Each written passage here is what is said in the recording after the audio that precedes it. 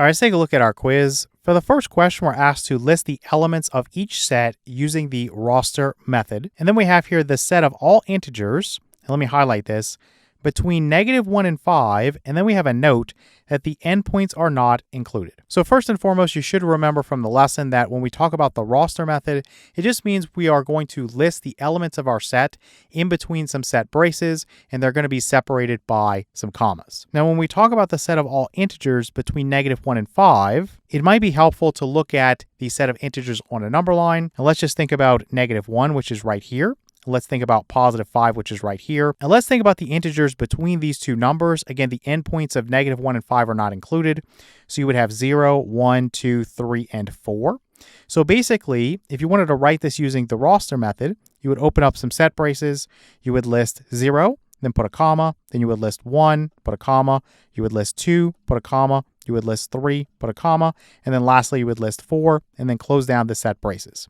So this is what I'm looking for. And if we come back, we want this answer right here. Okay, let's look at question 2 now. We're asked to determine if the following is true or false. We have our set A, which contains the elements 2, 4, and 6. Then we have our set B, which contains the elements 1, 2, 3, 4. Then also 5, 6, and 7. All right, so what we're asked here is that A is a proper subset of B. So A is a proper subset of B. I've written it here in case you don't know what this symbol means. But essentially what we're asking here, does B contain all of the elements of A, and also A and B can't be equal for this to be a proper subset? Well, let's just go through them one by one. Here you have a 2, and here you have a 2. So that one's a check. Here you have a 4, and here you have a 4. So that one's a check. And then here you have a 6, and here you have a 6. So that's a check. So yes, B contains all of the elements of A, and A and B are not equal, so A is going to be a proper subset of B, so this is going to be a true statement. All right, let's take a look at question 3. So we want to determine if each statement is true or false. And we have set A, which contains the elements 1, 2, 3, 4, 5, 6. There is no 7 there. Then you have 8, 9, 10, 11, and 12. So basically 1 through 12 with 7 being excluded. And then we have a very easy question here. We have that 7 is an element of set A. And again, I've written this out in case you don't know what this symbol means.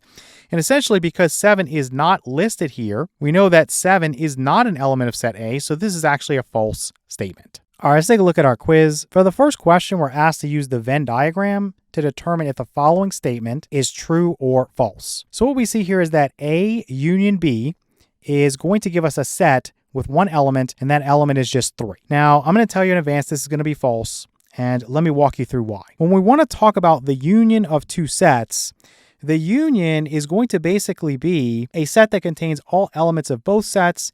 If there's a shared element, it's only going to be listed once. So if you think about set A, just looking at the Venn diagram, what do we have? We have a 1, that's an element. Then we have a 2, that's an element. And then we have a 3. Now, if we have set B, if we think about what that has, you have that 3, and that's going to be common to both. You have the 4, and then you have the 5. So if I want the union between these two sets, if I want A union B, that's going to be all these elements. The only thing you really need to pay attention to is the fact that each set contains 3, so you only want to list it once. Let me make these set braces just a little bit better. So basically you'd have the 1, the 2, just list the 3 once, the 4, and then the 5. So that would be the union of these two sets A and B. This right here would be the intersection, right? What's common to both? In this case, it's this area, and so that would be 3. So if you got this question A intersect with B, that would be the set that contains one element, which is 3. So in this case, we want the union of A and B, and it's obviously not going to be equal to a set with one element with 3, so this answer is going to be false. Let's look at question 2. We're asked to use the Venn diagram to determine if the following statement is true or false. So we have our universal set here, which contains the elements 1, 2, 3, 4, 5. There is no 6 in it. Then you have 7, 8, and 9. So we want to see if that's true. We look at our Venn diagram, and what you see is you have 1, 2, 3, you have 4 and 5, you do have a 6, and then 7, 8, and 9. So this is going to be false, right? The universal set contains all elements under consideration, and 6 is in this Venn diagram. So it should be in the universal set. It's not listed, so this is going to be false. Okay, let's look at question 3 now. So it says to use the Venn diagram to determine if the following statement is true or false. You have the intersection of set A and set D. So A intersect with set D, and we have this equal to the empty or the null set. Is that true? Well, here's set A over here. It contains the elements 1, 2, and 3. So it contains the elements 1, 2, and 3. Let me make the set braces a little bit better. And if we think about set D, it's way over here. It contains the elements 7 and 8. So it contains the elements 7 and 8. Are there any elements in common? No, right? This one's way over here, and this one's way over here, right? So these are disjoint sets, meaning that they have no elements in common. So if I want the intersection between the two, it's going to be the null or empty set. So this is going to be a true statement. All right, let's take a look at our quiz. For the first question, we're asked to solve each equation. And let's just write this out. We have -3 times the quantity -4 minus 6x. Then we have -10 times the quantity 1 plus x. This is set equal to, we have 2x plus 4x. Okay, so the idea here, if you're struggling with solving a linear equation in one variable, the first thing you always want to do is simplify each side as much as you can. So that would mean to use your distributive property to clear any parentheses, combine any like terms, things like that. So on the left-hand side, you notice that I have these two sets of parentheses. I have parentheses here, and I have parentheses here. So I'm just going to use my distributive property to remove them. And so in other words, I would multiply -3 times -4. That would give me positive 12. And then we'd have -3 times -6x. That's going to be positive 18x. So continuing over here, whenever you see a minus sign like this trips up a lot of students. You can just change this to plus negative legally. That way you don't make a silly sign mistake if you're struggling with that. So I'm just going to distribute the -10 to each term inside of the parentheses here. So -10 times 1 would be -10, just write -10. And then -10 times x would be -10x, so just write -10x. Okay, so we can simplify further on this side, but I'm just going to clean this right-hand side up first. 2x plus 4x, those are like terms. You're just going to have 6x, right? 2 plus 4 is 6. X comes along for the ride. Okay, so on the left-hand side, we have like terms, right? If you notice, you have this 18x here and -10x here. And then you also have this 12 and this -10. So basically 18x minus 10x, that would be positive 8x. So this would be 8x. And then 12 minus 10 would be positive 2, so plus 2. And this equals 6x. Okay, so that's basically the end of the first step. We've simplified both sides as much as we can. Notice on the left, you can't do anything, right? 8x and 2, those are not like terms. On the right-hand side, you just have 6x, so you can't go any further with that step. So the thing I want to do now is move all the variable terms to one side and all the numbers to the other. I like my variable to end up on the left, so I am going to subtract 6x away from each side of the equation, and then I want to move this number to the right. So I'm going to subtract 2 away from each side of the equation. And remember, if you have something like 6x minus 6x, that's going to give you 0. So you could put 0 minus 2, but that just ends up being -2, right? So you really don't have to write it. You just typically just line this out. Then over here, 2 minus 2 would be 0. So again, you could just line that out and say it cancels. It's going to become 0. On the left-hand side now, you have 8x minus 6x, which is going to give you 2x. And this equals, here you just have -2. So now we're done with that step. So the next step is to isolate x. So you think about what's being done to x, and in this case, it's being multiplied by 2. So to undo the multiplication, I use division. So I'm just going to divide both sides of the equation by 2. And we know that 2 divided by 2 is 1, and 1 times x is just x. So we're just going to have x here, and this equals -2 divided by 2 would be -1. Let me make this equal sign a little bit better. So at this point, you could check this. You could plug a -1 in for each x in the original equation. Make sure the left and the right sides are equal. I'm not going to extend the video any longer. I'm just going to come up here and circle x equals -1 as the solution. If you want to check, you can just do that on your own. Let's take a look at question 2 now. So we're going to solve each equation. So we're going to have 8x minus 11x. This will be set equal to -6 times the quantity x plus 11. Let me slide this down a little bit so it'll fit. Then we'll have minus. We have the quantity x minus 6. All right, so the idea here is that we're going to simplify each side first as much as we can. So on the left, we have these like terms. 8x minus 11x would be -3x. And this equals, on the right, we can use our distributive property. So -6 times x would be -6x, and then -6 multiplied by 11 would be -66. And then from here, you have this minus sign out in front of parentheses. As you get better at this, you can just drop the parentheses and change the sign of each term. It'll be something that's pretty natural for you.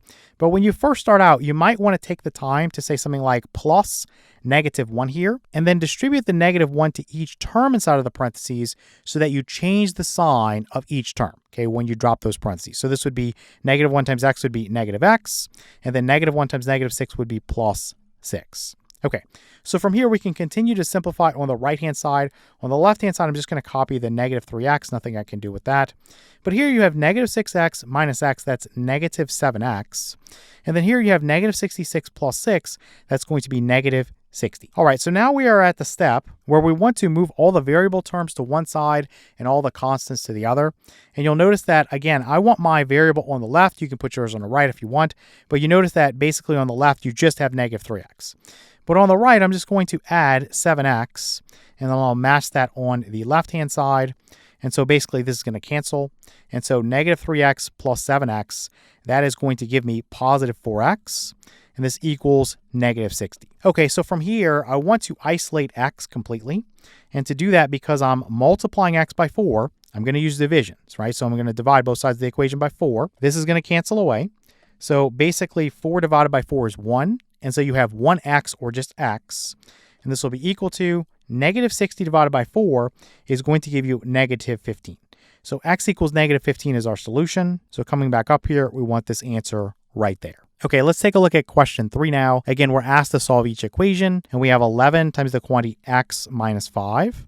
This equals negative 10, and then plus 3 times the quantity x plus 9. Okay, so once again, I'm going to simplify each side as much as I can. So I'm going to use my distributive property here. 11 times x would be 11x, and then minus 11 times 5 would be 55. This equals, you just have your negative 10 there, and then plus, I'm going to distribute the 3 to each term inside of the parentheses.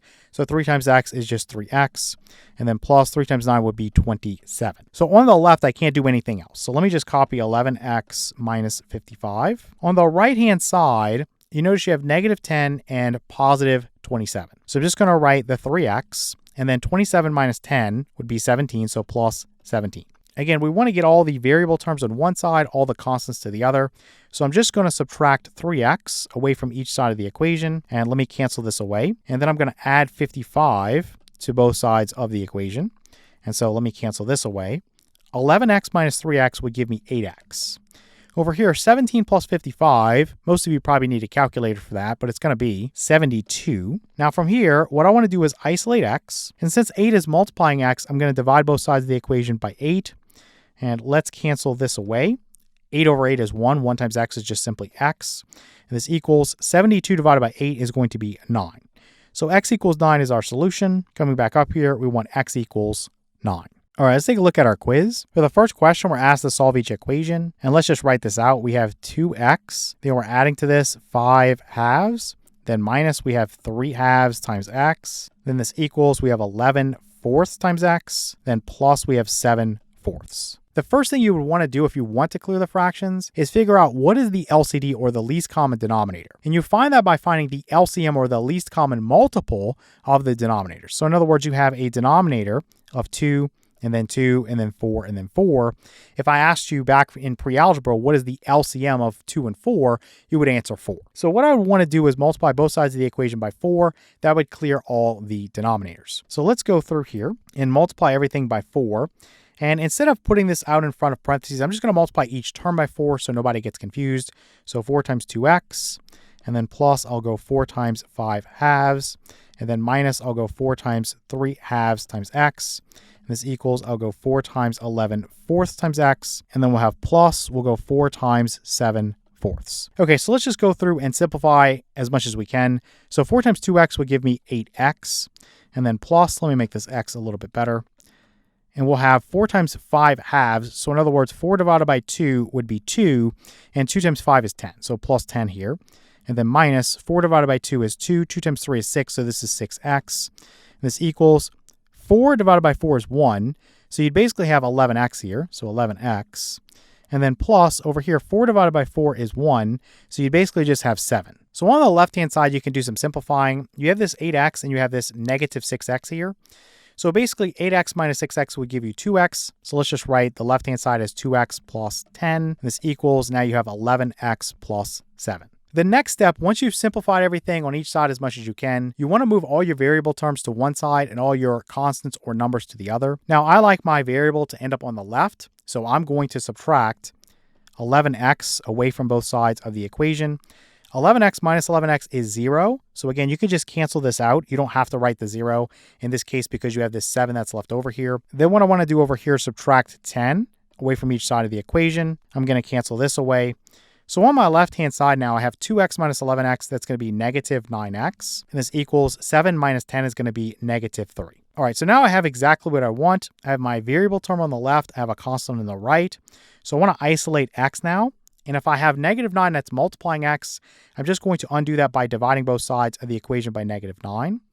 We know that negative 9 divided by negative 9 is 1. So let's cancel that away. 1 times x is just simply going to be x. And this is going to be equal to, if we think about negative over negative, that's positive. And then 3 over 9, that's just going to simplify to 1/3. So x equals 1/3 is our solution. So coming back up here, we want to select this one. Now, again, you can check this if you want. I've already checked it, so I'm not going to extend the video doing that. But basically, everywhere there's an x, you would go through and plug in a 1/3, and you would verify that the left side and the right side are equal. Okay, let's take a look at question 2 now. So what we have is x plus 5/4 is equal to 23/10 plus 7/4 x. All right, so if I want to clear this equation of my fractions, you want to look at your denominators. So you have 4, 10, and 4. And you want to find the least common denominator, which again is the least common multiple of these denominators. So here it's 4 and 10. So with the last example, we had 4 and 2. So that's really simple. It's just going to be 4. But with 4 and 10, you have to do a little bit more work. So maybe I can show this so nobody's lost. You would factor 4, and 4 factors into 2 squared. You would factor 10, and 10 factors into 2 times 5.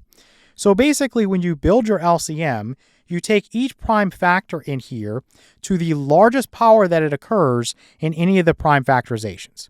So in other words, here I have 2 squared, and here I have 2 to the first power. So I want to go with 2 squared. So 2 squared. I don't want to put 2 cubed in there, okay? I only want the largest number of repeats or the highest exponential power that occurs among these factorizations, okay? Then I'm going to put times 5.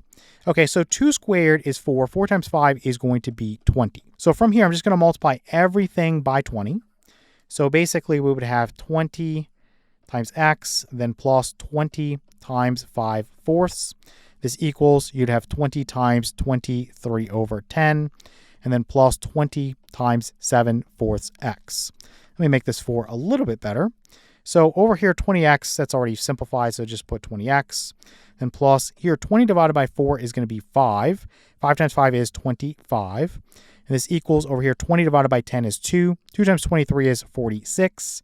And then plus 20 divided by 4 is 5. 5 times 7 is 35, and then times x. So at this point, each side is as simple as we can make it. We want to move all the variable terms to one side, all the constants to the other. So I'm going to subtract 35x away from each side of the equation. And what I'm going to do over here is subtract 25 away from each side of the equation. Let's cancel this away. Let's cancel this away. So we have 20x minus 35x. That's going to be negative 15x. This equals 46 minus 25. That's going to give me 21. Okay, so from this point, I want to isolate x. And if you notice, you have the negative 15 that is multiplying x. So what I'm going to do is just divide both sides of the equation by negative 15. And so we know that negative 15 over negative 15 is 1.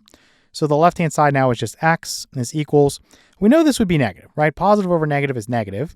And I'm just going to factor 21. It's 7 times 3. And I'm going to factor 15. It's going to be 5 times 3. And let's cancel this common factor of 3 between the numerator and denominator. And so let's say that x is equal to negative 7/5. So let's come back up here and say that x equals negative 7/5. Okay, let's take a look at question 3 now. So again, we want to solve each equation, and now we're dealing with decimals. So we have negative 3.87, and this equals negative 1.1x, and then plus 5.4x. All right, so when you're presented with an equation that has decimals involved, if you're taking this in a school, your teacher's probably going to ask you to clear that equation of decimals. If you're doing self-study, then generally speaking, you can skip this, because for most problems, you're going to use a calculator anyway, and I just feel like it's a waste of time. With fractions, it helps a little bit. With decimals, you're using a calculator, so it's not that helpful. But just to go through the procedure anyway, you want to count the number of decimal places on each number involved in this equation. So here you have 2, then here you have 1, and then here you have 1. So look for the highest number. In this case, it's 2. So that's going to be your exponent on 10. So you're going to have 10 basically squared here, which is 100. You're going to use this number to multiply by both sides of the equation. Now, the reason this works is that when you multiply by 10 or a power of 10 like 100, you're basically moving the decimal point one place to the right for each zero in that power of 10. Here we have 2 zeros, so we're moving the decimal point 2 places to the right everywhere. So let me set this up, and I'm just going to multiply 100 times negative 3.87. This equals negative 1.1x times 100. And then plus 5.4x times 100. So again, I'm just moving the decimal point 2 places to the right. So this would be negative 387. And this would be negative 110x. And then plus, we would have 540x. And that's basically it. Your decimals are clear now. And so you can just go through your normal procedure of solving an equation. This one's pretty easy. On the right-hand side, you just combine like terms. Negative 110x plus 540x would be positive 430x. And let me write this on the left as negative 387. I'm just going to flip this around. I like my variable on the left. You don't have to do this. It's up to you. So 430x is equal to negative 387. So in this particular case, we already have it set up to where there's a variable term on one side and a constant on the other. So we can just move into our step where we're going to isolate x, divide both sides of the equation by 430. And basically, since I was working with decimals here, I'm just going to give my answer as a decimal. I'm going to cancel this. 430 over 430 is 1. So this is just x is equal to, I know this is going to be negative because negative divided by positive is negative. And let's type 387 divided by 430 into the calculator. And that's going to give me 0.9. So this is negative. You can put 0.9. Now, if you did want to write your answer as a fraction, you could factor the 387 here into 43 times 9. And you could factor 430 into 43 times 10. And you could cancel this common factor of 43 between numerator and denominator. And you're going to end up with negative 9/10. So you could write negative 9/10 as your answer for x. Or you could write negative 0.9 as your answer for x. Again, it's up to you. Since we were working with decimals, I'm just going to give a decimal answer. So let's come back up here and answer x equals negative 0.9. All right, let's take a look at our quiz. For the first question, we're asked to convert each repeating decimal into a fraction. So we have this 0.5, and you could put a bar on top of the 5, or you could list a bunch of 5s and then put the 3 dots or the ellipsis. Again, however you want to put it, but the 5 continues forever and ever and ever. Now this one, because the repeating pattern starts immediately after the decimal point, you could use your shortcut if you wanted to. You could immediately say that this is going to be 5 over 9. So I know some of you are going to do that right away, but I think we should do this the long way just to get the practice. And the idea here is that you're going to first set x equal to this. So x equals, I'm just going to put 0.5, and I'll list a few of them and then use my 3 dots here. Let's get rid of that. Then basically there's 1 digit in this repeating pattern. So you're going to multiply both sides of the equation by 10 raised to the first power, because again, there's 1 digit in that repeating pattern. So it's 10 raised to whatever that number is. So this would be 10x is equal to, if I multiply this by 10, the decimal point is going to go one place to the right. So this is 5 point, and then the 5, 5, and list as many as you want. We can just put 2. It doesn't really matter. And then from here, all you really need to do is subtract this equation away from this equation. So in other words, what I would do is I would subtract x away from this side, and over here I would subtract 0.55, and you could stop there, it doesn't really matter, away from this side.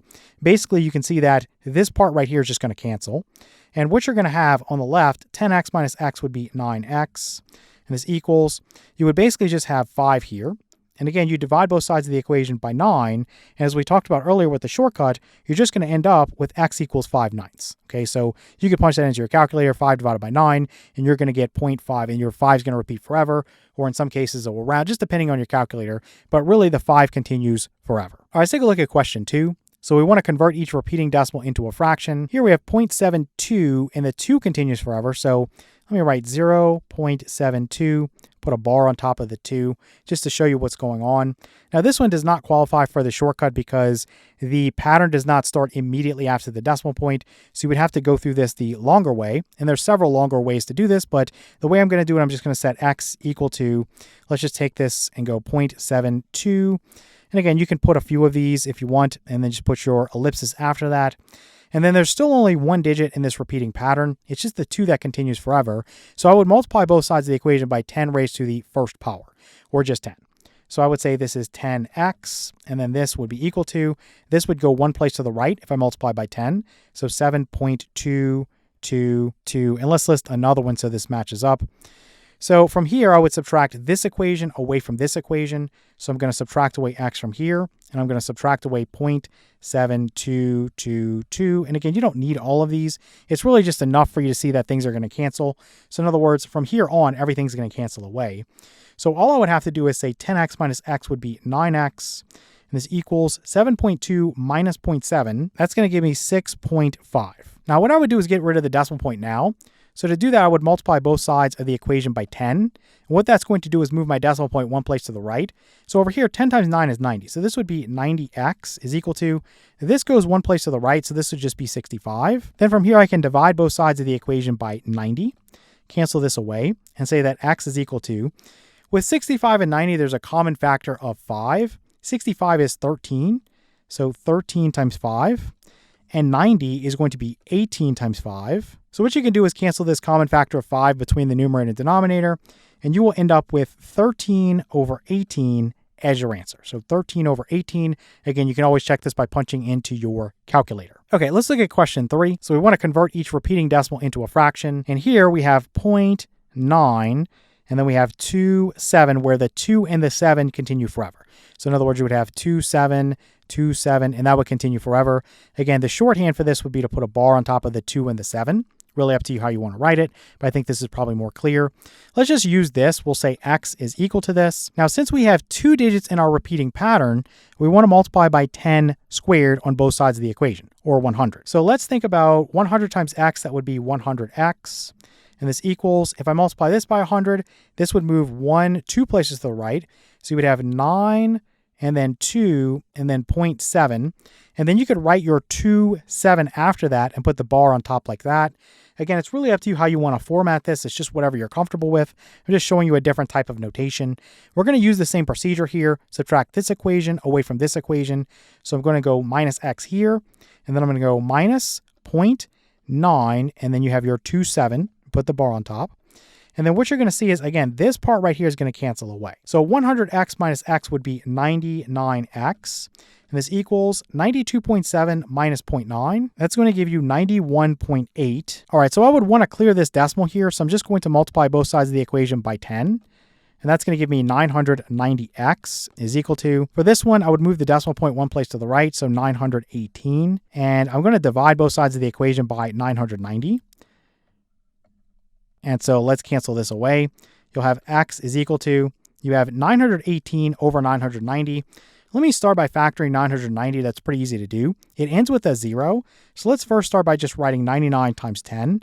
We think about 10 as 2 times 5. So let's write that as 2 times 5. And then for 99, it's going to be 9 times 11. 9 is 3 times 3. So 3 times 3.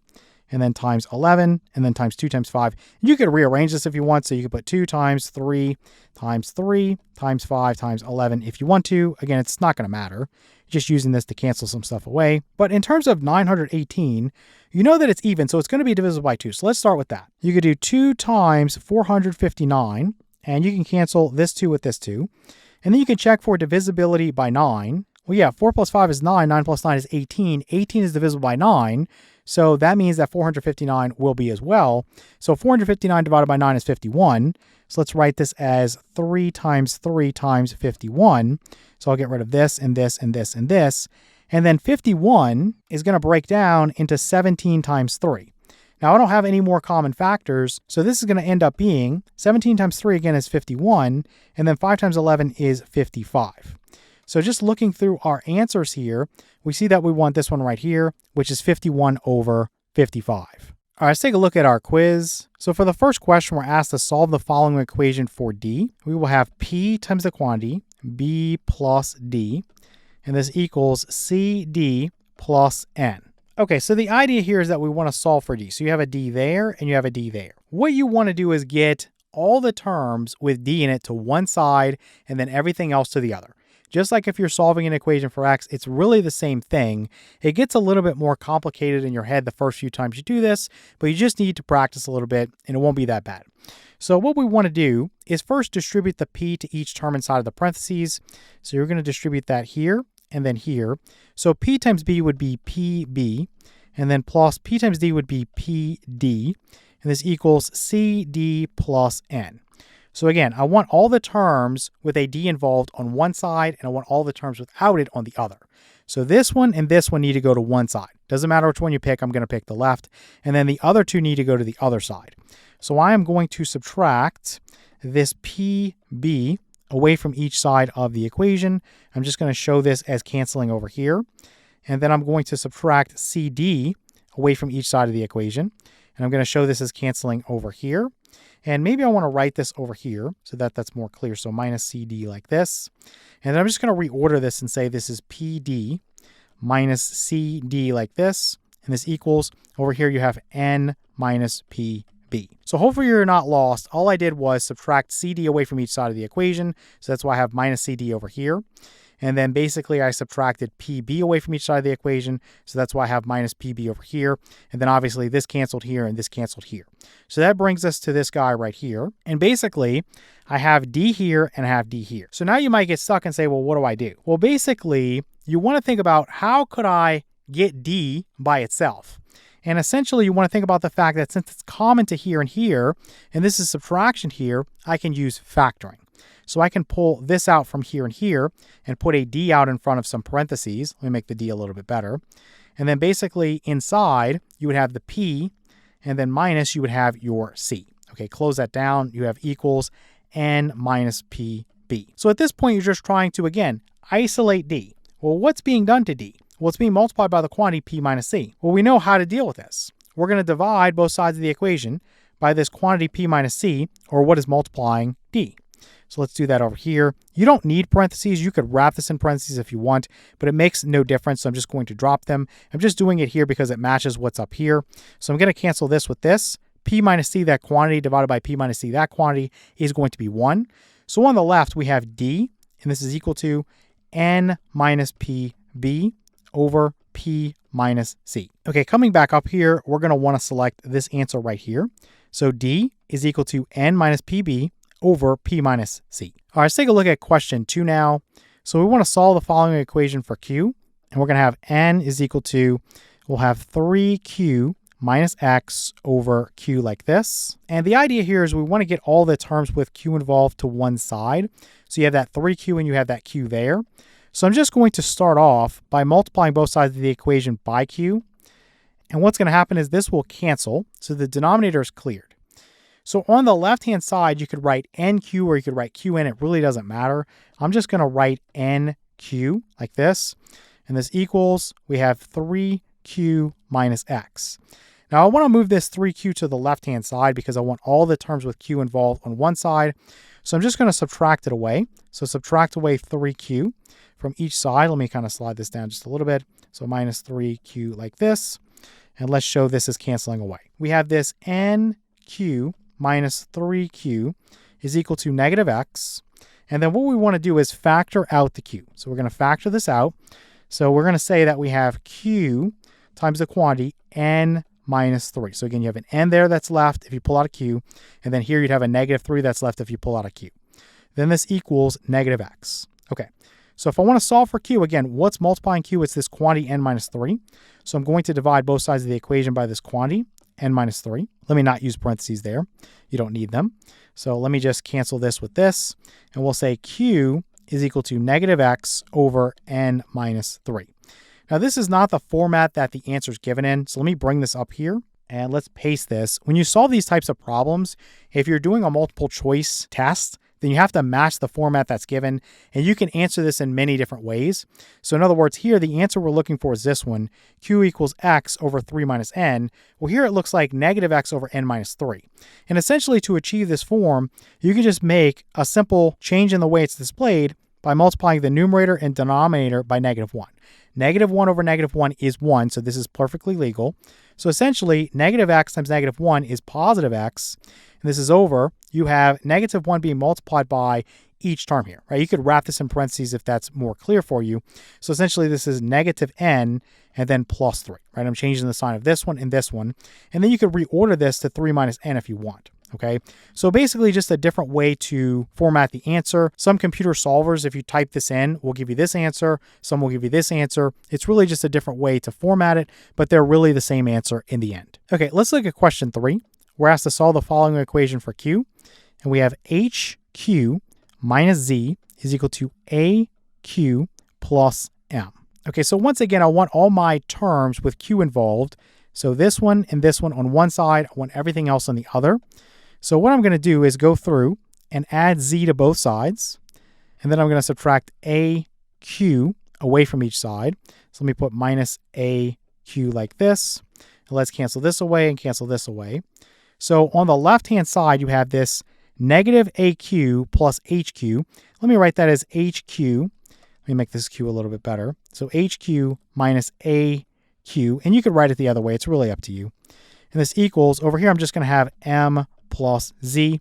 So once again, you should know at this point that we're just going to factor. So we're going to pull this Q out in front of some parentheses. So we'll have Q times the quantity. Let me make this Q better. I'm having trouble making these. So this is H minus A here. And this equals M plus Z. And again, if you want to solve for Q, what's multiplying Q? Well, it's the quantity H minus A. So I'm going to divide both sides of the equation by the quantity H minus A. So we'll do that over here as well. We're going to cancel this with this and say Q is equal to M plus Z over H minus A. Let me make this H better. Okay, so looking through our answers, we want this one right here. And in this case, you have Z plus M. Here you have M plus Z. It doesn't matter how you add, so that's the same thing. And then it's over H minus A, and here we have H minus A. So this would be the answer we want to select. All right, let's take a look at our quiz. For the first question, we're asked to solve each word problem. What we see here is when 5 is added to the product of 2 and a number, the result is 7. Find the number. So my recommendation for this, if you're struggling, is just to go through and line things out. So we have when 5 is added to the product of 2 and a number. So when you see something like a number or the number, you can replace that with a variable. You can use X, Y, Z, W, whatever you want to use. I'm just going to use X. So I'm just going to line that out and put X here. And then when you see the result is, so we're going to cross that out and put equals.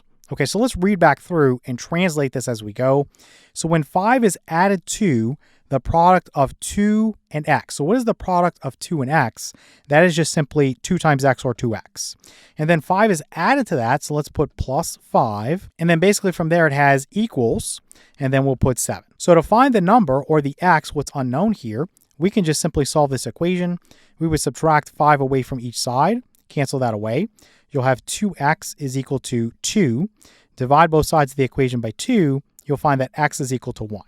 So this is what we want. And you can check this real quick. I'll just check the first one with you. And then the other two, I'll let you check those on your own. But basically, when 5 is added to the product of 2 and 1. So what is 2 times 1? That's 2. And then 2 plus 5 would give you 7. It says the result is 7. So this checks out. So our unknown number, or the number we're looking for here, is just 1. Okay, let's look at question 2. So we want to solve each word problem. So it says when 1 is added to the product of 3 and a number, the result is the same as 7 less than the product of 2 and the number. Find the number. So everywhere where I see a number or the number, I'm going to cross that out and I'm going to put X. And let's put this over here so it looks like it's also over here. So we'll put X right there. So the product of 3 and X is 3 times X or 3X. And then again, we have 1 added to that, so that's plus 1. If you see the result is the same as, I'm just going to line that whole thing out and put equals. You have 7 less than the product of 2 and X. So the product of 2 and X, let me put my equals there. The product of 2 and X is 2X, and you want 7 less than that. So here's 2X, 7 less than that. I'm just going to subtract away 7. All right, so to find the unknown number X, we're just going to solve this. I'm going to subtract 2X away from each side.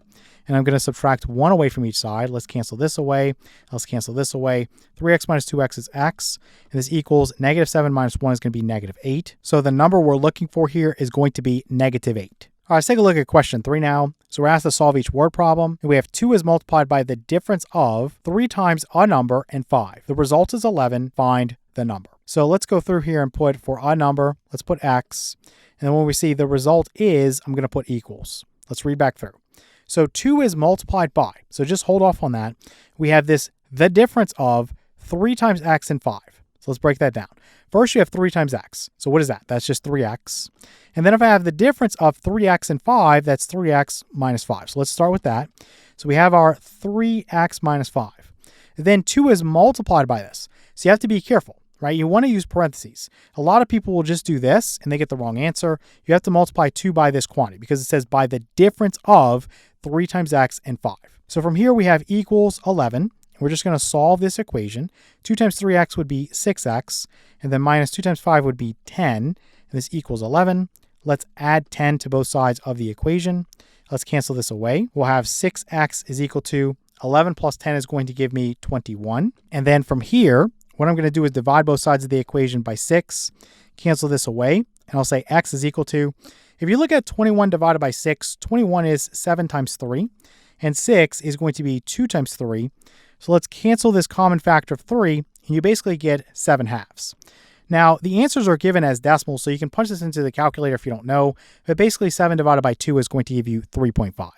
All right, let's take a look at our quiz. For the first question, we're asked to solve each word problem. We see here that we have one Sunday, a local restaurant offered 3 meal choices. We have pasta with meat sauce, we have steak with rice, and then we have and tacos with chips. So we have here that the restaurant sold a total of 52 meals. Let me highlight that because we're going to need that later on. Then we're told the orders for tacos with chips were 3 times the orders for pasta with meat sauce. You would probably highlight that now, but I'm going to skip that for right now, and then we'll look at that in more detail in a moment. Then we have the orders for steak with rice were 8 fewer than the orders for pasta with meat sauce. Again, you could highlight that now if you want, but I'm going to look at that in more detail in a moment. And then we're asked specifically how many of each type of meal was sold on that day. So in other words, we need to figure out how much in terms of the pasta with meat sauce, and then the steak with rice, and then the tacos with chips. So how many orders for each? So let's think about this by just letting a variable like x represent the number of orders for one of them.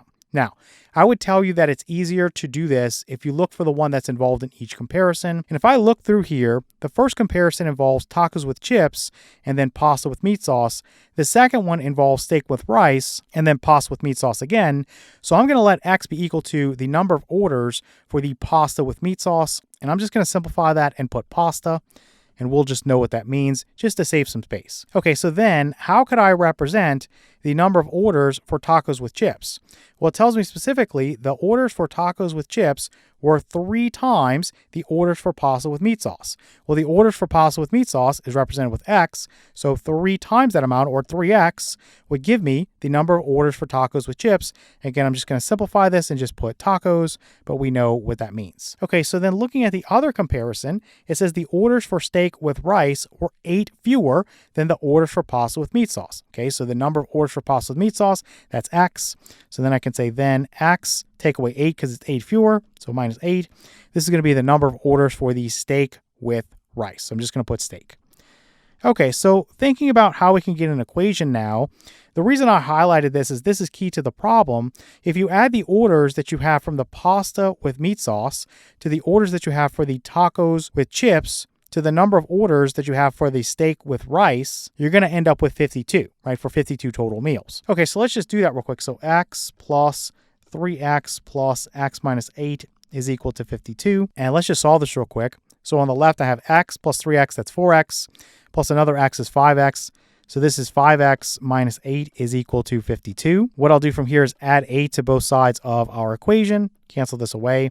You'll have 5x is equal to 52 plus 8 is 60. To finish this up and to solve for x, I'm going to divide both sides of the equation by 5. Let's cancel this away and say that x is equal to 60 divided by 5 is going to be 12. Now, when we have a word problem, remember, you don't just put x equals 12 and move on. You have to write a little sentence. In this case, we're given multiple choice, but if you're doing this on a test, make sure you go back and say, hey, there are 12 orders for pasta with meat sauce. So let me just put this down here. That was x. Let me slide this over, and I'll just write this that this is 12. And then for your tacos, remember, it's 3 times that. So for your tacos, and specifically it was tacos with chips. So for this guy, it's going to be 3 times 12, which is 36. And then for this guy, it's going to be 12 minus 8, which is 4. So you only had 4 orders for steak. And I imagine that would be consistent with most restaurants, as steak is pretty expensive. So what we want to do to check this is just add. So 12 plus 36 is going to be 48. And then 48 plus 4 is 52. So that part works out. You could also check what's given here. So the tacos with chips, that's going to be 3 times what we have for the pasta with meat sauce. 36 is 3 times 12, so that works. And then the steak with rice, that's 8 fewer than the orders for the pasta with meat sauce. This is 12, this is 4. 4 is 8 fewer than 12, so that checks out as well. So this is the answer we're going to want here. The orders for pasta with meat sauce is going to be 12.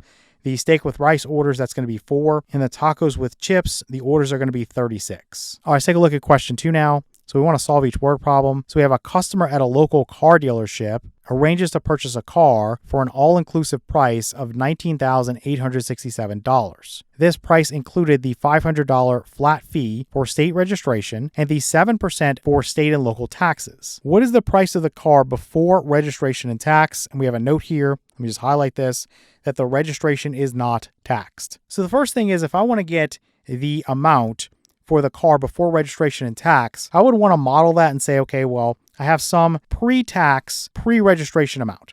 So this is my original amount. This is my original amount. I'll just put original. And then plus, you're going to have the original being multiplied by your state and local taxes, which is 7%. So we'll say 0.07 times your original. So your original. And then you're going to add on to that this fee, which is $500 flat for the registration. So this is 500. And when you put all those things together, you get this result of 19,867. All you would do is let something like X be equal to this original price, right? That's your unknown. So you could just get rid of this and you could write out a statement saying, let X be equal to the original price. It's up to you. I'm just going to skip it for now. I think we can follow along just by doing it this way. So what I would do here is I would first, if I want to solve this equation, I would get rid of the plus 500 from this side. Let me kind of slide this down so it all fits over here. I'll just subtract 500 away from each side of the equation. This will cancel. Over here on the left, I'm just going to write this. This is a 1, so 1 plus 0.07 would be 1.07, then times x. This equals, if I do 19,867 minus 500, I'm going to have 19,367. And to solve for x, really all I have to do is divide both sides of the equation by 1.07. I'm just going to punch that into my calculator. And so this cancels and I get x is equal to 18,100. So this is the answer I want. It's very easy to check this to make sure that you got the right answer. So if you started with this, you have $18,100. And you add to that, again, your tax, you do 7% of this, you're going to get $1,267. So basically, if you sum those amounts right now, you're going to get that 19,367. So you're going to get that 19,367. So just imagine you bought something and you haven't had the registration fee applied to it. So now we add the 500 to that for the registration, and we get to that 19,867, which is the all-inclusive price. So everything, the state and local taxes, and also the registration fee of $500. So that's how we get this answer right here. Again, it's $18,100 before any of the taxes or registration fee has been applied. All right, let's take a look at question 3 now. So we're asked to solve each word problem. So we have that Max won a local lottery and decided to invest equal amounts. Let me highlight that. So equal amounts in 2 different accounts. So the first account, a CD, which means certificate of deposit, pays 5% annual simple interest. So remember, with simple interest, you're not earning interest on interest. Then we have the second account, a government bond fund, pays 2% annual simple interest. After 4 years, the combined earnings were $8,400. How much money did Max win in the lottery? So we need to first think about our simple interest formula. So I, which is the amount of simple interest earned, is equal to P, which is the principal or amount invested, times R, which is the rate as a decimal, times T, which is the time in years. Okay, so let's think about this using a little table that I've already set up. And you can see everything's basically ready to go. What we're doing is we're letting X be equal to the amount that is invested in the CD and also the bond fund, because again, if you go back up, you see that he decided to invest equal amounts in 2 different accounts. So whatever he invests in the CD is the same amount he invests in the government bond fund. So you can just let that amount be equal to X since it's the same for each. And then coming back here, so that's my principal. Then my rate is 0.05 for the CD, 0.02 for the bond fund. Again, the rate is given as a decimal. And the time here, I'm using a 1-year period. I know that if you go back, you have this 4 years and $8,400, but I'm going to deal with that in a moment. Okay, so if you wanted to put 4 there, that's really up to you. It's just a different way to solve the problem. So for the simple interest earned, again, all you do is multiply these guys together. So 1 times 0.05 times x is 0.05x. Then 1 times 0.02 times x is 0.02x. So what I would do is I would take the simple interest earned here from the CD. So that's 0.05x. And then add that to the simple interest earned from the bond fund. That's 0.02x. So these 2 amounts have to be equal to the total amount of simple interest earned for a 1-year period. Now, if I come back up here, again, it says after 4 years, the combined earnings were $8,400. Okay, so because it's simple interest and you don't earn interest on interest, I can just straight up divide 8,400 by 4 to get the amount of simple interest he earns in 1 year. This is going to give me $2,100. Okay, so I'm going to go back to the next page, and I'm going to set this equal to 2,100. So that nobody's lost, let me make sure this is crystal clear. This is the amount of simple interest earned from the CD. We have that right there, so 0.05x. This is the amount of simple interest earned from the bond fund. So that's 0.02x. If I sum those two amounts together, it has to be equal to the total amount of simple interest earned from the two investments for the 1 year period. Okay, so that's where this is coming from. So I'm just going to solve this for x, and I'll do 0.05 plus 0.02, that's 0.07. So 0.07x is equal to 2,100. I'm going to divide both sides of the equation by 0.07. Let's punch that into our calculator, and we'll get x is equal to 30,000. So this is 30,000. Now, this is not the answer. If you go back and you see 30,000 and you select that, that's going to be wrong. Why is it wrong? Remember, x represents the amount that he put into the CD and also the amount that he put into the government bond fund, because again, he invests equal amounts. So that means he put $30,000 into each, so the total amount that Max won was 60,000, right? 30,000 plus 30,000 is 60,000. So that's why you want this answer here, and that's why this answer right here, which many have selected, is going to be wrong. All right, let's take a look at our quiz. For the first question, we're asked to solve each word problem. We have a container ship traveled to Apple Valley and back. It took 2 hours longer to go there than it did to come back. The average speed on the trip there was 6 miles per hour. The average speed on the way back was 10 miles per hour. We want to figure out how many hours did the trip there take. So remember, for this type of problem, we want to use our distance formula. So d, the distance traveled, is equal to r, the rate of speed, times t, the time traveled. So I've already set everything up on the next page in a table. So basically, because our time is unknown, I'm going to let x be equal to the amount of time it takes to come back. And then because we're specifically told that it took 2 hours longer to go there, what I did was I said, okay, well, I'm going to add 2 to this x here, again, the amount of time to go back. So x plus 2 would be the amount of time to go there. We're given the rate for each. We know that it's 6 miles per hour as the rate for going there. We know it's 10 miles per hour for the rate coming back. So basically, rate times time gives you a distance. So this is 6 times the quantity x plus 2, and this is 10 times x. And basically, if you have the same distance, in other words, I'm going somewhere and I'm coming back, and I realize in the real world, you might not take the exact same route going there and coming back, but let's just say for argument's sake that we're going to do that. So it's the same distance going there as it is coming back. So I can just take these two distances and set them equal to each other. So I can just say that 6 times the quantity x plus 2 is equal to 10x. And what I'll do is I'll actually just distribute this and say 6x plus 12 is equal to 10x. And then I'll subtract 10x away from each side. I'll also subtract 12 away from each side. Let's clean this up and cancel this and cancel this. So 6x minus 10x is going to be negative 4x. And this equals negative 12. Divide both sides of the equation by negative 4. And you're going to cancel this and say x is equal to negative 12 over negative 4 is positive 3. X is representing the amount of time to go back. There was 2 hours more. So if we come back here, it says, how many hours did the trip there take? Well, it's 3 plus 2 or 5 hours. So it's going to be this one right here. If you want to check this, it's pretty simple. Again, just go back through your distance formula. Make sure the two distances are equal. So on the trip there, it's 6 miles per hour, and they do that for 5 hours. Well, 6 times 5 is going to be 30. So that means it's a total distance of 30 miles. Okay, well, what about the trip back? It says on the trip back, it's 10 miles per hour, and we already know it's for 3 hours. So then that's going to be 3 times 10 or 30. And then again, miles again. So the distance there is the same as the distance coming back. And so we know our answer here is correct. How many hours did the trip there take? It's going to be 5 hours. Okay, let's look at question 2. So we have that Ted asked you to make 5 gallons of fruit punch that contains 31% fruit juice by mixing together some amount of Jackson's fruit punch and some amount of Clyde's fruit punch. Jackson's fruit punch contains 35% fruit juice and Clyde's fruit punch contains 25% fruit juice. How much of each do you need? So how much of each do you need? So how much in terms of gallons do you need from this Jackson's fruit punch? And then how much in terms of gallons do you need from this Clyde's fruit punch?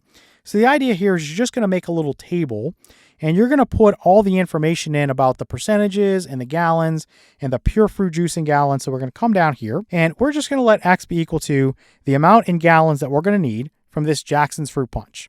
We know the percentage of fruit juice is 35%, so as a decimal, it's 0.35. And again, if you multiply these together, you get the pure fruit juice in gallons. Then for Clyde's fruit punch, well, the trick here is that if it's a total in the mixture of 5 gallons, Well, I can take 5, the total amount, minus x, the number of gallons from Jackson's fruit punch, and that gives me the number of gallons that I'm going to use from Clyde's fruit punch. Because again, the number of gallons from Jackson's fruit punch, which is x, plus the number of gallons from Clyde's fruit punch, which is 5 minus x, has to give me this 5 right here. Because the total mixture in the end, if you go back, is going to be 5 gallons, right? Ted asks you to make 5 gallons of fruit punch. So that's the key. And again, it has to contain 31% fruit juice. So coming back, just looking at this, now this one's 25% fruit juice, so 0.25 times this quantity, that's going to be my pure fruit juice in gallons from Clyde's fruit punch. And then looking at the mixture, you have 0.31 or 31% fruit juice. The gallons, we know that's 5. Multiply them together. The pure fruit juice in gallons here is 1.55. Now, the way you get an equation is you take the pure fruit juice from Jackson's fruit punch plus the pure fruit juice from Clyde's fruit punch. That's what we're using to make this mixture. So you're going to add them together, and that has to give you the pure fruit juice. Again, this is in terms of gallons. That's going to be in that final mixture, okay? So we would want 0.35x plus 0.25 times the quantity 5 minus x, and this is equal to 1.55. So we're just going to solve this equation, and it's going to tell us how many gallons we need of the Jackson's fruit punch, and then we can take 5 minus that amount. That'll tell us how much we need for the Clyde's fruit punch. Okay, so let's solve this real quick. So we have 0.35x plus, we'll have 0.25 times 5. That's going to be 1.25, and then minus 0.25 times x. Let's say that's 0.25x. And this equals 1.55. 0.35x minus 0.25x would be 0.1x. So this is 0.1x here. I'm going to subtract 1.25 away from each side of the equation. Let's cancel this away. And I'll say this is equal to 1.55 minus 1.25. That is going to give me 0.3. And what I'll do from here is divide both sides of the equation by 0.1. And if you're dividing by 0.1, it's like multiplying by 10. So basically this would go one place to the right. So our answer here, if we cancel this out, we'll say x is just equal to 3. Okay, you can punch that into your calculator if you don't know that little trick. It's really up to you. But basically x is 3. So coming back up here, you could just line that out and put a 3. You can line that out and put a 3. 5 minus 3 is going to be 2. So that means there's going to be 3 gallons for the Jackson's fruit punch and 2 gallons for the Clyde's fruit punch. And again, you can check this pretty easily. You just make sure that the amount of pure fruit juice in terms of gallons is the same in your final mixture that you wanted as you get from adding these two together. Right? So you have 3 gallons of this Jackson's fruit punch, and it's 35% fruit juice. So how much pure fruit juice are you going to get in gallons? Well, 3 times 0.35, that's going to give you, let me just line this out and put 1.05. And then over here, let me make this a little bit cleaner. Let me line this out and just put a 2 here. Let me line this out and put a 2 there. So 0.25 times 2, we know that's going to be 0.5. Actually, let me line the whole thing out and just put 0.5 there. If I do 1.05 plus 0.5, I know I'm going to get 1.55. So this checks out. Right? The amount of gallons of pure fruit juice from these two being added together gives me the amount of pure fruit juice in my mixture. So now I want 3 gallons of the Jackson's fruit punch and 2 gallons of the Clyde's fruit punch. So coming back up here, I want this answer right here. So 3 gallons of the Jackson's fruit punch and 2 gallons of the Clyde's fruit punch. Okay, let's look at question 3 now. So we're asked to solve each word problem. So we have that Jerry left home and traveled toward his friend's house at an average speed of 30 miles per hour. Sometime later, Mark left traveling in the same direction, but at an average speed of 75 miles per hour. After traveling for 2 hours, Mark caught up with Jerry. Then we're trying to figure out how long did Jerry travel before Mark caught up. Okay, so again, this is another problem that we use our distance formula for. So distance equals rate of speed times time traveled. And if we just go through and think about what we need to find out, it says how long did Jerry travel before Mark caught up? So I'm just going to let x be equal to the amount of time that Jerry needs to travel for. And again, you can come down here and just make yourself a little table. So the time for Jerry is given as x. Again, I just mentioned that. And the rate is given in the problem, right? It says he's going at 30 miles per hour. So his distance, again, distance is equal to rate of speed times time traveled. 30 times x just gives you the 30x. For Mark, it says after traveling for 2 hours, Mark caught up with Jerry. So that means Mark is going to travel for 2 hours. And again, it tells us that he's going at 75 miles per hour. So that tells me that my time is 2, my rate is 75. Multiply those together, you get 150 miles. So the idea is that these two guys leave from the same place and they catch up. So they're going the same amount of distance. So in other words, I want to take this distance right here and set it equal to this distance right here. And I want to solve for x so I can get that unknown time. So 30x is equal to 150. Divide both sides of the equation by 30. Cancel that. You get x is equal to, cancel a 0. 15 divided by 3 is going to be 5. So this right here would be 5. And again, you can check it to make sure that it makes sense. If Jerry is traveling for 5 hours at 30 miles per hour, he is going to go 150 miles. If Mark is traveling for 2 hours at 75 miles per hour, he is also going to go 150 miles. So again, if they start from the same point and they travel the same distance, they do it over different times, but they are going to meet each other. So Jerry here is going to travel for 5 hours. So this is what we want right there. All right, let's take a look at our quiz. For the first question, we want to write each in interval notation. So we have x is greater than -1. So for interval notation, let me write this x is greater than -1 here. You want to think about the smallest and the largest. And then if it's included, you want to use a bracket. If it's not included, you want to use a parenthesis. We have a strict inequality. So x is strictly greater than -1. So if I think about the smallest x can be, well, it can't be -1, but I'm going to list that, and then I'm going to put a parenthesis next to it to show that -1 is not included, but anything larger would work. Now, this is going to go out to positive infinity like this, and I always use a parenthesis with either negative infinity or positive infinity, so my correct interval notation is going to be this guy right here. All right, let's take a look at question 2. Again, we want to write each in interval notation. So here, x is going to be greater than -5, and it's going to be less than or equal to +10. So now we're between these two numbers, and the idea here is that x is strictly greater than -5. So let's write -5 here in this position, and because this is a strict inequality, I'm going to put a parenthesis there. -5 will not be included. Then it's less than or equal to 10, so I'm going to put 10 here, and then I'm going to put a bracket because 10 is now included, right? This is a non-strict inequality. We're allowing for the possibility that x can be equal to 10. So the one I want is going to be this one right here. All right, let's take a look at question 3 now. So we want to write each in interval notation. So we have that x is going to be strictly less than -10, then or x is greater than 2. So for this type of problem, what I would suggest you do is just take each part separately first, then think about your key word here. In this case, it's or. So it's going to be the union of the two. Well, we'll get to that in a second. So if x is less than -10, what does that look like? Well, again, you'd put a negative infinity here, and then you'd put a -10 here. And because this is strict, you're going to put a parenthesis here, right? You always use a parenthesis with negative infinity or positive infinity. And then here you're using a parenthesis because -10 is not included. Now let's write this one. So x is greater than 2. So you'd put a parenthesis here next to 2. And then anything out to positive infinity, use a parenthesis with infinity. So what's going to happen is because we're using the keyword or here, we're going to use the union symbol. And essentially what's happening is we could use numbers from this range or from this range. Okay, either would work in this inequality. It's just like if you went to a restaurant and said, hey, I'll take a Pepsi or a Coke. It doesn't matter to me. I will drink either one.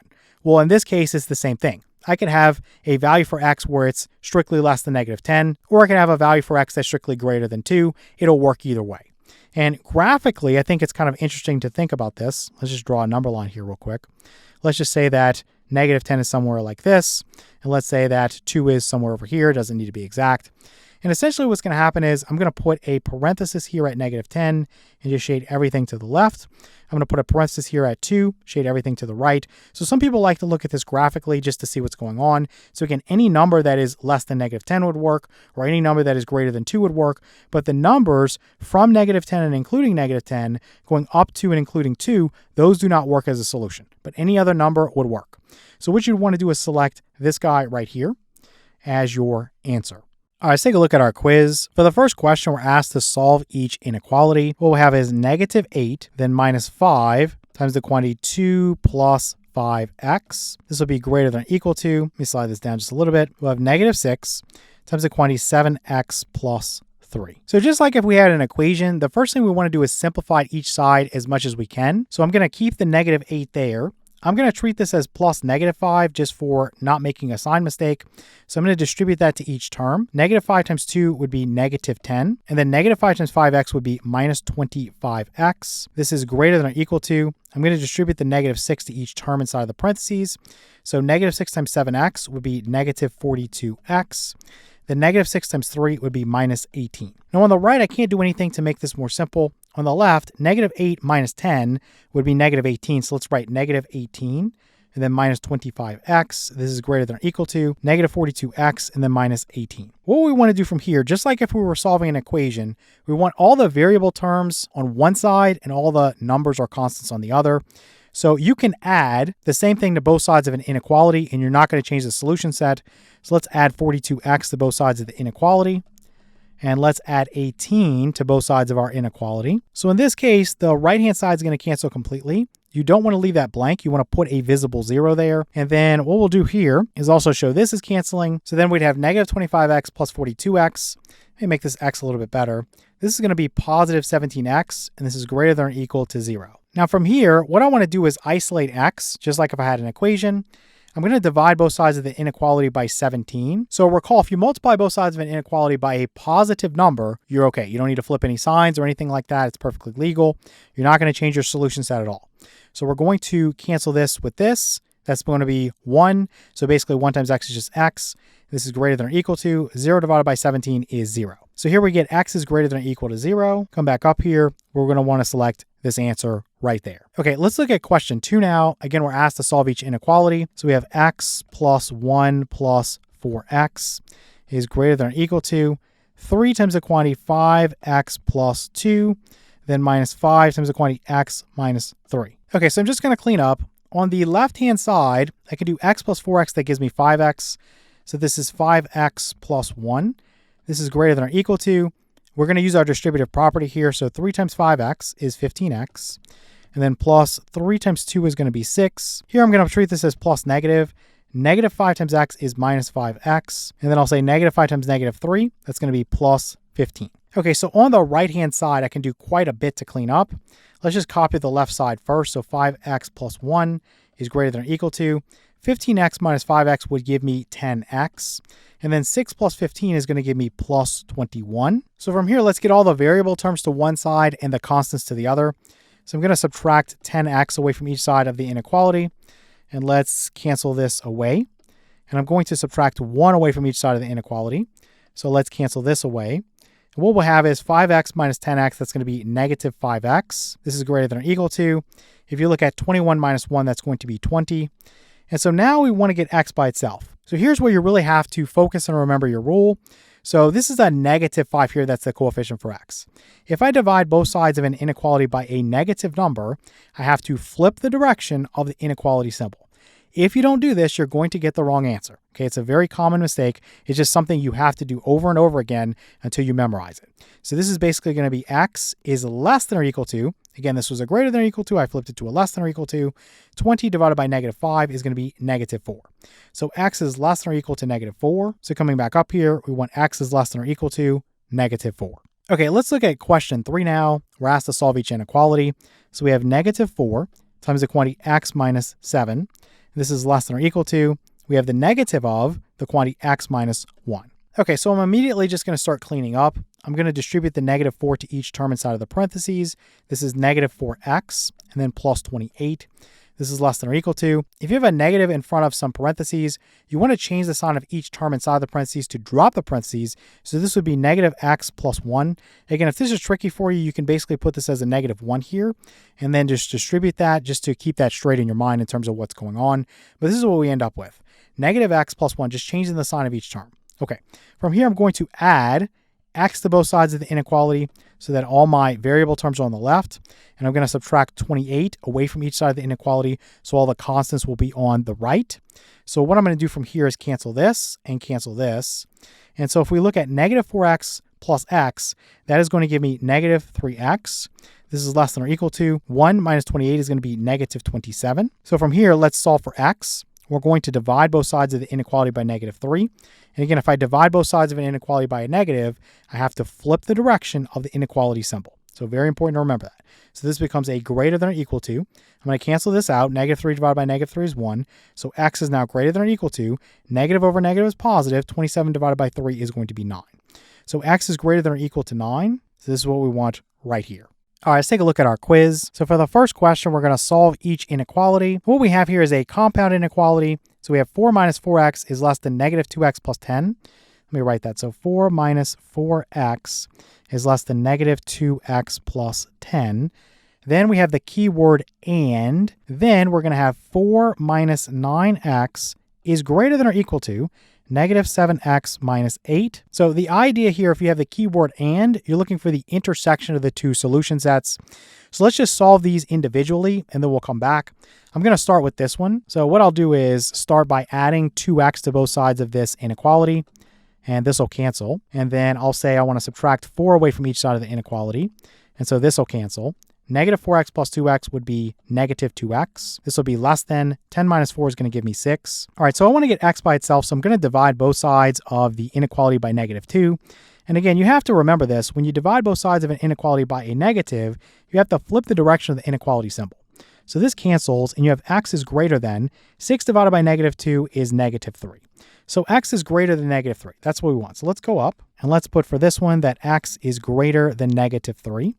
And let's solve this one now. And so what we would do here is add 7x to both sides of our inequality, and I'll cancel this away. Let's subtract 4 away from each side of the inequality. I'll cancel this away. Negative 9x plus 7x is going to be negative 2x. This will be greater than or equal to negative 8 minus 4 is going to be negative 12. And then from here, I'm going to divide both sides of the inequality by negative 2.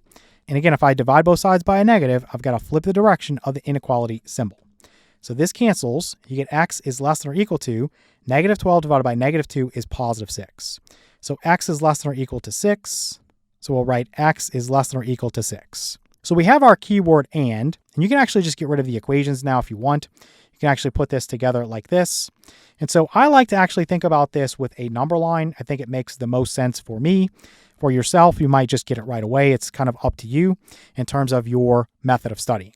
So I would graph this part first. So x is greater than negative 3. What does that look like? Well, I would go to negative 3, and I would put a parenthesis. Some books use an open circle. Again, it's up to you what you want to do. And I would just shade everything to the right. So that's that part. The other part is x is less than or equal to 6. Okay, well, I would come here, and I would put a bracket at 6, and I would shade everything to the left. So where's the overlap? In other words, where's the intersection of the two solution sets? Well, it can't be negative 3, but it could be anything larger going up to and including positive 6. So that's your overlap. If you wanted to erase this and just write a solution for the compound inequality, again, all you would do here is put a parenthesis here and then just shade everything up to where you get the 6. And this is going to have a bracket at 6, and I didn't do that so well, so let me do that one more time. So a bracket there at 6. Okay. So I would write this as a 3-part inequality because x is basically going to be strictly greater than negative 3, and it's going to be less than or equal to positive 6. If you wanted to do this in interval notation, you know that this part right here, this negative 3 is not included, so you're going to put a parenthesis next to it, and then this positive 6 is included, so you're going to put a bracket next to that, okay? But coming back up for our answer, we're going to want to select this one right here, that x is greater than negative 3, and less than or equal to positive 6. Okay, let's look at question 2 now. Again, we're asked to solve each inequality. So let's just write this. We have 6x minus 1 is greater than 9 plus 4x. Then we have our keyword or. We're going to have negative 5x plus 5 is less than or equal to 1 minus 6x. Okay, so just like in the last example, I'm just going to do these one at a time. And let's just crank this one out real quick. I'm going to subtract 4x away from each side of the inequality. Cancel that. I'm going to add 1 to both sides of the inequality. Cancel that. 6x minus 4x would be 2x, and this is greater than 9 plus 1 is 10. Divide both sides of the inequality by 2. Cancel that. You get x is greater than 5. And I'll just put here that x is greater than 5. You can even graph that real quick if you want to look at it so it looks like this. And let's think about this. So I'm going to add 6x to both sides of the inequality and subtract 5 away from each side of the inequality. Let's cancel this away and cancel this away. Negative 5x plus 6x is just x. This will be less than or equal to 1 minus 5 is going to be negative 4. So you get x is less than or equal to negative 4. So let's put x is less than or equal to negative 4. So at negative 4, I would put a bracket that faces to the left, and I would shade everything to the left. But since it's an or, we do have a solution, so we'll say x is less than or equal to negative 4. Then we'll say or. X is greater than 5. If you want to do the interval notation, you would say basically from negative infinity up to and including negative 4. So make sure you use a bracket there. And then the union with, this is anything larger than 5, so you got a parenthesis there. So this goes out to positive infinity. So coming back up here, you want to select this one where x is less than or equal to negative 4 or x is greater than 5. All right, let's take a look at question 3. So here we want to again solve each inequality. We're looking at 4x plus 10 is less than 3x plus 2. Now we have our keyword and again, and then we have 5x minus 4 is less than 6x plus 10. So let's work on this first one. I have the number line on the next sheet just so it's out of the way. I'm just going to put a little border here. So 4x plus 10 is less than 3x plus 2. This one looks pretty easy. I'm just going to subtract 3x away from each side of the inequality, subtract 10 away from each side of the inequality, and so this would cancel and this would cancel. 4x minus 3x is x. So this is x is less than 2 minus 10 is going to be negative 8. So here I'll say that x is less than negative 8. And let's copy this one. So 5x minus 4 is less than 6x plus 10. And what I'll do here is subtract 6x away from each side of the inequality, cancel that away. Let's add 4 to both sides of the inequality, cancel that away. 5x minus 6x is negative x, and this is less than 10 plus 4 is going to be 14.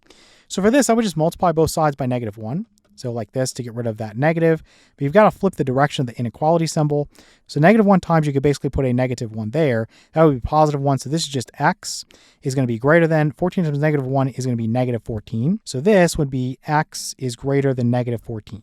All right, so coming to this other sheet where we have our little number line set up, if we first consider the x is greater than negative 14 part, so I'd come to negative 14 and I'd put a parenthesis there because it's not included, and you would just shade everything to the right going out to positive infinity. And then if I consider x is less than negative 8, well, going to negative 8 on the number line, that's going to be right here. I'd put a parenthesis there, and I would shade everything going to the left. Now, because we have this keyword and here, we want the intersection. So in other words, where's the overlap or the numbers that satisfy both? Well, basically what you'd want here, let me just get rid of this highlighting there. Basically, you'd want a parenthesis at negative 14 and a parenthesis at negative 8, and you would want to shade everything in between. So what we would say here is that x could be any number that is greater than negative 14 and less than negative 8. In interval notation, if you want to do that, you could put your parenthesis next to negative 14, then put a comma, and then put negative 8, and put a parenthesis next to that. But we're most concerned with this format here, this 3-part inequality. So let's go back up, and let's select this answer right here, where we say x is greater than negative 14 and less than negative 8. All right, let's take a look at our quiz. For the first question, we're asked to solve each equation. So we're going to have 8 times the absolute value of 6x plus 3. Then we're going to have plus 5, and this equals 29. Okay, so for this type of problem, the first thing you want to do is isolate the absolute value operation on one side, and then you want a single number on the other. So let's start out by thinking about how we can accomplish that. And what I would do is I would subtract 5 away from each side of the equation first. I think that's the best way to do this. So I'm going to cancel that away. And so we have 8 times the absolute value of 6x plus 3. And this equals 29 minus 5 is going to be 24. So now we have multiplication here. 8 is multiplying this absolute value operation. And so if I want to get rid of the 8, what I would do here is just divide both sides by 8. So let's divide both sides by 8 like this. And we know that 8 divided by 8 is 1. So let's cancel this away. And what I'm left with here is the absolute value of 6x plus 3 is going to be equal to 24 divided by 8 is 3. Okay, now at this point, this is where we want to set up a compound equation with OR. So we want to take the expression that's inside the absolute value bars. In this case, it's going to be 6x plus 3. We want to first set it equal to 3. So we want to set it equal to 3. Then we want to say OR. We want to take this expression, so 6x plus 3, and we also want to set it equal to the negative of 3. So the negative of 3. So if this doesn't make sense for you yet, again, the idea here is that if I find a value that when plugged in for x gives me a result of 3, well, the absolute value of 3 would give me 3. So that's a true statement. Also, if I find a value for x that when I plug in, this guy is going to result in negative 3, well, the absolute value of negative 3 would give me 3, so I get 3 equals 3 again. So that's why I need these two different scenarios. So let's solve them, and I'll check this first one with you, and then the next two you can check on your own. So let's subtract 3 away from each side of the equation here. Let's cancel this away. You'll have 6x is equal to 3 minus 3 is obviously 0. Divide both sides of the equation by 6. And let's cancel this away and say x is equal to 0. And then over here, let's subtract 3 away from each side of the equation. Cancel this away. We'll have 6x is equal to negative 3 minus 3 would be negative 6. Divide both sides of the equation by 6. Cancel this away. We'll say x is equal to negative 1. So you get x equals 0 or, I'll write an or here, x equals negative 1. And if you come back up, basically you just check this. Plug in a 0 for x here. 6 times 0 is 0. So you basically have 3. And then the absolute value of 3 would give you 3. So you would have 3 equals 3. So this is a valid solution. Now the other one, if you plugged in a -1 there, 6 times -1 would give you -6, and then -6 plus 3 is going to give you -3. Well, what happens is if you end up with the absolute value of -3 is equal to 3, well, the absolute value of -3 is 3, so you end up with 3 equals 3 again, so this works as a solution as well. So you've got to make sure that you set up both equations here so you get all your solutions. So here x could be 0 or it could be -1. So I want this answer right here. X could be 0 or -1. All right, let's take a look at question 2 now. We're going to solve each equation. We're going to have -7 times the absolute value of 6x minus 7 and then plus 4. And this equals -31. Now, the first thing is just because you have a negative over here on the right-hand side does not mean that you have a no solution scenario. You need to make sure before you determine that this guy right here, this absolute value operation is isolated. If you get a negative on the right-hand side once that's done, then it's a no solution scenario. But we don't know that yet, so let's go through and let's figure out what we have. So I'm going to subtract 4 away from each side, cancel this away. I'll have -7 times the absolute value of 6x minus 7, and this will be equal to -31 minus 4 is -35. So the idea here, again, if I want to isolate the absolute value operation, I'm going to need to get rid of this -7 that's multiplying it, and I'm going to use division for that, so let's divide both sides of the equation by -7, and let's cancel this away. -7 over -7 is 1, and so what we'll have here is the absolute value of 6x minus 7. Let's get rid of that and put that there, and this equals -35 divided by -7 is +5. So you see here that once you go through and do the isolation procedure, that basically the right-hand side here is a positive number. The left-hand side is an isolated absolute value operation. So you're good to go to get a solution. Okay, so just like in the last example, just take your expression inside the absolute value bars, the 6x minus 7, set it equal to 5, then or you're going to go 6x minus 7 is equal to -5. And then what I'm going to do here is add 7 to both sides. Cancel this. We'll have 6x is equal to 5 plus 7 is 12. Divide both sides of the equation by 6. And we'll cancel this away and say x is equal to 2. So that's one solution. For the other guy, let's add 7 to both sides of the equation. Cancel this away. You're going to have 6x is equal to -5 plus 7 is going to be +2. Let's divide both sides of the equation by 6. So this is going to be a fractional answer. We know this will cancel and become 1, so x is equal to 2 over 6. Each has a common factor of 2, so this is going to be 1/3. So x could be 2 or x could be 1/3. So coming back up here, this is what I want. X equals 2 or x equals 1/3. Okay, let's look at question 3. So here we have 4 plus 6 times the absolute value of -6x plus 9, and then this equals 22. Okay, so again, I just want to isolate the absolute value operation. And to do that, I'm going to start by subtracting 4 away from each side. Let's cancel that away. You'll have 6 times the absolute value of -6x plus 9. And this equals, if I think about 22 minus 4, that's going to give me 18. So from here, let's divide both sides of the equation by 6 so that we can get rid of the 6 here that's multiplying the absolute value operation. And so this is going to cancel. 6 over 6 is 1. And we'll say that we have the absolute value of -6x plus 9 is equal to 18 divided by 6 is 3. All right, so from here, I'm going to take what's inside the absolute value bars. So the -6x plus 9, I'm going to set that equal to 3. Let me slide this down just a little bit. Then I'm going to say or. I'm going to go -6x plus 9, and I'm going to set that equal to -3. All right, so over here, I'm just going to subtract 9 away from each side. Cancel that away. You'll have -6x is equal to 3 minus 9 is going to be -6. Divide both sides of the equation by -6. And so this is going to cancel. And obviously this is going to cancel and become 1, right? So you have x is equal to 1. Then over here, let's subtract 9 away from each side. Cancel that. You'll have -6x is equal to -3 minus 9 is going to be -12. Let's divide both sides of the equation by -6. And let's cancel this. -6 over -6 is 1. Let me write or here. We'll have x is equal to -12 divided by -6 is going to be +2. So here x could be 1 or x could be 2. So here this is the solution we want. X equals 1 or x equals 2. All right, let's take a look at our quiz. For the first question, we're asked to solve each inequality. We're going to have 6 minus the absolute value of 3x minus 6. This is greater than 33. So what you want to do for this situation is first isolate the absolute value operation. And to do that, I'm going to subtract 6 away from each side of this inequality just to get things started. This will cancel away. You have the negative of the absolute value of 3x minus 6, this would be greater than 33 minus 6 is going to be 27. Now this negative here will confuse a lot of people, so what I'm going to do is actually just write this as negative 1 times this absolute value of 3x minus 6, just to make it crystal clear what's going on. So if you want to isolate, again, the absolute value operation, you need to get rid of this negative 1. So to do that, I'm going to divide both sides of the inequality by negative 1. You could also multiply both sides by negative 1. It's up to you. Just remember, if you multiply or divide both sides by a negative number, then you have to flip the direction of the inequality symbol. So this is going to become a less than symbol instead of a greater than. This is going to cancel. Negative 1 over negative 1 is 1. So you just have the absolute value of 3x minus 6.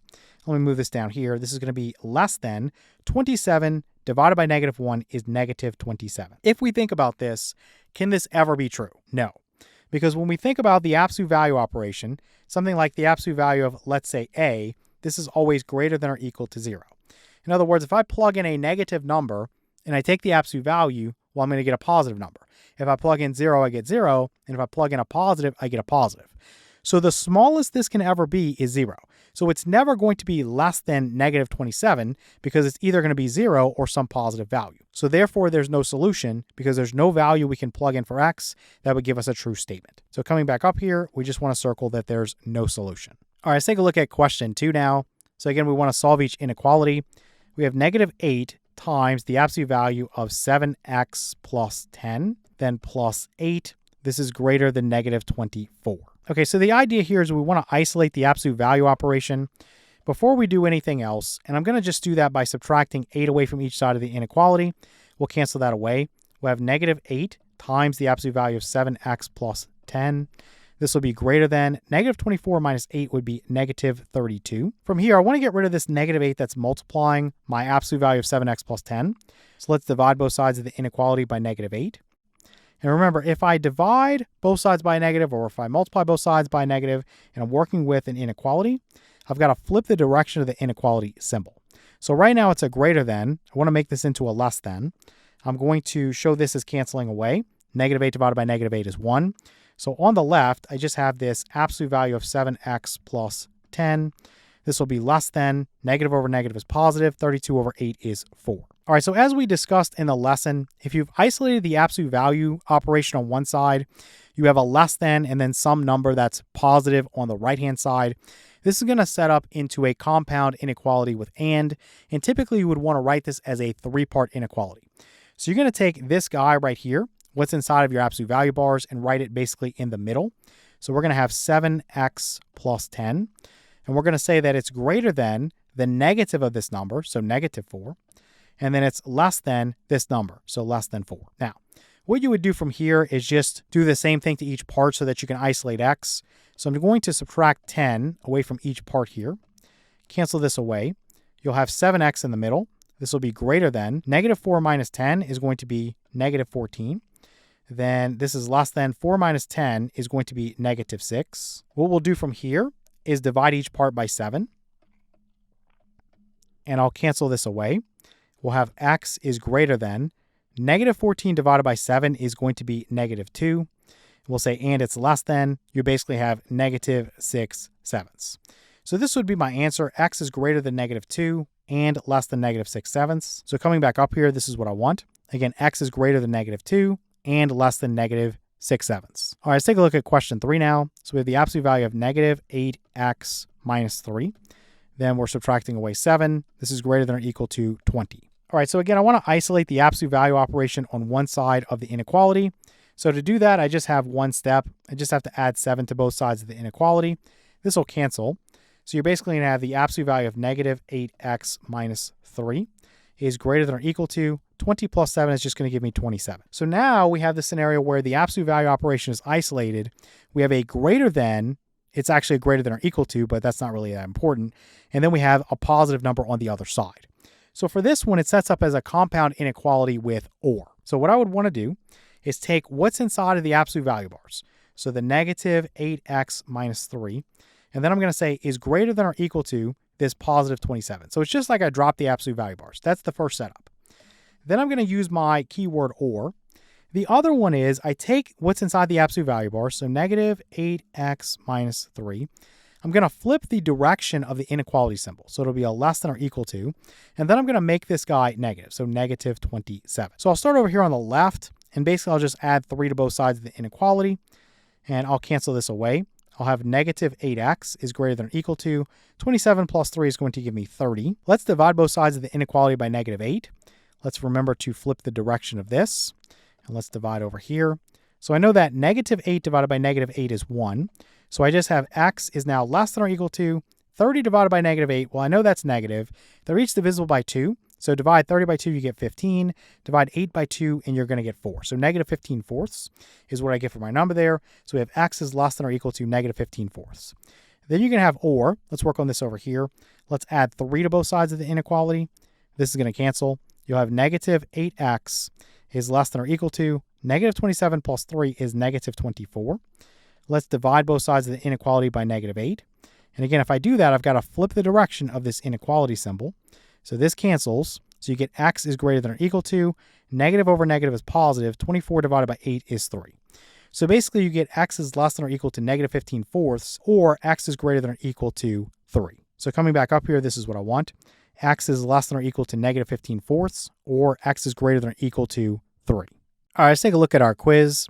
For the first question, we're asked to find the missing value for the ordered pair given. So we are given this linear equation in 2 variables of 2x plus y is equal to 5. And our ordered pair, so far we have negative 1, which is our x value, and then comma, we have a blank for the y value. So how do we figure out what goes here? How do we figure out the missing y value? Well, you're just going to plug in a negative 1 for x. That's all you really need to do. So let me actually get rid of this highlighting here so that's a little bit more clear. You're going to plug that in right there. So 2 times negative 1, then plus y is equal to 5. And this is just like I'm solving a linear equation in one variable now because I only have one unknown, right? What is the value of y? Well, 2 times negative 1 is negative 2. So let's say this is negative 2. Then plus y is equal to 5. Let's add 2 to both sides of the equation. Let's cancel this away. We'll say that y is equal to 7. So basically the missing value here is 7, right? So the ordered pair is negative 1 comma 7. So we want this one right here. All right, let's take a look at question 2. So again, we're asked to find the missing value for the ordered pair given. And what we have is negative 3x plus 7y is equal to negative 1. We're given an x value here of 5. So the ordered pair is 5 comma, and then we have a blank. Let me erase this and make this a little bit better. So let me highlight this. So this is my x value given, and that's my x right there. So I'm just going to plug in for x right there. That's all I'm doing. So I'm just going to have negative 3 times, I'm plugging in a 5 for x, then plus 7y is equal to negative 1. Well, negative 3 times 5 is negative 15. So let me just do this in line. I'm just going to say this is negative 15 here. And then I'm actually going to add 15 to both sides of this equation. So cancel that away, and you can actually just erase it. And so negative 1 plus 15 is going to give me 14. And I think we can all see that y is going to be 2, but let's just complete this. Let's divide both sides of the equation by 7, cancel this away. We're going to get that y is equal to 14 over 7 is 2. So the missing value for y is going to be 2, right? So we want 5 comma 2, which is going to be right here. For question 3, we're asked to give the ordered pair that matches the point shown in the graph below. So basically what you'd want to do is look at your point, and that's going to be right here. And just think about what is the x location, what is the y location. So the meeting point between the two. So this is an x location of 7. This is 6. One more to the right would be 7. You can draw yourself a little line going up. And then this would be 7 as well. So you can draw yourself a little line going over. So basically this ordered pair here is 7 comma 7. An x value of 7 and a y value of 7. So coming to our solutions, we want this one right here. So this 7 comma 7, this ordered pair. All right, let's take a look at our quiz. For the first question, we're going to determine which equation matches the given graph. So you see here, we've graphed this line here, and you have these 3 points. This point right here, this is going to be negative 1 comma 2. Then this point right here, this is your y-intercept. This is going to be 0 comma negative 3. Then this point right here, this is going to be 1 unit to the right and 8 units down. So this is 1 comma negative 8. Now there's a lot of different ways that you could go about figuring out which equation that you're given is going to match that graph that you're given. But what I'm going to do is keep this real simple, and I'm just going to do something called plug and chug. So I'm just going to grab these, and essentially I'm going to plug the ordered pairs in and see if they work. If they do, then obviously we're going to have an equation that matches our graph. If they don't, then obviously it doesn't match. I'm going to start with this guy right here, the y-intercept. It's real easy to work with, and you can eliminate two of them right away. So if you plugged in a 0 for x and a negative 3 for y, you'd have 11 times plug in a 0 for x, and then minus 3 times plug in a negative 3 for y. Does that equal negative 12? Obviously, it does not, right? So 0 times anything is 0, so this would be 0. You'd have negative 3 times negative 3, which is 9. You get 9 equals negative 12, and this is going to be a false statement. So we can mark this out right away. You don't need to check the other two, because if one doesn't work, it doesn't matter, right? So you can get rid of it. All right, so keep going, and we'll look at the next one, and we'll say that we have negative 2 times plug in a 0 for x, then plus we'll plug in a negative 3 for y, and this should equal 7. Okay, negative 2 times 0, again, this is going to be 0. So you get negative 3 is equal to 7. So is negative 3 equal to 7? Obviously not. This is a false statement. So let's mark that out. Okay, so now we're left with the final choice. So as long as the test is written correctly, there's no errors, this should be the correct one. If you are on a timed examination, I would just select that and move on. But for the sake of completeness, let's just go through it. So you have 5 times for x you're plugging in a 0, plus for y you're plugging in a negative 3. Let me make this 3 a little bit better here.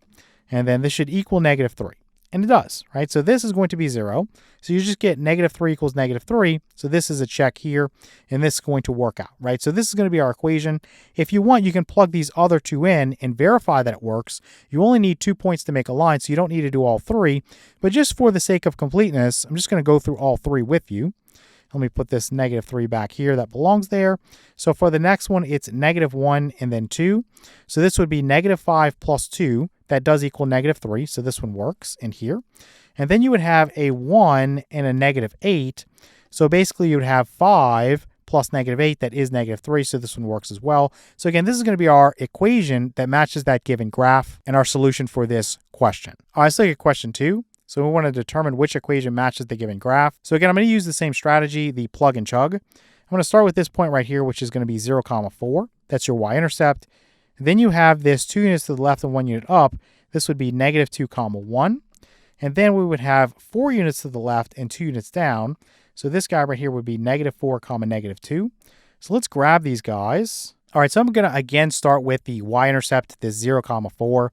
That's going to allow you to quickly get rid of 2 possible choices. So if I plug in a 0 here for x and a 4 here for y, I think you can eyeball and see that's not going to work, right? You'd have negative 7 times 4. That is going to be negative 28. So that's obviously not going to be equal to negative 20. So this does not work, so you can get rid of this. The next one is I plug in a 0 for x. I would have negative 5 times 4. Does that equal 10? Obviously not, so you can get rid of that. So we have our third choice, which again, I'm just going to circle for now. And we can just verify real quick. So you have 3 times your x minus 2 times your y is going to equal negative 8. So if you plug in a 0 here and a 4 here, you basically get negative 2 times 4, which is negative 8. Negative 8 equals negative 8. So it works out. Then you have negative 2. And you have positive 1, so let's put negative 2 here and 1 here. This would be negative 6. This would be minus 2. Does that equal negative 8? Yes, it does. Let's get rid of that. And then the last one we would check is negative 4 and then negative 2.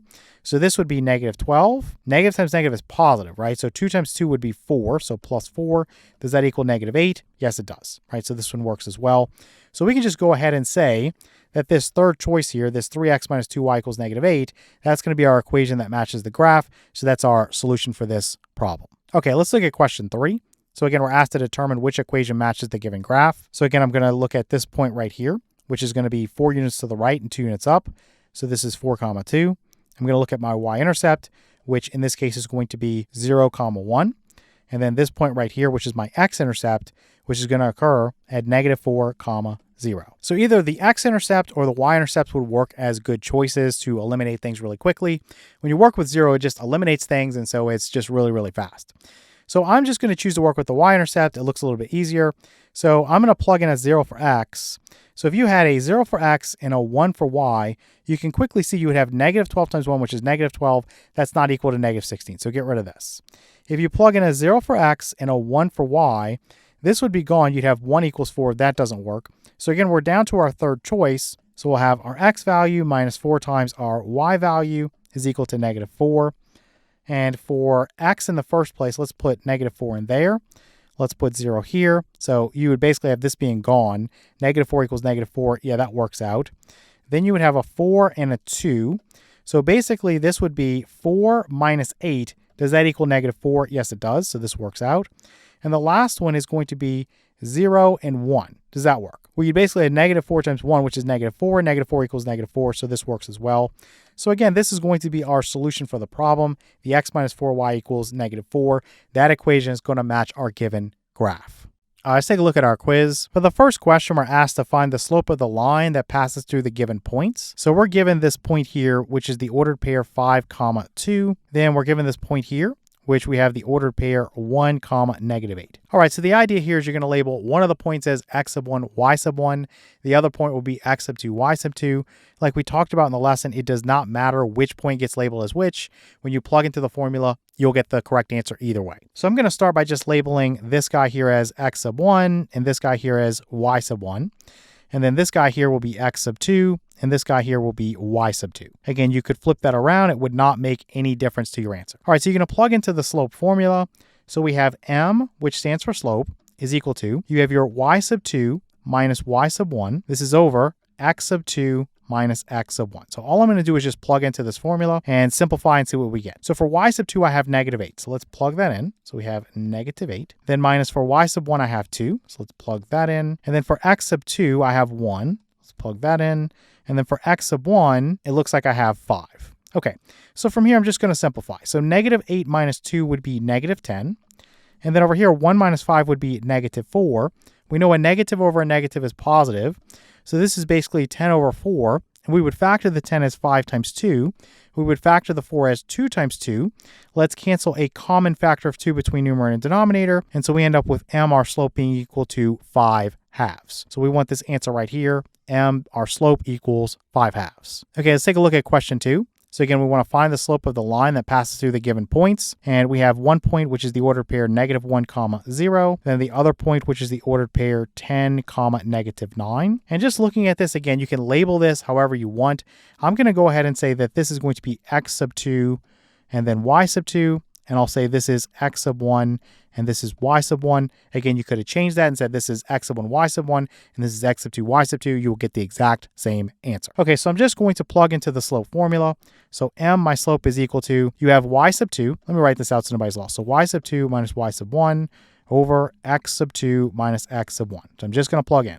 Y sub 2 is 0. So I'm just going to erase this and put 0. We have y sub 1, which is -9.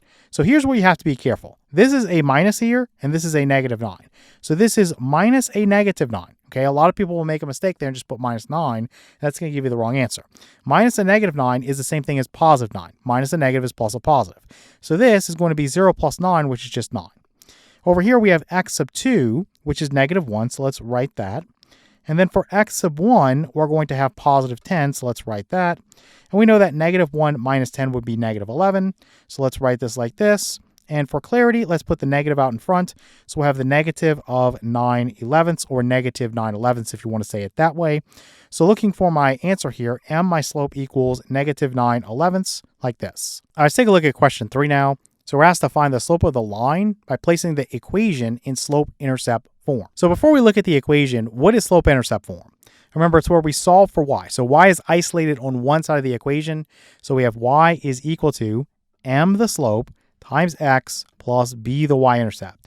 So in other words, if I solve for y, then I can get the slope directly from that coefficient of x, right? That's what we call m, our slope. So we have this 6x plus 2y is equal to 11. Now, how do I get this y by itself? Well, the first thing I'd want to do is isolate the 2y term. And to do that, I'm just going to subtract 6x away from each side of our equation. And I'm just going to cancel this away. So now on the left side, I have 2y, not quite what I want, but I'm getting there. And this equals, I have my -6x and then plus 11. To save some space, I'm just going to erase this. And let's move this up. Now notice I have 2y here and I want y. Right, so how can I get y by itself? Well, I've got to get rid of that 2, right? I want y by itself, so I need to get rid of that 2 that's multiplying y. So to do that, I'm going to divide both sides of the equation by 2. And so what will happen is this will cancel, and now y is by itself, right? 2 over 2 is 1. 1 times y is just y.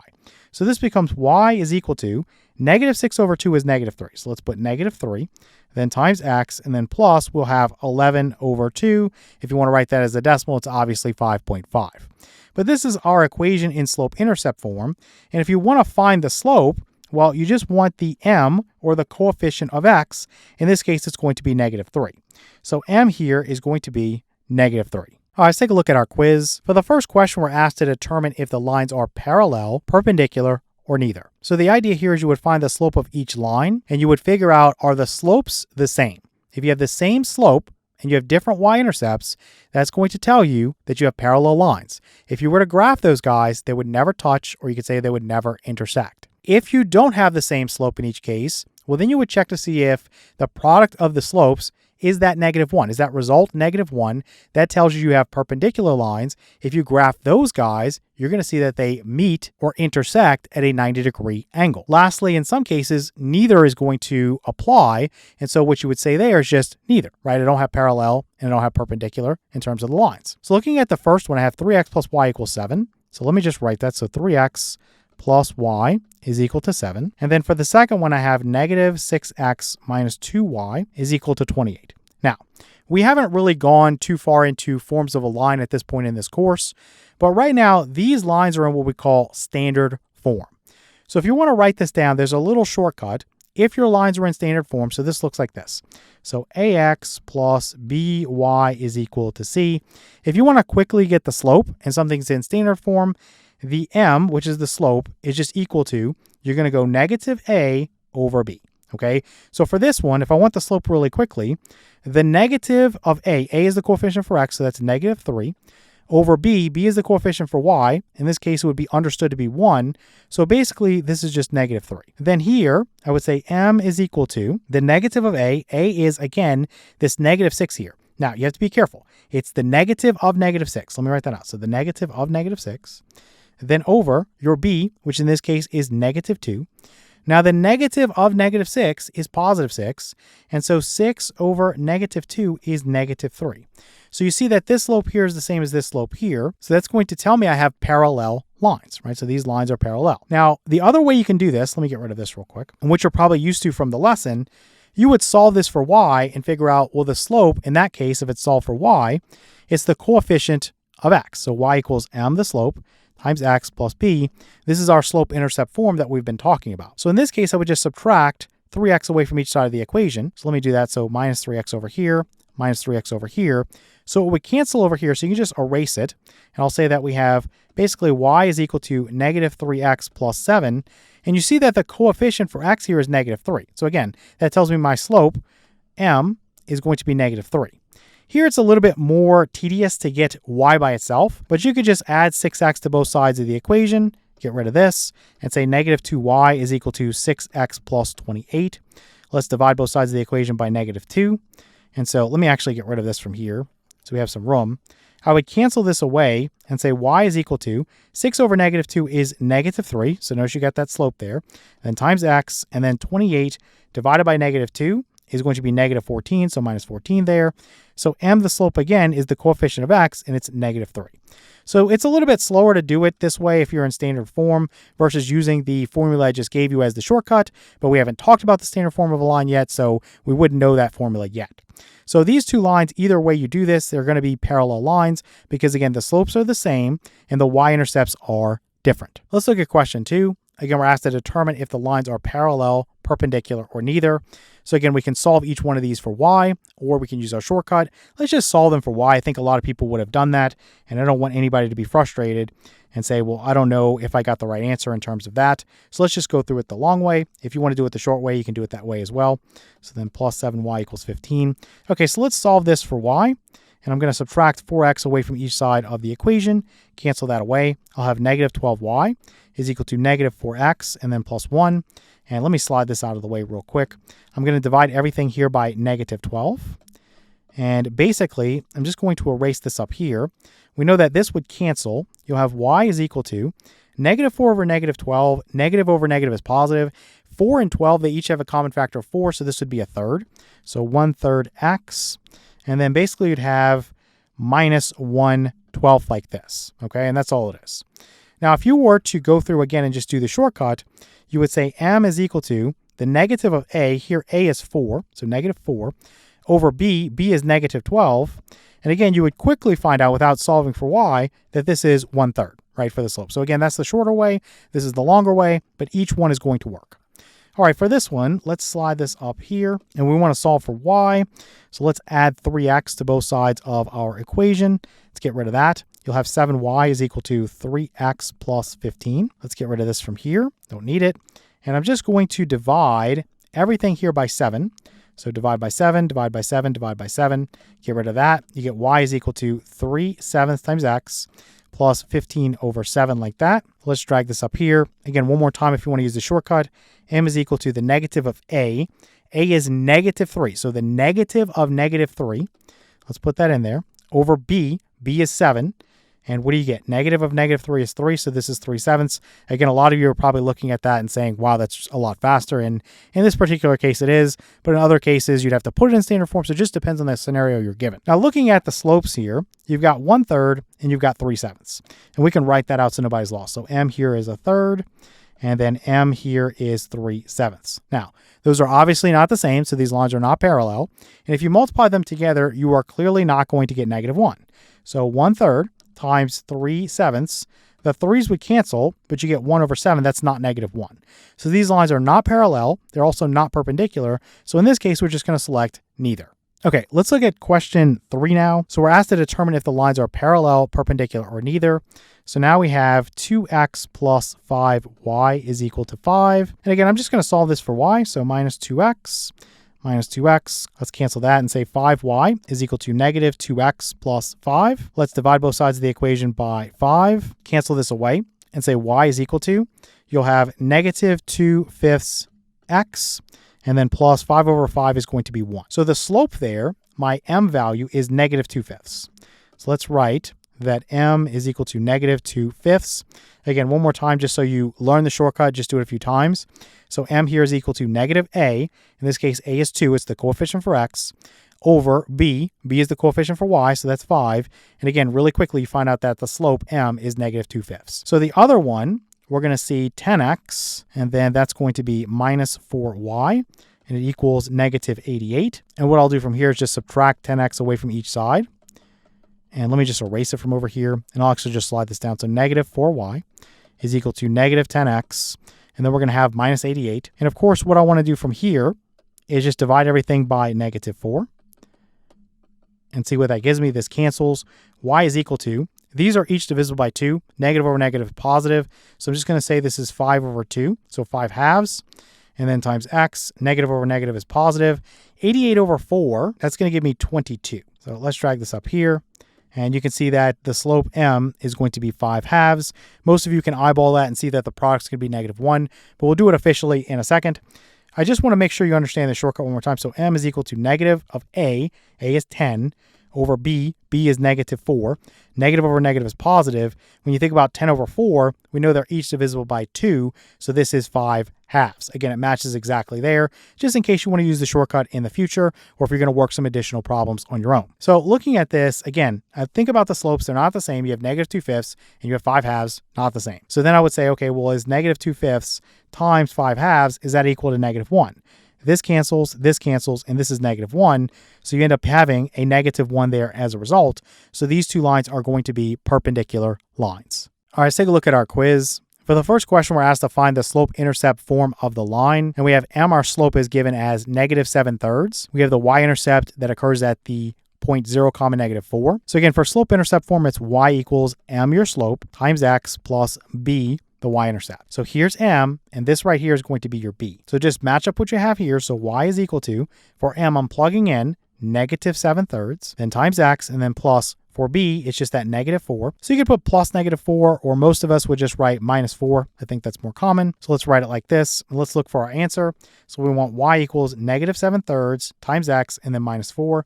This guy right there. Okay, for question 2, we're asked to find the slope-intercept form of the equation that passes through the given points. So we can't directly go into the y equals mx plus b here because we don't have enough information. So what we actually have to do is use something called point slope form.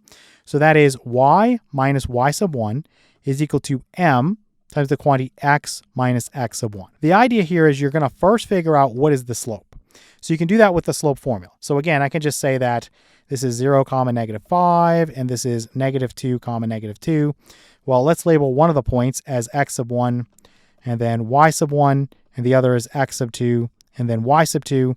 And then I'm just going to plug into my slope formula. So m, the slope, is equal to y sub 2, which is negative 2, minus y sub 1, which is negative 5, minus a negative is plus a positive. So this is plus 5. Then this is over. You have x sub 2, which is negative 2, and then minus x sub 1, which is 0. So subtracting away 0, you can just get rid of that. So negative 2 plus 5 is going to give me positive 3. So this is 3 over negative 2, or negative 3 halves. Okay, so m is negative 3 halves. Let me erase this. Let me put negative 3 halves. Now, where do you get this x sub 1 and y sub 1 from? This is confusing for a lot of people. You just go to your 2 points that you're given and you just pick one of them. It does not matter which one you pick. You will end up with the same answer when you get down to slope-intercept form. When you're in point-slope form, it's obviously going to look different, but once you solve for y, it will be the exact same equation. Okay, it doesn't matter what you pick. So I'm just going to pick 0, negative 5 because that is easier to work with. So this will be my x sub 1 and this will be my y sub 1. So for x sub 1, this is 0, so you can just get rid of it. And then for y sub 1, it's negative 5. Remember, minus a negative 5 is plus 5. So how do I solve this for y? Well, all I have to do is subtract 5 away from each side, get rid of that from over here, and you end up with y equals negative 3 halves x minus 5. So you have y equals negative 3 halves x minus 5, this guy right here. You can pause the video and try the same thing with this point right here, solve for y, and you'll get the exact same equation. Okay, let's look at question 3 now. So we're asked to find the standard form of the equation that passes through the point negative 1, negative 7, and is parallel to 6x minus y equals negative 5. Okay, so the first thing is you need your slope. So you need your slope. And remember, parallel lines have the same slope. So if I think about this equation, you have 6x minus y is equal to negative 5. So this is in standard form. So we can use our shortcut and say that m is equal to the negative of a over b. Right? So a is the coefficient for x and b is the coefficient for y. Let's put this as a negative 1 so that's clear. So here that's going to be negative 6 over, you have negative 1 there. So let's put negative 1 there. So your slope is going to be positive 6. So that's one way you can figure it out. Now, if you're unfamiliar with this formula or you want to solve for y because that's what you're used to, you could do it that way too. In this case, what I would do is actually add y to both sides and add 5 to both sides. And that would quickly give me 6x plus 5 is equal to y, which I could turn around and just say y is equal to 6x plus 5, and the slope is given as the coefficient for x. So either way you do it, whether you use that little shortcut or you solve for y, your slope m is going to be 6. Okay, let's get rid of this. You can forget about this equation now. You don't need it anymore. Okay, so you're going to use your point slope form. So you have y minus y sub 1 is equal to m, which in this case is 6, times the quantity x minus x sub 1. Now you're given only one point here, okay? So you don't have a choice. You have to use this as your x sub 1, y sub 1. So negative 1, negative 7. This is your x sub 1. This is your y sub 1, and you're just going to plug in. So for y sub 1, I'm plugging in a negative 7. So minus a negative 7 is going to be plus 7. And then for this x sub 1, this is negative 1. So again, minus a negative 1 is going to be plus 1. So plus 1 there. Okay, and let's say that y plus 7 is equal to, we're going to distribute the 6. So this would be 6x plus 6. And all I need to do to solve for y is subtract 7 away from each side. Let's get rid of this. So y equals 6x plus 6 minus 7 is going to be negative 1. So we'll put minus 1 there. So y equals 6x minus 1. But this is the slope-intercept form. Okay, we don't want this.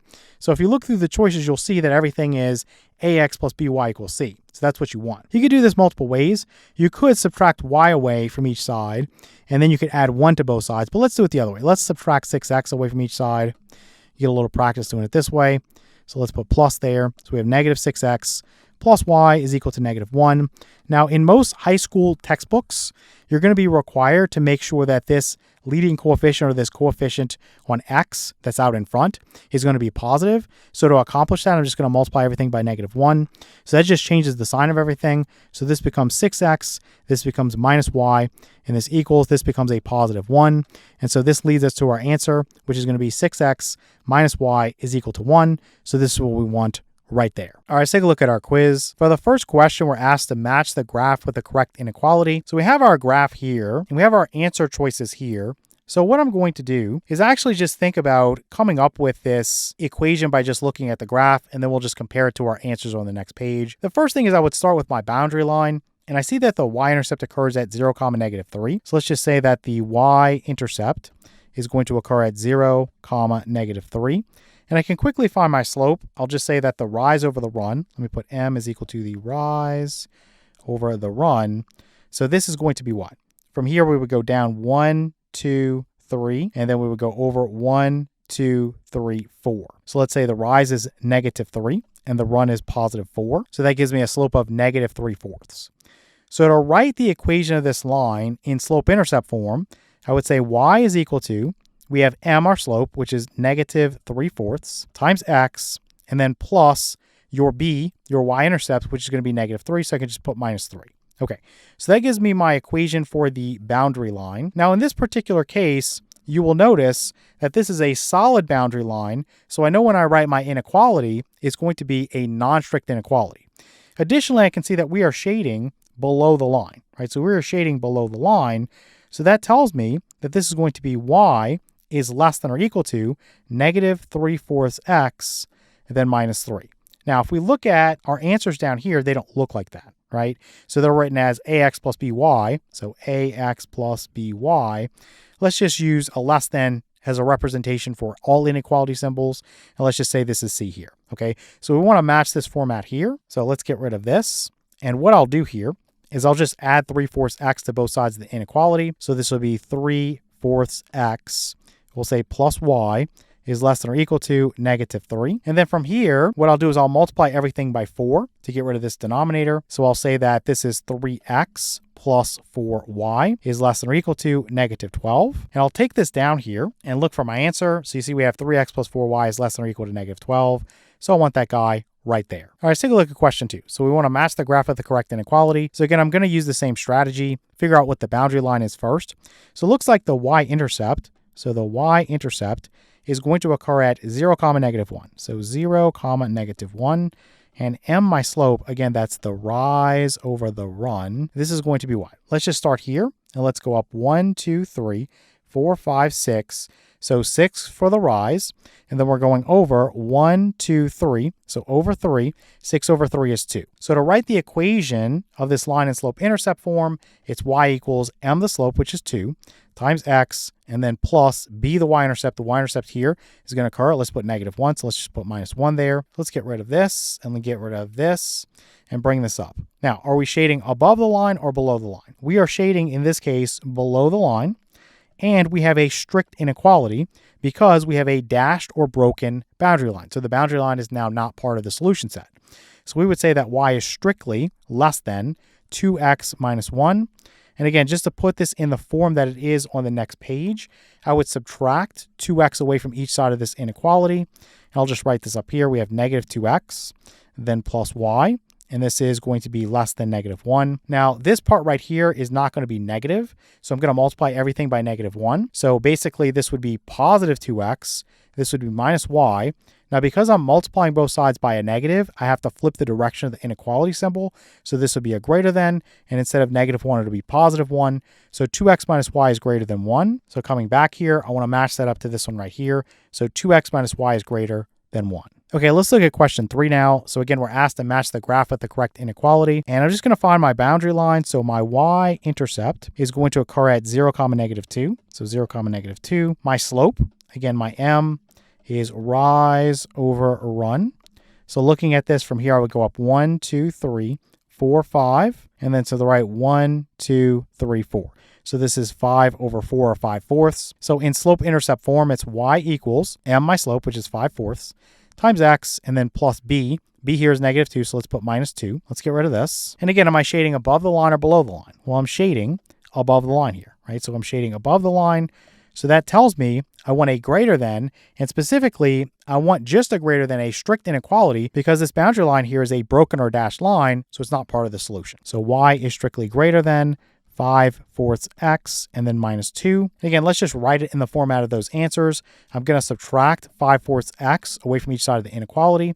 So plus y is greater than -2. What I'm going to do from here is multiply everything by -4. That'll clear the denominator.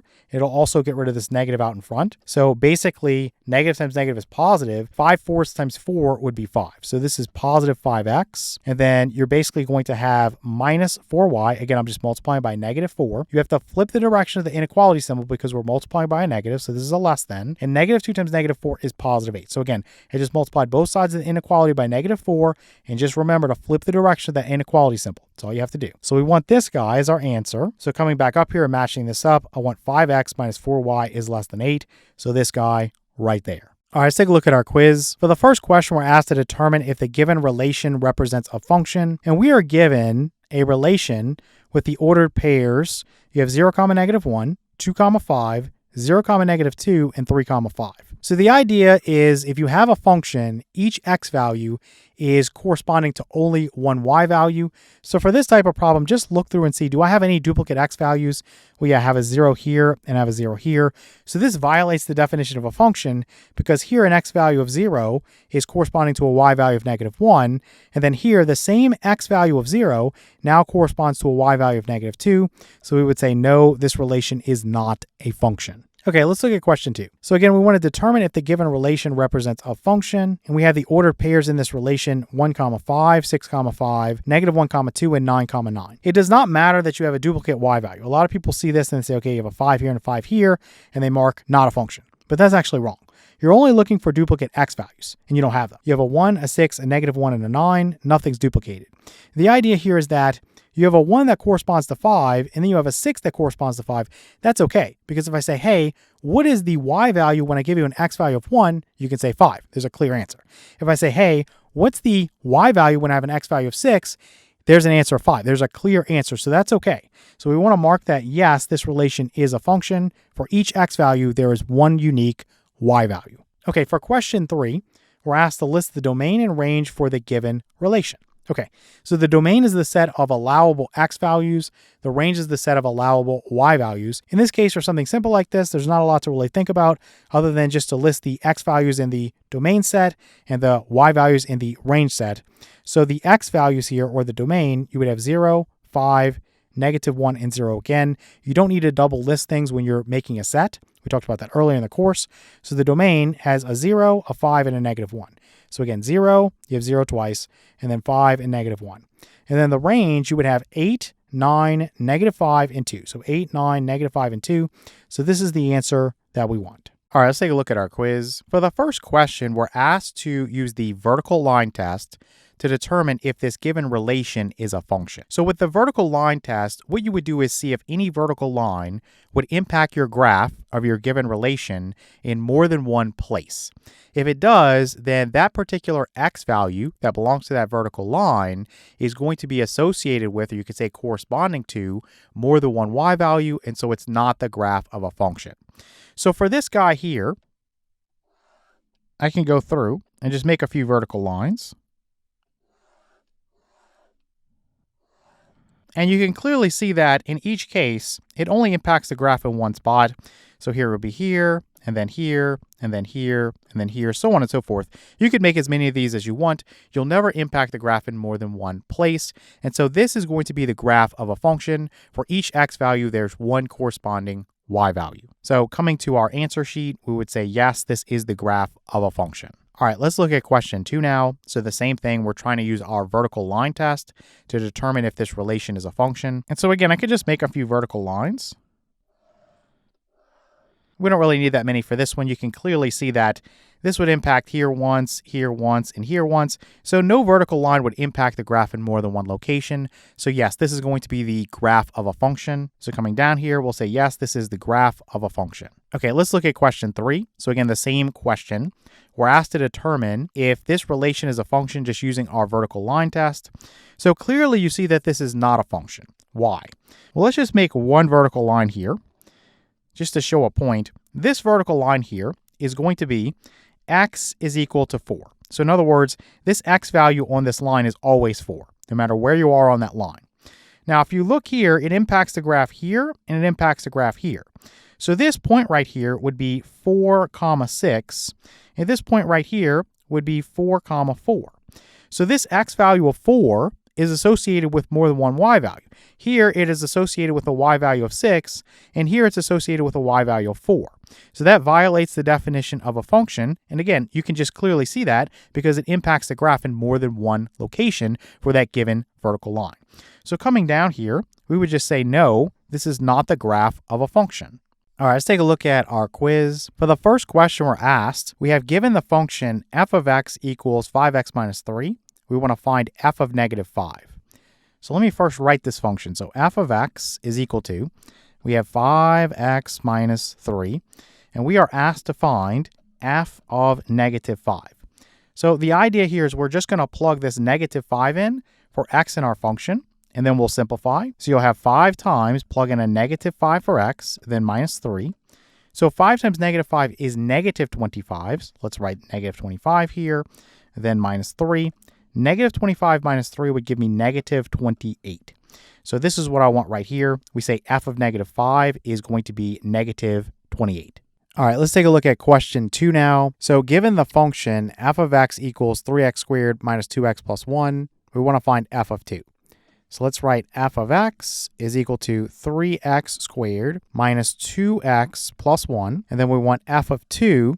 So again, all this means is we're going to plug in a 2 here for x and here for x. That's all it is. So we'll say this equals 3 times, we're going to plug in a 2 for x. And again, whenever you're plugging in, just make sure you use parentheses.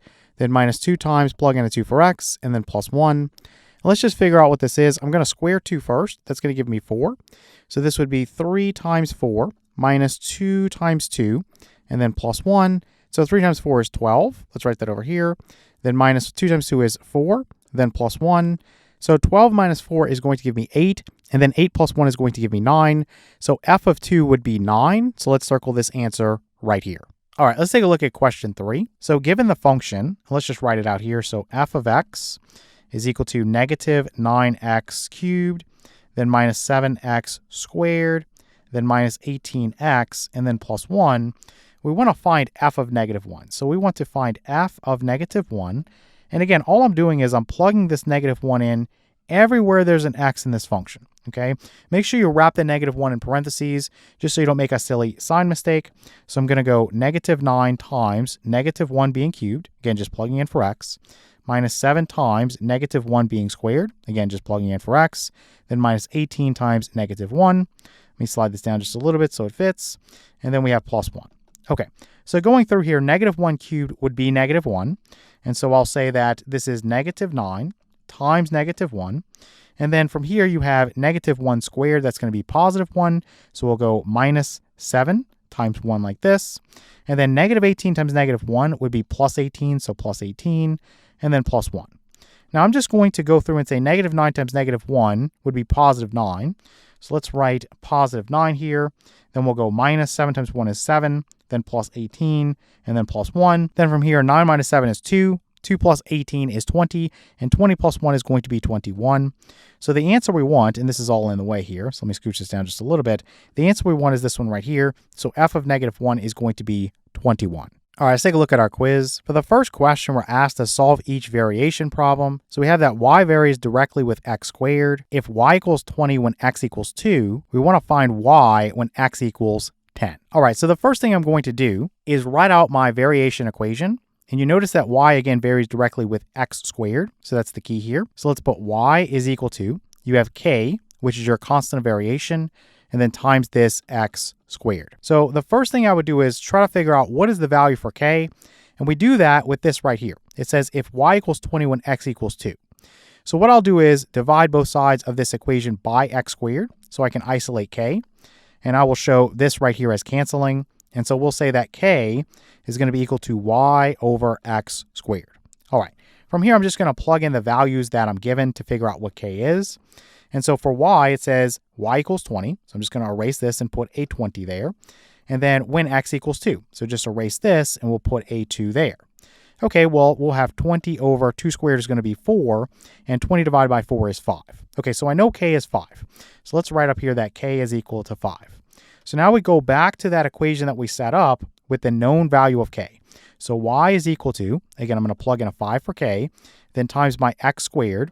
But here it says find y when x equals 10. Okay, well, I'm just going to plug in a 10 for x now. So plug in a 10 here, and that's going to be squared. So you'd have 5 times 10 squared is 100, and this gives me a final answer of 500. So if we want to find y when x equals 10, it's 500. So we're just going to select this answer right here. Let's take a look at question 2 now. So again, we're asked to solve each variation problem. So we have that y varies inversely with x squared. So that's going to be y is equal to k, your constant of proportionality, or your constant of variation, over your x squared. And then it says if y equals 4/3 when x equals 3, we're going to use that to find k. We want to find y when x equals 6. Okay, so what I'm going to do is solve for k. So let's multiply both sides by x squared so we can get k by itself. This would cancel. I'll actually just erase it here to keep it a little bit simpler. And we're just going to plug in. So if y equals 4/3, so just plug in a 4/3 there, when x equals 3. So instead of writing 3 squared, I'm just going to write this as 3 times 3 like this. So it's obvious that I can cancel this 3 with this 3.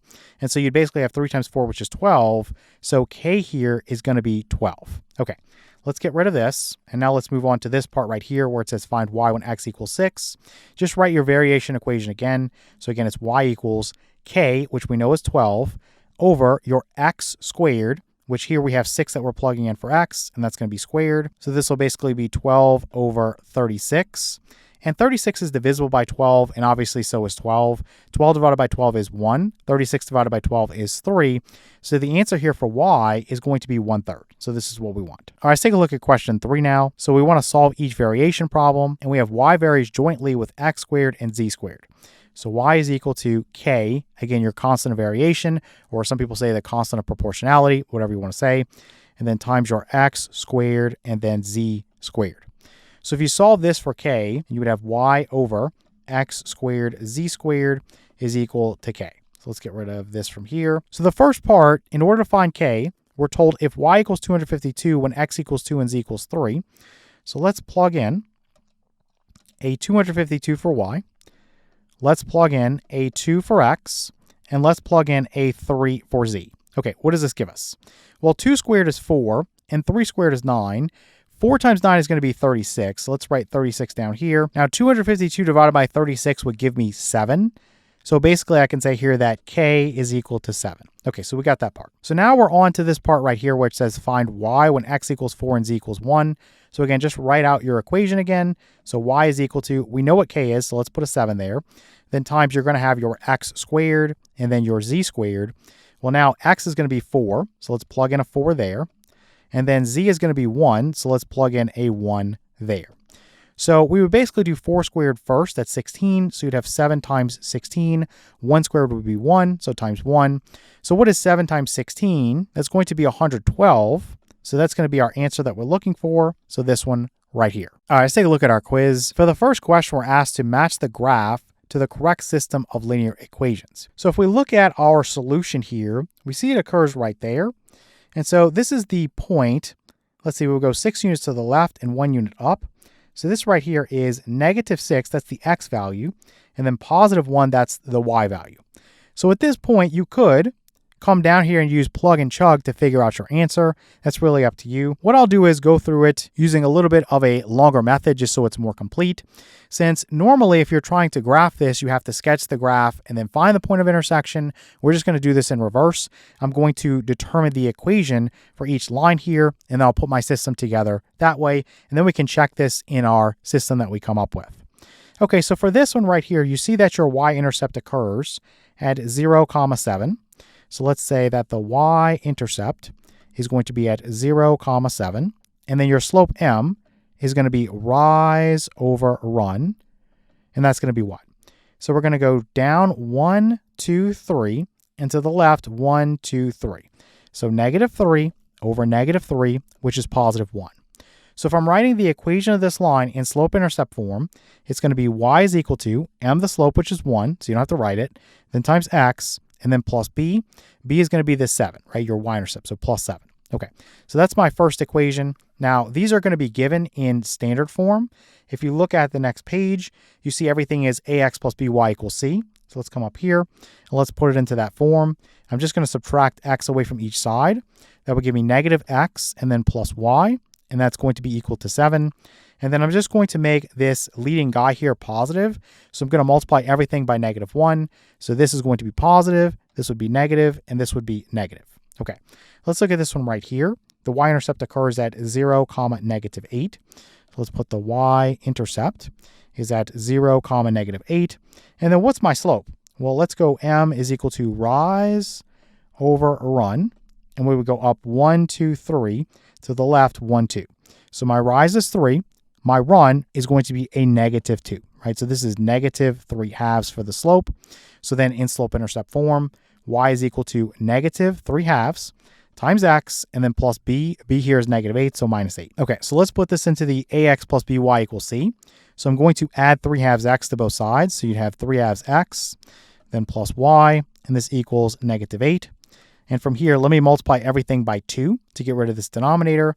So this would be 3x plus 2y is equal to negative 16. All right, so this is enough to actually get your answer at this point in terms of coming down here, right? We have this guy right here. So x minus y equals negative 7, and then 3x plus 2y equals negative 16.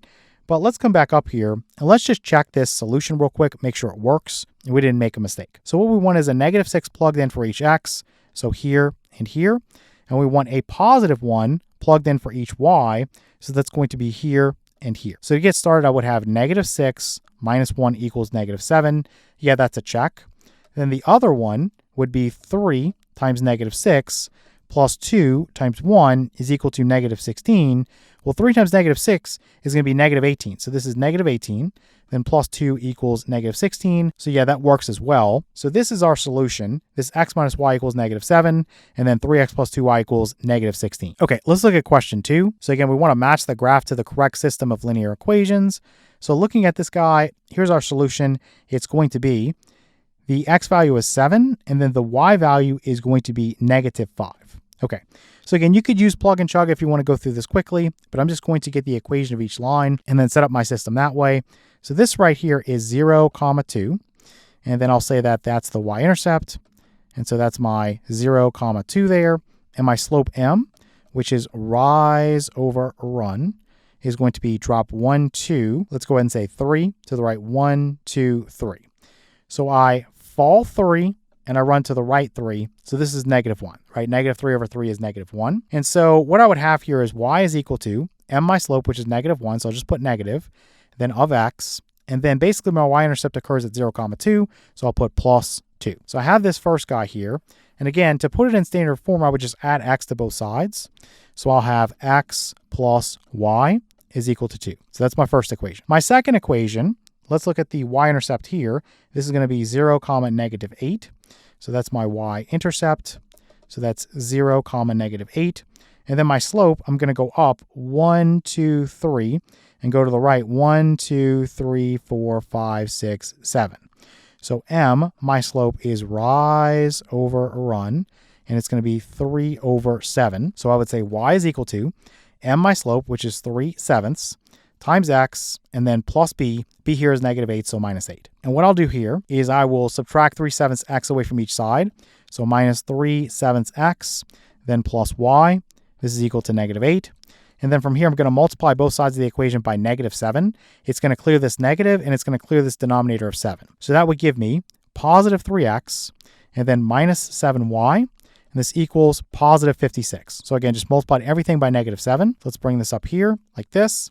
And again, at this point, you could check it or you could wait. It's really up to you. But it should be 7, negative 5 that works as a solution. So you'd plug in a 7 here. So you'd have 7 plus you'd plug in a negative 5 there. Does that give you positive 2? Yes, it does. Then the other one, 3 times 7 is 21. Then you'd have negative 7 times negative 5, which is going to be positive 35, Does that equal 56? Yes, it does. So this is what we want. So coming down here, I'm just going to select this answer. 3x minus 7y equals 56, and then x plus y is equal to 2. Okay, let's look at question 3. Again, we want to match the graph to the correct system of linear equations. So the point of intersection is going to be right there. So it looks like we're going to be 3 units to the left and then 8 units down. So this is going to be -3, -8.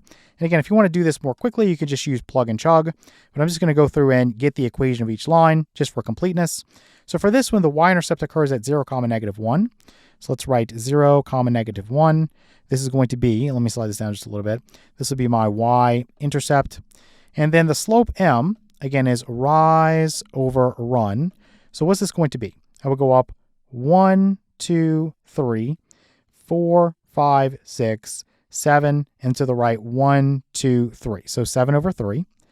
And then basically my equation is y is equal to m, the slope is 7/3, times x, and then plus b. B is -1, so -1. Now to put this in standard form, I just subtract 7/3 x away from each side. So this is -7/3 x plus y is equal to -1. And then I'm going to multiply both sides by -3 to get rid of this negative and to get rid of this denominator of 3. So basically this would be positive 7x, then minus 3y is equal to positive 3. Again, just multiplying everything by -3. Okay, so let's get rid of this and let's drag this up here. And let's look at the other guy here. So I know that my y-intercept occurs at 0, -6. So let's write that out. So the y-intercept is going to occur at 0, -6. And then I can see that my slope, my m, my rise over my run, is going to be what? I go up 1, 2, to the right 1, 2, 3. So 2 over 3 or 2/3. So this would be y is equal to m, my slope, which is 2/3, times x, and then plus b. B is -6 here, so -6. Okay, so to put this in standard form, I would subtract 2/3 x away from each side. So -2/3 x plus y is equal to -6. And again, I'm just going to multiply both sides of the equation by -3.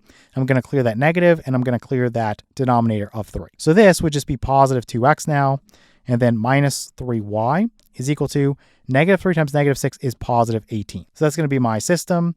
And then just looking at my point of intersection or my solution, it's -3, -8. So plug that in and check. You would have 7 times -3 minus 3 times -8. Does that equal 3? Well, this is -21 plus 24. Does that equal 3? Yes, it does. So that's a check. Then for the other one, you're going to have 2 times -3 and then minus 3 times -8. Does that equal 18? Well, this is -6 plus 24. Does that equal 18? Yes, it does. So this is my system here. So this one, 7x minus 3y equals 3, and then 2x minus 3y equals 18. That's what we want. All right, let's take a look at our quiz. For the first question, we're asked to solve each linear system using the substitution method. So what we have is -7x, then plus 5y, and this is set equal to 20. Then we also have 3x plus 3y, and this is set equal to -24. All right, so the idea here is that if you're using the substitution method, you want to solve one of the equations for one of the variables, and you typically want to make this a little bit easier on yourself by looking for a coefficient of 1 or -1. So in other words, I can solve either of these equations for either x or y, but if I had a coefficient of 1 or -1, it would just make my life a lot easier. Now, I don't have that here, but what I could do is divide both sides of this equation by 3, just to make it a little bit simpler. It would, of course, have the same solution set. So this would cancel here, and you'd have x plus, this would cancel here, y is equal to -24 divided by 3 is -8. Okay, let me erase this real quick, and I'm going to drag this up here. And just for reference sake, I'm going to label this as equation 1, and I'll label this as equation 2. This is not necessary. It's just for the sake of the tutorial. And what I'll do now is just solve this equation 2 for x.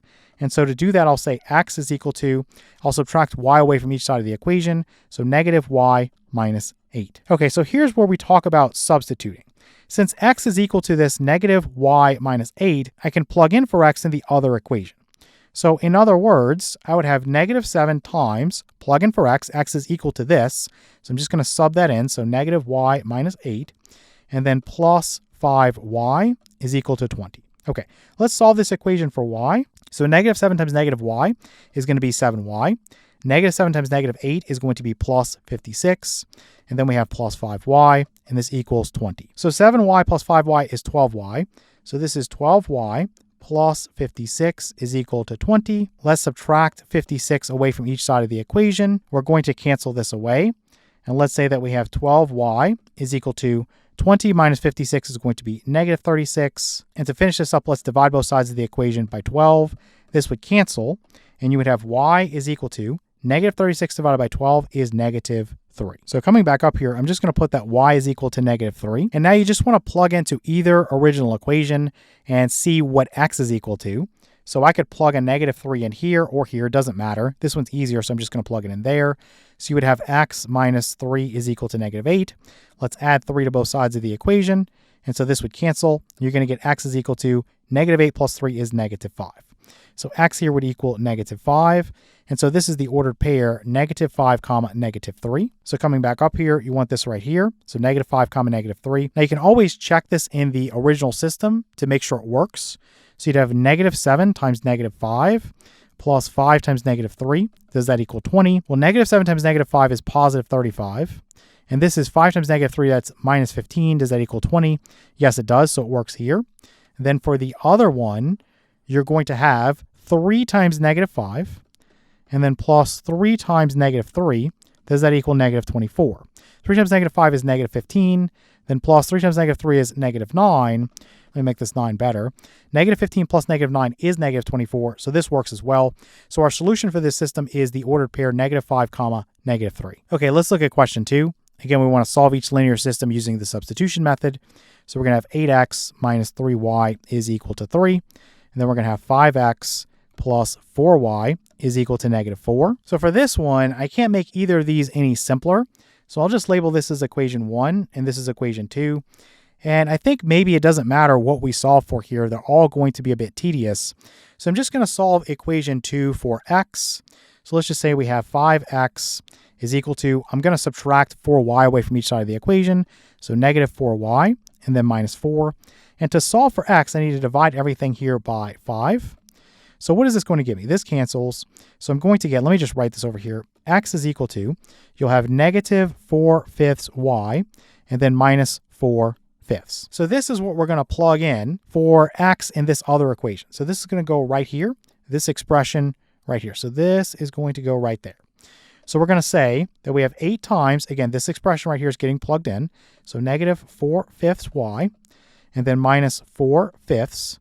And then this is minus 3y, and this equals 3. So if I do 8 times negative 4/5, that is just going to be negative, 8 times 4 is 32. So negative 32 over 5 times y, and then minus 8 times 4 is going to be 32, and then over 5, and then minus 3y, and this equals 3. Now you could clear this equation of fractions, so you could multiply everything by 5. So you would say this is negative 32y minus 32, and then minus 15y, and this equals 15. And all I did here was I multiplied everything by 5, so it cleared these two denominators, and this became negative 15y, and this became 15. So that's how we got here. So let's solve this for y now. So we're just going to combine like terms, negative 32y minus 15y. That's going to give me negative 47y. And then we have minus 32 is equal to 15. From here, let's add 32 to both sides of our equation. That'll cancel. We'll have negative 47y is equal to 15 plus 32. That's going to give me 47. To finish this up, let's divide both sides of the equation by negative 47. And so this will cancel, and you get y is equal to 47 over negative 47 is negative 1. So y here will be negative 1. So coming back up here, we'll say y is equal to negative 1. And again, to figure out what x is, just plug a negative 1 in for y in either original equation. So let's do 8x minus 3 times plug in a negative 1 for y. And this equals 3. So basically you have negative 3 times negative 1, which is positive 3. So let's say we have 8x plus 3 is equal to 3. If I subtract 3 away from each side of the equation, that cancels. And what you'll have is 8x is equal to 0. Divide both sides of the equation by 8. This cancels. You're going to get x is equal to 0. So let's put a 0 there for x. So the ordered pair would be 0, negative 1. So coming back up here, I want this 0, negative 1. Again, if you want to check this, just plug in. You would have, and we could just do this mentally, 8 times 0 is 0, so that would be gone. You'd have negative 3 times negative 1, that would give you 3. So this works out. Then here, if you plug in a 0 for x, that's gone. So you have 4 times negative 1, that would give you negative 4, so that works out as well. Okay, let's look at question 3. Again, we want to solve each linear system using the substitution method. So here we have 3x minus 4y is equal to negative 21.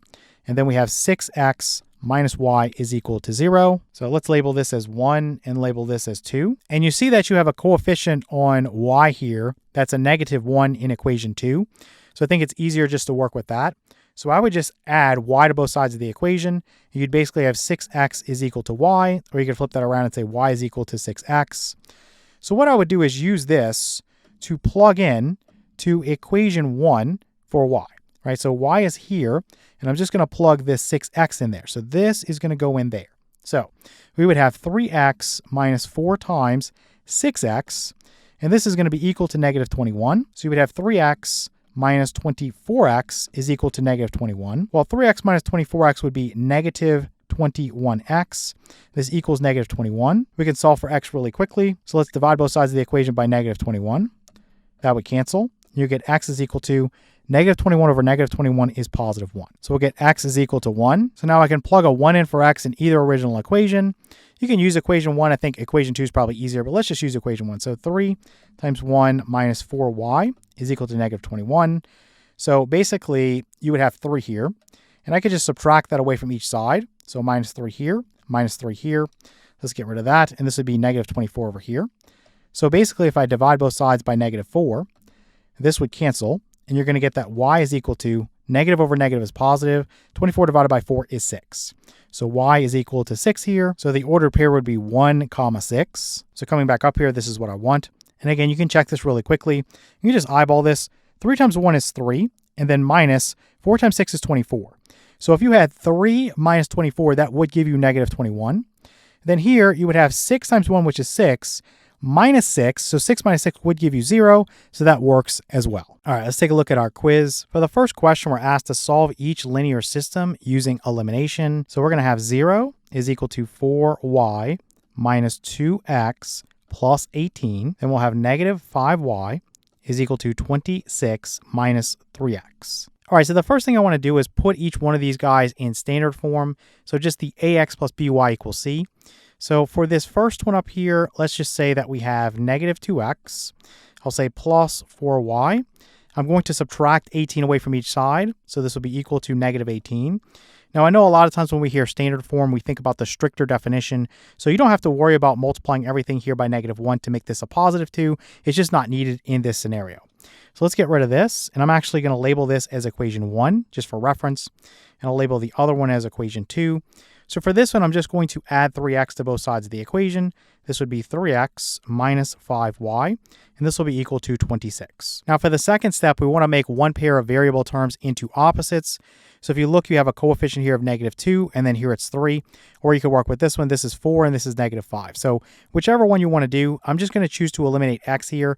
So I'm going to multiply equation 1 by positive 3, and then I'll multiply equation 2 by negative 2. So in other words, I'll say we have negative 2 times 3 times x plus 4 times 3 times y. This will be equal to negative 18 times 3. So this right here, negative 2 times 3 is negative 6. So this would be negative 6x. And then plus 4 times 3 is 12, so 12y. And this equals negative 18 times 3. That's going to give me negative 54. And then essentially from this one right here, I need to multiply everything by 2. So let's say that this is going to be 3 times 2 times x minus 5 times 2 times y, and this equals 26 times 2.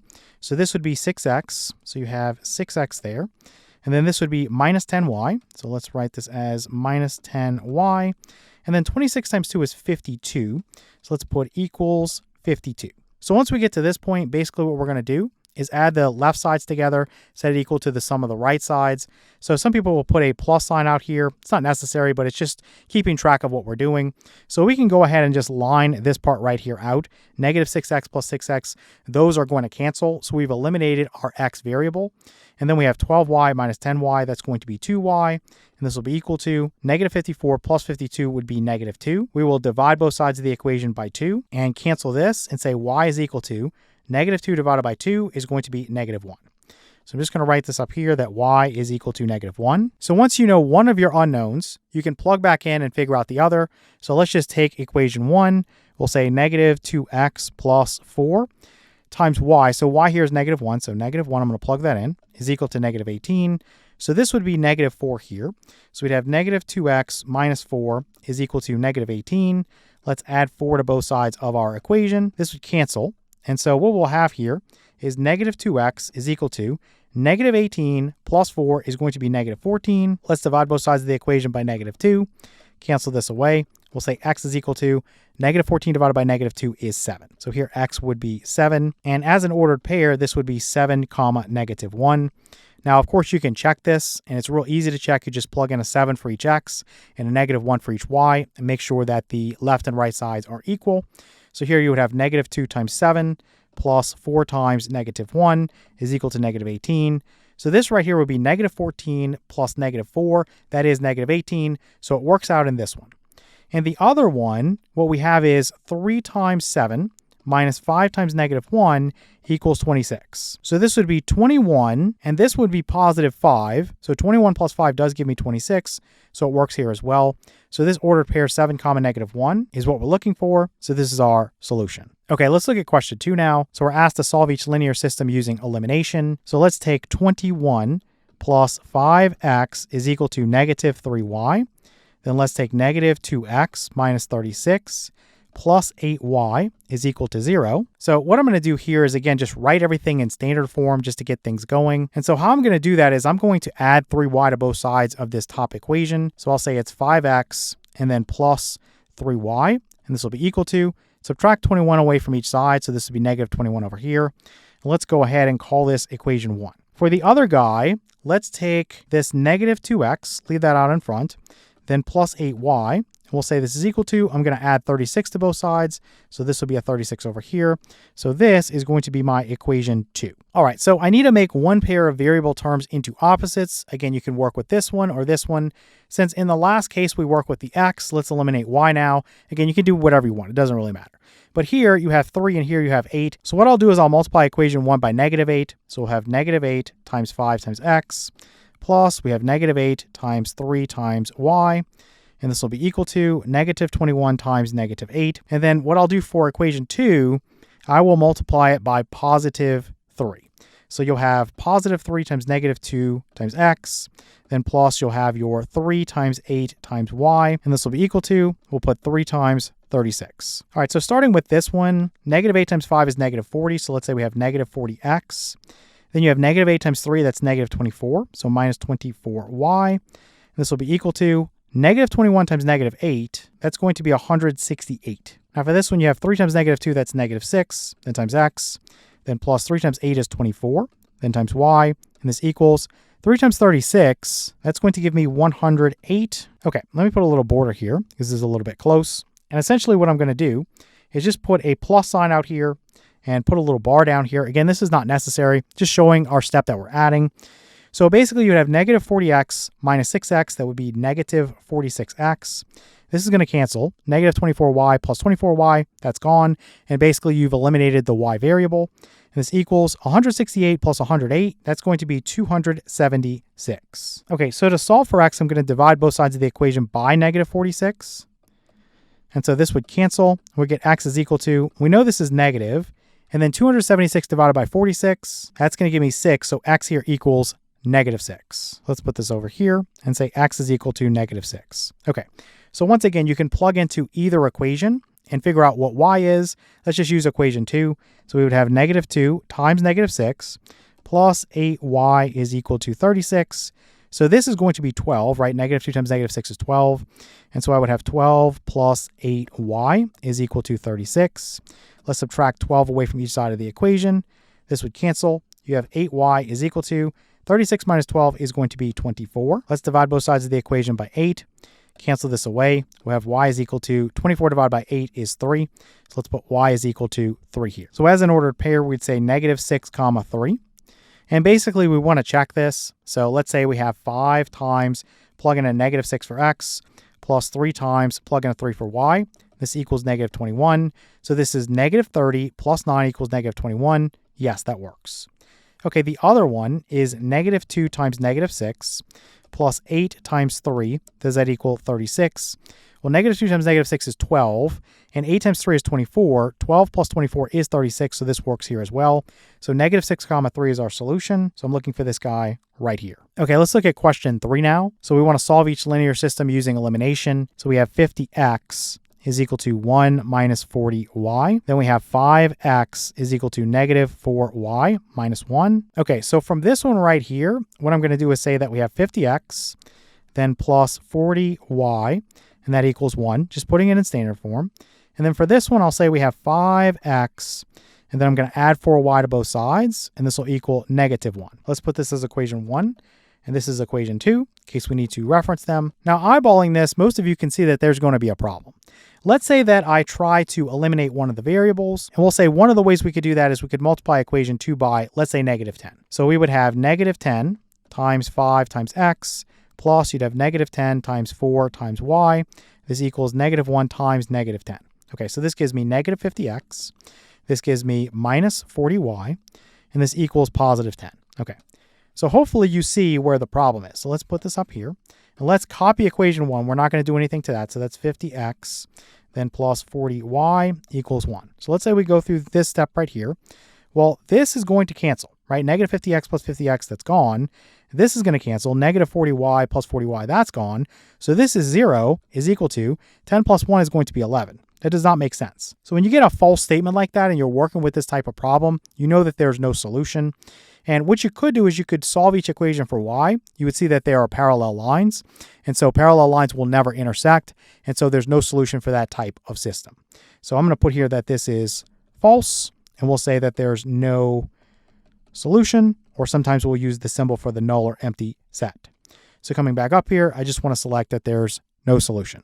All right, let's take a look at our quiz.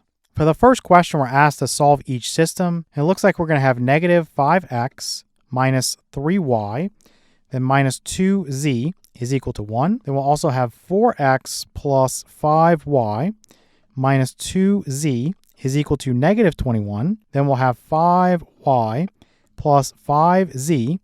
And I'm just going to put this in standard form now. I'm going to add 4x to both sides. Let me slide this down here. So I'll put 4x here, and then plus this 5y plus 5z. Again, I just added 4x to both sides. And this will be equal to negative 7. All right, so let's put this as 1. Let's put this as 2. Let's put this as 3, just for reference sake. Now, the idea here is that you have a lot of different strategies you could use to solve this type of system. But what I'm going to choose to do is pick 2 equations to start. I'm just going to start with 1 and 2. And I'm going to eliminate one of the variables. Doesn't matter what it is. If I look at it, it looks like z is pretty easy to eliminate. So I'm going to eliminate z. Then I'm going to pick 2 other equations. I'm just going to pick 2 and 3. And then I'm going to eliminate that same variable. So that's going to give me a linear system in 2 variables. I'm going to solve that. So I'll have 2 unknowns. Then I'm going to plug those back into one of the original equations, and I'll find the final unknown. So that's what we're going to do. Okay, so from equation 1 and 2, I can leave equation 1 alone. So I can just have negative 5x minus 3y minus 2z is equal to 1. And then for equation 2, I'm going to multiply it by negative 1 so that I can have an opposite coefficient here.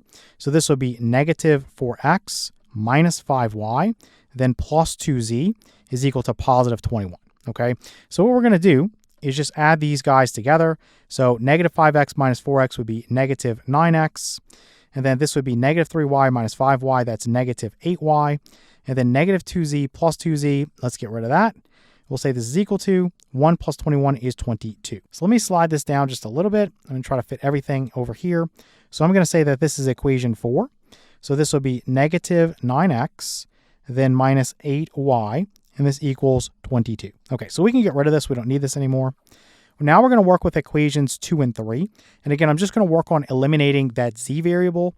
Now here it's a little bit more complicated because you have negative 2 and you have positive 5. So we would multiply. Let me do this the long way. So 4 times 5 times x plus 5 times y minus 2 times 5 times z is equal to negative 21 times 5. So I just multiplied everything by 5. So this is going to be 20x plus 25y, then minus 10z is equal to, this would be negative 105. And then let's look at this equation 3. Again, I'm going to multiply everything here by positive 2. So I think we just do this mentally. This would be 8x plus 10y, then plus 10z is equal to negative 14. So again, I just multiplied everything by 2. So that's how we got this. So now I'm just going to add, and basically 20x plus 8x would be 28x, and then plus 25y plus 10y would be 35y. These are going to cancel, so let me show that as canceling. So this equals negative 105 minus 14. That's going to give me negative 119. Okay, so let's write this as equation 5. So we have 28x plus 35y is equal to negative 119. So to solve this system, you can use elimination or substitution, whatever you want to use. I'm just going to use substitution. I think it would be a little bit faster here. So I'm going to solve this equation 4 for x. So negative 9x is equal to, I'm going to add 8y to both sides. So you'd have 8y plus 22 here. And so from here, I'm just going to divide everything by negative 9, just so I can get x by itself. And let's see what that gives me. This cancels. And so I'm going to say that x is equal to negative 8/9 times y, and then minus 22 over 9. Okay, so I am going to plug in for x in this equation right here. So I'm going to take this expression right here and plug that in right there. That's all I'm going to do, because that's what x is equal to. So I'll say 28 times, we'll go negative 8/9 times y minus 22/9. Let's close that down. And let me actually slide this over just a little bit. So then plus 35y is equal to negative 119. So 28 times negative 8 would be negative 224. Then times y, this is over 9. Then minus 28 times 22, that's going to be 616. Then over 9. Then plus, you have your 35y. This equals negative 119. Now here's one where I would definitely take the time to clear the fractions. I know the numbers are going to be really big that we're working with, but hopefully you're using a calculator, so it's not too bad. So multiply everything here by 9. So these denominators are going to cancel. So negative 224y, then minus 616, then plus 35 times 9. That's going to give me 315, and then times y. And this equals, we'll have negative 119 times 9, which would be negative 1,071. We have negative 224y plus 315y. That's going to give me 91y. And then we have minus 616, and this equals negative 1,071. Let's add 616 to both sides of our equation. And so this would cancel. You'll have 91y is equal to negative 1,071 plus 616. That's going to give me negative 455. And I'm going to divide both sides of the equation by 91. So this would cancel. You get y is equal to, this is negative 455 divided by 91. That's going to give me 5. So y equals negative 5. Okay, coming back up here, we'll just say y equals negative 5. And now we can just plug in and figure out what is x. So basically, let's just take equation 1. You could use equation 2. It doesn't matter. So negative 9x minus 8 times negative 5. Just plug in a negative 5 for that y there. This equals 22. So negative 8 times negative 5 is 40. So let me just put plus 40 here. So plus 40. And actually, I'm just going to subtract it away from each side. So let me just get rid of it from over there. 22 minus 40, that's going to be negative 18.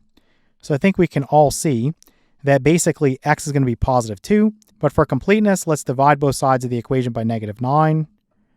This would cancel. You're going to get x is equal to negative 18 divided by negative 9 is positive 2. So we'd have x is equal to 2. Let's write this as the ordered pair 2 comma negative 5. Now you could take the time to check this, but I'm just going to check it all in the end. I think it would be a waste to check it here and then check it again. So I'm just going to grab this. I'm going to come back up here. And so this is my x and this is my y. I just need to figure out what z is.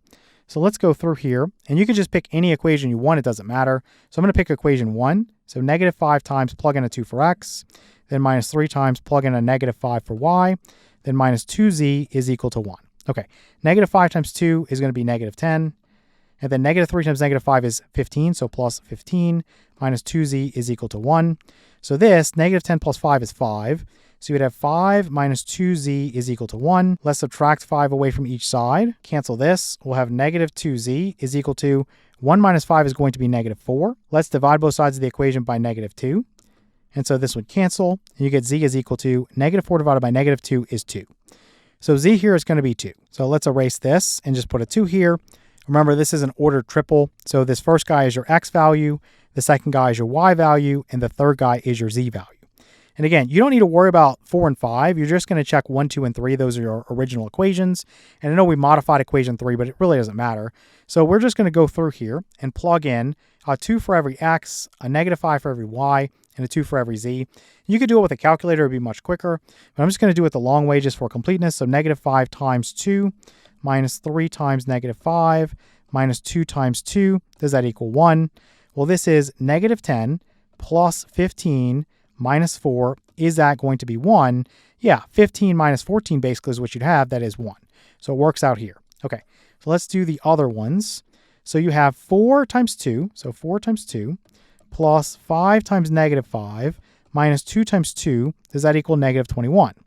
Well, let's see. This is going to be 8, and then minus 25, and then minus 4 is at negative 21. Well, this would be negative 29 plus 8. Yeah, that's going to be negative 21, so that works out. Then we have 4 times x is 2, plus 5 times y is negative 5, plus 5 times 2, and this equals negative 7.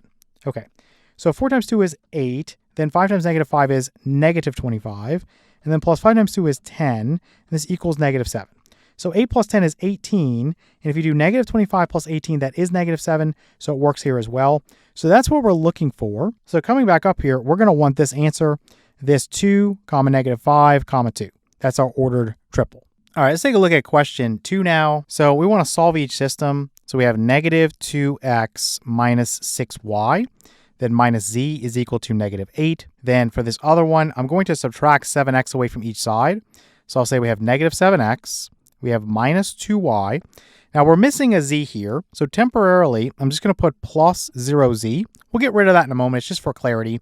And then this equals, we'll have negative 16 over here. Then on this one, I'm missing my x. So I'm just going to do the same thing and put 0x here. Again, we'll get rid of that in a moment. It's just for things to line up for right now. Then we have minus 6y. I'm going to add 2z to both sides, so plus 2z. And this will be equal to negative 10. So sometimes you see these scenarios in your textbook where you're missing variables from your system. So here you're missing a z, and here you're missing an x. So this actually makes it a little bit easier for you, or I would say it just gives you less work to do. So I'm just going to label these equations as 1, 2, and 3, and I'm going to eliminate the z variable, okay? And you'll see where I'm going with this. Let's just write this one here.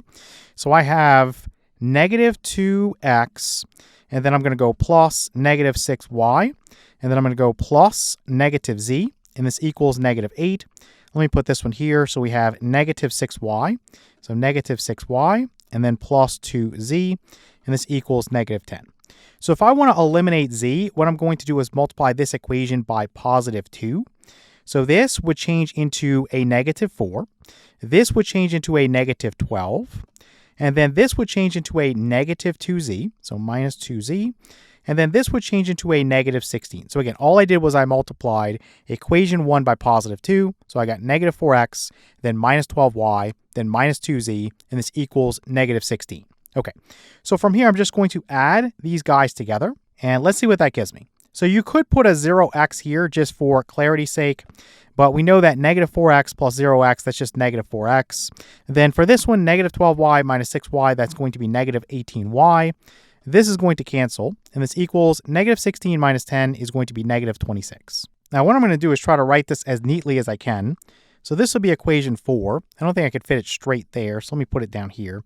So this is negative 4x minus 18y is equal to negative 26. So we used equation 1 and equation 3 for that. Now, if you look at equation 2, it does not have a z in it. So what I can do is just use that. I'm just going to copy equation 2 over here and say this is negative 7x minus 2y is equal to negative 16. So this is the system that I'm going to solve. I just need to figure out what is x and what is y. And again, I can plug those back into any original equation. Well, it has to have z, obviously, but any of these equations, either 1 or 3, and figure out what is z, okay? So I'm going to come over here and say I have negative 4x minus 18y is equal to negative 26.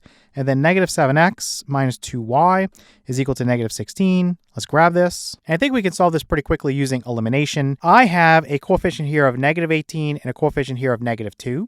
So I can multiply everything by negative 9 in terms of this bottom equation. So that would give me, let me go negative 7 times negative 9 times x.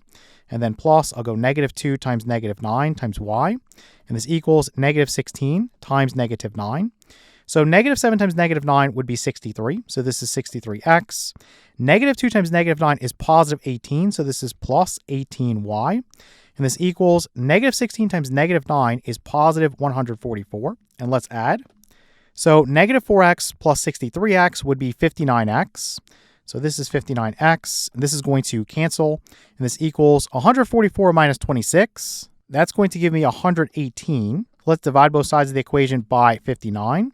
Cancel this and say x is equal to 118 divided by 59 is 2. So coming back up here, I know at this point that x is equal to 2. Okay, so if I want to figure out what y is, then I could plug in to either of these equations here. So let's just pick equation 2. I'll have negative 7 times plug in a 2 for x, and then minus 2y is equal to negative 16. Let me shove this over here. So this would be negative 14 minus 2y is equal to negative 16. And then from here, I'm going to add 14 to both sides of my equation. This cancels. Let me move this over here. So negative 2y is equal to negative 2. Divide both sides of the equation by negative 2. And let me cancel this and say y is equal to negative 2 over negative 2 is positive 1. So I'll say y is equal to 1. So let me just move this up here. And I'll just set up my order triple. And I'll say this is 2, 1, I still need something for z. And I need to plug into either 1 or 3 because, again, I can't plug in a 2 because there is no z there. Okay, so that's obvious. So I can choose equation 3. It's a little bit easier to work with. I'm just going to plug in a 1 for y there. So that's negative 6 times 1, which is just negative 6, plus 2z is equal to negative 10. And what we can do here is add 6 to both sides of our equation. Cancel that away. We'll say that we have 2z is equal to negative 4. Divide both sides of the equation by 2. This cancels. You get z is equal to negative 2. Okay, negative 4 over 2 is negative 2. So let's put a negative 2 there. And I'll physically write that z is equal to negative 2. Okay. So now all that's really left is to check this. Again, you can check this on the other page or you can check it here. It's really up to you. I'm just going to check it here for quickness. So everywhere there's an x, I'm going to plug in a 2. Everywhere there's a y, I'm going to plug in a 1. And everywhere there's a z, I'm going to plug in a negative 2. So here it would be negative 2 times 2 minus 6 times 1, then minus a negative 2. So be real careful. You have a minus and then a negative 2. So minus negative 2. This equals negative 8. Okay, so here this is going to be negative 4, then minus 6, then plus 2 is equal to negative 8. Well, this would be negative 10 plus 2 is negative 8, so it works there. All right, let's look at the next one. So we are looking at negative 7 times 2, then minus 2 times 1. There is no z there, so this should equal negative 16. And let's see, let me make this 6 better. So this is going to be negative 14, and this 7 looks terrible, so let me fix that. This is negative 14, and then minus 2, does that equal negative 16? Yes, it does. Okay, so let's get rid of this, and let's move on to the next one. So negative 6 times 1 plus 2 times negative 2, does that equal negative 10? This is negative 6 plus negative 4, is that equal to negative 10? Yes, it is. So this is the solution we're looking for. So coming back here, we want this 2, 1, negative 2.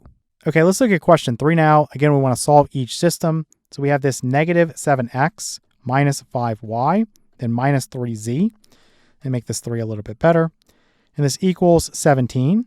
Then we have negative x. I'm going to subtract 7y away from each side, so minus 7y.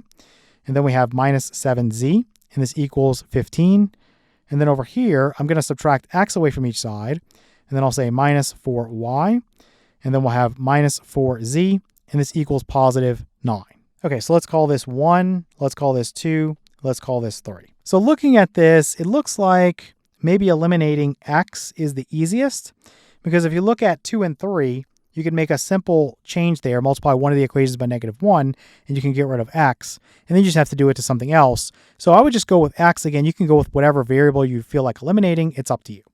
So I'm just going to multiply equation 2 by negative 1. This would be x plus 7y plus 7z is equal to negative 15. So I just multiplied everything by negative 1. So essentially just changing the sign of everything. That's all multiplying by negative 1 does. Then we're going to have this negative x minus 4y minus 4z is equal to 9. So let's add these guys together. All right, so we have x minus x, that's going to cancel. Then 7y minus 4y is going to be 3y. Then 7z minus 4z is going to be 3z. And this equals negative 15 plus 9 is going to be negative 6. Now, if you want, you can go through and make this equation simpler, because you'll notice that everything here is divisible by 3. So what I'm going to do is go ahead and divide everything by 3, put it in a simpler form. So I'll say this equation 4 is going to be y, because 3 over 3 is 1, plus z, because again, 3 over 3 is 1. and this equals negative 6 divided by 3 is negative 2. Okay, so that's just a little bit easier to work with. So now what I need to do is eliminate x from this guy and another guy. Doesn't matter which one. Let's just choose 1 and 3. I think that would be the quickest. So let's go negative 7x minus 5y minus 3z is equal to 17. Then for this one, we're going to multiply everything by negative 7. So let's go negative x times negative 7. Then I'll go plus negative 4 times negative 7 times y. And then I'll go plus negative 4 times negative 7 times z. And this equals, let me slide this down a little bit. You'll have 9 times negative 7. Okay, so this is 7x, and then this is plus 28y, and this is plus 28z, and then this will be equal to negative 63. Okay, so let's add these guys together, see what we get. So this would cancel. Negative 5y plus 28y is 23y. Negative 3z plus 28z is going to be plus 25z. This equals 17 minus 63. That's going to be negative 46. Okay, so let's put this as equation 5. So basically, equation 4 and equation 5, you have a linear system with y and z. So that's what I'm going to work with here.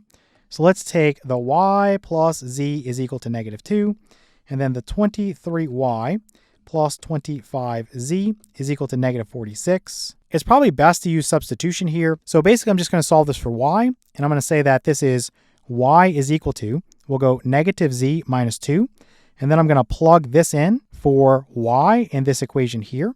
So you'd have 23 times the quantity negative z minus 2, then plus 25z is equal to negative 46. So 23 times negative z would be negative 23z. Then 23 times negative 2 would be negative 46. Then plus 25z is equal to negative 46. Now we know if we see the same thing on each side of an equation, we can get rid of it. Negative 46 and negative 46, you can cancel it away because if I added 46 to both sides of the equation, basically it would be 0, right? But I want to write a physical 0 there. That's very important. And so negative 23z plus 25z would be 2z. So you get 2z equals 0. Divide both sides of the equation by 2. This cancels. You get z is equal to 0 over 2 is 0. So I'm just going to plug into this equation here. So y plus 0 equals negative 2. And so y is equal to negative 2. So I know now that y is equal to negative 2. We'll come back up here. You can actually get rid of 4 and 5. You don't need them anymore. And basically, I'm just going to paste this in. And so let's make our order triple here. So it's a blank for x. Then we know y is negative 2. And we know z is 0. Okay. So I'm just going to plug into any of the original equations. It doesn't matter. I'm going to choose 3 because it looks like it's the easiest. And basically, I'm going to try to figure out what x is. So negative x and then minus 4 times negative 2 and then minus 4 times 0 is equal to 9. So this would be positive 8 here, and this would be gone, right? 0 times anything is 0. So you get rid of that. That's going to be 0. So this would be negative x plus 8 is equal to 9. You can subtract 8 away from each side of the equation, and you can cancel that away. Let me just write this over here. You'd have negative x is equal to basically positive 1. Multiply both sides by negative 1 or divide both sides by negative 1, and you're basically going to get, let me just divide both sides by negative 1 here so nobody's lost.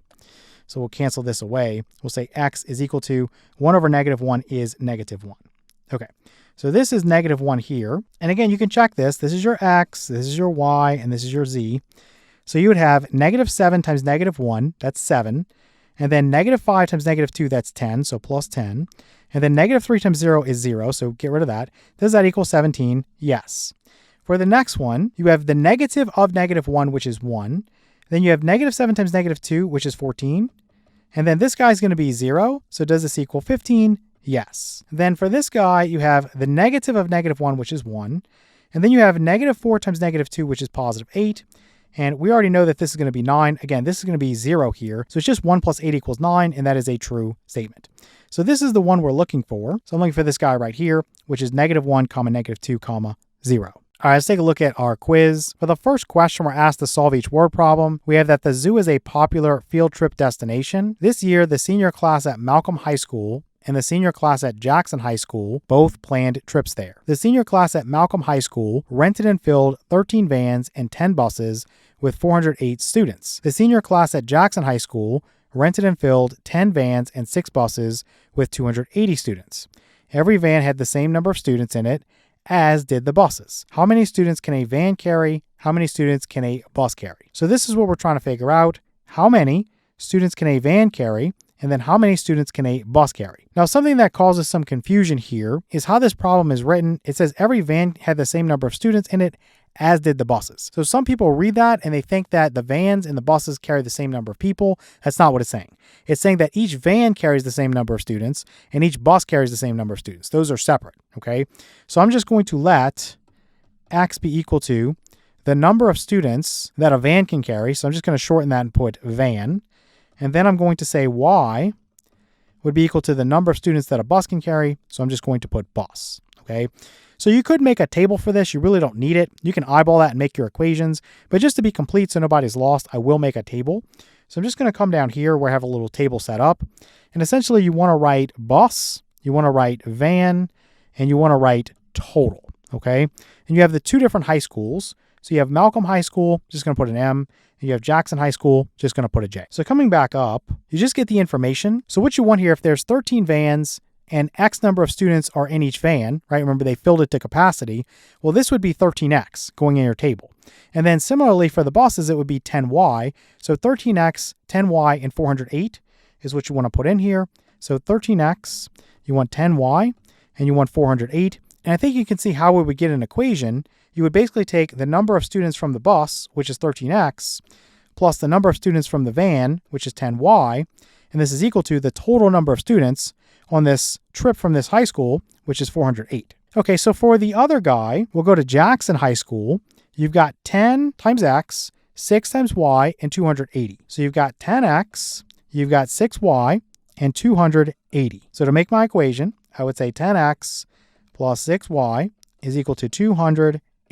Okay, so this system can be solved with elimination. It can be solved with substitution. It's going to be tedious either way. I think maybe let's go with elimination. Might be a little bit quicker. So let's go through here and think about what would we need to do to make one pair of variable terms into opposites. Well, first and foremost, I could make this equation simpler. So let's start by doing that so we have smaller coefficients to work with. So I'm just going to divide everything by 2 here.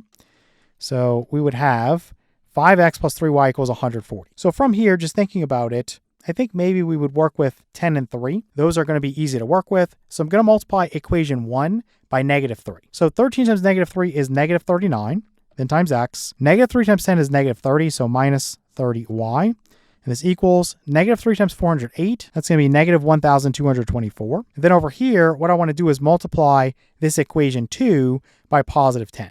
So this would be 50x. This would be plus 30y, and this would be equal to, this would be 1,400. Okay, so let's add the left sides, set this equal to the sum of the right sides. So we know this would cancel. Negative 39x plus 50x would be positive 11x. This equals negative 1,224 plus 1,400. That's going to give me 176. Let's divide both sides of the equation by 11. This would cancel. You're going to get x is equal to 176 divided by 11 is going to be 16. So here, x is 16. So what's y going to be? Let's use equation 2. It's a little bit easier. You'd have 5 times 16, which is 80, plus 3y is equal to 140. Let's make this 3 a little bit better. Let's subtract 80 away from each side of the equation. This cancels. We get 3y is equal to 140 minus 80 is going to be 60. Let's divide both sides of the equation by 3. So this would cancel. You're going to get y is equal to 60 divided by 3 is 20. So y here is 20.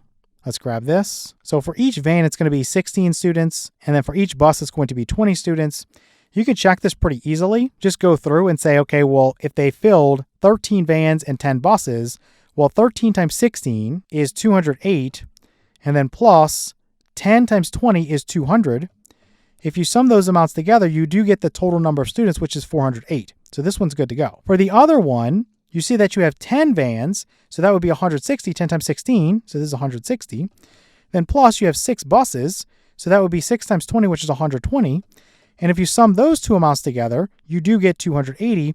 So it works out in each situation. So each van had 16 students, that's what it can carry, and each bus is going to be able to carry 20 students. All right, let's take a look at question 2 now.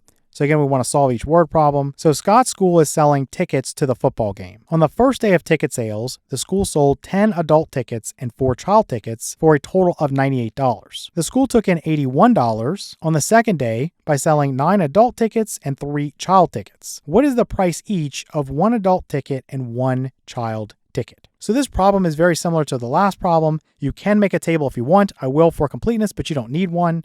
Essentially, you want to figure out what is the price of 1 adult ticket. Let me highlight this. So what is the price of 1 adult ticket and 1 child ticket? So we'll let X be equal to the price of an adult ticket. I'm just going to put adult there. And then we'll say Y is going to be equal to the price of a child ticket. I'll just put child there. And then for your table, remember, you're going to have a first day. So let me just put first. And you're going to have a second day. So those are your 2 scenarios. And then basically you have your adult, then you have your child, and then you have your total, which means your total revenue. Remember, we're told that what happens is they sell 10 adult tickets and they're X dollars each. So the amount of money generated is 10 times X. Then they sold 4 child tickets and it's Y dollars each. So the amount of money generated from that is 4Y. So if you do 10X plus 4Y, you get 98, which is the total revenue from that day. So coming down here, I just want to put 10X, 4Y, and then 98. You've got $81 for the total revenue, and this is 9 adult tickets, so 9X, and 3 child tickets, so 3Y.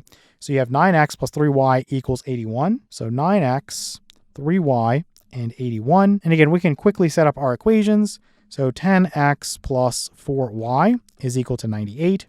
And then 9X plus 3Y, let me make this 3 better, is equal to 81. So let's put this as 1. Let's put this as 2. Okay, so for equation 2, I am going to actually divide everything by 3.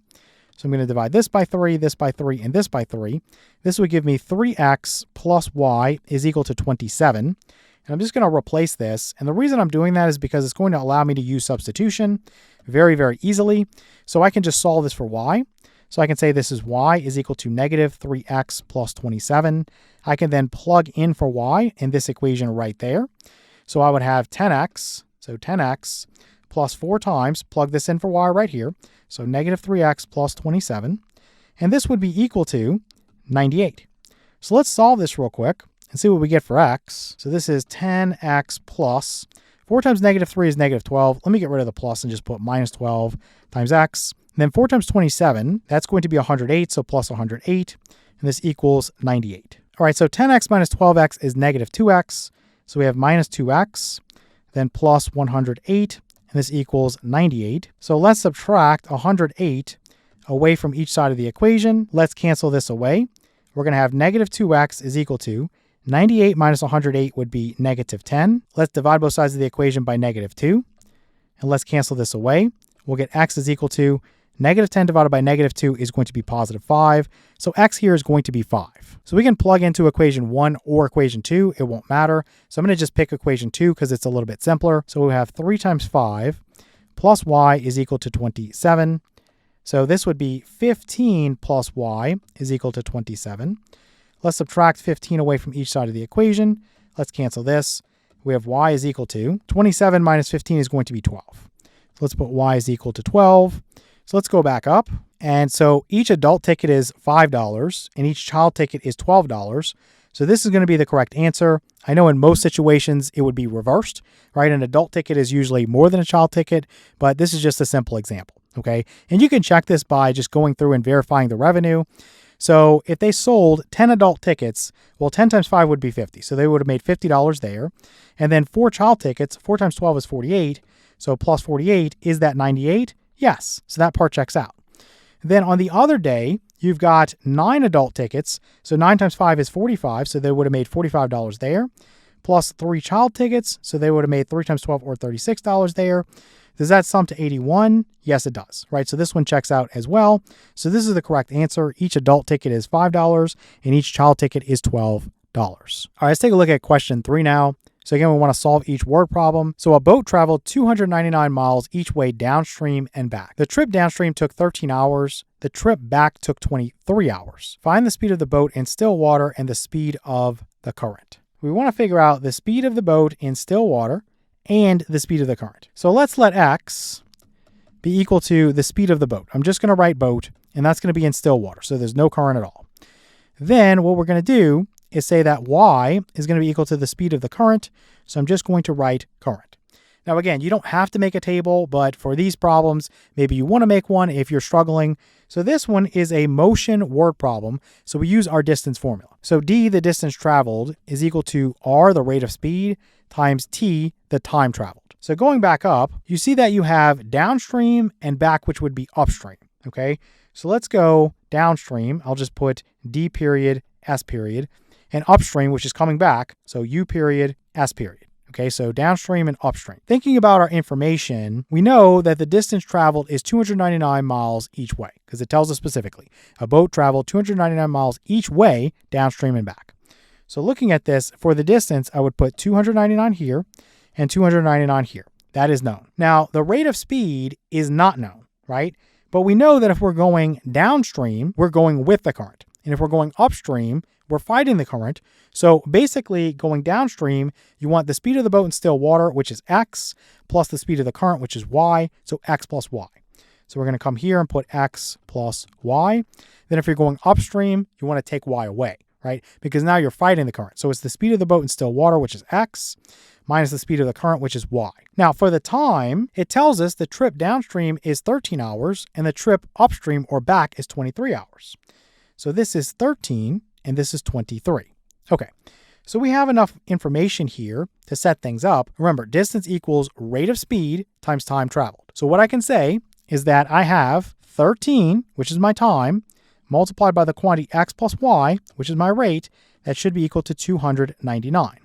Then for this other one, I have 23, which is my time, multiplied by my rate, which is x minus y, this quantity, and this equals 299. Okay, so let's call this equation 1 and this equation 2. Now you could use the distributive property here to clean up, but it's actually quicker. If you check this on your calculator, you'll see that 299 divided by 13 is going to actually give you 23. So what I'm going to do here is divide both sides of the equation by 13. And I'll just say this is going to be a simpler form. This will cancel. And you'll have 299 over 13, again, is 23. So basically, it's x plus y is equal to 23. And I'm just going to replace this, so we're not dealing with something that's too difficult. Let's make it as simple as possible. So this is x plus y is equal to 23. Now, similarly, if you go through and divide both sides of the equation here by 23, what's going to happen is 299 divided by 23 is going to be 13. So we'll put a 13 here, and we'll get rid of this from here. And let's drop these parentheses. They're no longer needed. Let's move this over here. For this one, you could use substitution or you could use elimination. I would argue that elimination is probably faster here because you already have this set up. So if I add the left sides together, x plus x is 2x.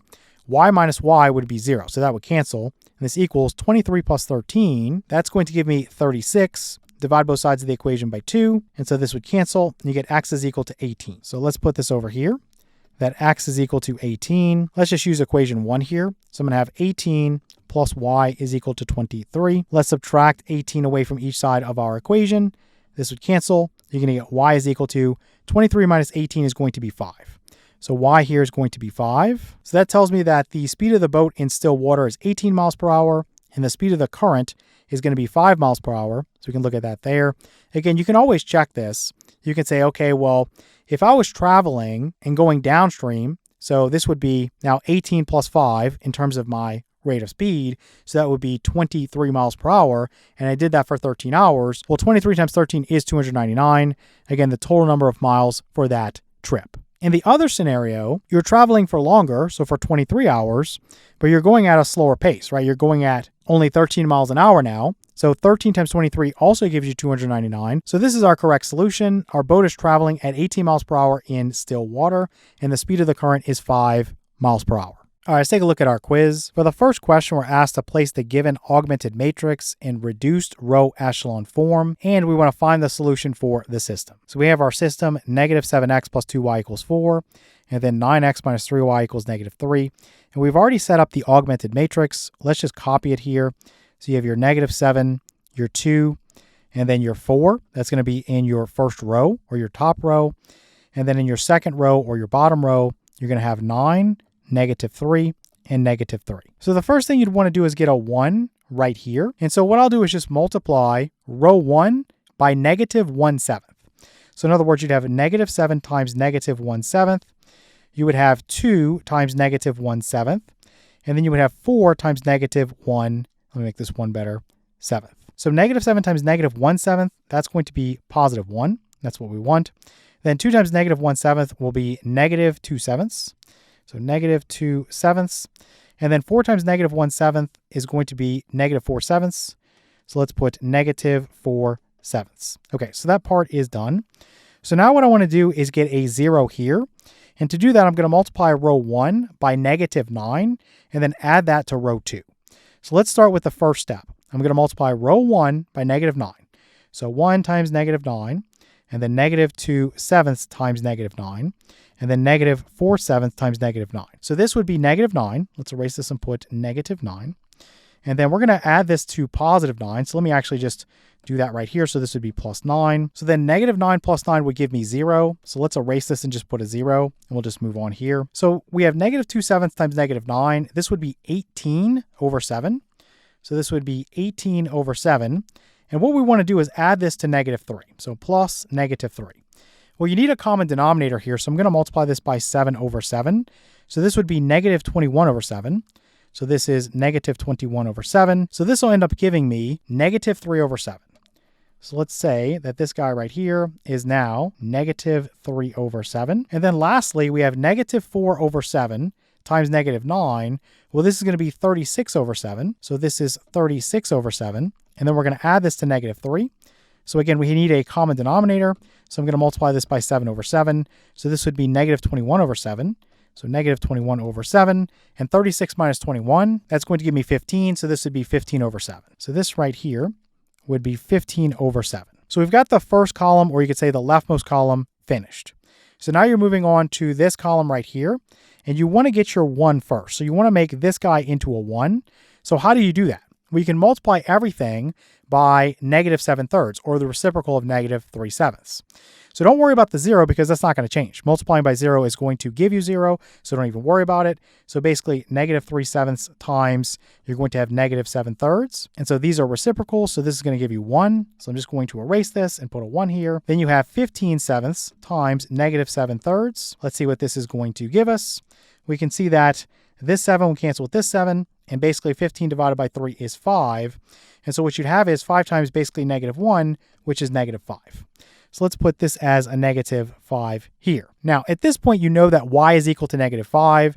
So you could go back and substitute and figure out what x is, but the problem told us to find this using reduced row echelon form. Right now we have row echelon form, so we want to go a little bit further. So what I'm going to do is change this guy into a 0. And to do that, I'm going to multiply row 2 by positive 2/7 and add the result to row 1. Now, I don't have to worry about these entries here because if I multiply by 0, I get 0. And then if I add 0 to something, it's not going to change. So basically, this guy right here, you can just erase it and put a 0. And this guy right here, I would multiply negative 5 times your 2/7. And then that would give me negative 10/7. And I would add this result to this negative 4/7. Let me drag this over here. So plus negative 4/7. This is going to give me negative 10 plus negative 4 is negative 14. So negative 14 over 7, which is negative 2. So you can erase this and put a negative 2 here. So essentially we've found our reduced row echelon form. And we can say that this system here is 1x plus 0y is equal to negative 2. Or we would just say that x basically is negative 2. Let me make this negative a little bit better. And then this one is 0x plus 1y is equal to negative 5. So y is just equal to negative 5. So we could say as an ordered pair, this is negative 2 comma negative 5. So coming back up here, this is negative 2 comma negative 5. Again, you can always check to verify that you got the right answer. If you have negative 7 times negative 2 plus 2 times negative 5, does this equal 4? Well, this is 14.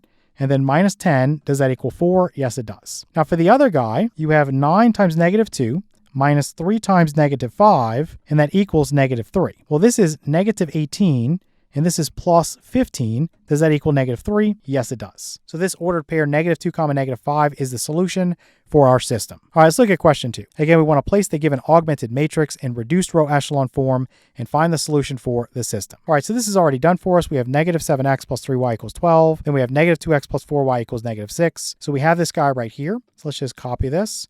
So negative 7 3, and then you have your 12 here, and then you have your -2, your 4, and then -6. And the first thing I'm going to actually do is swap row 1 and row 2. Remember, that's legal. So I'm just going to say that this is -2, 4, and -6 here. Let me put my vertical bar. And then you have -7, 3, and 12. And then to get a 1 right here, I can just multiply everything by -1/2. So -1/2 times -2 would be 1. So this is 1.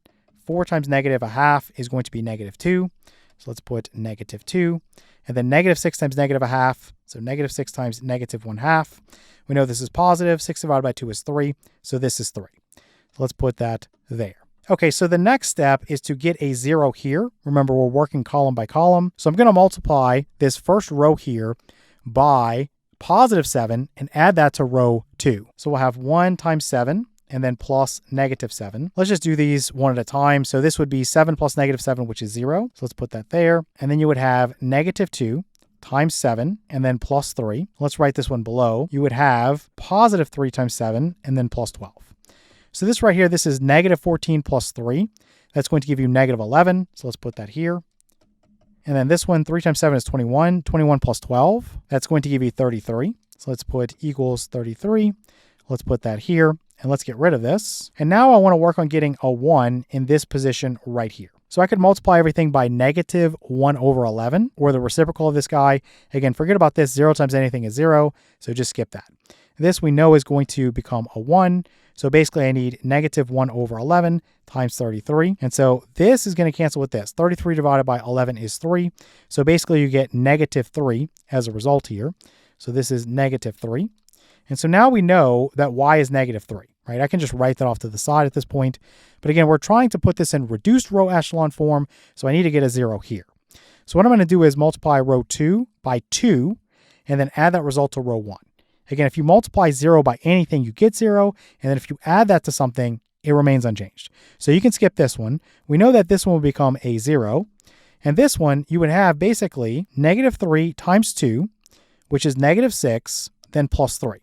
So -6 plus 3 is going to give you -3. So this would be -3. So it looks like the solution for our system is going to be the ordered pair -3, -3. So let's go back up. Let's grab this answer right here. And again, you can check it. So we can say -7 times -3 plus 3 times -3 is equal to 12. So this is 21 minus 9 is equal to 12. So this checks out. Then for the other one, we have -2 times -3 plus 4 times -3. And this equals -6. So this is 6 minus 12 equals -6. So yeah, that works out as well. All right, let's take a look at question 3. So again, we want to place the given augmented matrix in reduced row echelon form and find the solution for the system. So we have this 5x plus 9y equals -18. And then we have -8x minus 5y equals 10. So again, you have your 5, your 9, and your -18 for row 1. And then for row 2, you have -8, -5, and 10. So let's just copy this. So we've got 5, you've got 9, and then you've got -18, and then you've got -8, you've got -5, and then you've got 10. So the first thing I'm going to do is make this position right here into a 1. So I'm going to multiply everything by a fifth. So this would be a 1, this would be 9/5, and this would be -18/5. Then I'm going to get a 0 here. So I'm going to multiply everything in row 1 by +8, add that result to row 2. So I'm going to go 1 times 8 plus -8, and then I'm going to go 9/5 times 8 plus -5, and then we'll have -18/5. This is times 8, and then plus your 10. So for this one, we know 1 times 8 is 8, 8 plus -8 is 0. So we can just put that as a 0 there. So let's get rid of this so we have a little bit more room. I'll actually just slide this down now. And then for this one, 9/5 times 8, well, 8 times 9 is 72. So this would be 72/5 here. And then if we are adding -5, we need a common denominator. So let's put -5 times 5/5. So this would be -25/5. And what is 72 minus 25? Well, that's going to give me 47. So this would be 47/5. And so let's put that here. We would put 47/5. -18 times 8, that's going to give me -144. So let's say this is -144/5. And then plus, I'll multiply 10 by 5/5. So this is 50/5. -144 plus 50 would be -94. So let's say this is going to be -94/5. And so I'll put that right here. So -94/5. fifths, just like that. Let me make this 9 better. My next goal is to get a 1 here. So I'm going to multiply everything by 5 over 47. So I know that really I only have to concern myself with this one right here. So times negative 94 over 5. Let's get rid of this and put this as a 1. And so what would this be? This would cancel. And so 94 divided by 47 is going to be 2. And I know it would be negative, so this would basically be negative 2. So let's put this here as negative 2. And at this point, I know that y is equal to negative 2. Okay, let's see if we can figure out what x is. Again, I need to make this into a 0. So I'm going to multiply row 2 by negative 9 fifths, add that result to row 1. So I know that this would be a 0. And basically, I would do negative 2 times negative 9 fifths, add that result to negative 18 fifths. And so that's going to give me what? This would be 18 fifths here. So this would be 18 fifths here. And if I add these two together, I get 0. So this is going to be 0. So your x value here is 0. So the ordered pair is 0, negative 2. So this is what I want right here, the 0, negative 2. So you can check this. So 5 times 0 plus 9 times negative 2. Let's make that better. Is that equal to negative 18? Yes. This would be 0. So you basically have 9 times negative 2, which is negative 18. So negative 18 equals negative 18. So yeah, that's correct. Then for the other one, we have negative 8 times 0. Might as well just mark that out now. Then minus 5 times, in this case, it's negative 2. Does this equal 10? Yes. Negative 5 times negative 2 is 10. So this works out. So 0, negative 2 is our solution for the system. All right, let's take a look at our quiz. For the first question, we're asked to place the given augmented matrix in reduced row echelon form and find the solution for the system. So what we have here is negative 6x minus 2y plus z equals negative 3. Then we have negative 6x plus y plus z equals 15. Then we have 4x plus 3y minus 3z equals 5. And you'll see that we've already set up our augmented matrix. So I'm just going to copy this so we can work with it. So for the first row, you're going to have negative 6, then negative 2, then 1, and then I'll have negative 3 over here. Let's put this as a little bit better. Let's close that down. For the second row, we have negative 6, we have 1, and then we have 15. And then for the third and final row, we have 4, we have 3, we have negative 3. Let me make this a little bit cleaner. And then we have 5. All right, so I'm just going to tell you in advance, this is going to be a very tedious process. We're going to go all the way with this thing. So 1's down the main diagonal and then 0's above and below. It would be a little bit quicker if you just do row echelon form. So 1's down the main diagonal and then 0's below. This would get you to a point where you could use substitution to figure out your answer. But just to get a lot of practice working with matrices, we're going to go all the way. All right, so the first thing I want to do is start in this leftmost column or this first column. And I want to get a 1 in this position here. So how can I do that? Well, I can multiply any row by the same non-zero real number. So for negative 6, what I do is multiply by the reciprocal, which is negative 1/6. This is going to give me 1. So let's erase this and just put a 1. And then I have to multiply everything in that row by negative 1/6. So let's just replace this and say this is going to be negative 2 times that. So this is going to cancel with this and put a 3 down here. And the negatives are going to cancel. So this would be 1/3. So let's put that in there. And then let's keep going. So we want this negative 1/6 to be multiplied by 1. So that's just negative 1/6. Don't need to do that one. And then we're going to multiply it by negative 3 to finish this up. And so the negatives would cancel. And then 6 divided by 3 is 2. So let's cancel this with this and put a 2 down there. So this is going to be positive 1/2. Okay, so from there, once you've got your 1 in this position here, you can use that to get a 0 here and a 0 here. And the way you're going to do that is you're going to multiply this top row by a number, and then you're going to add those results to this row here. Okay, so in other words, what do I need to make negative 6 into a 0? Well, I need to add positive 6. So how do I get a positive 6? Well, I need to multiply 1 by positive 6. So in other words, we're going to multiply this top row, or row 1, by 6. So 1 times 6 would give me 6. Then we're going to do 1/3 times 6. Let me do this a little bit better like this. So 1/3 times 6. And so this would cancel like this, and that's going to give me a 2. And then we would have negative 1/6 times 6. And so this right here would cancel, and you're going to have negative 1. And then the last one is 1/2, and we're multiplying that by 6. And so let me make this a little bit better. I keep writing it the wrong way. So let's do it like this. And let's cancel this with this and put a 3 there. Okay, so these numbers here, I'm just going to write them. So 6, then you're going to have 2, then you're going to have negative 1, and then you're going to have 3. These numbers here are going to be added to this row right here, okay? You don't want to change this row. You already have that 1 there, so you don't change that. You just leave it alone. So we're going to add 6 to negative 6. I'm going to get 0. Then I'm going to add 2 to 1. I'm going to get 3. Then I'm going to add negative 1 to 1. I'm going to get 0. And then I'm going to add 3 to 15. I'm going to get 18. Okay, so now we're done with that part. So the next thing that I want to do here is I want to take this 4, and again, I want to transform it into a 0. So I'm going to, again, use that 1 there and say, well, what do I need to add to 4 to get to 0? Well, I need negative 4. So I'm going to multiply row 1 by negative 4, and then I'm going to add the result to row 3. So I'm just going to say that I have 1 times negative 4, which is negative 4. Then I have 1/3 times negative 4, which is negative 4/3. And then I'll just write this down here. I have negative 1/6 times negative 4. This is going to give me, these are both negative, so I know I'm going to get a positive. This divided by 2 would be 3. This divided by 2 would be 2. So basically, you would get positive 2/3. And then the last one there would be 1/2 times negative 4. And this would, of course, just be negative 2. So what we'll do, let me erase these calculations. I'm just going to put negative 4. And then we're going to have negative 4/3. And then we're going to have 2/3. And then we're going to have negative 2. All right, so negative 4 plus 4 is going to be 0. And then negative 4/3 plus 3. Let's do that off to the side. So negative 4/3 plus 3. So you need a common denominator. So let's say that's going to be 9/3.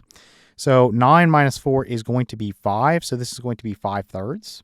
So let's put 5/3 there. And let's get rid of this and also this. So then you have 2/3. And then plus this negative 3. Again, you need a common denominator. So times 3 over 3. So this is minus 9/3. So like this. And so 2 minus 9 would be negative 7. So this right here would be negative. So negative 7/3. Okay, let's get rid of this and get rid of this. And then we're going to have negative 2 plus 5, which is going to give me positive 3. Okay. So the first column is done. So now we're going to move on to the second column. And again, you always want to get your 1 first. Okay, you get your 1, and then you use that 1 to get your zeros in that column. So what I'm going to do is multiply row 2 by 1/3. Remember, if you multiply by 0, you always get 0. So don't worry about this. It's just 3 times a third, which is going to be 1.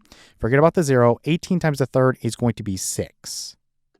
Okay, so now I'm going to use this 1 to get a 0 here and get a 0 here. Let's start with this top part. So I need something that when added to a third gives me 0, so that's negative 1/3.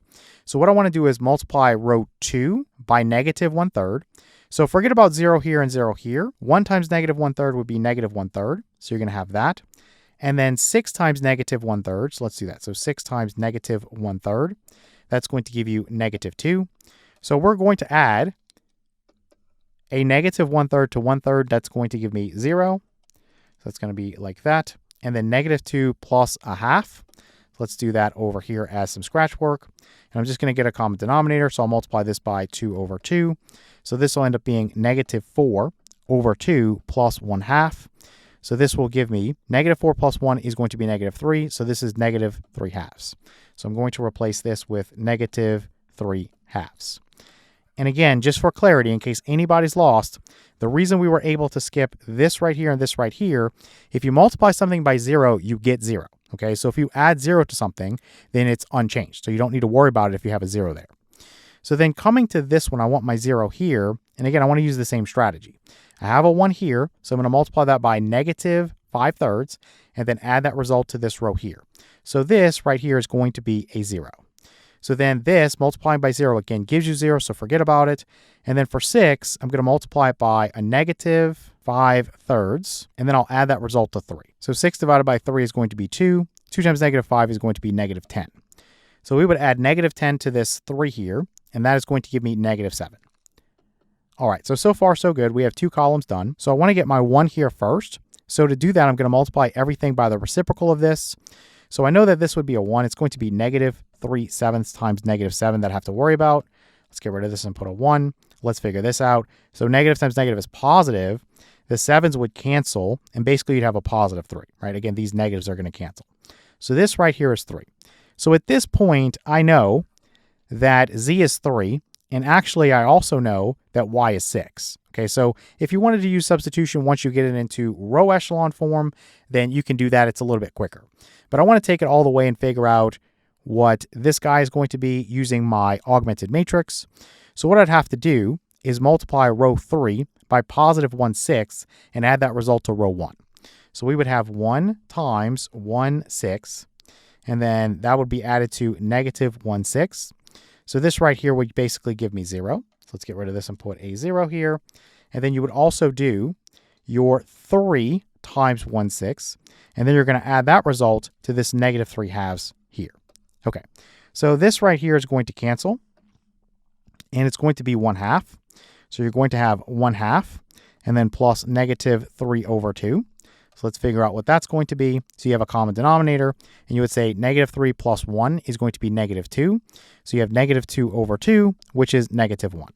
So this right here is negative 1, and we are finally done. I know it's a very tedious process, but as you move through algebra, you'll learn something called Cramer's rule, and this will be a little bit quicker for you in terms of getting your solution. Okay, so we're going to say that x is going to be negative 1. We're going to say that y is going to be positive 6, and we're going to say that z is going to equal positive 3. So as an ordered triple, it's negative 1, comma 6, comma 3. So we want this one right here. So negative 1, comma 6, comma 3. And we're going to go ahead and check this just to make sure we did not make a silly mistake. You should always check these, especially after you put all that work into it. So you're going to have negative 6 times negative 1 minus 2 times 6 plus 3 is equal to negative 3. Let me make this a little bit better. So let's go through it. Negative 6 times negative 1 is 6, and then minus 2 times 6 is 12, and then plus 3 is equal to negative 3. So this right here would be negative 6, then plus 3 is equal to negative 3. And let me make this 3 a little bit better. And so you end up with negative 3 equals negative 3. So for the first one, we have a check. All right, let's look at the second one. So we have negative 6 times x is negative 1, plus 6 for y, then plus for z, it's 3. This equals 15. So let's see, this would be positive 6, plus 6 is 12, plus 3 is 15, so this works as well. Then for the last one, we have 4 times negative 1, plus 3 times 6, minus 3 times 3, and this equals 5. So this is negative 4 plus 18 minus 9 is equal to 5. And so let's see, we have negative 4 minus 9, that's going to be negative 13. And negative 13 plus 18 is going to give me 5. So this is correct here. So this negative 1, comma 6, comma 3 is the correct solution. All right, let's take a look at question 2 now. So we want to place the given augmented matrix in reduced row echelon form and find the solution for the system. All right, so we have this 2x plus 5y minus 5z equals negative 25. We have our negative 6x plus 3y plus 4z equals 21. And then we have our 4x plus 3y plus 6z equals negative 29. All right, so the idea is our augmented matrix is already set up for us. Let's go ahead and just copy this. So we have 2, 5, negative 5, and then we'll have negative 25 over here. And then we'll have negative 6, we'll have 3, we'll have 4, and then we'll have 21. And then it looks like 4, 3, 6, and then negative 29. The first thing I always want to do is get a 1 in this position up here, and then use that 1 to get my zeros below. So how can I get a 1 in this position?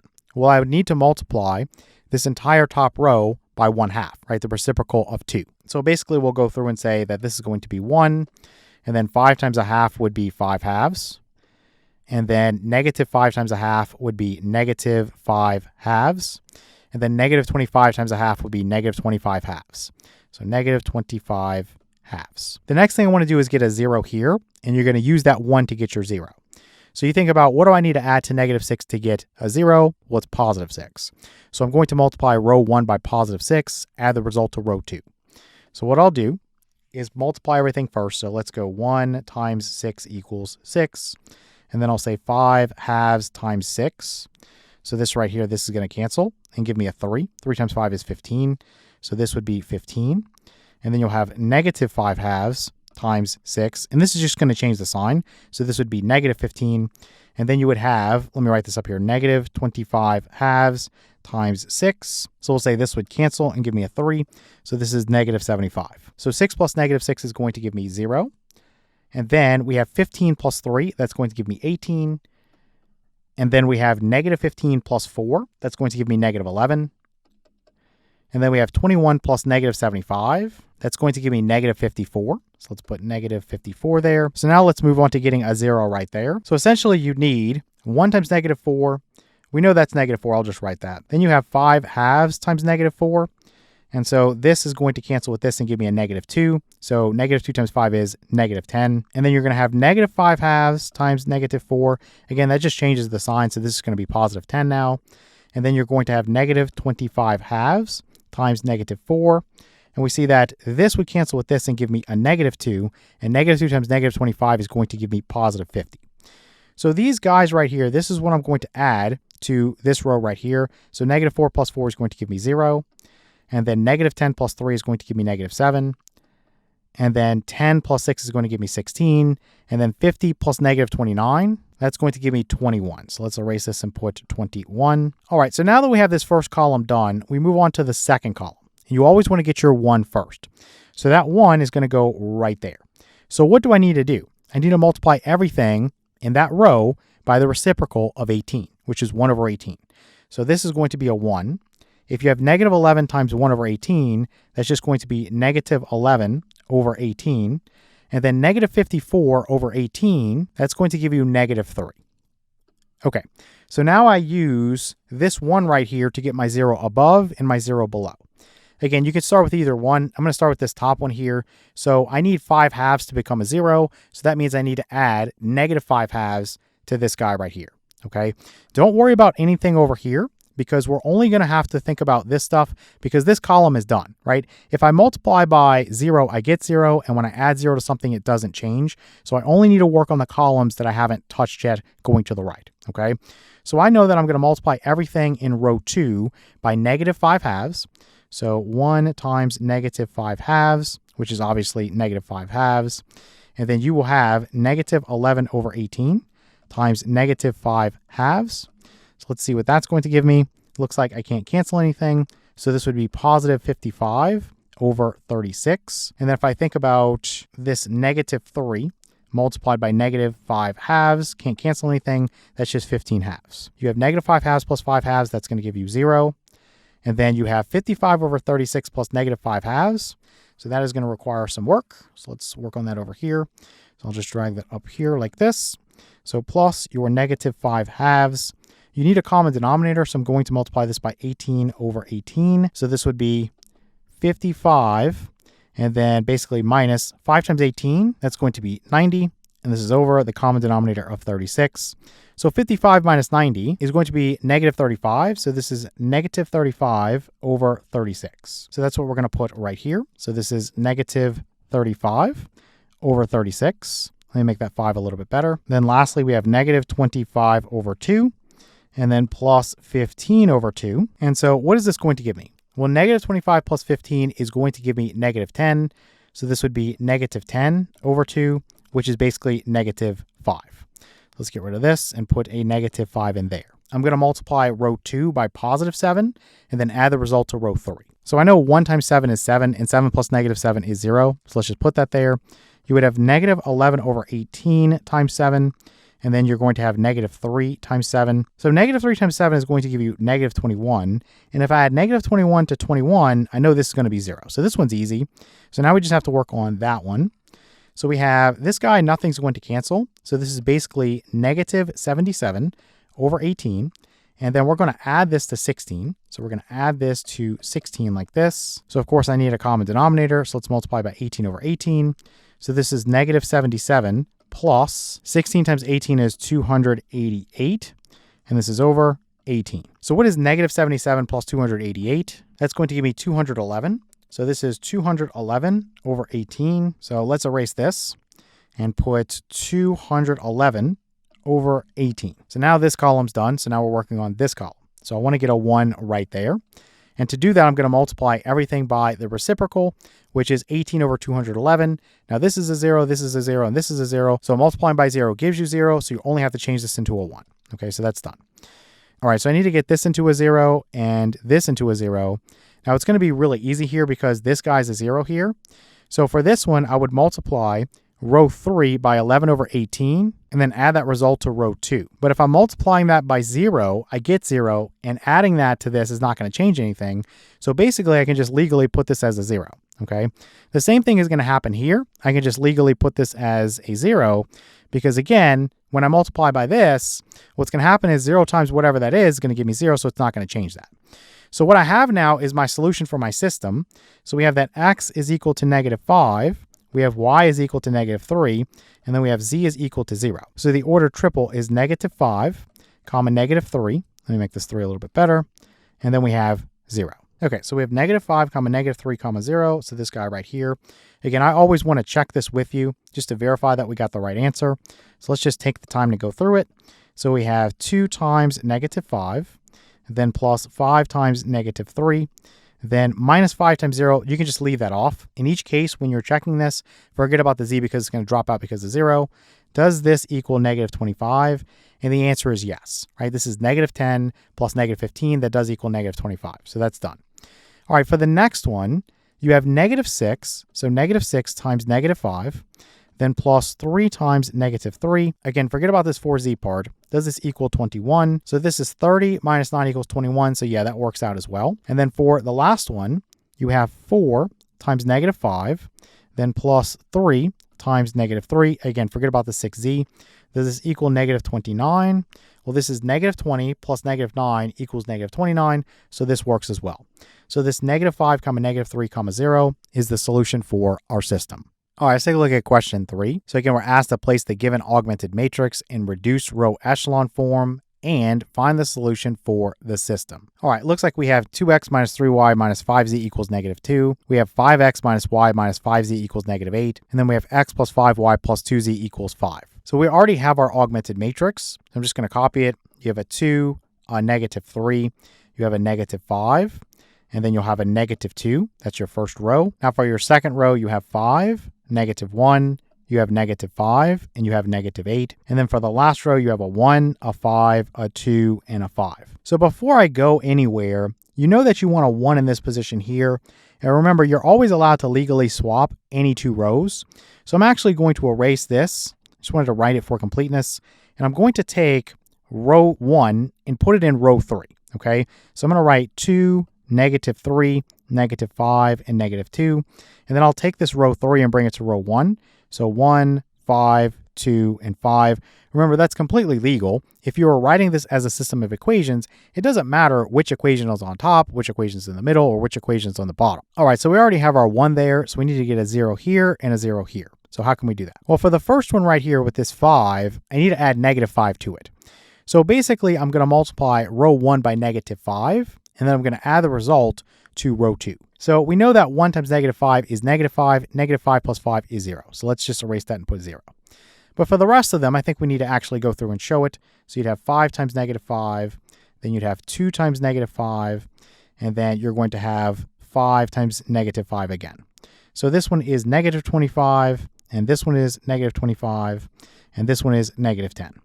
So -25 plus -1 is -26. So let's put -26 here. And then -10 plus -5 is -15. And then -25 plus -8, that's going to give you -33. So let's put -33 here. And now we need to do the same thing for this one. So I want this to be a 0. So again, I can multiply row 1 by -2, add that result to row 3. So we know this would be a 0. Let's get rid of that. And then we would do 5 times -2. We would do 2 times -2, and we would again do 5 times -2. So this is going to be -10. So -10. This right here would be -4. So -4. And this right here would be, again, -10.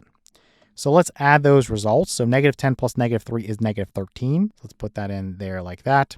-4 plus -5 is going to be -9. And then -10 plus -2 is going to be -12. Okay, let's get rid of this. So our first column is done. So now we move on to our second column, and we always want to get our 1 first. So we want to get a 1 there, and we'd basically multiply row 2 by the reciprocal of -26. So basically you want -1 over 26. Forget about this one. This one's going to be 1. We know that. So times -15, what would that give me? Well, I know that it's positive. 15 is 5 times 3, 26 is 13 times 2, so nothing I can really cancel. This is just 15 over 26. So let's erase this and put 15 over 26 like that. And then let's just erase this real quick. And we'll say this is -1 over 26 times -33. Again, this is going to be 3 times 11. Forget about the fact that it's negative. 26 is 2 times 13. So no common factors there other than 1. So this is just going to be 33 over 26. Let's get rid of this, and let's put 33 over 26. And we want to get a 0 here and a 0 here. So how are we going to do that? Well, we need to add negative 5 to this guy right here. So I'm going to multiply row 2 by negative 5, add the result to row 1. So forget about this one. This one's just going to be a 0. You need 15 over 26 times negative 5. And you need 33 over 26 times negative 5. So in each case, you're not going to have anything that's common. So you can't cancel anything. Let me slide this down a little bit. 15 times negative 5 is going to be negative 75. So this is negative 75 over 26. And then for this one, 33 times negative 5, that's going to be negative 165. Let me make that a little bit better.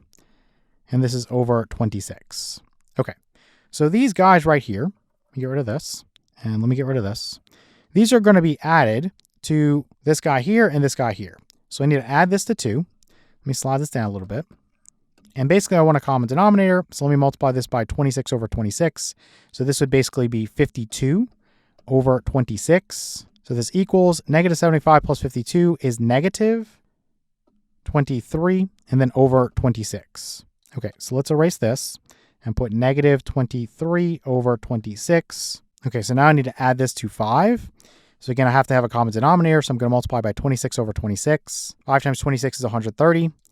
So essentially from here, negative 165 plus 130, that's going to be negative 35. And then this is going to be over 26. So let's erase this and put negative 35 over 26 like that. So now we want a 0 here. So I'm going to multiply row 2 by positive 13, add the result to row 3. So this we know would be 0 right here. And then you would have 15 over 26 times your 13. So this right here would cancel with this and give me a 2. So essentially what you have is 15 halves. So you would have 15 halves plus negative 9. So 15 halves plus negative 9. Let's write that as negative 18 over 2. And so this would end up giving me negative 18 plus 15 is negative 3. So negative 3 halves. So negative 3 halves. So let's put that right there. So this is negative 3 halves. All right, so lastly, we would do 33 over 26 times your 13. So then this would cancel here and give me 33 over 2. So 33 over 2 is what we're going to add to this negative 12. I'll say it's negative 24 over 2. And so basically 33 plus negative 24, that's going to give me 9. So this would be 9 halves, right? This is 9 halves.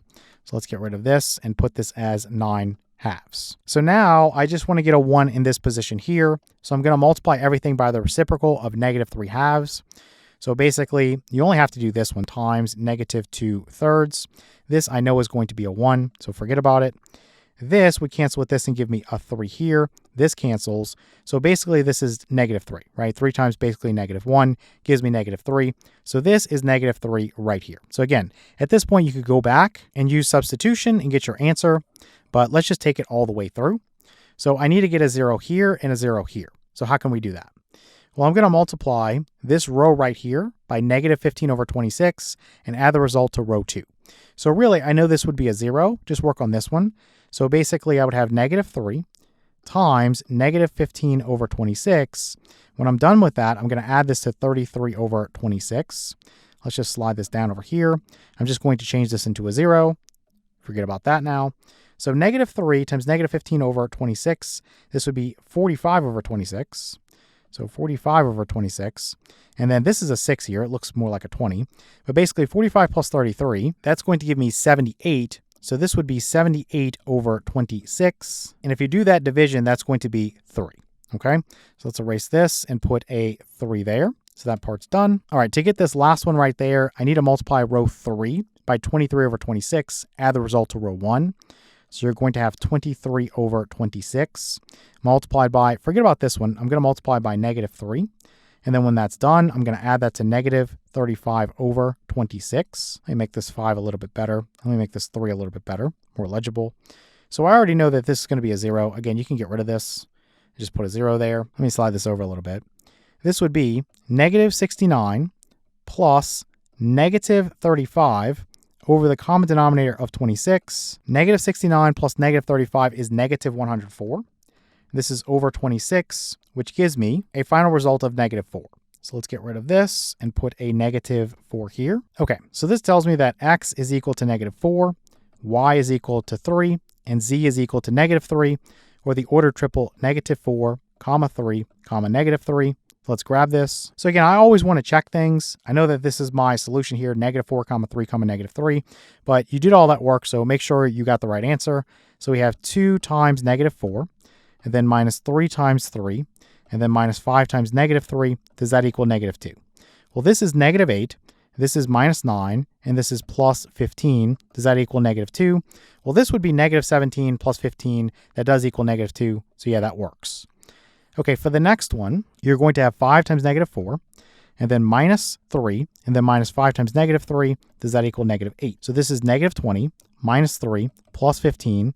Does that equal negative 8?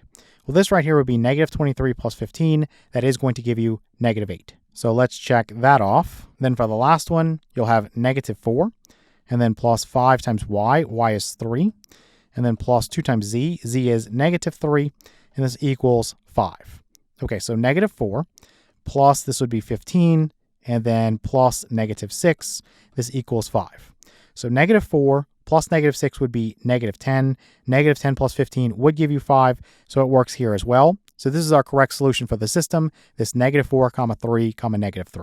All right, let's take a look at our quiz. For the first question, we're asked to match the graph to the correct system of linear inequalities. And just so we're clear on what the answers are going to look like, these are all in the form of ax plus by. Let's just use a less than as a stand-in for any inequality. And then let's say c here. Okay, so this is what it needs to look like. So let's come back up and let's start working on this. I'm going to start with this piece right here. So basically my y-intercept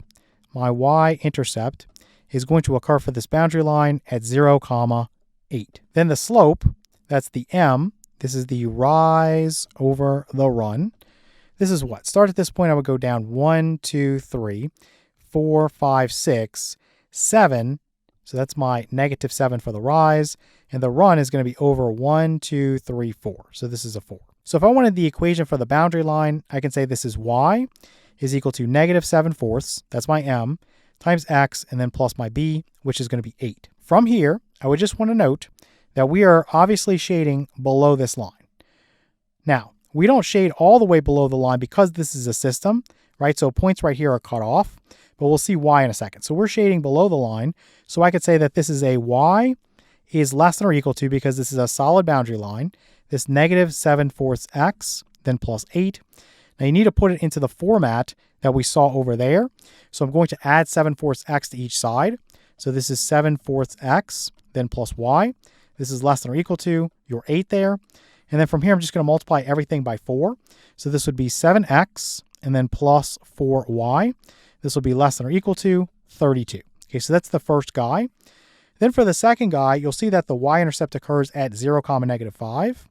So my y-intercept is going to be 0, negative 5. And my slope, let's say I go down 1 to the right, 1, 2, 3, 4, 5, 6, 7, 8.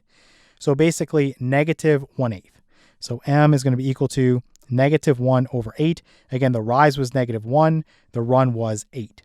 So this is y is equal to negative 1/8. That's my slope, times x, and then minus 5. Again, it's always plus b. In this case, b is negative 5, so just minus 5. Now, looking at this guy, are we shading above or below? Well, we're obviously shading above, right? So we can get into this region here. And essentially, you're shading above here and below here, right? So that's how you get this intersection here, which is shaded in yellow, right? So let's get rid of this. We don't need this shading anymore. And essentially, I'm just going to put this as a greater than or equal to. Again, it's a non-strict inequality because this is a solid boundary line. So this boundary line itself is part of the solution set. And I'm just going to add 1/8 x to both sides of the inequality. So this would be 1/8 x, then plus y. Then this is greater than or equal to your negative 5. And what I'll do here is multiply both sides of the inequality by 8. So this would be x plus 8y is greater than or equal to, let me make this better. So greater than or equal to, this would be negative 40. Okay, let's get rid of this. I think we're ready to go look for our answer now. So let's grab this. It looks like we want this one. It's arranged in a different order, but you'll see that you have x plus 8y is greater than or equal to negative 40, and then 7x plus 4y is less than or equal to 32. Let's take a look at question 2 now. So we want to match the graph to the correct system of linear inequalities. So I'm going to start by looking at this boundary line here. So the y-intercept is going to be at 0, 7. So my y-intercept is at 0, 7. M, my slope, which is rise over run. This is what? I'm going to drop 1, 2, 3, 4, 5, 6, 7, 8, 9, and then go to the left 1, 2. So basically this is negative 9 over negative 2, which is positive 9 halves.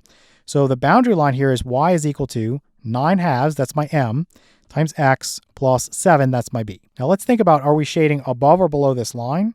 We're going to be shading above this line. You can see that it's not shaded here, but that's because it's involved in a system.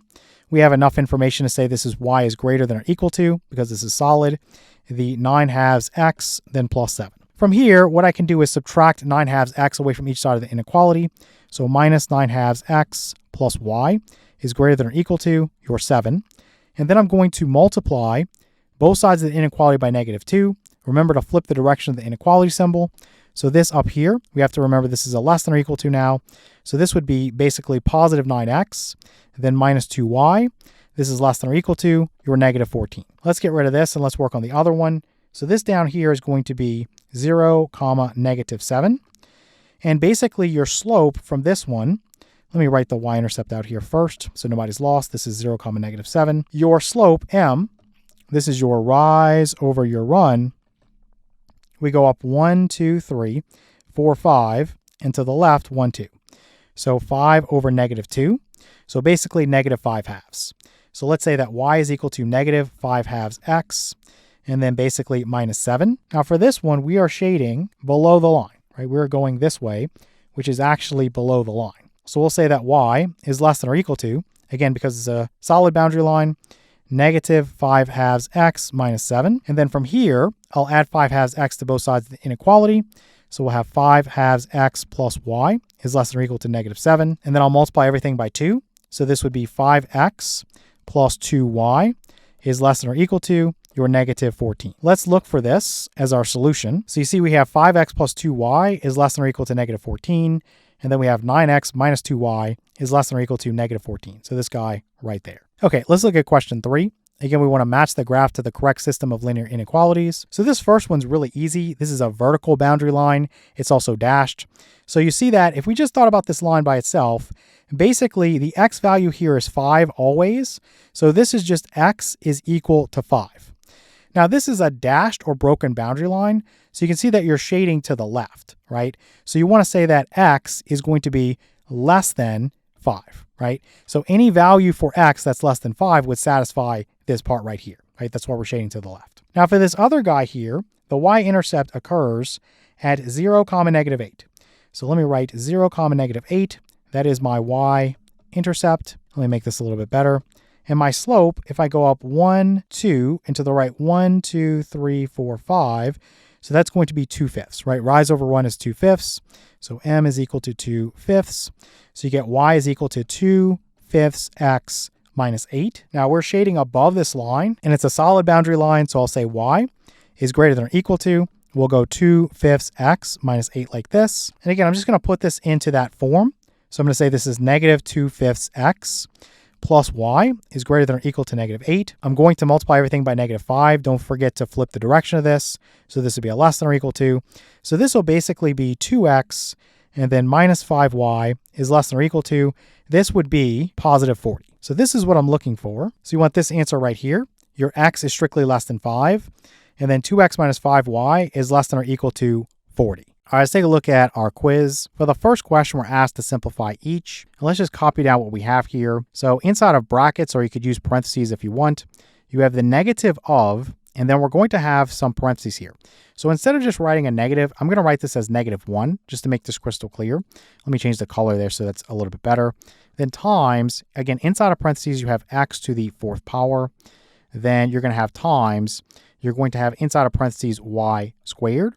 And then I'm going to close the parentheses down, and I'm going to raise this to the third power, or you could say it's cubed. Let me make this a little bit better.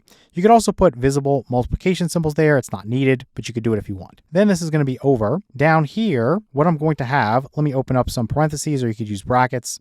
Again, you have that negative, so I'm going to write -1, and then times you have this x squared here, and then times you have this y cubed here, and then times you're going to have this z raised to the power of -1. And then I'm going to close down my parentheses, and then all this is raised to the power of 0. Okay, so for the denominator, you really don't have to do much work. You notice that everything here is raised to the power of 0. So in other words, everything inside of the parentheses is being raised to the power of 0. Any non-zero number being raised to the power of 0 is going to be 1. So we could basically just say that this guy right here is going to end up being a big fat 1. Okay, so what I'm going to do is just focus on the numerator. I don't have to worry about the denominator anymore.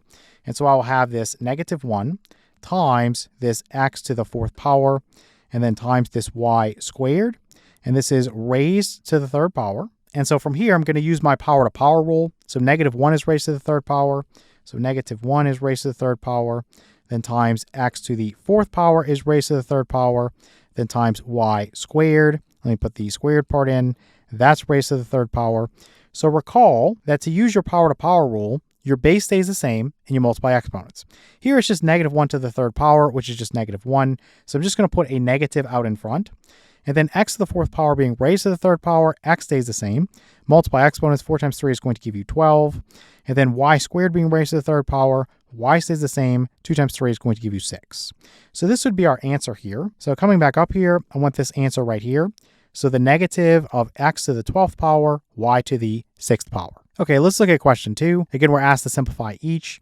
So we have this x to the 4th power, then we have this z to the 3rd power, then we have this q to the 7th power. You could put in some multiplication symbols there if you want. It's really up to you. It's optional.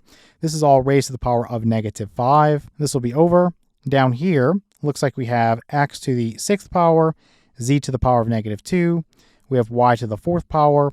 We have q to the power of -3, and this is raised to the power of -7. You notice that you have this whole guy right here being raised to the power of -5, and you have this whole guy right here being raised to the power of -7. If you have something like, let's say, a raised to the power of, let's say, -2, this is now 1 over a squared. One way you can think about this is as you drag across the fraction bar, you change the sign of the exponent. So all I'm going to do here is just switch places. So in other words, this guy right here is going to go into the denominator, and this guy right here is going to go into the numerator. So this whole thing's going to stay the same. I'm just going to change the sign of the exponent.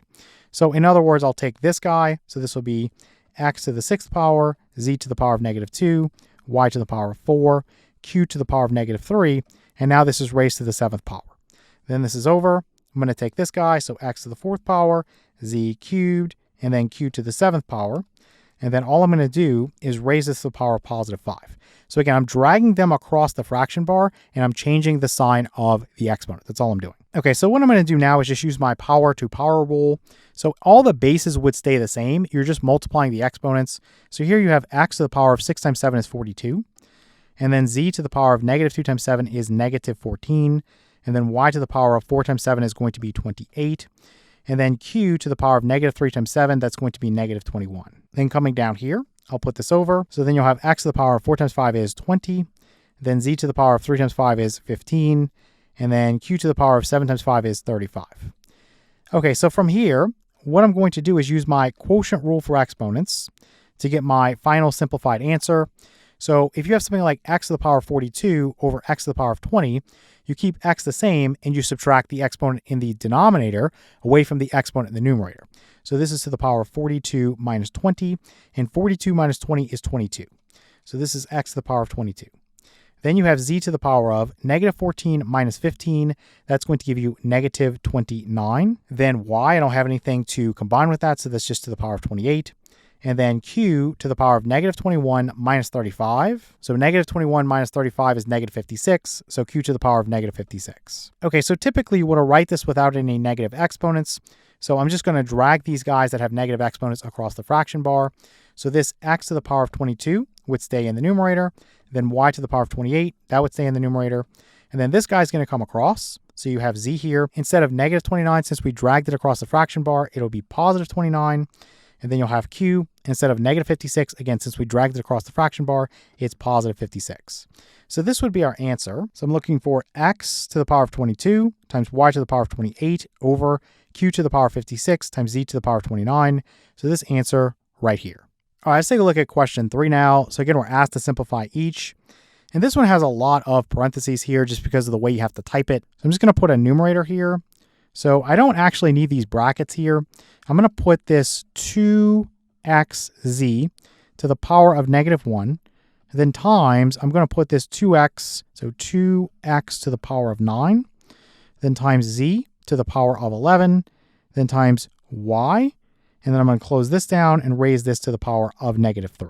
So let me extend this a little bit over. So in the denominator, we're going to have 2 being squared, then times x raised to the 14th power, then times z raised to the 17th power, then times y raised to the 6th power. Let's close this down and raise this to the power of negative 2. Okay, so let's go slowly on this one. I know this one is very tedious, so it's really easy to make a mistake. So I'm going to start by cleaning up the numerator. I'm going to apply this negative 1 to each guy inside, so to each factor. So 2 is raised to the power of negative 1, x is raised to the power of negative 1, and then z is raised to the power of negative 1. And then here, this negative 3 is applied to each. 2 to the power of negative 3, so 2 to the power of negative 3. X stays the same. 9 times negative 3 is negative 27. Z stays the same. 11 times negative 3 is negative 33. And then y to the power of negative 3. Okay, you can put multiplication symbols in here if you want. You don't need them, but it's up to you. Okay, so down here, I'm going to do something similar. So 2 would stay the same. 2 times negative 2 would be negative 4. And then x would stay the same. 14 times negative 2 is negative 28. Z would stay the same. 17 times negative 2 is negative 34. And then y would stay the same. 6 times negative 2 is negative 12. In the numerator, I can combine things. Remember your product rule for exponents. If you're multiplying, keep your base the same and then add the exponents. So here I would have 2 to the power of negative 1 plus negative 3. That's negative 4. And then times, you have x raised to the power of negative 1 plus negative 27. That's going to be negative 28. Then times, let's go ahead and put y to the power of negative 3. Nothing to combine with that in the numerator. And then you have z to the power of negative 1 plus negative 33. That's negative 34. Let me make this better. Okay, looking at my denominator, you see that a lot of things are going to cancel. So you have 2 to the power of negative 4. You have x to the power of negative 28. And then y to the power of negative 12. And then you'll have z to the power of negative 34. Okay, so when you have the same thing over itself and you have a fraction, it's going to cancel. So in other words, 2 to the power of negative 4 over 2 to the power of negative 4, that is going to cancel and become 1, right? You could do it the long way and say this is 2 to the power of negative 4. And then basically you're subtracting away this exponent here from the denominator. So that's minus a negative 4. Okay, minus a negative 4. So that becomes plus a positive 4. So this is 2 to the power of 0, which equals 1. Okay. You could also do this by dragging this across the fraction bar and saying you have 2 to the power of negative 4 times 2 to the power of, remember, if I drag this across the fraction bar, the exponent's going to change its sign. So 2 to the 4th power. And now it's 2 to the power of negative 4 plus 4, which is 2 to the power of 0 or 1. Okay. So however you want to think about this, these guys are going to cancel when they're the same.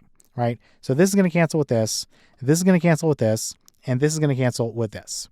So what am I really left with? I'm left with y to the power of negative 3 over y to the power of negative 12. So y stays the same. You're going to go negative 3 minus a negative 12. Okay? Real easy to make a mistake there. So minus whatever the exponent is down there. In this case, it's negative 12. So this is going to give me y to the power of negative 3 minus the negative 12 is negative 3 plus 12. So that's going to give me 9, right? So it ends up just giving me y to the 9th power. So we come up here, and this is our answer, y to the 9th power. All right, let's take a look at our quiz. For the first question, we're asked to perform each indicated operation, and we will have 11x to the 4th power minus 6x to the 5th power plus 2. Then we're subtracting away this other polynomial, which is negative 7x to the 4th power, then minus 7x to the 5th power, then plus 1. So thinking about this, I can drop the first set of parentheses. It does not change anything. So this is 11x to the 4th power minus 6x to the 5th power plus 2. Then for this one, because I have a minus out in front, if I want to drop my parentheses, I have to change the sign of each term inside. What most people do here is they put plus negative 1, and they distribute the negative 1 to each term inside of the parentheses. So this will be plus 7x to the 4th power, then plus 7x to the 5th power, then minus 1. Let's put equals here. What I'll do is just combine like terms from this point. And since I want to write this in standard form, I'm looking for the highest exponential power. So 5 is my highest exponent. So what I would do is start with this term right here, this negative 6x to the 5th power, and this 7x to the 5th power. So basically, if you add those together, 7 minus 6 is 1. So you would have 1x to the 5th power. Then next, I would think about terms with x to the 4th power. So this one and this one. So plus 11 plus 7 is 18. So 18x to the 4th power. And then lastly, you're going to have this 2 minus 1, which is 1, so plus 1. So this would be my answer. So we're going to want this one right here, which is x to the 5th power plus 18x to the 4th power plus 1. Okay, let's look at question 2 now. Again, we're asked to perform each indicated operation. So it looks like we'll have negative 5x minus 8, then plus 3x to the 4th power. And let me drag this over here so it all fits on one line. Then we're going to add to this negative 3x, then minus x to the 4th power, then plus 9x squared. So what I want to do here is just drop each set of parentheses and combine like terms. If you have a plus sign or you're adding two polynomials, you can just do that right away. Okay, so I'm just going to write this as negative 5x minus 8 plus 3x to the 4th power, and then basically minus 3x minus x to the 4th power plus 9x squared. So I can immediately start combining like terms. So again, I'm going to go with the highest power on x to start those terms, and that is going to be an exponent of 4. So 3x to the 4th power minus x to the 4th power is going to be 2x to the 4th power. So let's start with that. And then we basically have our x squared here, nothing to combine with that. So plus 9x squared. And then from there, you have x to the 1st power. So you have negative 3x minus 5x. That's going to be negative 8x. And then lastly, we have this minus 8, nothing to combine with that. So this would be our answer. So looking at this, this is 2x to the 4th power plus 9x squared minus 8x minus 8. So this guy right there. All right, let's take a look at question 3. So we'll have 2y minus 8xy cubed. And then plus we have 12y. Then plus 10x squared y. Then plus 11xy cubed. And then we're going to subtract away. We're going to have this 3y plus 10x squared y. For these first two, it's just addition, so you could just drop the parentheses. So we'll have 2y minus 8xy cubed, and then plus 12y plus 10x squared y plus 11xy cubed. Now I have this minus sign, and because it doesn't fit on one line, it's not in front, but it is technically in front of this set of parentheses here. So again, you could put plus and then put a negative 1 here, and then just distribute that to each term just to keep this straight in your mind. So this would be minus 3y, and then minus 10x squared y. Okay, so let's put our equal sign in here, and then come down here, and I'll put an equal sign here. So I'm going to start with my terms that have a degree of 4. So negative 8xy cubed plus 11xy cubed, that would give me positive 3xy cubed. So because there's a lot of these, I'm just going to put a check mark just to show that I've used them. Then you have this 10x squared y minus 10x squared y. So basically that is going to cancel away. So forget about that. So the next guy you have here is going to be 12y, 2y, and negative 3y.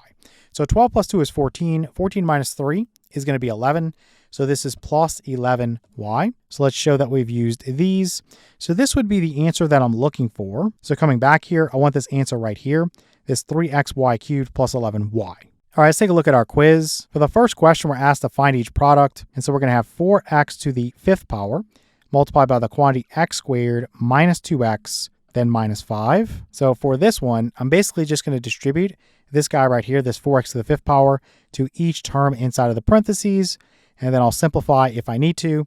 So basically, 4 stays the same. X to the 5th power times x squared, you're basically going to keep x the same, and you're going to add your exponents. So 5 plus 2 is going to be 7. Then we know this is a minus because it's a positive times a negative. 4 times 2 would give me 8. X to the 5th power times x to the 1st power, x stays the same. You would add exponents. 5 plus 1 is going to give me 6. Then basically I know this is a minus because again it's positive times negative, that gives me a negative. And so 4 times 5 is going to give me 20. And then this x to the 5th power would come along for the ride. There are no like terms here, so I can just report this as my answer. So coming back here, I'm looking for 4x to the 7th power minus 8x to the 6th power minus 20x to the 5th power. So this guy right there. Okay, let's look at question 2. So we're asked to find each product. And what we have is the product of two binomials.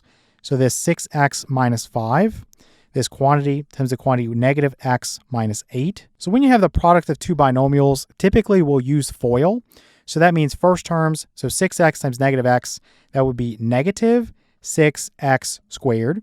And then you would do your outer terms, so 6x times negative 8, that would be negative. 6 times 8 is 48. And then basically your x would come along for the ride. And then your inside terms, you have negative 5 times negative x, so negative times negative is positive. 5 times x is just 5x. And then your last terms, so negative 5 times negative 8, that's going to be plus 40. So let's go through here and combine like terms. You have your negative 6x squared, and then negative 48x plus 5x is going to be negative 43x. And then we have plus 40. And so this guy right here, this is going to be our simplified answer. So coming back up here, I want this guy right here, the negative 6x squared minus 43x plus 40. Okay, let's look at question 3 now. So we want to find each product. We have the quantity negative 2x, then plus 8y, and then this is times the quantity 2x squared minus 7xy, and then plus 8y squared. Okay, so basically what you're going to do is take each term from this first polynomial and multiply it by the second polynomial, and then you're going to combine like terms. So I'll say this is negative 2x times the quantity 2x squared minus 7xy plus 8y squared. And then plus, I'm going to have 8y times the quantity 2x squared minus 7xy plus 8y squared. Okay, so let's just crank this out. I know it's a bit tedious, but it's just something you have to do. So negative 2x times 2x squared, you basically have negative 4x cubed. Then negative times negative is positive. 2 times 7 is 14. X times x is x squared. Then you'd have y. Then negative times positive is negative. 2 times 8 is 16. And then you have an x and then y squared. So x, y squared. Okay, so let's go plus. We're coming down here. So now we have 8y times 2x squared. So 8 times 2 is 16. Then you would just have x squared y. Then we know this is negative, right? Positive times negative is negative. 8 times 7 is 56. And then you'd have x, and then y times y is y squared. Then plus 8 times 8 is 64. And then y times y squared is y cubed. So we're going to have this negative 4x cubed. I'll put that out in front like this. And then for the next one, we have 14x squared y. Let me add that to 16x squared y. 14 plus 16 is going to give me 30. So plus 30. And then you'll have x squared y. Then next you have negative 16xy squared minus 56xy squared. That's going to be negative 72xy squared. Let me slide this down just a little bit. So then we'll have plus our 64y cubed. Okay, so looking through the answers, I want this one right here. So negative 4x cubed plus 30x squared y minus 72xy squared plus 64y cubed. All right, let's take a look at our quiz. For the first question, we're asked to find each product. We're going to be looking at x plus 3, that quantity times the quantity x minus 3. So this right here is the product of conjugates. So you don't need to use FOIL here because the middle two guys are going to drop out.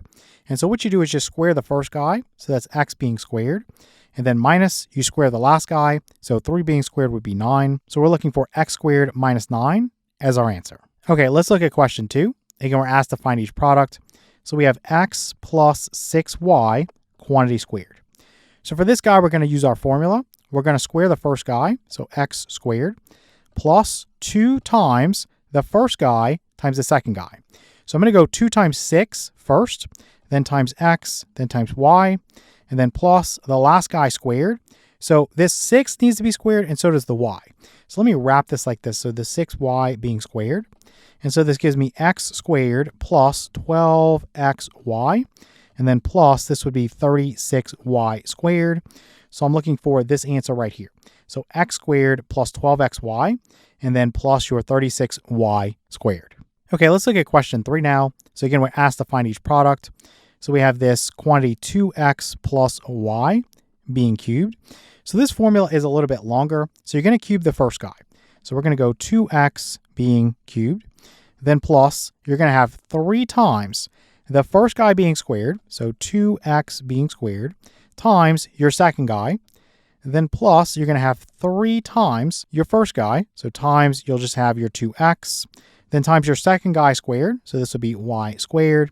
And then plus your last guy, which is y here, being cubed. So I know this formula is a little bit long and hard to remember, but it's definitely worth it in terms of saving you time. So this 2x being cubed, again, the 2 needs to be cubed, and so does the x. So 2 cubed is 8, so this is 8x cubed.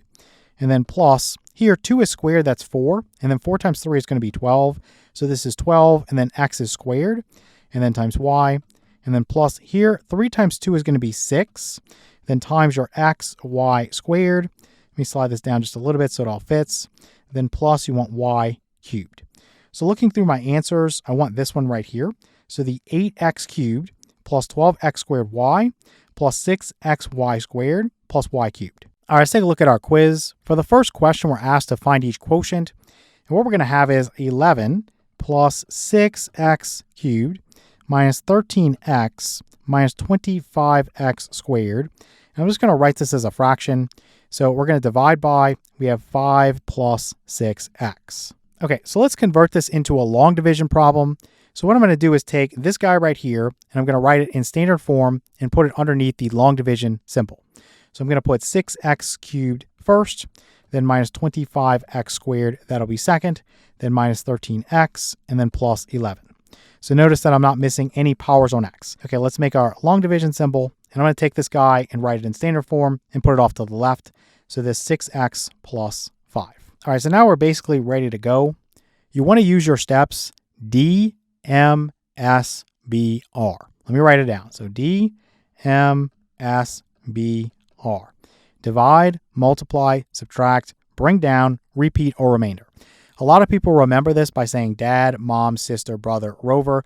But again, you just have to practice enough to make the steps automatic for you. The first thing you're going to do is go leading term into leading term. So in other words, here's my leading term, here's my leading term. So I want to say, what is 6x cubed divided by 6x? Well, I know the 6's are going to cancel, and then x cubed divided by x is going to be x squared. So what I like to do, and what most books do, they'll write it over this guy right here. Some books will actually put it all the way to the left. If you're self-studying, not a big deal. If you have a teacher involved, then just get with them in terms of what they want you to do. So then I'm going to erase this. Okay, so now that I've divided, I want to multiply. That's the next step. So x squared will be multiplied by 6x. That will be 6x cubed. And then x squared will be multiplied by 5, so plus 5x squared. Now, how do we subtract away a polynomial? You could put a minus out in front of parentheses, or what I do is I just change it to addition of the opposite. So I'm going to make this a minus and this a minus. So just change the signs, okay? You have to make sure you do that. If you just put a minus out in front of the first guy, you're going to make a mistake, okay? This will cancel. Negative 25 minus 5 is negative 30. So then times x squared. And now we come to our next step, which is to bring down. So we go minus 13x here, and then we repeat or remainder. Okay, so now we're going to repeat. So again, we're going to go leading term, but now instead of working here, we're working here. So we're going to go into leading term. Let me slide down a little bit so this fits. If we have negative 30x squared over 6x, negative 30 divided by 6 is going to be negative 5. X squared over x is x. So this is minus 5x here. Let's get rid of this. And then again, we're going to multiply. So negative 5x times 6x is going to be negative 30x squared. Negative 5x times 5 is going to be negative 25x. So again, you want to change the sign of each term for this subtraction step. So this would be plus, and this would be plus, and now we can just add. So this would cancel. Negative 13 plus 25, that's going to give me positive 12, so this is 12x. Let's bring this down right here, so plus 11. And one more time, we're going to go leading term into leading term. So what is 12x divided by 6x? I don't think you need to write that out. 12 divided by 6 is going to be 2. X over x is 1. So this is just plus 2 here, and we multiply. So let me get rid of this highlighting here. And we'll say that 2 times 6x is going to be 12x. And then 2 times 5 is going to be 10, so plus 10. And then from here, what you want to do, again, for the subtraction step, change this sign, and combine like terms. This cancels, and this would give me 1. So the remainder here is 1. So let me actually erase everything. And my answer here is going to be x squared minus 5x plus 2. I had a remainder of 1, so I'm going to go plus. I'm going to put that 1 over my divisor, which is this guy right here, which is 6x plus 5. So this is how you would write your answer. Again, you can check it with multiplication. I'm just going to skip that because it would make the video a little bit too long, but you can always pause the video and do that on your own. So we would say x squared minus 5x plus 2, then plus this 1, which is over this 6x plus 5. This is what we want right there. Okay, let's look at question 2. So again, we want to find each quotient. So let me write this out as 8x cubed plus 4x squared.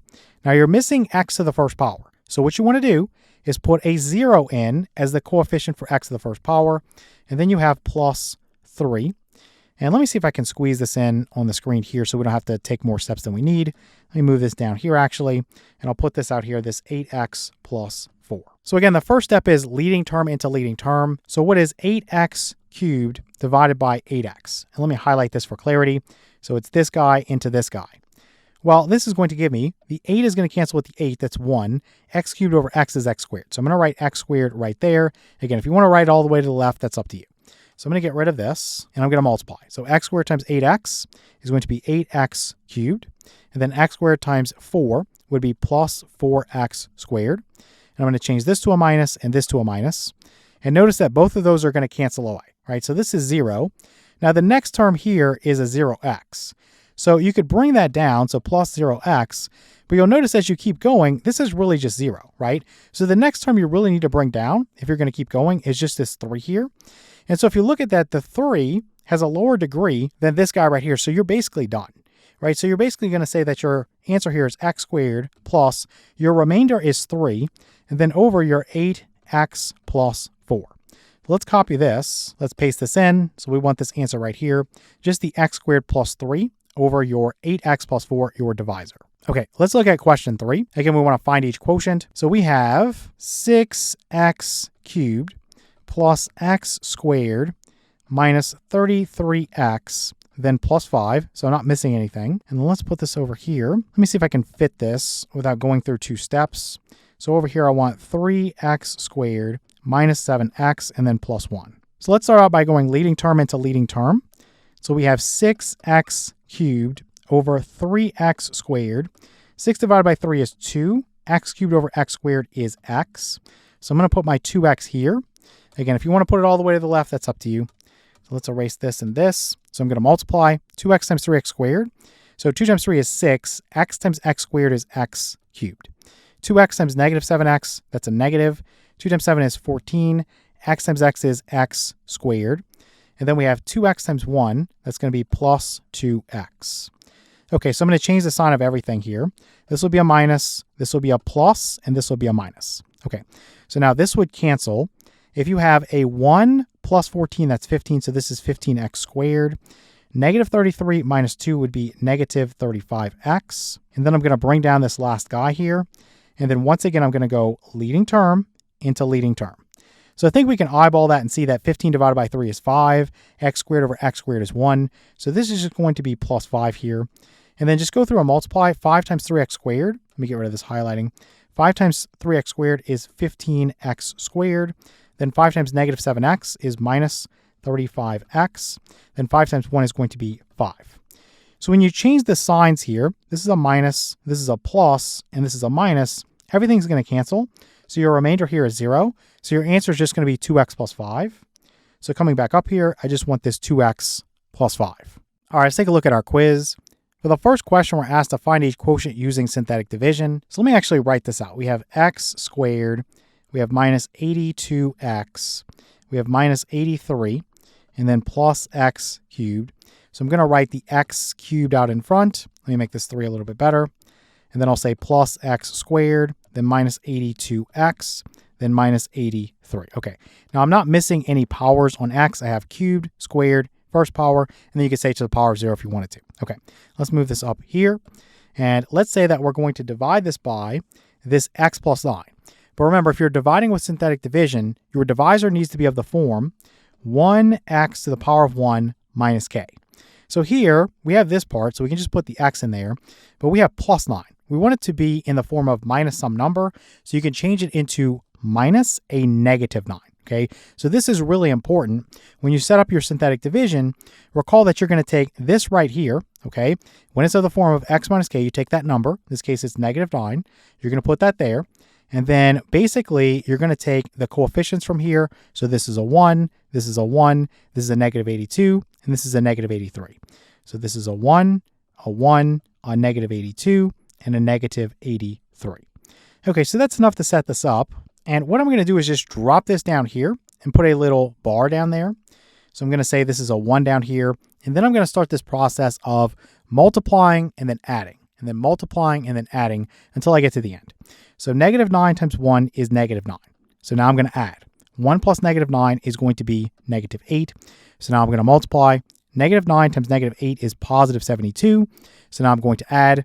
Negative 82 plus 72 is going to be negative 10. So now I'm going to multiply. Negative 9 times negative 10 is positive 90. And then negative 83 plus 90 is going to give me positive 7. So what you want to do is take these guys right here to get our answer. Let's just grab this real quick and come back up here. These are the coefficients for your answer, and it's going to be 1 degree less than your dividend. So the dividend, the highest exponent was a 3. So basically the degree was 3, right? So now this is going to be a degree of 2. So this would be the coefficient for x squared. So you'd have 1x squared or just x squared, then minus this would be 8x, then minus 10. And this guy right here is going to be your remainder. So we'd have plus 7 over. Let's put the divisor down here. So this is x plus 9, or you could write x minus a negative 9 if you wanted to. It's the same thing. So I'm just going to put x squared minus 8x minus 10, then plus 7 over x plus 9. This is the answer we want. Okay, let's look at question 2. So again, we want to find each quotient using synthetic division. So we will have x cubed minus 8x squared minus 14x minus 55.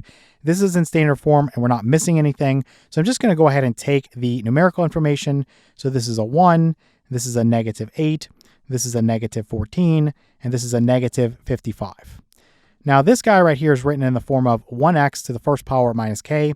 So I can just take 10, right? I can just take the 10 and put it there because it's already in the right format. I don't have to do anything else. So let's grab this and let's put a little bar here. Drop this down. So multiply. 10 times 1 is 10. Add. Negative 8 plus 10 is going to be 2. Multiply. 10 times 2 is going to be 20. You want to add. Negative 14 plus 20 is going to be 6. Multiply. 10 times 6 is going to be 60. And then negative 55 plus 60 is going to be 5. Let's grab these guys. So the original guy had a degree of 3. So this will have a degree of 2. So this will be x squared plus 2x plus 6. And then plus the 5 is your remainder. So 5 over x minus 10. Okay, so this is the answer that I'm looking for. So I want the x squared plus 2x plus 6 plus 5 over x minus 10. So this guy right there. Okay, let's look at question 3 now. So again, we want to find each quotient using synthetic division. So it looks like this guy's already in standard form for me. So I'm just going to take this information. So it's a 1, a 13, a 39, 26, and then a negative 7. Okay, so let me drag this down here so I have a little bit more room. So I'm going to put this like this. And then this is x plus 3. Again, it has to be in the form of 1x to the first power minus k. So I'm going to transform this and say this is x minus a negative 3. Okay, minus a negative 3. You always want to take this guy right here, again, as long as it's in this form, this k value, and put it over here. So I want to make sure this is a negative 3 here. Okay, don't put positive 3. You will get the wrong answer. All right, let's put our bar here. Let's drop this down. Negative 3 times 1 is negative 3. 13 minus 3 is 10. Negative 3 times 10 is going to be negative 30. 39 minus 30 is going to be 9. Negative 3 times 9 is going to be negative 27. 26 minus 27 is negative 1. Negative 3 times negative 1 is positive 3. Negative 7 plus 3 is negative 4. Okay, so the degree here is 4, so this degree would be 3. So this would be x cubed plus 10x squared plus 9x, then minus 1, and then you could put plus negative or minus. I'll just put plus negative 4 over. You have your x plus 3. Okay, let's erase this, and let's look for our answer. So we want x cubed plus 10x squared plus 9x minus 1. And then you have minus, or you could go plus negative, your 4 over x plus 3. So this guy right there. All right, let's take a look at our quiz. For the first question, we're asked to find f plus g of negative 1. And you'll notice we have our f of x and our g of x. Now, one way you could do this is you could find f of negative 1 and then find g of negative 1 and then add those two results together. Or you could add f of x to g of x and then plug in a negative 1 for x. It's really up to you. So let's just do this the longer way. We have f of x is equal to 8x to the fourth power plus x cubed plus 5. And then g of x is equal to, we have 6x to the fourth power plus 5x cubed and then minus 7. So if I first find f of x plus g of x, it's just like I'm adding these two polynomials together. It's nothing really special there. So 8 plus 6 would be 14. So this is 14x to the fourth power. And then x cubed plus 5x cubed would be plus 6x cubed. And then 5 minus 7 would be negative 2. Okay, let's get rid of this. And basically, from here, you could just say that f plus g of negative 1 is just found by plugging in a negative 1 everywhere there's an x. So you would have 14 times negative 1 being raised to the fourth power. Make sure you use parentheses here. So plus, you would have 6 times negative 1 being cubed, and then minus 2. So what is this going to give me? So let's say that we have negative 1 to the fourth power is 1. So this is just 14. Negative 1 cubed is negative 1, and negative 1 times 6 is negative 6. So this is minus 6, and then minus 2. So 14 minus 6 is going to be 8. 8 minus 2 is going to be 6. So this is what we want right here. So the quicker way to do this, and let's just do that real quick so nobody's lost, and just if you're working problems in the future, you probably want to do it this way. You could first find f of negative 1. So basically you would have 8 times negative 1 raised to the fourth power plus negative 1 being cubed, then plus 5. So this gives me what? This is 1, so this is just 8. And then this is negative 1, so this is minus 1, and then plus 5. So 8 minus 1 is 7, 7 plus 5 is 12. So this is 12. Let's get rid of this and just put 12 here. Okay, for the next one, for g of negative 1, this is going to be what? It's 6 times, again, plug in a negative 1 for x, so this is raised to the fourth power, plus 5 times you have negative 1 being cubed, and then minus 7. So this right here would be 1, so this would basically be 6 times 1 or 6. And then negative 1 cubed is negative 1 times 5 is going to be minus 5, and then minus 7. So 6 minus 5 is 1. 1 minus 7 is going to be negative 6. So essentially what you have here, you see that this is a little bit faster, you're going to have 12 minus 6 or 12 plus negative 6, which would give you that 6 there as well. Okay, so you can do it this way. I think it's a little bit faster, or you can do it the other way. Either way, your answer is going to be 6. Okay, for question 2, looks like we want to find f minus g minus h of 2. Essentially what you have is f of x is equal to negative 6x squared plus 10x. And then g of x is equal to 9x to the fourth power minus 2x squared minus 7x. And then h of x is equal to negative 6x squared and then plus 6x. Okay, so we want to first find f minus g minus h, and this is of x. And essentially all I'm going to do is take f of x, so this is negative 6x squared plus 10x. I'm going to subtract away g of x, so I'm subtracting this whole thing away. So you could wrap this in parentheses so you don't make a sign mistake. Just remember that basically each term here, you need to change the sign to drop the parentheses. So this would be a minus, this would be a plus, and this would be a plus. And then I'm doing the same thing here. So instead of a negative 6x squared, it would be plus 6x squared. And then instead of plus 6x, it would be minus 6x. Again, you could put a minus out in front of parentheses and wrap this if you're struggling with that. But if you're subtracting something away, you have to change the sign of each term. Okay, it's very important to do that. So from here, what I would do is just try to combine any like terms. Looks like I have this negative 9x to the fourth power. This guy would cancel with this guy, so you can get rid of that. And you would have this plus 2x squared. And then 7x minus 6x is going to be x. And then plus 10x would be plus 11x. Okay, let's get rid of this. Move this up here. So what I want to do is basically find f minus g minus h of 2. So I'm just going to take this and plug in a 2 everywhere there's an x. That's all I have to do.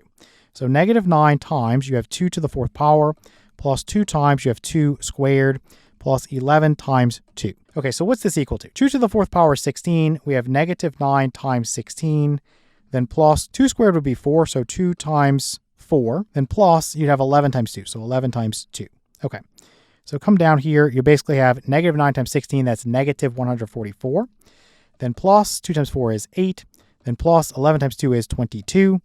I'll just say that 8 plus 22 is 30. So this is negative 144 plus 30, which is going to give me a final answer of negative 114.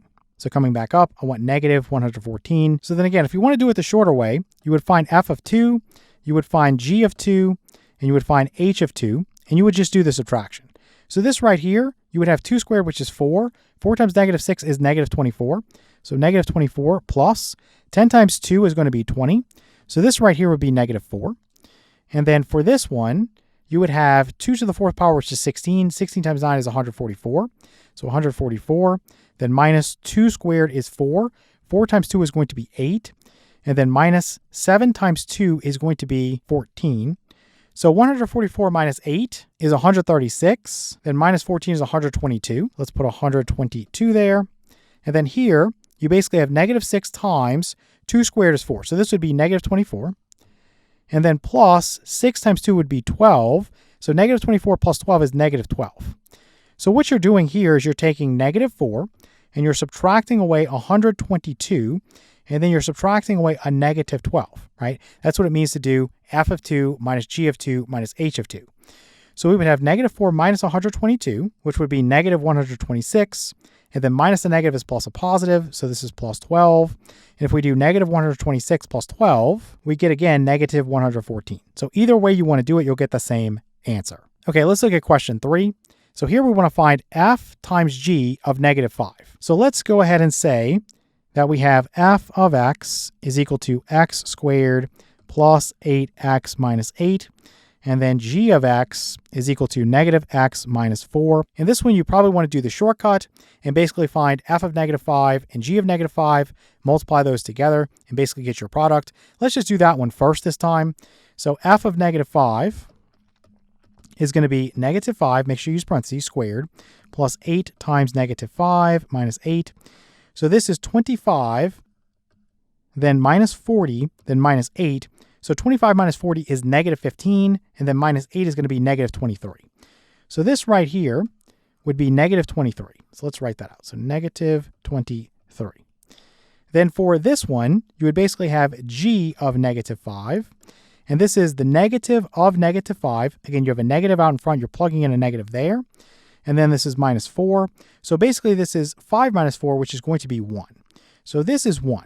Now, if I multiply negative 23 by 1, I get negative 23. So that's my answer. So that's a lot quicker. Okay, the longer way, we'd have f times g of x. Let's start with that. So you would basically multiply this negative x minus 4. That quantity times the quantity x squared plus 8x minus 8. So this will take a little bit of time. So I'm going to take this guy and multiply by all of these. So negative x times x squared would be negative x cubed. Let me make this 3 a little bit better. And then negative x times 8x would be negative 8x squared. Then negative x times negative 8 is plus 8x. Then here negative 4 times x squared is negative 4x squared. Then negative 4 times 8x is going to be minus 32x.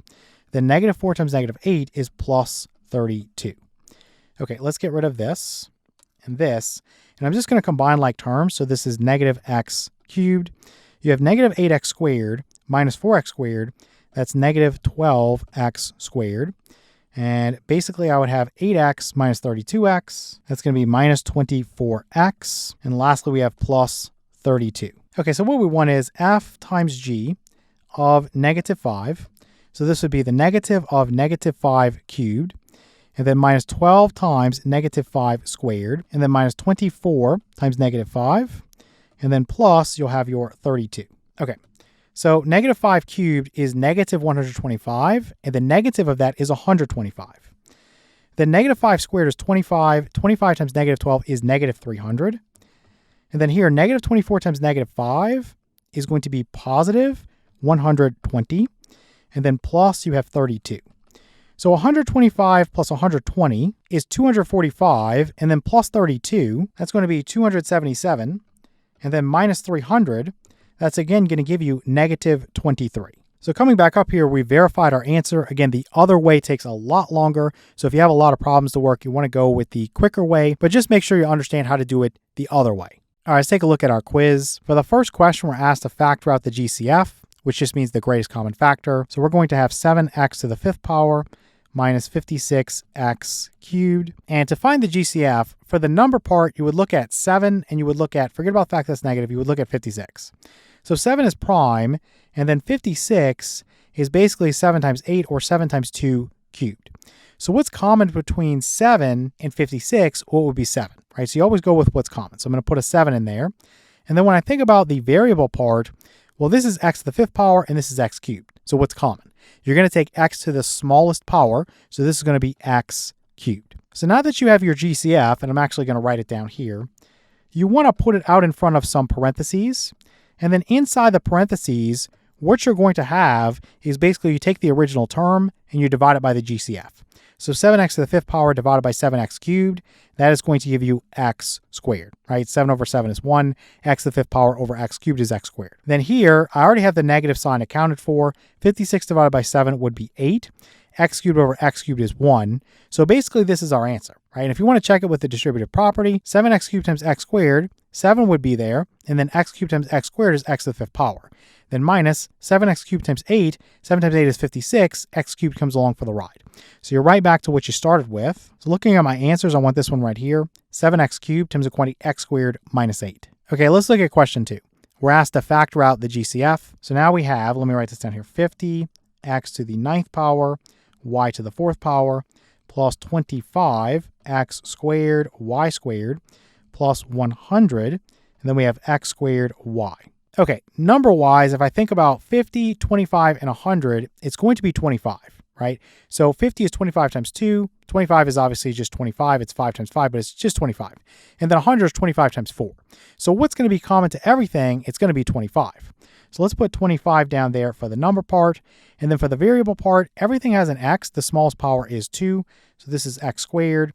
And then does everything have a y? Yes, the smallest power is 1. Okay, so that's my GCF. Put it out in front. And then what goes in these positions inside? Again, you're just going to divide. So 50 divided by 25 is 2. X to the 9th power over x squared is going to be x to the 7th power. Y to the 4th power over y is y cubed. Then plus 25 over 25 is 1. X squared over x squared is 1. Y squared over y is y. Then plus 100 divided by 25 is 4. And then x squared over x squared is 1. Y over y is 1.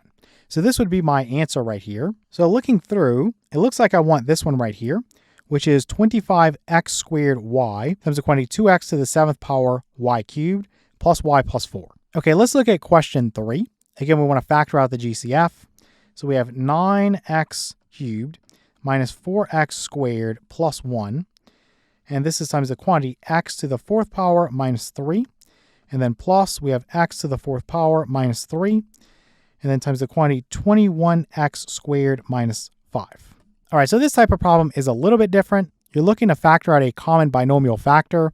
And you see I've highlighted this quantity x to the 4th power minus 3.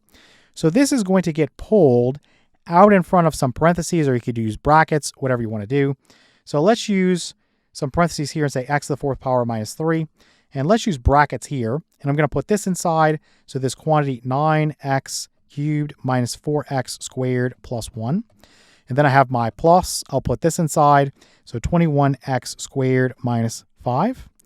So again, I'm just pulling that whole thing out. Now, I have more simplifying that I can do. Let me put equals here so I don't miss that. Let me put equals here. And I'm going to say this is the quantity x to the 4th power minus 3 times, inside of here, I'm just adding two polynomials together. So I can drop the parentheses and I can just say I have 9x cubed. And then negative 4x squared plus 21x squared. That's going to be plus 17x squared. And then you would have 1 minus 5, which is going to be negative 4. Okay, so this is how you would get your answer. So let's go ahead and grab this. And just looking through my answers, I want this one right here. So we have the quantity x to the 4th power minus 3 times the quantity 9x cubed plus 17x squared minus 4. All right, let's take a look at our quiz. We want to factor each using the grouping method. So our problem is going to be 56xy minus 84x, then plus 16y, then minus 24. The idea here is that I would first try to pull out the GCF if it's not 1. You'll notice that every number here is even, so I know I can pull out a 2. You would also go through and think about, well, 56, 84, 16, and 24, those are all also divisible by 4. So I'm going to pull out a 4 first. And so inside I would have 14xy, then minus, this would be 21x, then plus 4y, and then minus 6. So all I did was pull out a 4. So from here, what I'm looking to do is create two groups with two terms each, such that I can pull out the greatest common factor, and then I'm going to get a common binomial factor, which I can then pull out. So from this first group here, you'll notice that you could pull out a 7x. So let's try that. So let's put a 4 here. I'm going to put a 7x here. So inside you would basically have 2y and then minus 3. From this group right here, I could pull out a 2. So then plus, you would have 2 pulled out, and then you would basically have 2y minus 3. Okay, so this is exactly what we want. we want a common binomial factor, and we have it, that 2y minus 3, that quantity. So that can be pulled out, right? So in other words, this can come out like this. Don't forget your 4 out there. So let's put the 4 first. Then you have your quantity 2y minus 3. And then what's left? I would have the 7x, then plus the 2. So this is how I would factor this using grouping. So coming back up here, I want this answer. So 4 times the quantity, 7x plus 2, which is right here, times the quantity 2y minus 3. Okay, let's look at question 2. Again, we're asked to factor each using the grouping method. So we have 45xy minus 30x, then minus 105y, and then plus 70. Okay, so the first thing is you would notice that everything here is divisible by 5. So I would start by pulling that out. So here you would have 9xy, and then minus 6x, and then minus 21y, and then plus 14. Okay, so let's put 5 here. And then from the first group, it looks like I could pull out a 3x. So let's do that. That would give me a 3y, and then minus a 2. From the second group, because I want to match the signs, I'm going to pull out a negative, and I'm also going to pull out a 7. And so that would give me a positive 3y, and then minus a 2. So you see you have your common binomial factor of 3y minus 2. So we'll have our 5. And then I'm going to pull this out. So I have this quantity 3y minus 2 times the quantity. You'll have this 3x from here. And then you'll have this minus 7 from here. So this is the answer we're looking for. So I want this one right here. So 5 times the quantity 3x minus 7 times the quantity 3y minus 2. Okay, let's look at question 3. Again, we want to factor each using the grouping method. So you have 8xu minus 20yv, then minus 16xv, then plus 10yu. Okay, looking at the numbers here, everything you could pull out a 2. So let's pull out a 2. This would give me 4xu minus, this would give me 10yv. This would give me minus, you would have 8xv, and then plus, you would have 5yu. Now, in this particular case, taking the first 2 as a group and the second 2 as a group, it's not going to work. How do I know that? Just looking at these two, I have xu and I have yv. Nothing's going to come out variable-wise. Then here, you have xv and you have yu. So that is not going to work, okay? So you have to reorder this, and sometimes that's the case. So I'm going to put 2 times, and I'm going to put 4xu, and then let's go ahead and match this up with this 5yu. So let's put plus 5yu, and then I'll put minus 10yv, and then minus 8xv. Okay, so u's and v's sometimes look similar, so I'll be really careful with that. So let's come down here, and let's think about if it would work. Again, you could just look at the variable parts. You see that you could pull out a u, so you'd have x and y, and then here you could pull out a v, so you'd have x and y. Now it's flipped in the order, and we can change that. That's not a big deal. Okay, so if you want, you can actually do it now, or you could do it later. You could write negative 8xv, and then minus 10yv, because you're going to have to deal with that at some point. So let's just scooch this back in here and put it like that. Okay, so from the first group, I'm going to pull out just a u, right? So just a u, and that would give me 4x plus 5y. From the second group, it looks like I can pull out, I need a negative because I want both signs to be positive, but it looks like I can pull out a 2v, and this looks like a u. I do this all the time. So let me make sure this is clear that this is a v. So I can pull out a negative 2v, okay? So inside, this guy right here is going to be 4x, and then plus, this is going to be 5y. Okay, so this one's a little bit more challenging. You just have to rearrange things until you get it the way that you want it. So basically, now you have your common binomial factor of 4x plus 5y. And we're just going to pull that out, just like we've been doing. So let's say this is equal to, I have my 2. I'm going to pull out the common binomial factor, so the quantity 4x plus 5y. And then inside of these parentheses, you'll have your u, and then minus your 2v. Okay, so this is the answer we want. So I'm looking for 2 times the quantity 4x plus 5y times the quantity u minus 2v. So this guy right there. All right, let's take a look at our quiz. For the first question, we're asked to factor each, and we're going to have x squared minus 13x and then plus 40. So this is the easier scenario. Our leading coefficient here is 1. So all we need to do is set up our binomials here. I'm going to put an x here and an x here, and I only need to figure out what goes here and what goes here. So I basically want 2 integers that sum to negative 13 and have a product of positive 40. So I know that since this is negative and this is positive, that this has to be a minus and this has to be a minus. So now you can just work with the absolute values. So think about 40. You have 1 and 40, that wouldn't work. You have 2 and 20, that wouldn't work. You have 4 and 10, that wouldn't work. Then you have 5 and 8, and that would work, right? 5 plus 8 is 13. Forget about the fact that it's negative because you already figured out the signs. So you could put x minus 5 here and x minus 8 here, or you could reverse it. It doesn't really matter. But at the end of the day, this is what we're looking for. So we want the quantity x minus 5 times the quantity x minus 8. Okay, let's look at question 2. Again, we want to factor each. So we have x squared minus 3x and then minus 70. And again, the idea here is we know that this is x and this is x because the leading coefficient here is 1. So we need to figure out two integers that sum to negative 3 and have a product of negative 70. Now you have a negative product here, so it's not so straightforward. I just know that one is plus and one is minus.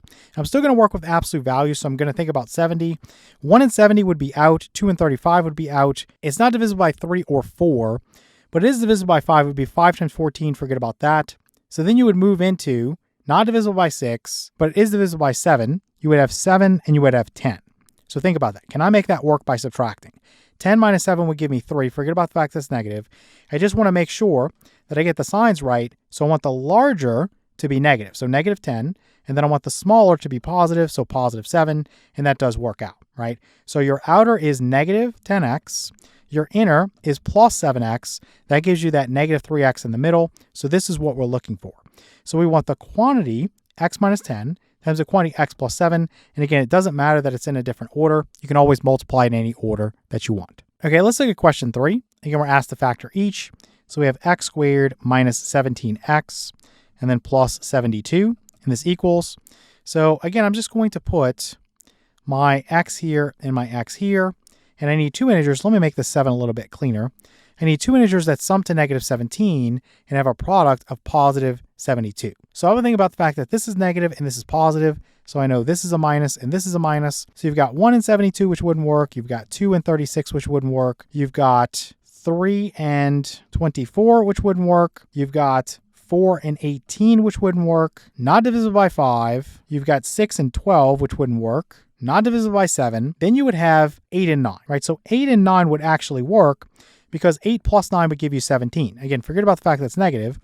So what you want is to have a negative 8 and then a negative 9. Negative 8 plus negative 9 would give you that negative 17 that you want in the middle. And then negative 8 times negative 9 would give you positive 72. So this is what we want. The quantity x minus 9 times the quantity x minus 8. Again, it doesn't matter the order that you multiply. All right, let's take a look at our quiz. For the first question, we're asked to factor each using the AC method. Some people call this the factoring by grouping method. And what we have is 3x squared minus 10x, then minus 8. All right, with this method, what I'm going to do is identify A, the coefficient of x squared, B, which is the coefficient for x to the first power. So let me put plus negative here so that's more clear.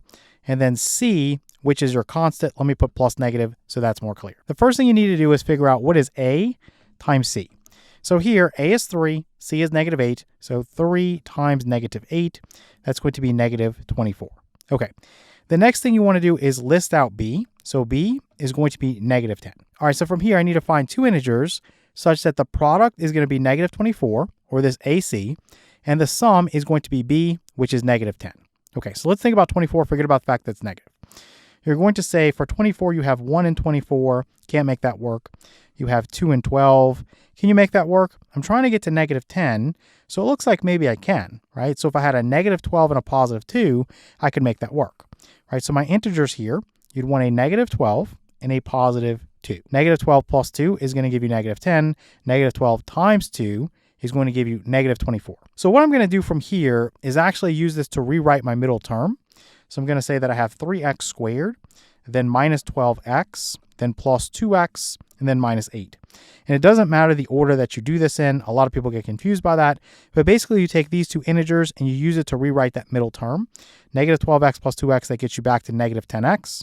And then from here, you'll be able to factor using grouping, right? So from the first two, I could pull out a 3x. That gives me x minus 4. Then from the second two, I could pull out a 2. That gives me x minus 4. So you have this common binomial factor of x minus 4 now.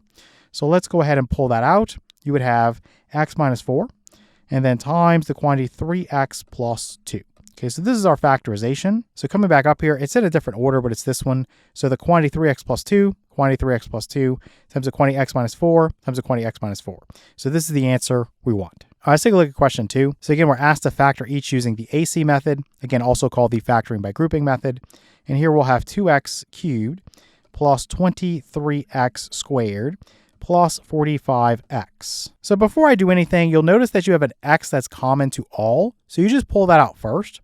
So you have x times the quantity 2x squared plus 23x plus 45. So now I need to get into my procedure. Again, I'm going to label this as A, this is B, and this is C. So what is AC? So AC, 2 times 45 would give me 90. And then B here is going to be 23. Okay. So I need to go through the factors of 90. I need to figure out two integers whose product is 90 and whose sum is 23. Okay. So I think about 90, you have 1 and 90, that's not going to work. You have 2 and 45, that's not going to work. You would have 3 and 30, that's not going to work. It's not divisible by 4, but it is divisible by 5. It's 5 times 18. So 5 plus 18 is also 23. I'll just put this over here and say I'm looking at 5 and 18. Let's put my equal sign here. So don't forget about your x. You have to keep carrying that with you. And essentially what I'm going to do is inside, I'm going to use these two integers to rewrite this middle term. So 2x squared plus, again, you could do it in any order, doesn't matter. I can go 18x here, or I could go 5x there, doesn't matter. So then plus 5x and then plus 45. Close that down. So here I'll put the x, and then from the first group, let me make this better. From the first group, I could pull out a 2x. So pull that out, and you will have x plus 9. From the second group, I could pull out a 5, and inside you'll have x plus 9. So you'll see that you have this common binomial factor of x plus 9. And that's what we're trying to pull out. So let's get this real quick. So we have x times the quantity, x plus 9. Again, I'm just factoring that out. Then times the quantity, you'll have this 2x plus 5. So this would be our answer. All right, so we're looking for this guy right here, which is going to be x times the quantity 2x plus 5. You have your 2x plus 5 here. Then times the quantity x plus 9, you have your x plus 9 here. The order that you multiply doesn't matter. So this answer is the same as this one. So this is what we want to select. All right, let's take a look at question 3. Again, we want to factor each using the AC method, or again, the factoring by grouping method. So what we have here is 16x squared a plus 86xa plus 30a. All right, so what I notice here is that I could pull out a 2a before I do anything. So let's pull that out. You would have 8x squared plus, this would be 43x, then plus 15. Okay, so let's identify A, B, and C. So this is A, this is B, and this is C. So AC, A times C, 8 times 15, that's going to be 120. And then B here is 43. All right, so thinking about factors of 120, you've got 1 and 120. Let's just skip that. Then you have 2 and 60. That's not going to work. You have 3 and 40, and that would work, right? 3 plus 40 would be 43. So let's put that off to the side. So we have 3 and 40. Those are our integers. And again, we just want to use this to rewrite that middle term, this 43x. So we have 2a times the quantity 8x squared, and then plus, you could put 3x or you could put 40x. It doesn't matter. Let's just do it the other way. So let's do 3x this time, then plus 40x. And you could reverse that and prove to yourself that it works either way. It's the exact same thing. So what's going to happen is you'll have your 2a. From the first group, you can only pull out an x. So you'll have 8x plus 3. From the second group now, you can pull out a 5. So plus 5 times the quantity 8x plus 3. So you see it worked out to have a common binomial factor. So again, you can pause the video and go back and try putting 40x here and 3x here. You see you're going to end up with the same result in the end. So this is your common binomial factor. Let's pull that out. You have 2a times the quantity 8x plus 3, then times the quantity x plus 5. So this is what we're looking for. So coming up here, I want this guy right there. So 2a times the quantity x plus 5 times the quantity 8x plus 3. Again, it's in a different order, but that doesn't matter because you can always multiply in any order. All right, let's take a look at our quiz. For the first question, we're asked to factor each using the reverse FOIL method. So we have 7x squared, then plus we have 80x, then plus we're going to have 100. The idea here is we're going to reverse our FOIL process. So let's set up our two binomials here. And we know that this guy times this guy, the first terms, right, if they multiply together, they're going to give me this guy. right? So this is coming from this times this, and I know that 7's a prime number, so I would basically say this is 7x and this is x. So that part is pretty easy. Now in terms of your signs, they're all plus, so I'm just going to put a plus here and a plus here. Now here comes the problem. I need to figure out this and this, and we know that last times last is going to give me this 100 here. But I need some factors of 100 such that I get the correct middle term of 80x. So you have to go through all the factors of 100 till you hit the right one. So you have 1 and 100, you have 2 and 50, not divisible by 3, you have 4 and 25, you have 5 and 20, not divisible by 6, 7, 8, or 9, but you could do 10 times 10. Okay, so let's go through here and think about different possibilities. If I put 100 here, remember you're going outer plus inner, right? So 7 times 100, that's way too big. If you put 100 here, it's still way too big, right? You have addition signs, you're going to be adding everything, that's out. 2 and 50, that's not going to work either. If you put a 50 here, 7 times 50 is 350, too big. If you put the 50 here and the 2 here, it's actually going to be too small, right? This is going to be 14 plus 50, that's going to be 64. I'm trying to get to 80. So forget about that, that's not going to work. So get rid of this. So you got 4 and 25. 25 here is too big. 25 here is actually too small, right? So if you put a 25 here and a 4 here, this is 28 plus 25, that's too small. You're trying to get to 80. So that's out. With 5 and 20, if you put the 20 here, it's going to be too big. 20 times 70 is going to be 140. That's out of the question. So if you put the 20 here and the 5 here, now it's too small. This is going to be 35 plus 20. That's 55. That's not going to work. You're trying to get to 80. So the only possibility left is going to be 10 and 10. So a 10 here and a 10 here. Does that work? Well, yes, it actually will work. So what you're going to see is that the outer here is going to be 70x, and the inner here is going to be 10x. 70x plus 10x will give you that 80x that you need in the middle. So this is our correct factorization. So this is what we want. So coming back here, we have 7x plus 10, that quantity times the quantity x plus 10. So this guy right there. All right, let's take a look at question 2 now. Again, we want to factor each using the reverse FOIL method.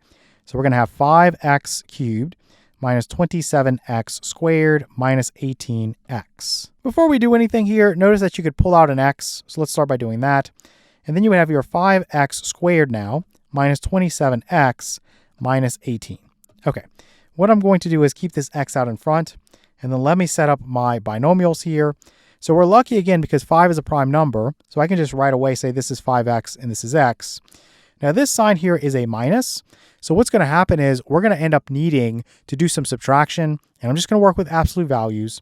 So what I'm going to look at would be the factors of 18, and again, I'm just going to subtract. So I'm trying to get to this correct middle term of negative 27x, but again, I'm just going to think about 27, okay? We'll play with the signs. So for 18, what do you have? You have 1 and 18.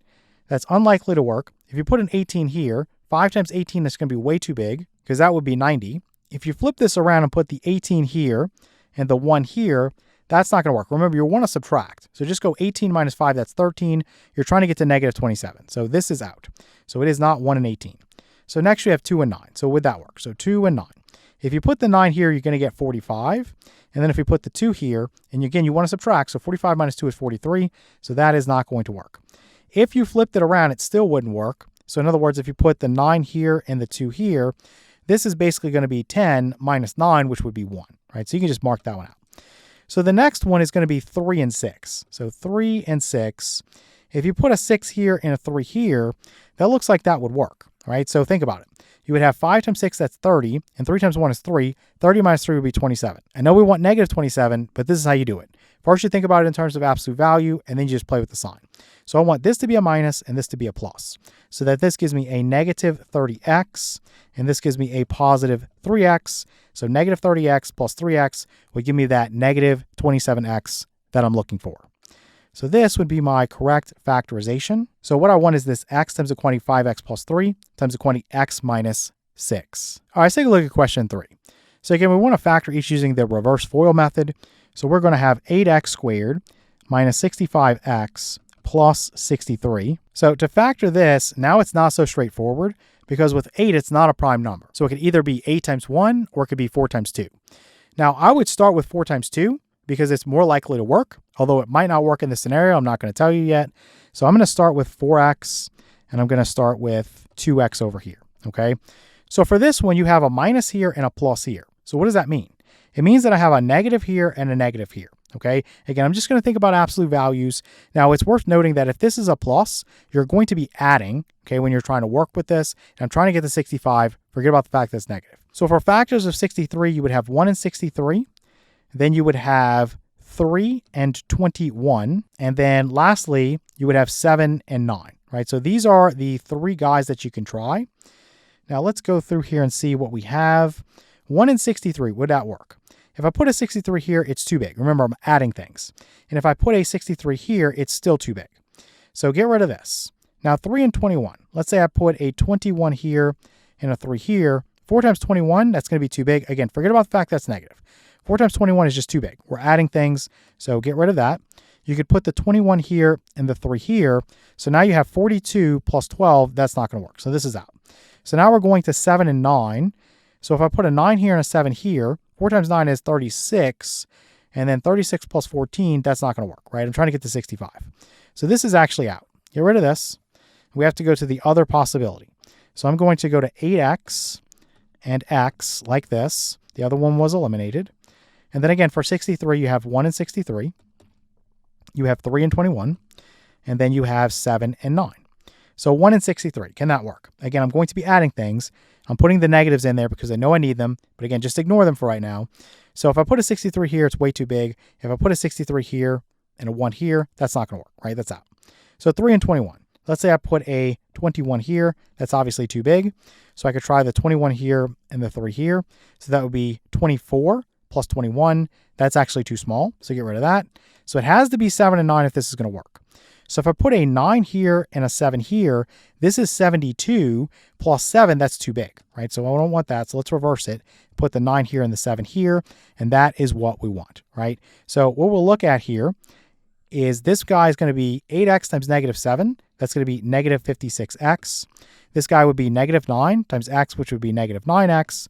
Negative 56x plus negative 9x would give me the negative 65x. And again, if you're just working with positives, you just go 8 times 7 is 56, 9 times 1 is 9, 56 plus 9 would give me the 65. And again, just make it negative after. I always just play with the signs later. Just deal with absolute values while you're trying to get your numbers to work out. So coming back up here, I want this quantity x minus 7 times the quantity 8x minus 9. All right, let's take a look at our quiz. For the first question, we're asked to factor each using substitution. So we'll have 2x to the 4th power minus 13x squared, then plus 15. And what you want to do here is just make a little substitution. You can actually factor this without doing this, but sometimes it's helpful to use this substitution technique. So that's why we teach it. So what I'm going to do is let u be equal to x squared. And then I'm just going to rewrite this as 2x squared being squared, and then minus 13x squared plus 15. So then everywhere there's an x squared, I'm just going to plug in a u, right? U is equal to x squared, right? So just going to plug in. So let's come down here, and we will say that we have 2u squared minus 13u plus 15. Okay, so what I'm going to do is actually factor this guy right here. It's a quadratic. It's something we know how to factor. And then once we're done, we'll go through and substitute back. So in other words, everywhere there's a u, we'll plug in an x squared, and we'll see if there's further factoring. So this one, let's just use reverse FOIL. I think it'll be pretty quick that way. Let's put a 2u here and a u here. And then for this guy, factors of 15. And I know I'm going to be adding here. This is negative and this is positive. So let's put a minus here and a minus here. So factors of 15, you've got 1 and 15. So if I put a 15 here, so a 15 here, that's 30. So that's out. Now, if I put a 1 here and a 15 here, this is not going to work, right? This would be 2 plus 15, which is 17. I'm trying to get to 13. Again, I'm working with absolute values. So I would go to 5 and 3. So if you put a 5 here and a 3 here, that actually would work. So this right here on the outer would be negative 10u. Then the inner would be minus 3u. Negative 10u minus 3u would give you that negative 13u you're looking for. So this is my factorization. But here's the mistake that everyone makes. They stop here. Remember, you made a substitution. We said that we would let u be equal to x squared. So essentially, you've got to go back and substitute again and say that 2x squared minus 3. I'm just plugging in for u. That quantity times the quantity, x squared minus 5. So you would look for additional factoring. You don't really see it. So this guy right here is going to be our answer. So we want this answer right here. You have x squared minus 5, that quantity, times the quantity 2x squared minus 3. Okay, let's look at question 2. So we have 6x to the 6th power minus 13x cubed plus 5. So what I'm going to do is let u be equal to x raised to that smaller power, which is x cubed. And so I'm going to rewrite this as 6x cubed being squared minus 13x cubed plus 5. And again, every single place that you see in x cubed, so here and here, you're going to plug in a u, okay, because u is equal to x cubed. All right, so we would say that we have 6u squared minus 13u plus 5. You can use reverse FOIL or you can use factoring by grouping. Again, it's probably equal time. It's really personal preference. So for this one, let's try 2u and 3u. And if that doesn't work, we have to try 6u and u, okay? So 5 is prime, so you could put a 5 here and a 1 here and just see if it works. So this right here is going to be 10, and this is 3, so this would work, right? So you need a minus here and a minus here. So basically you get 2u minus 1, that quantity times the quantity 3u minus 5. Now remember, u is x cubed. So you're just going to replace your u with x cubed. So 2x cubed minus 1 times the quantity 3x cubed minus 5. And that's basically it. So coming back up here, I want this answer right here. So 3x cubed minus 5, that quantity times the quantity 2x cubed minus 1. All right, let's take a look at question 3 now. So we want to factor each using substitution. So we have 21x to the 10th power, then minus 259x to the 5th power, then plus 490. All right, so looking at this guy, the numbers involved are very big. So generally that's a hint that you need to pull something out first. So this 21 here, the first guy is 7 times 3. So I would look at everything to see if it's divisible by 3 or 7, and you're going to see that they're all divisible by 7. So I can pull that out, and I would have 3x to the 10th power, then minus, this would be 37x to the 5th power. If you do 259 divided by 7, you get 37. Then plus 490 divided by 7 would be 70. So this is 70. Okay, close that down. So now what I'm going to do is make a little substitution. I'm going to let u be equal to this x to the 5th power. So x to that smaller power. So I'll say 7 times the quantity. I'm going to rewrite this as 3x to the 5th power being squared, then minus 37x to the 5th power, then plus 70. So here's where I'm going to make my substitution. And where there's x to the 5th power, I'm just going to plug in a u. So what we'll say here is that we have 7 times the quantity 3u squared minus 37u plus 70. Okay, so to factor this, let's put a 7 here. Let's put a 3u here. And let's put a u here. Remember, 3 is a prime number, so that's pretty easy. And this is a minus and this is a plus. So I know this is a minus and this is a minus, right? So when you're trying to get to this, if this is a plus here, you're always going to be adding. If it's a minus, you want to subtract. So for 70, you could start with 1 and 70, but that's obviously not going to work, right? It's just too big. Then you have 2 and 35. Now, would 2 and 35 work? Well, if I put a 35 here and a 2 here, this right here would be 6, and this right here would be 35. Can I get that to 37? No, remember, I'm adding. If I flip that around and put the 35 here, it's just too big. So the next thing for 70, it's not divisible by 3. It's not divisible by 4. It is divisible by 5. It's going to be 14 times 5. So if I put a 14 here and a 5 here, this is going to be 42. And remember, I'm adding, so that's already too big. If you put the 5 here and the 14 here, this is going to be 15 plus 14. That's 29, so that's not going to work. Okay, so what else do we have? It's not divisible by 6. You could do 7 and 10. So let's say we did a 10 here and a 7 here. Looks like that's what we want, right? 3 times 10 is 30. 7 times 1 is 7. 30 plus 7 is 37. Okay, so just check this real quick. With the signs, this would be negative 30u, and this would be negative 7u. So negative 30u plus negative 7u, that's going to give you your negative 37u that you need. Okay, so now I would just replace, just slide back up here so this is in view. I would replace the u with x to the 5th power. So 7 times the quantity 3x to the 5th power minus 7, then times the quantity x to the 5th power minus 10. Okay, so coming back, we're going to want to take this guy right here, which is 7 times the quantity x to the 5th power minus 10, then times the quantity 3x to the 5th power minus 7. All right, let's take a look at our quiz. For the first question, we're asked to factor each using the special factoring formulas. What we have is 12x squared, then minus 12xy, then plus our 3y squared. when we first look at this guy, it doesn't seem like it's going to factor using one of our special formulas, but you always want to think about pulling out the GCF if it's not 1 before you attempt to do any factoring. So notice that number-wise, you have a 12. Forget about the fact that it's negative. You have a 12, and then you have a 3, okay? That means that I can pull out a 3 before I do anything else. So this is 3 times. Inside of parentheses, you would have 4x squared, then minus 4xy, then plus y squared. From here, I would then check to see if it's going to factor into a binomial squared. So I would write this as 3, and then I would check to see, is this a perfect square? Well, 4 is 2 squared, and obviously x squared is a perfect square. So I could write this as 2x being squared like this. And then from here, I'm going to put minus. Remember, this middle part is 2 times the first guy being squared times the last guy being squared. So let me write 2 times, this is going to be 2x, and then times, we're going to end up with just y here, so let me put y there. And then this guy right here, I'm just going to put a plus sign, and I'm just going to write this as y being squared like this, just for clarity. Let me close down the parentheses. And you can see that this matches our formula. So from here, I'm just going to factor this using that formula. I'm going to have 3 here. I'm going to take the first guy that's squared and put it in the first position, so 2x. This sign is going to come with you, so minus. Then I'm going to take the last guy being squared here and put it right there. And then I'm going to go quantity squared here. So 3 times the quantity, 2x minus y being squared. This is how we would factor this guy. So coming up here, we have 3 times the quantity, 2x minus y being squared. That's our answer. Okay, now let's look at question 2. Again, we want to factor each using the special factoring formulas. So we have 45y squared minus 125x squared. So when we see this, the first thing you should be thinking is this the difference of squares? Well, you think about 45, that's not a perfect square, and 125 is not either, okay? But I could pull out a 5, and that would give me, let me make this 5 a little bit cleaner, that would give me 9y squared minus 25x squared.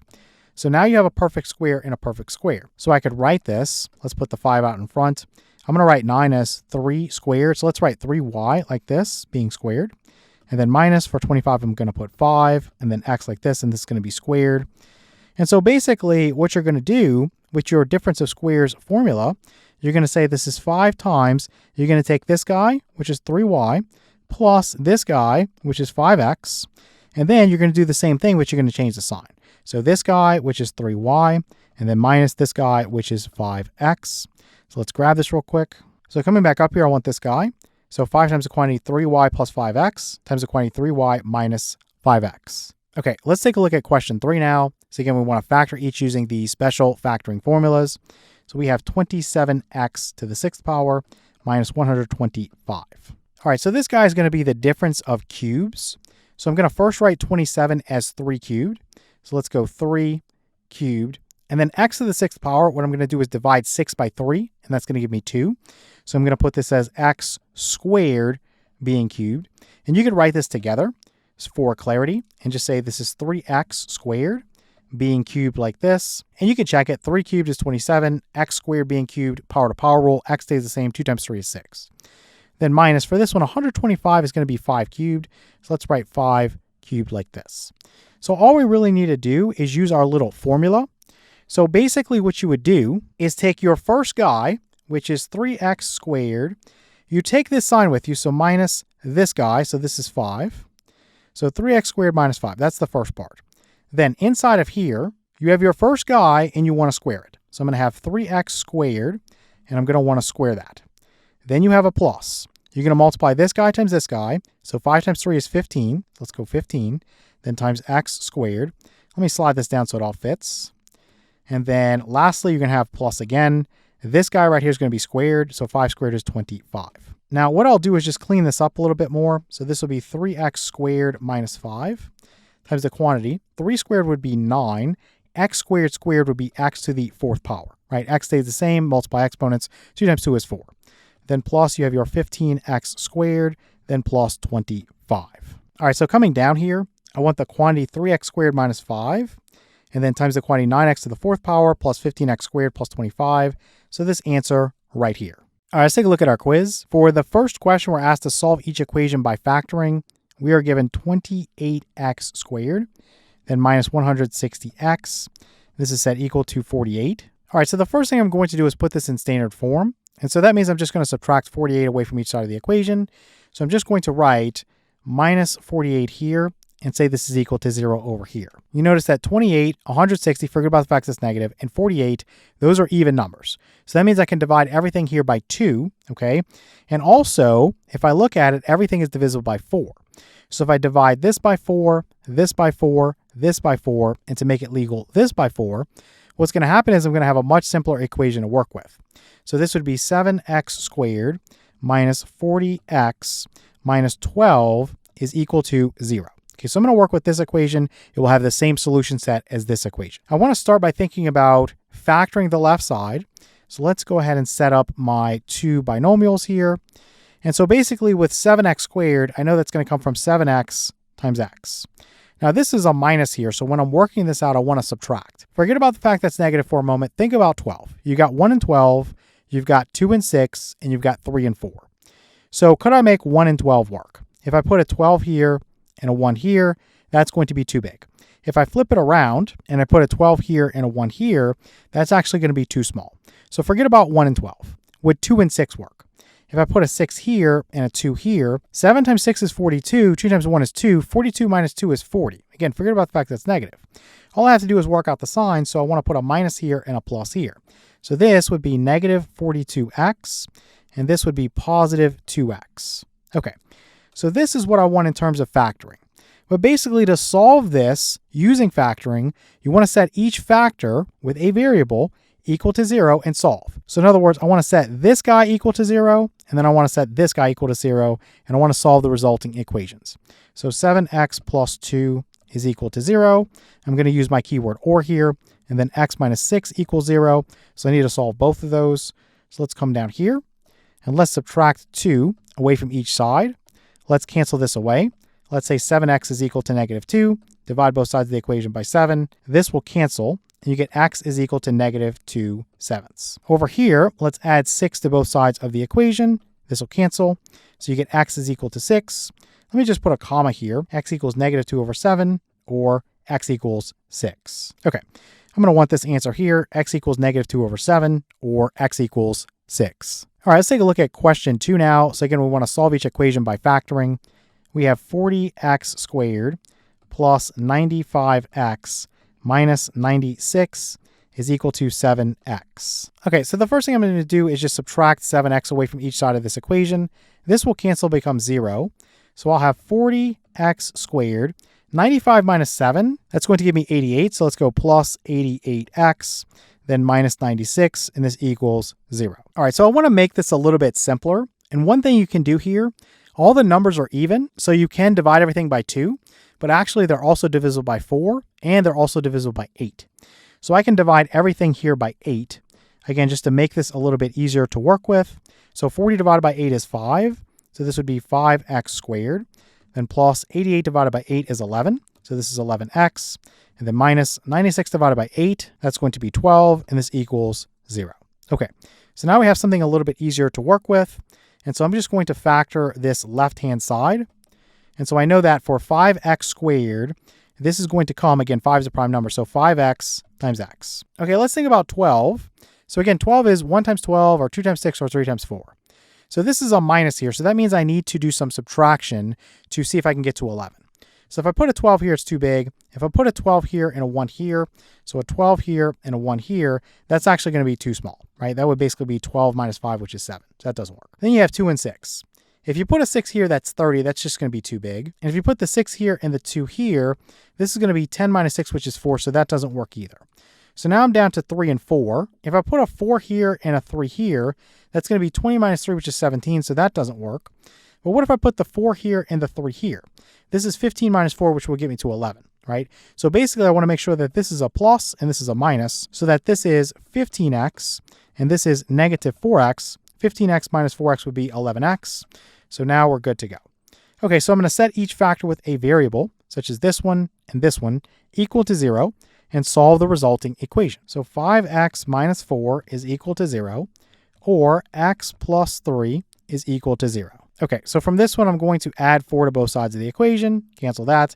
I have 5x is equal to 4, divide both sides of the equation by 5, Cancel that. You get x is equal to 4/5.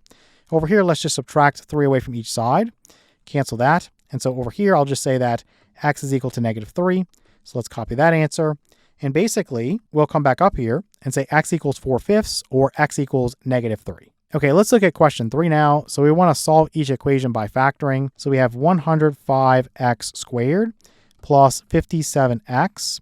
This equals -6. Okay, so what I'm going to do here is just add 6 to both sides of the equation. So I'm just going to do this like this. So I'm going to add 6 over here and say this equals 0. Looking at this, they're not even numbers, but 1 plus 0 plus 5 is 6, 5 plus 7 is 12, and you have 6. So all of those numbers are going to be divisible by 3. Just think about the divisibility rules for 3. So what I would do is just divide everything by 3 to make this a little bit simpler. So divide by 3, divide by 3, divide by 3, divide by 3. Okay, so what would that give me? 105 divided by 3 is 35. So this is 35x squared plus 57 divided by 3 is 19. So this is 19x. Then plus 6 divided by 3 is 2, and this equals 0. So 35 is either 1 times 35 or 5 times 7. So I don't like to start with 1 and 35. I think it's too big. It's unlikely to work, although it could work. I'm not saying it won't. So let me start with 7x and 5x. And then for 2, it's a prime number. So it's only 1 times 2. These are all plus signs. So let's put a plus here and a plus here. So just check 2 here and 1 here, see if it works. This is 14 plus 5. That's going to be 19. So this works, right? This basically would give you 14x. And this would give you 5x. 14x plus 5x is 19x. So good to go there. Okay, so we have 7x plus 1 is equal to 0. Then or 5x plus 2 is equal to 0. So again, you just take these guys, each factor with a variable, set them equal to 0, and solve the resulting equation. So from here, I would just subtract 1 away from each side, cancel this. 7x is equal to -1. Divide both sides of the equation by 7, cancel this. You get x is equal to -1/7. Okay, over here, subtract 2 away from each side, cancel this. You get 5x is equal to -2. Divide both sides of the equation by 5, cancel this. We'll say that x is equal to -2/5. So let's put -2/5 in there. So coming back up here, we want this answer. So x equals -2/5 or x equals -1/7. All right, let's take a look at our quiz. For the first question, we're asked to simplify each and state the restricted values. So we're going to have 24x cubed, then minus 18x squared, then minus 60x. This will be over. We have 5x to the 4th power plus 35x cubed minus 40x squared. Okay, so if you're given a problem like this, you always want to find your restricted values first before you simplify. Those restricted values carry over to your simplified rational expression. So that's very important. So I'm going to take this denominator and I'm going to set it equal to 0 and I'm going to solve the resulting equation. So I'm going to take 5x to the 4th power plus 35x cubed minus 40x squared. I'm going to set this equal to 0 and I'm going to solve. Now I've given you stuff that you can solve with factoring because that's really all we can do at this point. So let's come down here. We can pull out an x squared and we can also pull out a 5. So let's say we have 5x squared out in front and then we'll have x squared plus 7x and then minus 8 and this will be equal to 0. Now, I'm going to factor this inside here. So what this is going to be is 5x squared on the outside. Let me make this 5 a little bit better. And then this guy right here is really easy to factor. This is an x and this is an x. I need two integers whose sum is 7 and whose product is -8. So I'm just going to use +8 and -1. So +8 and -1. Okay, so what you would do here to solve this equation, it's factored. So you're going to take each factor with a variable. So this guy, and this guy, you're going to set those equal to 0. You're going to solve the resulting equations. So let's come down here and say that 5x squared is equal to 0, or we'll say x plus 8 is equal to 0, or we'll say x minus 1 is equal to 0. This one's really easy to solve. I think most of you can eyeball that and see the answer is x equals 0. But for completeness, let's divide both sides of the equation by 5. This would cancel, and you get x squared is equal to 0. Now, this could only be true if x is 0, right? So basically, we'd say here x is 0. Then over here, we'll subtract 8 away from each side. Cancel this. I'll put or. We'll have x is equal to -8. And then over here, let's add 1 to both sides. And I'll put my or. We'll have x is equal to 1. Okay, so these values here, 0, -8, and 1, those need to be restricted from the domain. So let me actually clean this up. So I'm going to say this is the set of all x such that x is not equal to 0, -8, or 1. Okay, so these are the values you can't plug in for x in your original rational expression because they make the denominator equal to 0, and you cannot divide by 0. That's undefined. Okay, so I'm just going to put this over here. And essentially, what I want to do now is just factor everything. And I had this in factored form, and I erased it. But we can get it again really quickly. Again, this was 5x squared that came out. And then inside, this was x squared plus, this was 7x, and then minus 8. And again, this part is going to factor into, let me just set this up. This is x, and this is x. And you're going to have plus 8, and then minus 1. Okay, so let's get rid of this. And I'm just going to replace this with the factored form. So let's move this up here. Okay. So I need to factor the numerator. So from the numerator, you could pull out a 6x, and that would give me 4x squared, then minus 3x, and then minus, this would be 10. Okay, so I'm going to further factor this.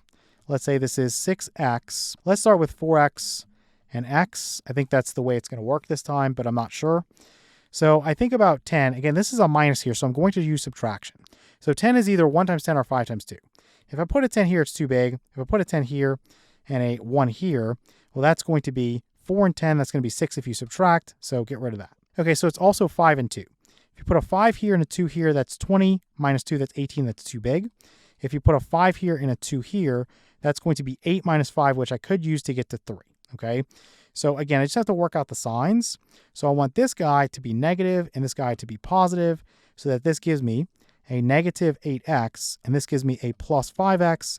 Negative 8x plus 5x is negative 3x. Okay, so this is what I want. Let's get rid of this. I'm just going to erase this, and I'm going to write up here that we have 6x times the quantity 4x plus 5, and then times the quantity x minus 2.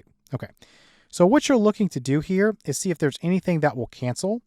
And if you look between the numerator and denominator, really you just see this x here that would cancel with one of these here. And so my simplified answer, I would say this is 6 times the quantity 4x plus 5 times the quantity x minus 2. Then this is over. You would have 5x times the quantity x plus 8 times the quantity x minus 1. And then this is your domain. You can really write this as x is not equal to, we would say 0, negative 8, and 1. Again, you have to carry all of these over to your simplified version. Okay, so this is actually a lot to fit on the screen. But essentially, you want this answer right here. So you have 6 times the quantity 4x plus 5 times the quantity x minus 2. Then this is over 5x times the quantity x plus 8 times the quantity x minus 1. Then your restricted values, you have x cannot be 0, negative 8, and 1. Again, the order that you multiply and the order that you list these restricted values, it doesn't matter. Okay, so this is the correct answer. Okay, let's look at question 2. Again, we're asked to simplify each and state the restricted values. So we're going to have 4x squared plus 8x. This is over. We're going to have 4x cubed plus 8x squared minus 32x. Okay, so I'm going to start with the denominator. I'm going to set that equal to 0. So 4x cubed plus 8x squared minus 32x. I'm going to set that equal to 0 and solve. Again, I'm giving you things that you can factor. So what I'm going to do here is pull out a 4x. And so this would give me x squared plus this would be 2x, and then minus this would be 8. This equals 0. So let's go 4x times, let's go ahead and set this up. This is x and this is x. Two integers that sum to 2 and give me a product of negative 8. It's going to be positive 4 and negative 2. So positive 4 and negative 2. Let's set that equal to 0. So this guy right here, I'm actually going to copy this now because last time I messed up. I'm just going to erase this and I'm going to paste this in. That way we have it for later. And now we can come down here and just solve this. So you'd set each factor with a variable. So this one, and this one equal to 0 and solve the resulting equations. So for x equals 0, then you have x plus 4 equals 0. Then you have x minus 2 equals 0. So for this one, divide both sides of the equation by 4. You get x is equal to 0. Let's show that as canceling. Then for this one, let's subtract 4 away from each side. This cancels, so x would also be negative 4. For this one, let's add 2 to both sides, so x would also be positive 2. Okay, so these are your restricted values. So however you want to write this, you can use the domain notation. You could say the set of all x such that x is not equal to your 0, your negative 4, and then your 2. You could also do it the other way, like I listed it before. Just put a comma and put x is not equal to those values. Again, whatever you want to do. So for this one, I just need to factor the numerator now, and it looks like I can pull out a 4x. So if you did that, you'd have 4x times the quantity x plus 2. Can I cancel anything? Yeah, I can cancel this 4x with this 4x. And that's going to be about it, right? So basically my simplified answer, I'm just going to say it's x plus 2 in the numerator, and you don't need parentheses there. So let me actually just erase them. They're not going to do anything. And then down in the denominator, you can have the quantity x plus 4 times the quantity x minus 2. And then I'll just put a comma here and say x is not equal to 0, -4, or 2. Okay, so we want this answer right here. We want x plus 2 in the numerator. In the denominator, it's the quantity x minus 2 times the quantity x plus 4. And then your restricted values, you have 0, -4, and 2. Again, in a different order, but that doesn't matter. All right, let's take a look at question 3. So we have 10p minus 50 over, we have 3p squared plus 28p, and then minus 20. Okay, I'm just going to factor the numerator. So you pull out a 10, you'd have 10 times the quantity p minus 5. That's pretty easy to do. Let's put this up here as 10 times the quantity p minus 5. Okay, I'm going to set the denominator equal to 0 and solve. If you want to factor it first, that's fine. So I'm just going to put a 3p here and a p here, right? 3p times p would give me 3p squared. And then thinking about 20, forget about the fact that's negative. You would have 1 and 20. That's not going to work. Remember, we have to subtract because this is a minus here. And again, I'm talking about absolute value. I'm trying to get to 28. So if I did 1 and 20, that wouldn't work. But if I did 2 and 10, if I put a 10 here and a 2 here, again, just think about this in terms of absolute value. 3 times 10 is 30. 30 minus 2 would be 28. So I would want this to be a plus and this to be a minus, right? So this would be 30p and this would be minus 2p. So that would leave us as good to go. So let me erase this and put my factored form in here. So this is 3p minus 2. And then that quantity is multiplied by the quantity p plus 10. All right, so both the numerator and denominator are factored. You see nothing's going to cancel. This will end up being your simplified answer.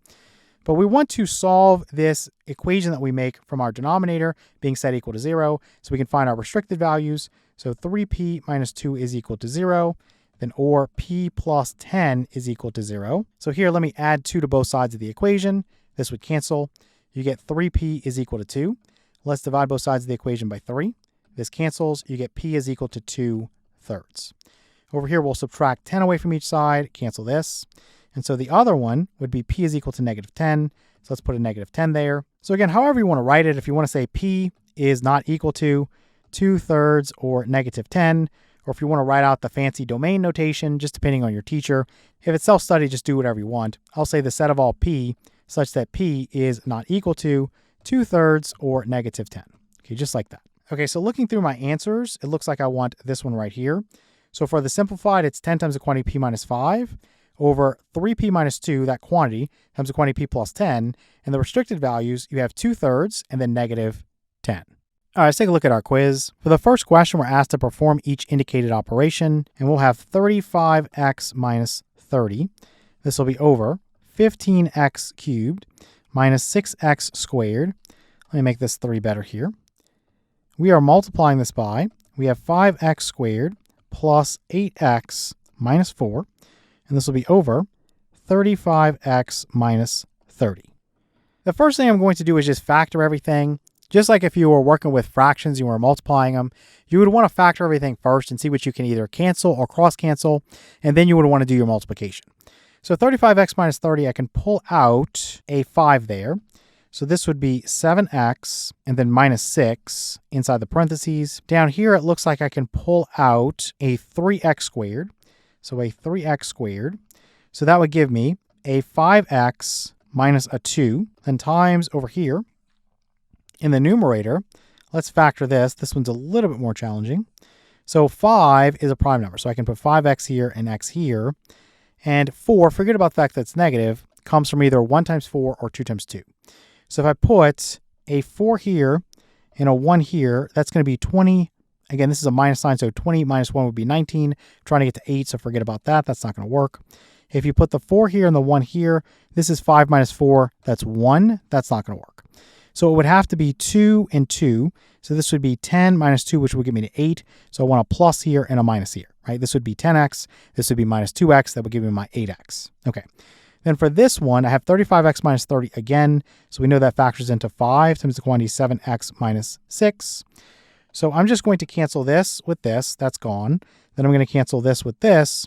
And so all I'm really left with is going to be this x plus 2. You don't need any parentheses. Over this 3x squared. So this is what I'm looking for here. It's x plus 2 over 3x squared. Okay, let's look at question 2 now. So we're asked to perform each indicated operation. So we want to do 24x minus 40. This is over 40 plus 11x minus 21x squared. And then we're multiplying this by, we have 63x plus 72. And this is over 8x minus 72. So between 24 and 40, you'd have a common factor of 8. So let's pull that out. And then you would have 3x minus 5 inside. Then down here, let me rewrite this. So this basically would be negative 21x squared, and then plus 11x, and then plus 40. Now, what you could do in this situation is pull out a negative 1. Just put it out in front. That way you don't have to deal with a negative leading coefficient. So negative 1 times the quantity. This would be 21x squared.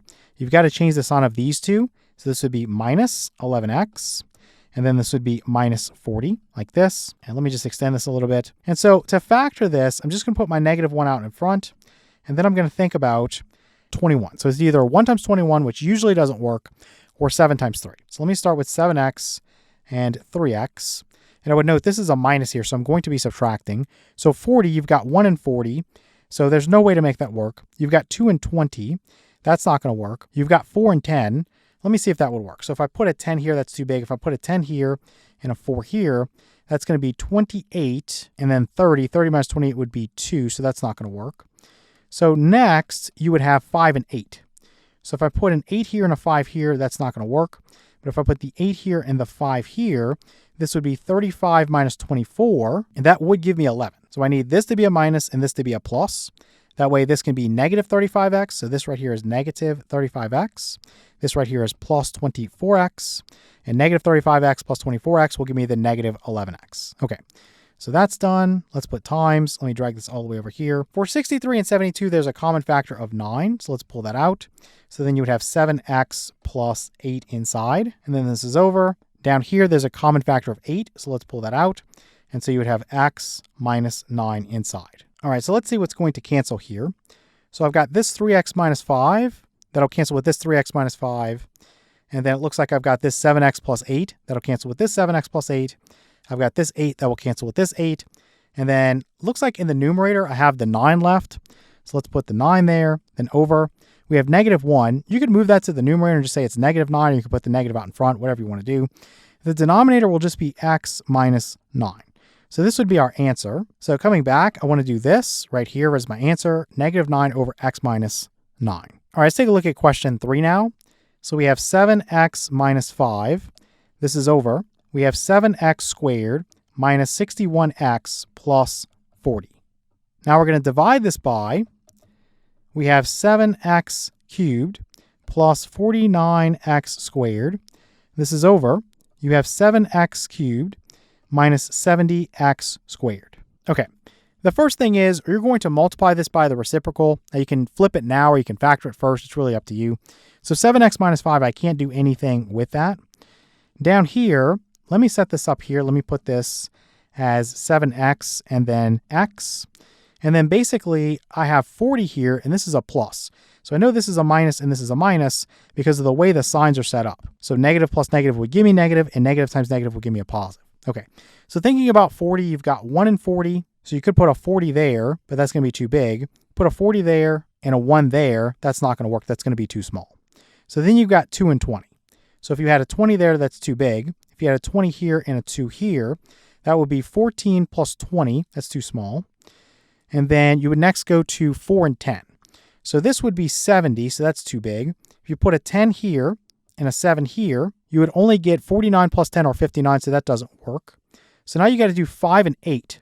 So if you do an 8 here, that's 56, and then you do a 5 here, 56 plus 5 would give you 61. So this is what you want. Again, thinking about the signs, this would be negative 56x, and this would be minus 5x. So negative 56x minus 5x would be negative 61x. So this is what we want. So what I'm going to do here is actually multiply this by the reciprocal. So I'm going to take this 7x cubed minus 70x squared up here. I'm going to pull out a 7x squared. So this would be x minus your 10. Okay, let's put this over. I'm going to take this one and bring it down here. So it looks like I can pull out a 7x squared as well. That would give me x plus 7 inside. So let's see if we can cancel anything. So it looks like I can cancel the 7x squared between numerator and denominator. And then I can wrap this for clarity, multiply it by 1. I can cancel this with this. So the 7x minus 5 with the 7x minus 5. And it looks like that's pretty much all I can cancel. So looking at what we have left, this numerator is going to be x minus 10. No need for parentheses. This denominator would be the quantity x minus 8. Then times the quantity x plus 7. All right, so this is the answer we want. We want x minus 10 over the quantity x minus 8 times the quantity x plus 7. All right, let's take a look at our quiz. For question 1, we're asked to perform each indicated operation. And we're looking at 6 over, we'll have x plus 4. Then we're subtracting away. We have 5 over, we have 6x minus 6. All right, so the first thing we want to do here is find a common denominator. And it's best if you find the least common denominator. Now this one right here, if I try to factor x plus 4, it's just x plus 4. You really can't do anything with that. So this is just x plus 4. For this one, you could pull out a 6. So this would be 6 times the quantity x minus 1. But you'll notice between these, they don't have anything in common. So the LCD would just be the product of the two. So I would just write this for my LCD in factored form and say it would be 6 times the quantity x minus 1 times the quantity x plus 4. You could multiply everything together, but I think it's a little bit better if you leave it like this. That way, in the end, if you need to cancel something, you don't have to refactor it. So let's get rid of this. And I'm going to think about what does each guy here need to have a denominator of the LCD. So let's put equals here. I'll first write this 6 over x plus 4. And what do I need to multiply it by? Well, I'm missing the 6 times the quantity x minus 1 from the denominator. So times, you'll have 6 times the quantity x minus 1 over 6 times the quantity x minus 1. And then I'll have minus over here. What am I missing in the denominator? I need this x plus 4. So I'll have 5 over, I'm going to put 6 times the quantity x minus 1, just in factored form, times I'll have this quantity x plus 4 over this quantity x plus 4. Okay, I can get rid of this. I think we know what the LCD is at this point. So I'm just going to write this as 6 times 6, that's 36, times the quantity x minus 1. I'll further simplify that in a moment. And then I'm going to put minus here. Now this is really important. A very common mistake is just to apply the minus sign to the first guy here. Remember, you are subtracting this whole thing away. So what I always tell my tutoring students is to put brackets here, okay, or parentheses or whatever you want to use, and then just put this in here. So you have 5 times the quantity x plus 4. That way you know, in order to remove the brackets, you have to distribute the minus sign to each term inside. Okay, so it's really important. So what I would do from here is put this over. You have your LCD, so you're not going to do anything with that. It's just basically 6 times the quantity x minus 1 times your quantity x plus 4. Okay, let's come down here and let's put equals. So I'll just say 36 times x would be 36x, and then minus 36 times 1 is 36. I'll have minus, I'll put my brackets here. 5 times x is 5x, and then plus 5 times 4 is going to be 20. Now, if you want to remove the brackets, that's where you would basically get rid of this and you would change the sign of each. So this is a minus and then this is a minus. So that's really important. Now, if you want to just do this right here, it's fine. So 36x minus 5x would give me 31x. So let's put that as 31x. Let's get rid of this. And then negative 36 minus 20 would be negative 56. Let's get rid of this and put negative 56 like that. And this is over your LCD, which is 6 times the quantity x minus 1 times the quantity x plus 4. So this would be your answer. Now, typically, you'll try to simplify this if you can, but 31 and 56, there's no common factor there other than 1, so you can't really pull anything out. So I'm just going to report this as my answer. So I'm looking for this answer right here, which is 31x minus 56 over, you have 6 times the quantity x minus 1 times the quantity x plus 4. All right, let's look at question 2 now. So again, we want to perform each indicated operation. We're looking at 6x over 20x minus 8. Then we're adding to this x plus 4. This will be over 3x minus 5. Okay, so the first thing I would do is factor each denominator and try to get my LCD. So for this one, you could pull out a 4, and you would have 5x, then minus 2. For this one, the 3x minus 5, that's not going to factor. But what I would do here is I would write this 6x. Let's take 6 and write it as 2 times 3, then times x, and this is over. You're going to have this 4, which you could write as 2 times 2, then times the quantity 5x minus 2.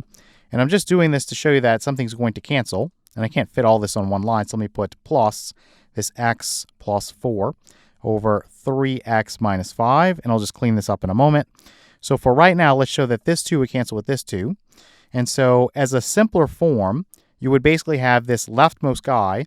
That's going to be 3x over. You'll have 2 times the quantity 5x minus 2. And then basically you'll go plus. You have this x plus 4 over this 3x minus 5. So this is the problem we'd want to work with. You don't have to do it this way. You could just work with it in this form, but it's a little bit easier here, and it's going to lead to less simplifying in the end. So whichever way you want to do it. And let's put equals. So you notice that the LCD would just be the product of the denominators. There's nothing in common, okay?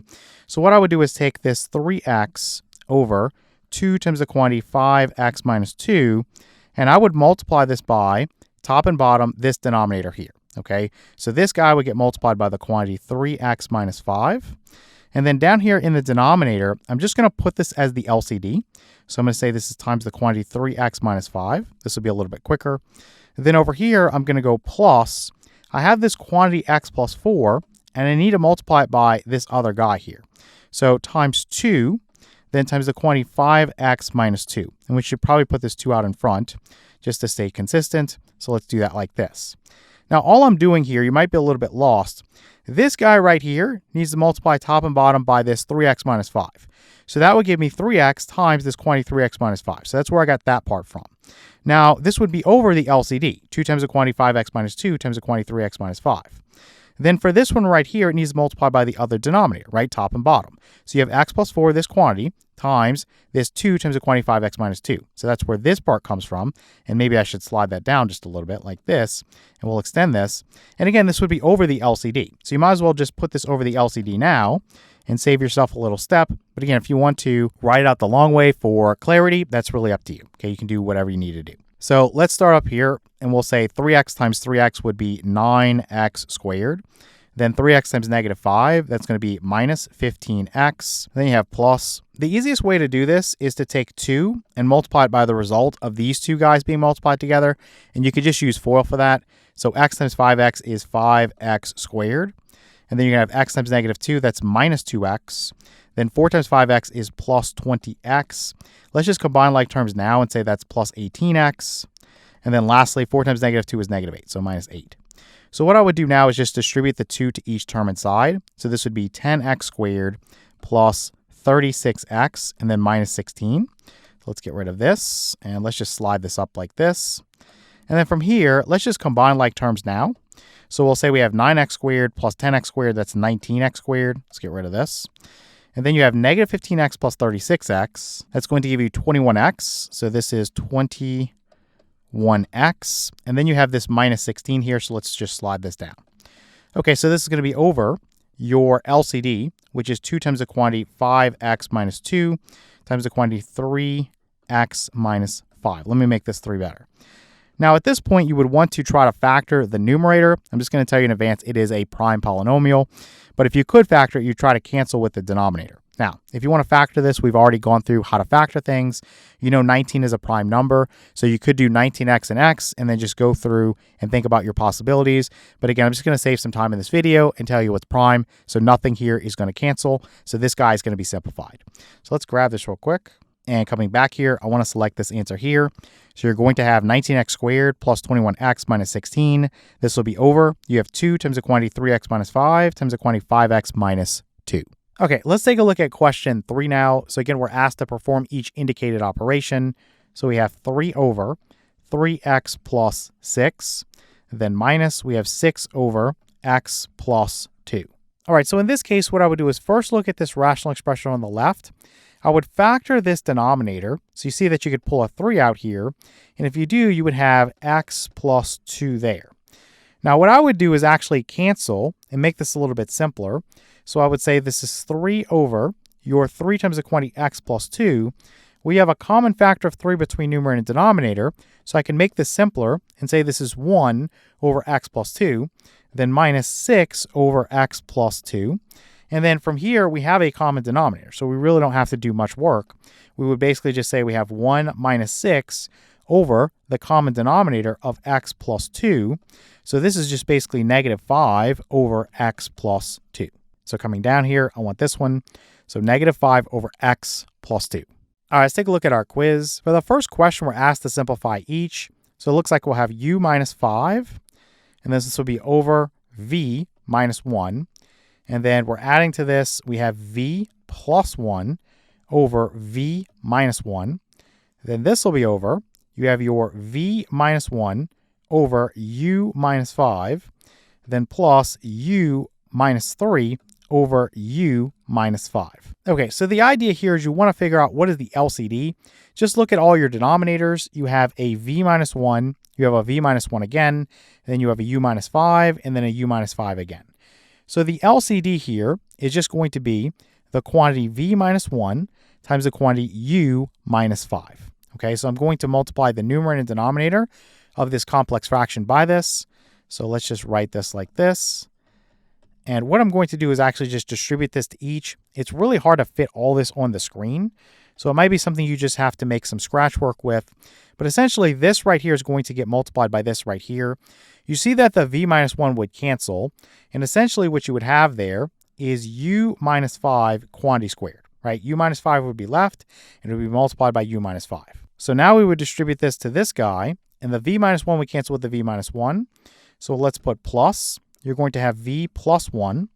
This quantity would be multiplied by the quantity u minus 5. Let me make this a little bit cleaner here. Okay, so now we're coming down into the denominator here to see what we're going to have. So again, this distributes to this. The u minus 5 would cancel with the u minus 5. And now you would have v minus 1 quantity squared. And then now let's go to this one. So this is going to distribute to this. And so the u minus 5 would cancel the u minus 5 again. So plus, now you have v minus 1. This quantity multiplied by the quantity u minus 3. Now, typically, I'll think about, can I factor anything out and cancel before I start going through and distributing? What I could do is I could pull out a u minus 5. So u minus 5 could be pulled out. So basically, inside the parentheses, you would have 1 u minus 5 here.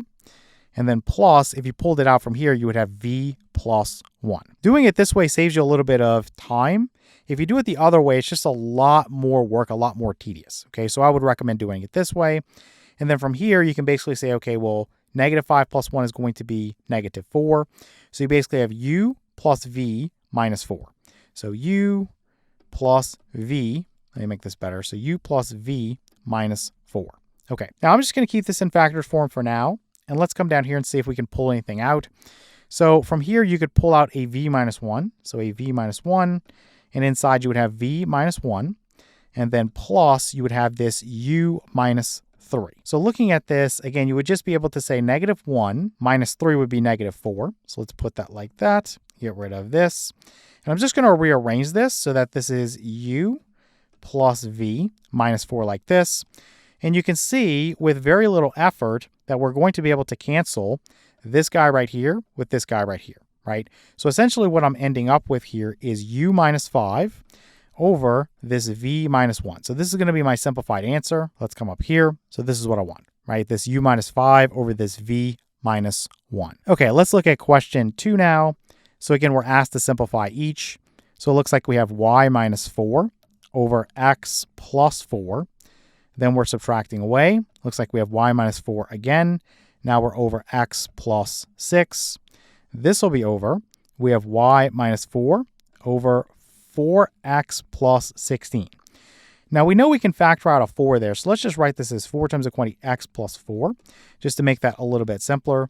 Let's move this up here like this.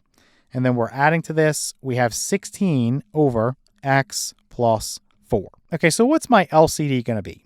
If I look at the denominators, I've got this x plus 4, I've got x plus 4, I've got x plus 4, and I've got x plus 6, and then I've got a 4. So basically, it would be 4 times the quantity x plus 4, then times the quantity x plus 6. So that's my LCD. And again, I'm just going to multiply the numerator and denominator by this LCD. So what is this going to be? Again, you're going to distribute this to each. So right now, we're going to focus on this one over here on the left. And essentially, the x plus 4 is going to cancel with the x plus 4. So you would have 4 times the quantity x plus 6 times the quantity y minus 4, right? Because again, this is going to cancel with this, and you're just left with this guy times this guy times this guy. Okay. Then you have minus, so you have to be really careful with the minus sign, okay? I'm going to put that there and just be real careful with this because, again, everything needs to be subtracted away. So here, the x plus 6 is going to cancel.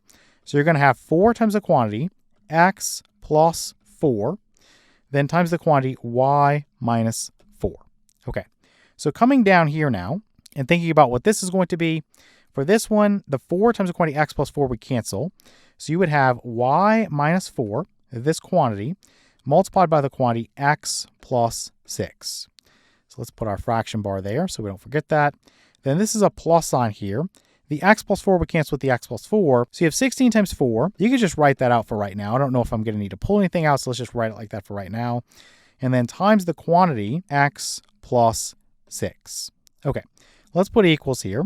And let's see, again, can I pull anything out to make my life a little bit easier? Well, it looks like I can pull out a 4 from here and here. I can pull out a y minus 4 from here and here, and that's going to be it. So the way I'm going to write this is I'm going to have the 4 times the quantity y minus 4. I'm pulling that out, so what's left? You're going to have this x plus 6, and then you're going to have this x plus 4. But remember, you have this minus sign here, so this is tricky. So you have to write minus x and then minus 4 there. Okay, so that's really important to do because this minus applies to both of these. Okay, so what we'll have here, if you just simplify inside, x minus x is going to be gone, right? So that's basically eliminated. And essentially you have 6 minus 4, which is 2, right? Now, if I'm multiplying this by 2, I might as well just say this is 8 over here. And this will be over. Down here, what could I pull out? Let me actually scooch this up a little bit so I can fit it. Well, it looks like I have an x plus 6 that's common. Okay, so I'm going to pull that out. So I'll have x plus 6 out here. Inside, I'll have y minus 4. And then basically plus, we'll do the 16 times 4, which is going to be 64. And essentially looking at this, negative 4 plus 64 is going to be 60. So this is just y plus 60 like this. Let me make that better. So is there anything I can do to cancel here? No. This is as good as I can get. And this is what I want, right? So 8 times the quantity y minus 4 over x plus 6, this quantity, times the quantity y plus 60. All right, let's take a look at question 3. Again, we're asked to simplify each. So let's see, we have u plus 4 over, we have v minus 2, and then we're subtracting away. We have u plus 4. This is over v plus 5. This will be over, you have u plus 4. This is over 16. And then plus, this is going to be u plus 4. And this will be over 4v minus 8. So I'm going to go 4 times the quantity v minus 2. Okay, so thinking about the LCD here, you're going to have a v minus 2. You're going to have a v minus 2 again. So let's just write v minus 2 here. Then you're going to have a v plus 5. So v plus 5. And then number-wise, you have a 16 and you have a 4. So you're going to go with 16. So let's write that down here as well. And then basically, we're just going to go through and multiply. So this guy gets multiplied by this guy. The v minus 2, we cancel with the v minus 2. You're going to have 16 times the quantity v plus 5 times the quantity u plus 4. Then you're going to have minus this guy times this guy. So the v plus 5 would cancel with the v plus 5. So you have 16 times the quantity v minus 2, then times the quantity u plus 4. Let me make this v a little bit better so that we don't confuse it with a u. So let's put this over. Down here in my denominator, we know that the 16s would cancel, okay? So you would basically have this u plus 4 times this quantity v minus 2 times this quantity v plus 5, then plus 16 divided by 4 would give me 4, and then the v minus 2 would cancel with the v minus 2, so you're going to have u plus 4 times v plus 5. From the numerator, you've got this 16 and then u plus 4 that can be pulled out. So let's start by just doing that. So I'm going to pull out the 16 times the quantity u plus 4. All right, so what's going to be left inside the parentheses? You're going to have this v plus 5. And then here you have this minus. This guy is left. Okay, so you have to be really careful when you have a minus sign. So it's going to be minus v, so minus v, and then minus a negative 2 is plus 2. Okay, so be really careful with that. So v minus v would be 0. So get rid of this. And then 5 plus 2 would be 7. So basically, I would just multiply 7 times 16. That's going to give me 112. So this is 112 times the quantity u plus 4. So that's my numerator. Then this is over. In the denominator, you have this u plus 4 and this u plus 4 that can be pulled out. You also have this v plus 5 and this v plus 5 that can be pulled out. So let's start with that. I'm going to pull out the u plus 4, that quantity, times the quantity v plus 5. And then what's going to be left inside? You're going to have this v minus 2 and then plus 4. Okay, so can I cancel anything before I move forward? Yeah, I can cancel this quantity of u plus 4 with this quantity of u plus 4. And then also this negative 2 plus 4 would be 2, so this is v plus 2 here. So essentially, this is going to be my answer. 112 in the numerator over v plus 5, this quantity, times the quantity v plus 2. So that's going to be my denominator. So coming down here, this is what I want. So it's 112 over v plus 5, that quantity, times the quantity v plus 2. All right, let's take a look at our quiz. For the first question, we're asked to solve each equation. So we're going to have x minus 3 over x minus 8. Then plus, we have 1 over. We have x squared minus 8x. I'm going to factor that and say this is x times the quantity. We'll have x minus 8.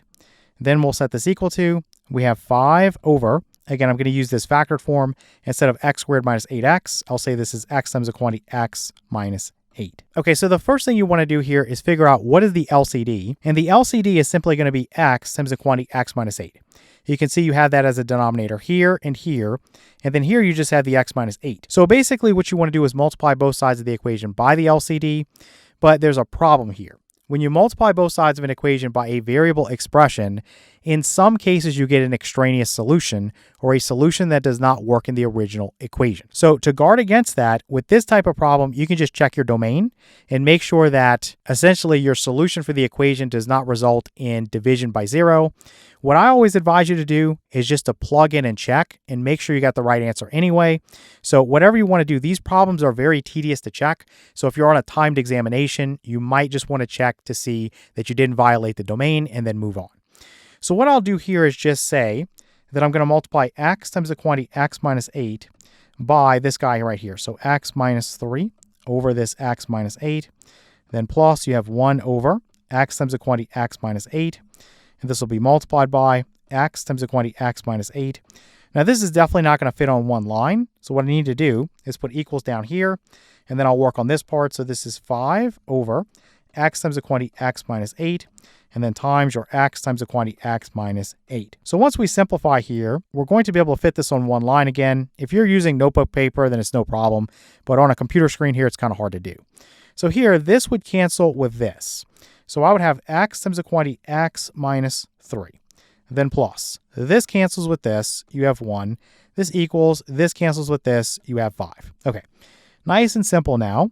And basically these problems I'm going to give you, they're quadratic. And we haven't talked about the quadratic formula yet, but these are going to be able to be solved using factoring. So they're nice and easy. So this is x times x. This is x squared. Then minus x times 3 is 3x. And then you have plus 1 equals 5. What I'll do here is subtract 5 away from each side. So let me do that. Minus 5 here, minus 5 here.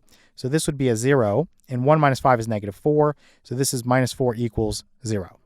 So I'm just going to factor the left-hand side here. And so this is going to be an x, and this is going to be an x.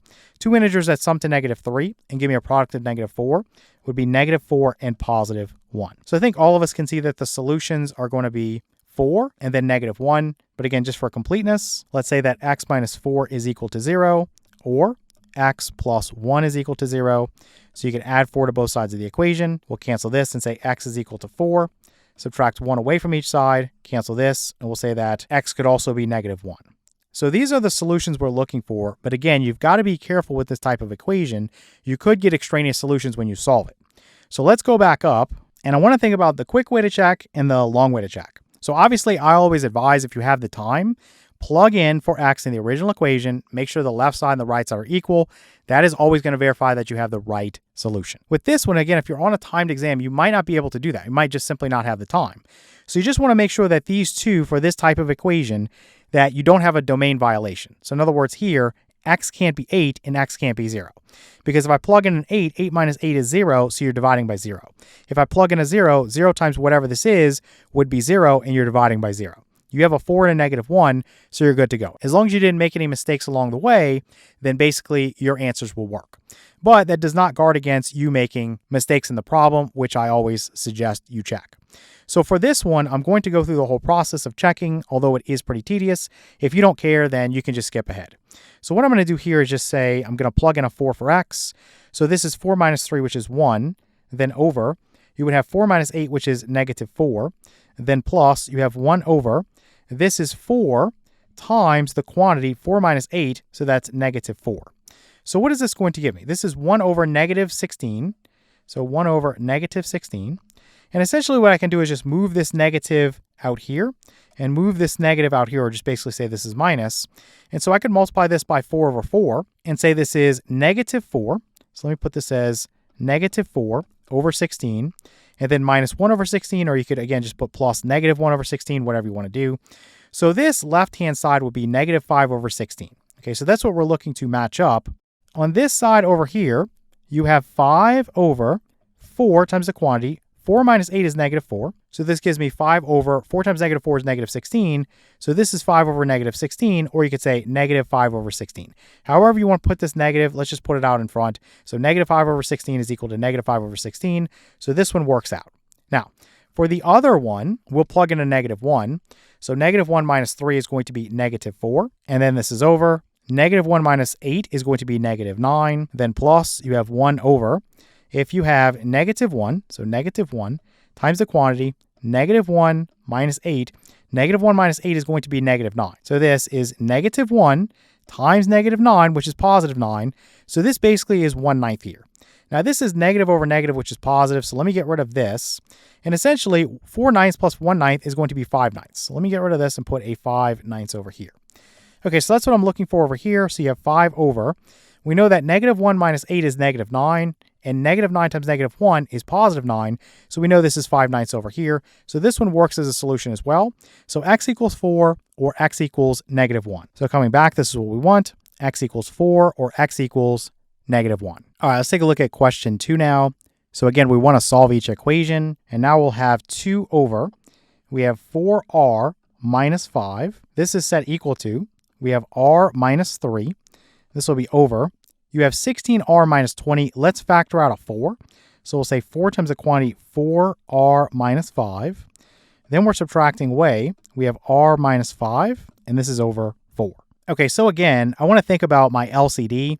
So you have 4 times the quantity 4r minus 5. That's going to be the LCD. Basically, you have 4 here, 4r minus 5 here, and then 4 times 4r minus 5, that quantity here. So what I'm going to do is multiply everything by that LCD. So again, this is not going to fit on one line. I'll try to condense it as much as I can. So 2 over 4r minus 5 times, you can have this 4 times the quantity 4r minus 5, and then this is equal to, you have r minus 3 over 4 times the quantity 4r minus 5, then times 4 times the quantity 4r minus 5, and we're going to have minus over here. You have this r minus 5 over 4. Then times, you have this 4 times the quantity 4r minus 5. Again, if you're using loose leaf, then you could probably fit this on one line. Maybe you have to stretch it. It doesn't matter. We're going to condense it here right now. So this right here, let me just wrap this for clarity. And let me make that a little bit better.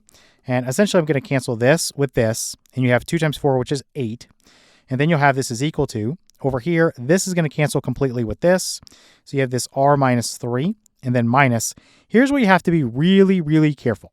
You are subtracting away this entire thing, whatever it ends up being. So what I always tell my tutoring students is to use brackets here. So I'm just going to open that up, and then I'm going to cancel this 4 with this 4, and you're going to have r minus 5, that quantity, times the quantity 4r minus 5. Okay, let's close that down. Okay, so from here, let's go 8 is equal to r minus 3, and then minus. Inside the brackets, let's use FOIL. R times 4r is 4r squared. Then you'll have r times negative 5, that's minus 5r. Then you have negative 5 times 4r, that's minus 20r. Let's just write that as negative 25r, save ourselves a little bit of time. And then negative 5 times negative 5 is plus 25. So the idea behind the brackets here is that if I want to remove them, I've got to change the sign of each inside. So this is negative, this is positive, and this is negative. Okay, so that's a lifesaver for you. If you're making sign mistakes, just go ahead and use brackets or parentheses in that situation. All right, so let's simplify. I'm going to subtract 8 away from each side. So this would be a 0 over here. Negative 3 minus 8 is negative 11. So I'm just going to write minus 11 here. And then I'll think about basically putting 0 is equal to, you have this negative 4r squared. And then let's see, you have 25r plus r, that's plus 26r. Let me check these off to show that I'm using them so I don't get lost. Then you have negative 11 minus 25. That is going to be negative 36. What I'm going to do from here, let me check these off for completeness. What I'm going to do from here is just flip this around. I like my variable to be on the left. So negative 4r squared plus 26r minus 36 is equal to 0. Now you could go through and solve this using factoring as it is. But what I would recommend is if you see something that's common, like here you have 4, 26, and 36, and I know some of those are negative, but just forget about that for a moment. Everything here is even, so you can just divide everything by 2. And to make it easier with factoring, because you don't want a negative leading coefficient, let's divide everything by negative 2. That's going to make our life a lot easier. So we'll go ahead and say that this is 2r squared minus 13r. Then this will be plus 18, and this equals 0. Okay, so let's factor this guy now. So with 2, it's a prime number. So I know this can be 2r, and this is r. Now, 18, you could do 1 times 18, you could do 2 times 9, or you could do 6 times 3. Now, remember, this does not have a common factor of 2 in it, so you can't have a common factor of 2 here.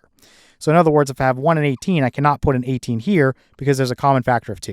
It would have to be an 18 here and a 1 here, and that's already too big, right? This is a plus here, so in terms of absolute value, we're trying to add and get to 13. So 1 and 18 is out. So next you would have 2 and 9. Would that work? Well, you can't have the 2 here, but you could put the 2 here and the 9 here. Now this would give you your 4r, and this would give you 9r. Okay, we just need to make the signs work. So this would be a negative, and this would be a negative. So this is negative 4r and negative 9r. Negative 4r minus 9r will be negative 13r. So this is what we are looking for. So now I'm going to say that 2r minus 9 is equal to 0. Let's add 9 to both sides of our equation. Cancel that away. You have 2r is equal to 9. Divide both sides of the equation by 2. We'll cancel this away and say r is equal to 9 halves. Over here, I'm going to put or and say r minus 2 is equal to 0. Add 2 to both sides of the equation. Cancel this away. I'll put a comma here and just say that r is also equal to 2. Coming back up here, again, the quick way to check this is just make sure that your answers you got do not violate the domain. So here, basically, you know that you would just have to set 4r minus 5 equal to 0. Add 5 to both sides of the equation. This cancels. You'd have 4r is equal to 5. Divide both sides by 4, and you would say r is equal to 5/4. So in other words, if r is 5/4, 4 times 5/4 is going to be 5, and 5 minus 5 is 0. Okay, so this would be 4 times 0, which is 0. This would be 0. So in other words, r cannot be 5/4 because you divide by 0, right? That would be undefined. But if you look at your two answers, it's not 5/4. So you're basically good to go. But again, I always advise checking things, and I'm just going to take the time to check this with you. When you have fractions like 9 halves, it gets really, really tedious. So what you could do is just use a calculator and just use this as a decimal. 9 divided by 2 is going to be 4.5. So you could plug it in that way, and it would be quicker because you don't have to go through and get common denominators. So let's just start with 2. That one's easier to work with. So we'll go 2 over 4 times 2 minus 5. And this should be equal to, we're going to have 2 minus 3 over 4 times this quantity, 4 times 2, and then minus 5, and then minus, let me slide this down just a little bit so this all fits on the screen. So we will have 2 minus 5 over 4. So over here, 4 times 2 is 8. 8 minus 5 is 3. So this is 2/3 right here. So that's what I'm looking to get out of this one. So 2 minus 3 over here is negative 1. And then over here, 4 times 2 is 8. 8 minus 5 is going to be 3. 3 times 4 is 12. So this would be 12. 2 minus 5 is negative 3. And then basically minus a negative is plus a positive. So let's put plus here. Let's multiply by 3 over 3. So this is 9/12 here. So 9/12 here. So if I did negative 1 plus 9, that's going to be 8. So this would be 8/12. And if I try to simplify this, each here is divisible by 4. 8 divided by 4 is going to be 2. And 12 divided by 4 is going to be 3. So the easier one to check is going to be true, right? So 2 works as a solution. Now the harder one, again, is going to be this 9 halves. If you use it in fraction form, it's going to take a long time because what's going to happen is you're going to have to go through and get all these common denominators. So let's just do this real quick. So we'll have 2 over, we'll have 4 times 9 halves minus 5, and this will be equal to, you're going to have 9 halves minus 3.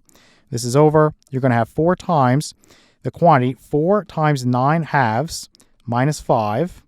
Let me slide this down here so this fits. Let's put minus. You're going to have 9 halves minus 5 over 4. Okay, so a lot of work here with getting common denominators. I'm going to start here with 4 times 9 halves. This will actually cancel with this and give me a 2. 2 times 9 is going to be 18, and 18 minus 5 is going to be 13. Let's start in the numerator. I need a common denominator, so let's multiply this by 2 over 2. So this is minus 6 over 2. And basically, if you do 9 minus 6, you get 3, so this is 3 halves. So this is 3 halves. Over here, 4 divided by 2 is 2. 2 times 9 is 18. So you have that 18 minus 5, which is 13. And now you are multiplying that by 4. Now, 4 times 13 is going to give you 52. Let's put 52 here. And you can simplify this by saying that it's 3 halves times the reciprocal of this. So basically 1 over 52. And all that's going to do is give you 3 over 104. So let's get rid of this and put this as 3 over 104. All right, then over here, I need a common denominator. Let me slide this down a little bit. This I'm going to multiply by 2 over 2. So this is minus 10 over 2. So minus 10 over 2. So 9 minus 10 is negative 1. So this is going to be negative 1/2. And what I'll do, since this is minus a negative, I'm just going to change this to plus a positive. And then essentially a half divided by 4. It's just like I took a half and multiplied by 1/4. So that's going to be 1/8. Now here I need to get a common denominator. So if I think about 104, it's basically 13 times 8. So what I can do is I can multiply this by 13 over 13. And so I'll say this is 13. So this is 13 over 104. So 3 plus 13 would be 16. So let's say this is 16 over 104. What you would do from here is divide 16 by 8, and that would give you 2. And then divide 104 by 8. And again, that's going to give you 13. So again, you get 2 over 13 is equal to 2 over 13. So we verified this solution as well. So r is going to be equal to 9 halves or 2. So coming back up, we have r equals 2 or r equals 9 halves. All right, let's move on now and look at question 3. So what we're going to have is to solve each equation. So we're going to have 8x squared plus 56x plus 80. This will be over. We have x squared plus 8x plus 7. I'm just going to save time and factor that now. So let's say this is an x here, and this is an x here. And essentially, you want two integers that sum to 8 and give me a product of 7. So that's going to be 7 and then 1. So then you have that this is equal to, you have x minus 6 over, again, this x squared plus 8x plus 7 is going to factor into x plus 7. That quantity times the quantity x plus 1. And then over here, we have plus 1 over x plus 7. Okay, so when you have something that can factor like in your numerator up here, you would want to factor that and check to see if you can simplify this rational expression any. I'm going to tell you in advance that you can't, but let's just go through this for completeness. You could pull out an 8 there, and you would have x squared plus 7x plus 10. Then this would further factor. This is 8 times. You would have x here and x here. Two integers that sum to 7 and give me a product of 10. That would be 5 and 2. Okay, so you see nothing's going to cancel. Now let's get rid of this. We might come back to that later on when we're checking. But right now, what I would do is say that the LCD is going to be the quantity x plus 7 times the quantity x plus 1. So I want to multiply everything by the LCD. Now let's just go through and do that. So we're going to have this 8x squared plus 56x plus 80, then over this quantity x plus 7 times this quantity x plus 1. I'm going to multiply by my LCD. So the quantity x plus 7 times the quantity x plus 1. Then this is equal to, we have this x minus 6 over, you have the quantity x plus 7 times the quantity x plus 1. Again, this is going to be multiplied by this quantity x plus 7 times this quantity x plus 1. Then lastly, you have plus, you have 1 over, you have this x plus 7 times, we have the x plus 7. Let me see if I can fit this. I got to scooch this down. So then it's going to be times the quantity x plus 1. Okay, so what we would do here is cancel this with this, cancel this with this, and here let me wrap this and cancel this with this. So what do we have? We have 8x squared plus 56x plus 80, and this is equal to, you have x minus 6, and then plus your 1 that's multiplied by this guy right here. So don't forget about this. It's hanging out over here. So 1 times the quantity x plus 1 is just x plus 1. From here, what I would do is simplify the right side. So x plus x is 2x. So this is 2x. And then negative 6 plus 1 is negative 5, so minus 5. Over here, let's just copy the 8x squared plus 56x plus 80. And then if I think about this, I could subtract 2x away from each side. And so this would cancel. Let's add 5 to both sides. This would cancel. So let's write a 0 there. So what you're going to have is 8x squared. 56x minus 2x is going to be 54x, so plus 54x. Then 80 plus 5 is plus 85, and this equals 0. Okay, so what I want to do from this point is basically factor the left-hand side. So I'm going to put this guy like this. Now for 8, it's not a prime number. So you have 8 times 1 or 4 times 2. So if you started with 8x and x, you think about 85, it's 17 times 5. You have all addition here. So I'm just going to put a plus here and a plus here. And it's not going to work with 8x and x because if you put a 17 here and a 5 here, it's too big, right? If you flip this around and you put a 17 here and a 5 here, well, this is still too big, right? So this is 40 plus 17, which is 57. I'm trying to get to 54. So you're going to have to change this to 4x and then change this to 2x.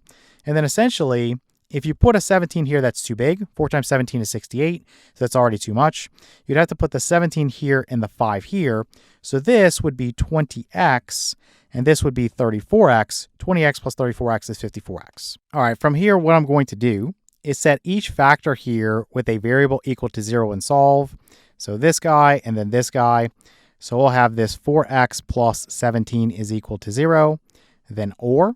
We'll have 2x plus 5 is equal to 0. Over here, let's subtract 17 away from each side. And then I'm going to show this guy as canceling. We'll have 4x is equal to negative 17.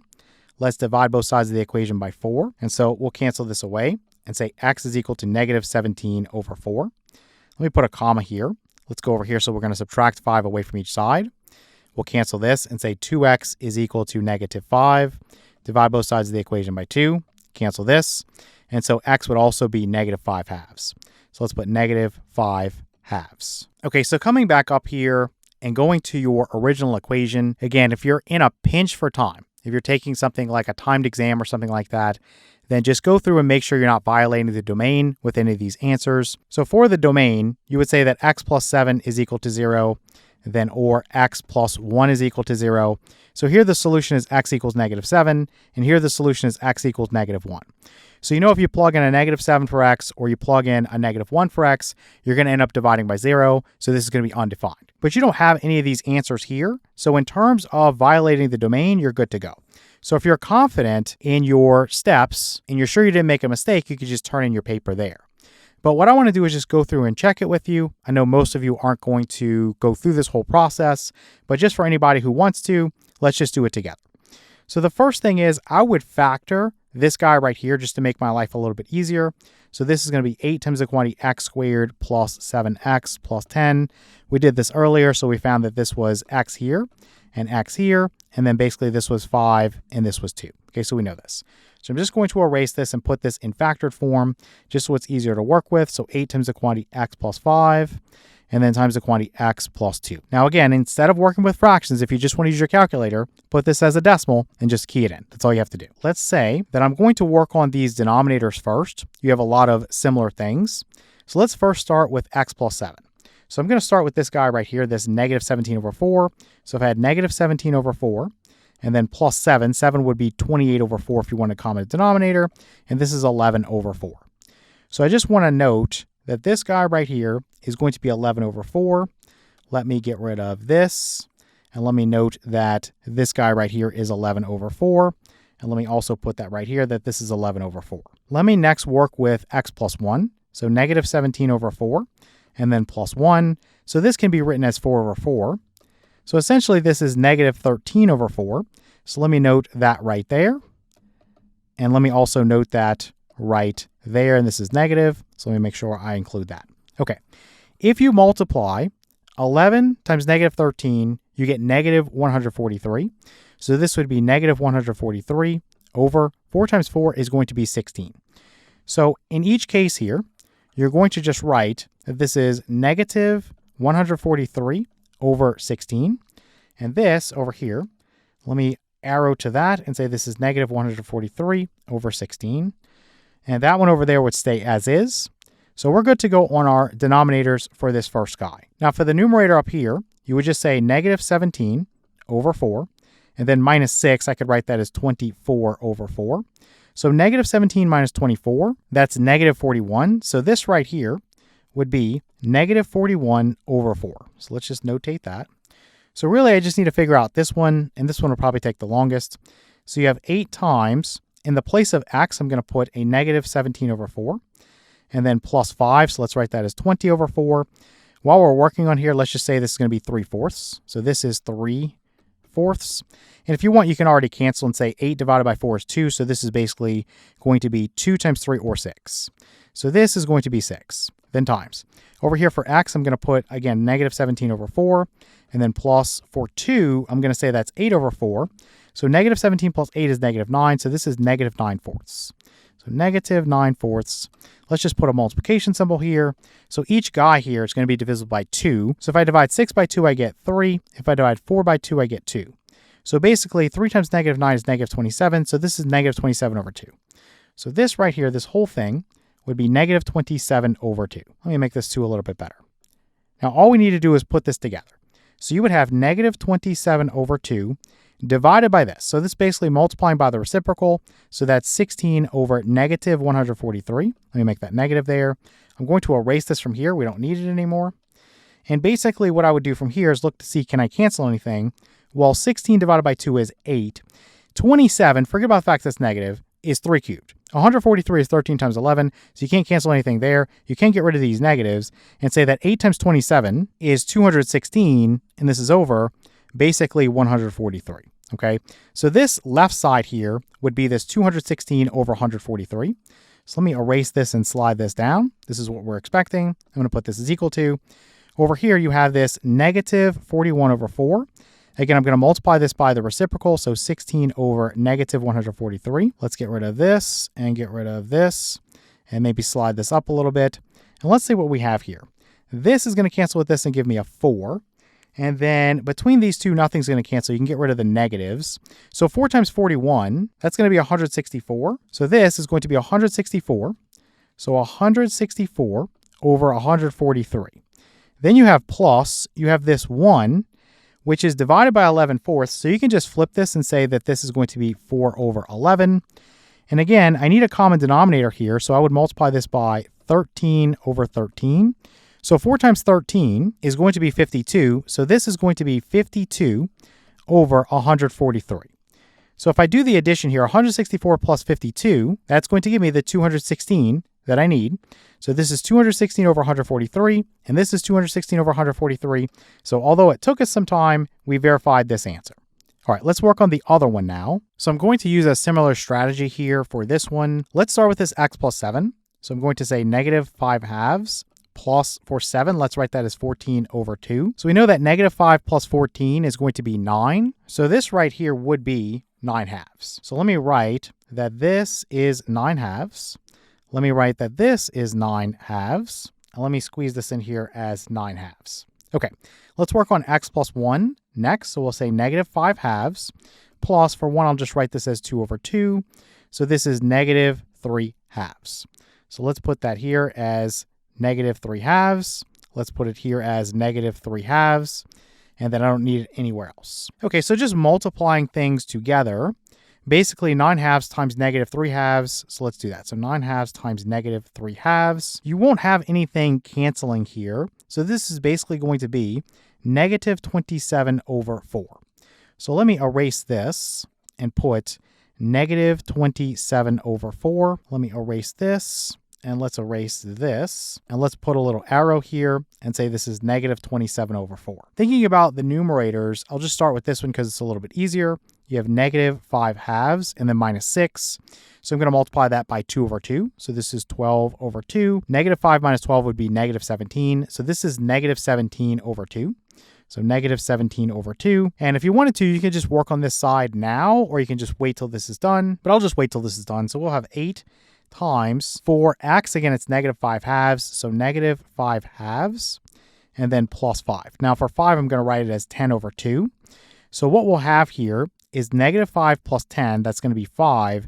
So this would be 5 halves. So this is 5 halves. Now, what I would do here is just cancel this 8 with this 2. Let me get rid of this right here. 8 divided by 2 is going to give me 4, and 4 times 5 is 20. So this is going to be 20, and then times, I still have this x plus 2 here. So for x, I'm going to have, again, negative 5 halves, and then plus for 2. I'm going to write that as 4 over 2. So negative 5 plus 4 is going to be negative 1. So this is negative 1/2. Let me get rid of this like this and put negative 1/2 and put a multiplication symbol there. And so this would cancel with this and give me a 10. So this is going to be negative 10. This right here is negative 10.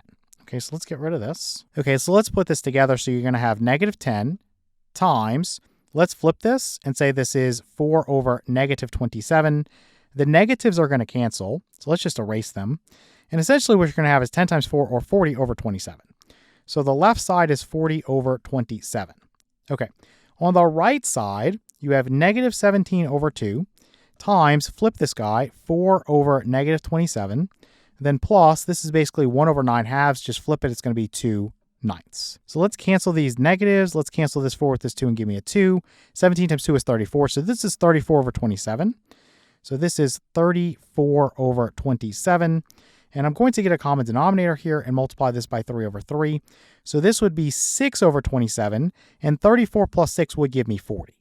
So again, we verified our other solution. I know this takes a while, but if you go through this the long way, at least you get some practice plugging things in. And coming back, I just want to select this. So x equals negative 5 halves, or x equals negative 17 fourths. All right, let's take a look at our quiz. For the first question, we're asked to solve each word problem. So we see that working alone, Jacob can mow a field in 5 hours. When Steve helps, the field can be mowed in 4 hours. How long would it take Steve to mow the field alone? So this is what we're trying to figure out. How long would it take Steve to mow the field alone? So how do we figure this out? Well, the first thing I would do is consider 1 unit of time. So for Jacob, he mows the field in 5 hours. That's how long it takes him to do the whole job. But in 1 hour or 1 unit of time, how much of the job is completed? Well, he's done 1/5 of that job. Okay, so then what I want to do is actually add that to Steve's contribution in 1 hour. Well, we don't know how long it takes for Steve to mow the field. We can just let x equal the number of hours it takes for Steve to mow the field alone. And so this would then be 1 over x. So this right here, so this is clear, this is for Jacob, and that's in 1 hour.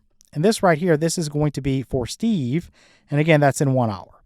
So this needs to be equal to the amount of the job that's completed in 1 hour when they work together. It says here, when Steve helps, the field can be mowed in 4 hours. So in 1 hour, they are 1/4 complete with that job. So let's grab this, and let's first think about our LCD. You have a denominator of 5, x, and 4. So you just have to multiply everything together. That's 20x. So I'm going to multiply this side by 20x, and I'm going to multiply this side by 20x.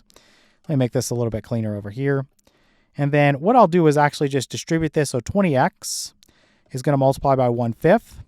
Then plus you'll have 20x times 1 over x. This equals 1/4 times 20x. All right, so here I'm going to divide 20 by 5, and that's going to give me 4. So this is 4x over here. Then plus, I'll cancel this x with this x. This will be 20. This equals, this 20 will cancel with this 4 and give me a 5. So this is 5x. Now what I can do to solve this really quickly is just subtract 4x away from each side of our equation. This would cancel. And so you would get 20 is equal to x, or you could say x is equal to 20. Doesn't really matter. 20 is going to be the number of hours it takes for Steven to complete that job or mow that field by himself. So coming back up here, where it says how long would it take Steve to mow the field alone, well, it's going to be 20 hours. You can quickly check this and think about, again, it's 1 over 5. That's how much Jacob does in an hour.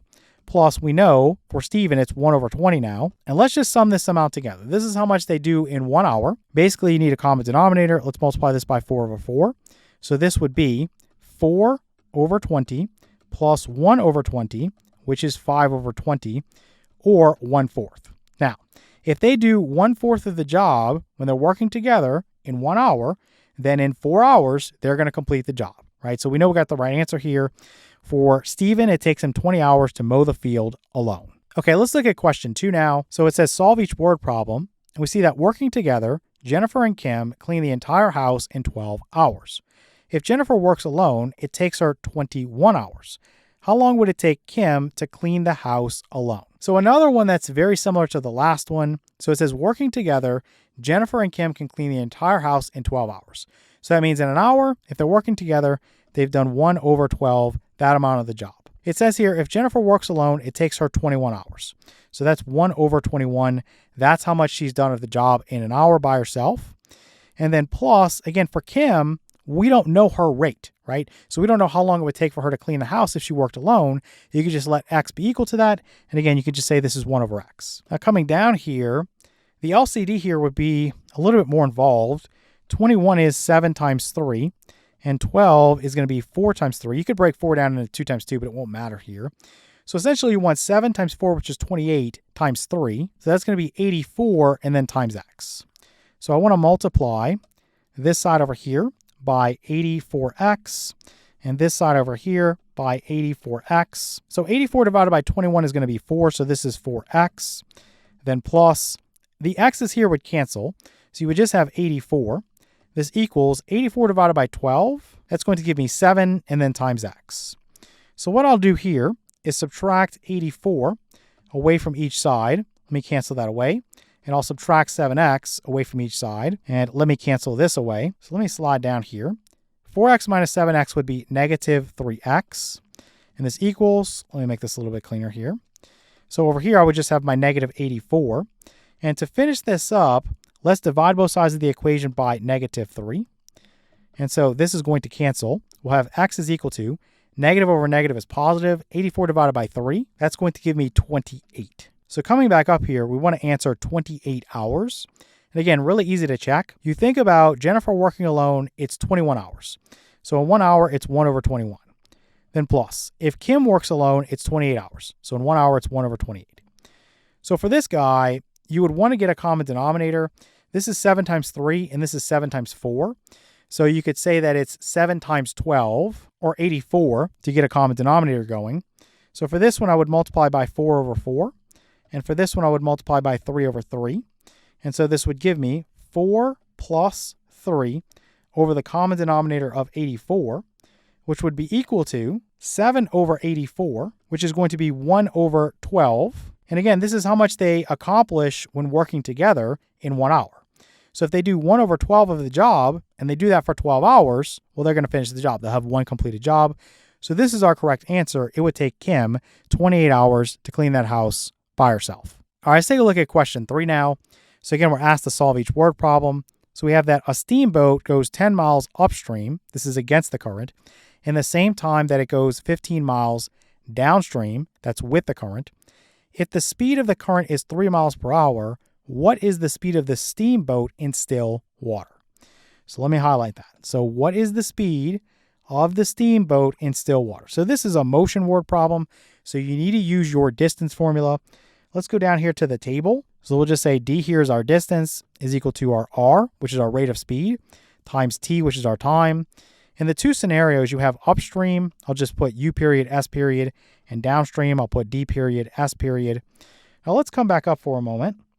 It tells me that it goes 10 miles upstream in the same time that it goes 15 miles downstream. So for upstream, for the distance, I want to put 10, and then for downstream, for the distance, I want to put 15. The speed of the steamboat in still water is unknown, so we could represent that with x. And it tells us the speed of the current is 3 miles per hour. So what we're going to do is say for the rate here, since we're going upstream, it's the speed of the boat in still water, which is x, minus 3, which is the speed of the current, because I'm fighting it. Here, it's going to be the speed of the boat in still water, which is x, plus 3, which is the speed of the current. Again, if you're going downstream, you're going with the current. Now, in terms of getting the time, it says that the times are equal, okay? So what we're going to actually have to do is solve this distance formula for time. So the distance is equal to rate times time. If you divide both sides of the equation by r, you get time is equal to distance divided by rate. So here the time would be the distance, which is 10, divided by the rate, which is x minus 3. And here the time would be 15, which is the distance, divided by the rate, which is x plus 3, okay? Now again, we know that times are equal. If we go back, it says specifically in the same time, okay, in the same time. So that means what we want to do is set these two times equal to each other and solve the resulting equation. So 10 over x minus 3 is equal to 15 over x plus 3. And all you really need to do here is just cross multiply. That's the quickest way to do this here. So you would have 15 times the quantity x minus 3 is equal to 10 times the quantity x plus 3. And what you could do to make this a little bit easier is divide everything by 5. So 15 divided by 5 would be 3. 10 divided by 5 would be 2. Okay, so that's going to make your numbers a little bit smaller. So from here, I'm going to use my distributive property. This would be 3x minus 9. This would be 2x plus 6. All right, from here, I'm going to subtract 2x away from each side of the equation, cancel this away. I'm going to add 9 to both sides of the equation, and let's go ahead and cancel this away. So 3x minus 2x is going to be x, and this equals 6 plus 9 is going to give me 15. So x is equal to 15 here. So coming back up, I want to say 15 miles per hour. So we can now check this pretty easily. The steamboat goes 10 miles upstream. So let me start with, again, we're solving this for time. So it's going to be distance over rate. So this is 10 for the distance. For the rate, you're going to have 15 miles per hour minus 3 miles per hour, which is 12 miles per hour. So just simplify this. This is going to end up being 5 over 6. So basically, this is the amount of time, and this is going to be in hours. So let's move this down here a little bit and see if the other one matches. So the other one, they're going to be going 15 miles. So let's put 15 up there. And then let's say that this is going to be at a rate of speed where it's 15 plus 3, right? Because you're going downstream with the current. So this would be over 18. So 15 divided by 3 would be 5. 18 divided by 3 would be 6. So yes, this is true, right? So in each case, you have the same time. So we can say that this boat here is going to be able to go 10 miles upstream in the same time that it goes 15 miles downstream. So the speed of the boat in still water is going to be 15 miles per hour. All right, let's take a look at our quiz. For the first question, we're asked to evaluate each, and we have the negative of the square root of 121. So for this one, we know that this negative out in front means we're going to have a negative answer. We're basically thinking about what negative number, when multiplied by itself, gives me a positive 121, and the answer would be negative 11. So this is going to be negative 11 here. So this guy right there, again, negative 11 times negative 11 will give you positive 121. So that's what we're looking for. All right, let's look at question 2 now. So we're asked to evaluate each. We're going to have the cube root of negative 729. So first off, we know that if it's a negative here and this guy right here, if this is odd, this is going to be a negative. So I just need to think about 729, and I'm looking for a number that when multiplied by itself 3 times or when cubed is going to give me 729. So a quick way to do that is just to make yourself a little factor tree and just think about 729. So 7 plus 2 is 9, 9 plus 9 is 18. So I know this is divisible by 9 because 18 is. So I can start by writing this as 81 times 9, and then 81 is 9 times 9. So with a factor tree, you typically go all the way. So you would say, okay, this is 3 times 3, and you would circle these, and you would say this is 3 times 3, and you would circle these, and you would go 3 times 3, and you would circle these. But we've actually found what we needed, right? It's 9 times 9 times 9 is going to give me 729. So that's actually what we want. So the answer I'm looking for here is going to be negative 9. And so basically you can check this by saying negative 9 times negative 9 is going to be 81. And then 81 times negative 9 will give you that negative 729 there. So this is what we want right there, the negative 9. Okay, let's look at question 3 now. So we have 4 that is raised to the 5/2 power. And the way I would write this is I would first say this denominator here is going to be the index for my radical. So I'll say that this is the square root of 4. And then I'm going to raise this to the 5th power. So if I take the square root of 4, that's 2. So this is 2 raised to the 5th power, and that's simply going to be 32.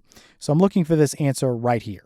All right, let's take a look at our quiz. For the first question, we're asked to simplify each, and it looks like we have the 5th root of 729, and we just want to simplify that. Okay, so what I would do is just work on this radicand. I would try to build a little factor tree and see what we're looking at. So 729, if you look at 7 plus 2, that's 9. 9 plus 9 is 18. So using my divisibility rules, I know that 18 is divisible by 9. 18 divided by 9 will give me 2. So that tells me 729 will be divisible by 9 as well. 729 divided by 9, if you do that in your calculator, is going to give you 81. So I could start with 9 times 81. Now, at this point, I know that 81 is 9 times 9, but I'm just going to complete this. And I'm going to say this is 3 times 3. And I'm going to say that this is 9 times 9. And this is 3 times 3. and this is going to be 3 times 3. Okay, so no, it's 1, 2, 3, 4, 5, 6 factors of 3. So the way I would write this, I would say this is the fifth root of 729 is 3 to the 6th power. So I'm just going to say this is 3 to the 5th power times 3 to the 1st power. Okay, so I haven't done anything illegal. Then I'm going to further break this down using my product rule for radicals and say this is the fifth root of 3 to the 5th power. That's going to simplify, then times the fifth root of 3 to the 1st power, or just 3. So from here, I'll just say that this index is going to cancel with this exponent, and I'll be left with that radicand there. So this is 3 times the fifth root of 3. So coming back up here, I want 3 times the fifth root of 3. So this guy right there. Okay, let's look at question 2. So again, we're asked to simplify each, and here we have 3 that's multiplied by the cube root of, we're going to have negative 32. Then we have x to the 6th power, and then y cubed. Let me extend that all the way. Okay, so you want to break this down as much as you can. So I'm going to first think about the fact that I have this 3 out in front, and then I have the cube root of, I'm just going to take that negative and say it's the cube root of negative 1. Then times, I'm going to have the cube root of, for 32, it's 2 to the 5th power, right? So what you could do is say that this is 2 cubed to try to match that, and then times, I'll go the cube root of 2 squared. So this is going to simplify, and so will this, but this won't, right? You'll be left with that. Then times. You have x to the 6th power and y cubed. Now, x to the 6th power, what I would do is use my power to power rule in reverse. So I would actually say, what is 6 divided by 3? So this exponent here, 6, divided by this index here, 3. That's going to be 2. So what I'm going to do is say that this is x squared, and then I'm going to cube that. And then let me slide this down just a little bit so it fits. And then I'm going to take the cube root of that. Okay, so in other words, x squared being raised to the 3rd power, x stays the same. 2 times 3 is 6. But I've written it in such a way that this index is going to cancel with this exponent. Okay, let me slide this down so this all fits. Okay, lastly, you have y cubed. So I'm just going to say this is the cube root of y cubed. I'm going to have this 3 out here. Now the cube root of negative 1 is just negative 1, so I could just make this a negative 3. And then the cube root of 2 cubed is just going to be 2, right? Again, this index will cancel with this exponent, so I'll put times 2, then times. This guy is not going to simplify. The exponent is smaller than the index. So I'm just going to put the cube root of, you might as well just write 2 squared as 4. And then this guy is going to simplify, and this guy is going to simplify. So the index here will cancel with this exponent. You're left with x squared. Let me keep sliding this down here. And then here, the cube root of y cubed is just y, right? The index cancels with the exponent. So basically what you have here, and I'll just clean this up just a little bit. You'll have negative 3 times 2, which is negative 6. Then times x squared y. Then times your cube root of 4. Okay, so this is what we want right here. So negative 6 x squared y times the cube root of 4. All right, let's take a look at question 3 now. So we're asked to simplify each. So we will have 2 times our cube root of, we have this negative 256, then h to the 4th power, then j squared, then k cubed. All right, so this one is going to be a bit tedious, so we're just going to take our time. I'm going to start by just copying this 2. There's really nothing you can do with that at this point. Now you have this negative here, and if this is odd, then you can actually legally just pull this out and put this as negative 2 and just get rid of that from inside. Now that's what I would do if I was working a bunch of problems. But for the sake of completeness, so nobody gets lost, I'm going to take the extra step and just put times the cube root of just negative 1. Okay, then we're going to move forward here. We're going to think about 256. Now 256, if I write this with exponents, is 2 to the 8th power. So let me put the cube root of 2 to the 8th power. Now how can I write this in such a way that I could simplify? Well, you want to think about this exponent here and this index here. And you want to think about, well, 8 is not divisible by 3, 7 isn't, but 6 is. So I could write this legally as 2 to the 6th power times 2 squared. Nothing's illegal there. 2 would stay the same. 6 plus 2 gets me back to 8. So let me first replace this like this. So this is 2 to the 6th power times 2 squared like this.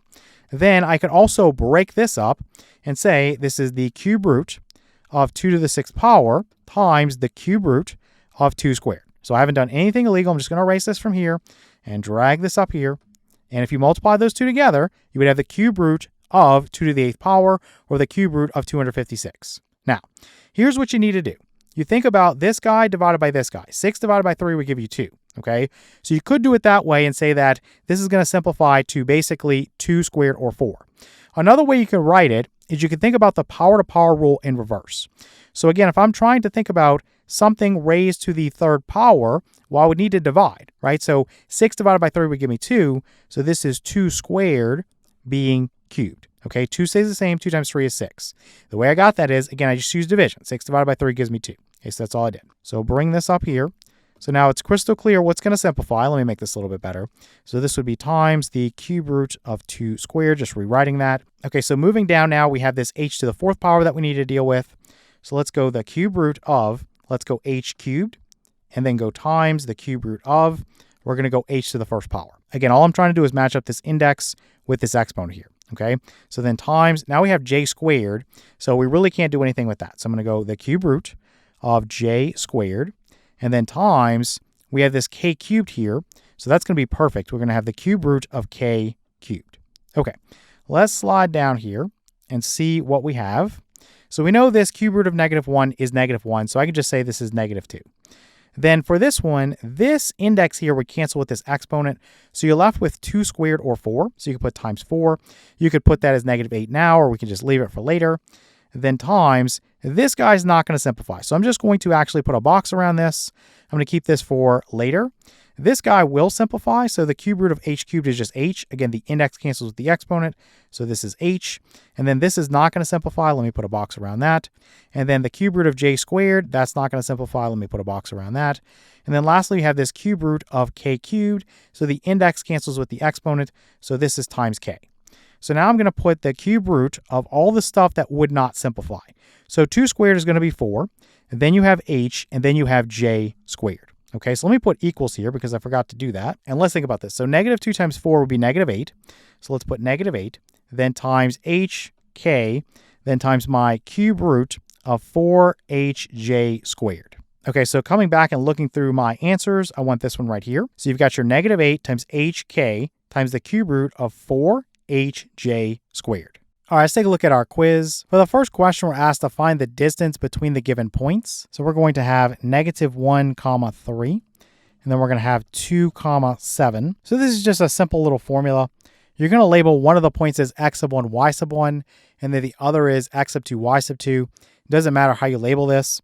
So let's just take this one as x sub 1, and this one as y sub 1, and this one will be x sub 2, and then this one is y sub 2. So your distance between the 2 points, d is equal to the square root of, you have your x sub 2 minus x sub 1 quantity squared, then plus your y sub 2 minus y sub 1 quantity squared. So we're just going to plug into this little formula here. So x sub 2 is 2. So let's erase that and put a 2. And then x sub 1 is -1. So be careful there. Minus the -1 is plus 1. And then here y sub 2 is going to be 7. And then y sub 1 is going to be 3. Okay, so looking at what we have, 2 plus 1 is 3. 3 squared is 9. So this is 9 here. And then 7 minus 3 is 4. 4 squared is 16. So 9 plus 16 is 25. And the principal square root of 25 is going to be 5. So I know the distance between these 2 points is going to be 5. So that's what I want. Okay, let's look at question 2. Again, we want to find the distance between the given points. So we have -5, -1. And then we have 0, 4. And we can switch it up and just label this one as x sub 2 and then y sub 2. And this one will be x sub 1 and then y sub 1. Again, it doesn't matter how you label them. You get the same answer either way. So I'm going to say the distance between the 2 points is the square root of, you have x sub 2, which is -5, then minus x sub 1, which is 0. This is quantity squared. Then plus you have your y sub 2, which is -1, minus y sub 1, which is 4, quantity squared. So this right here is going to be -5 minus 0, which is -5. If I square that, both the negative and the 5, that's 25. Then over here, -1 minus 4 is -5. -5 squared is going to be 25 as well. So 25 plus 25 is 50. So this is the square root of 50. Now we need to go through and simplify this. This I would write actually as 25 times 2, and the square root of 25 is 5. So this is going to be 5 times your square root of 2. So I'm looking for this answer right here. Okay, let's look at question 3. Again, we want to find the distance between the given points. So you have 9, -9, and then we have 4, 3. So this one is x sub 1, and this one is y sub 1. This one is x sub 2, and this is y sub 2. Again, you can change the labeling. You get the same answer. So the distance between the 2 points is equal to the square root of x sub 2, which is 4, minus x sub 1, which is 9. 4 minus 9 is negative 5. So this is negative 5, and this is going to be squared. Then plus, you have your y sub 2, which is 3, minus your y sub 1, which is negative 9. 3 minus a negative 9 is 3 plus 9, and that is 12. So this is going to be 12, and we're going to square that. So negative 5 squared is 25. So this is 25. 12 squared is 144. And if you add 25 to 144, you're going to get 169. And the principal square of 169 is going to be 13. So this is what we want right there. All right, let's take a look at our quiz. So for the first question, we're asked to perform each indicated operation. We will have negative 2 times our cube root of 5. Then we're subtracting away 2 times the cube root of 5. Then we are subtracting away the cube root of 81. Then we're adding 3 times the cube root of negative 192. Okay, so the idea here is that you can combine like radicals. So you have to have the same index and you have to have the same radicand. Now, when you look at things, don't assume that you don't have like radicals if you don't see it immediately. You have to simplify in a lot of cases to get like radicals to solve these types of problems. So right away, I see that negative 2 times cube root of 5 and then minus 2 times cube root of 5. I can just do that operation. So basically just work with these numbers that are multiplying that common radical of the cube root of 5. Okay, so negative 2 minus 2 would be negative 4. So let's write negative 4 times the cube root of 5. Let's go minus. Let's think about simplifying. So we have the cube root of 81.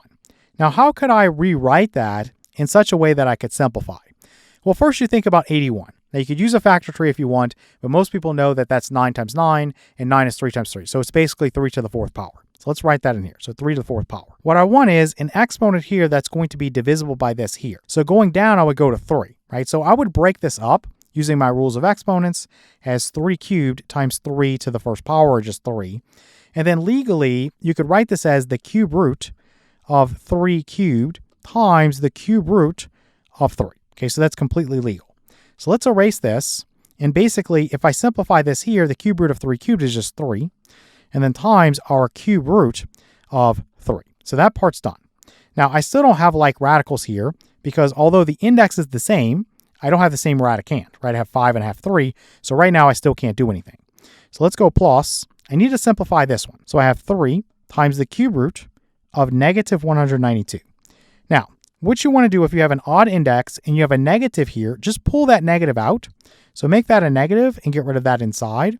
And I just want to think about 192 using a little factor tree. So let's use that down here real quick. We'll come back up. So I would just start with 48 times 4, right? So punch up 192 divided by 4 in your calculator, you get 48.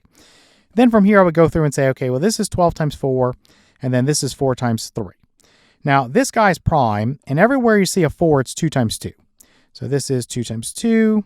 Let's circle these. This is 2 times 2. Let's circle these. Okay, so 1, 2, 3, 4, 5, 6 factors of 2 and 1 factor of 3. Or you could really say it's 4 cubed times 3, which is more helpful. And you can say that this is 4 cubed times 3. Okay, so again, you can legally break this up and say this is the cube root of 4 cubed times the cube root of 3. And so the cube root of 4 cubed is 4. So we can get rid of this and basically multiply this by 4 and then times your cube root of 3. So let's get rid of this. Okay, so this is negative 12. You can just do that now. And let's think about, do we have any like radicals? Well, yeah, I have like radicals here and here. So let's just do that operation. This I can't do anything with. That's just going to be stuck there. So let's put equals here. I'll put negative 4 times the cube root of 5. Can't do anything with that. But negative 3 minus 12 is negative 15. So I can go minus 15 times the cube root of 3. And then basically this is my simplified answer. Again, these are not like radicals. Your radicand is 5, your radicand is 3. So you have to stop. You can't do anything else.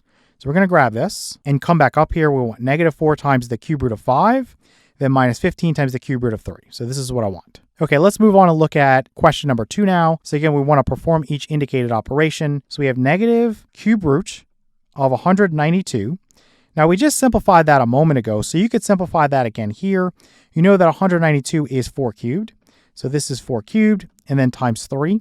So basically, the cube root of 4 cubed would be 4.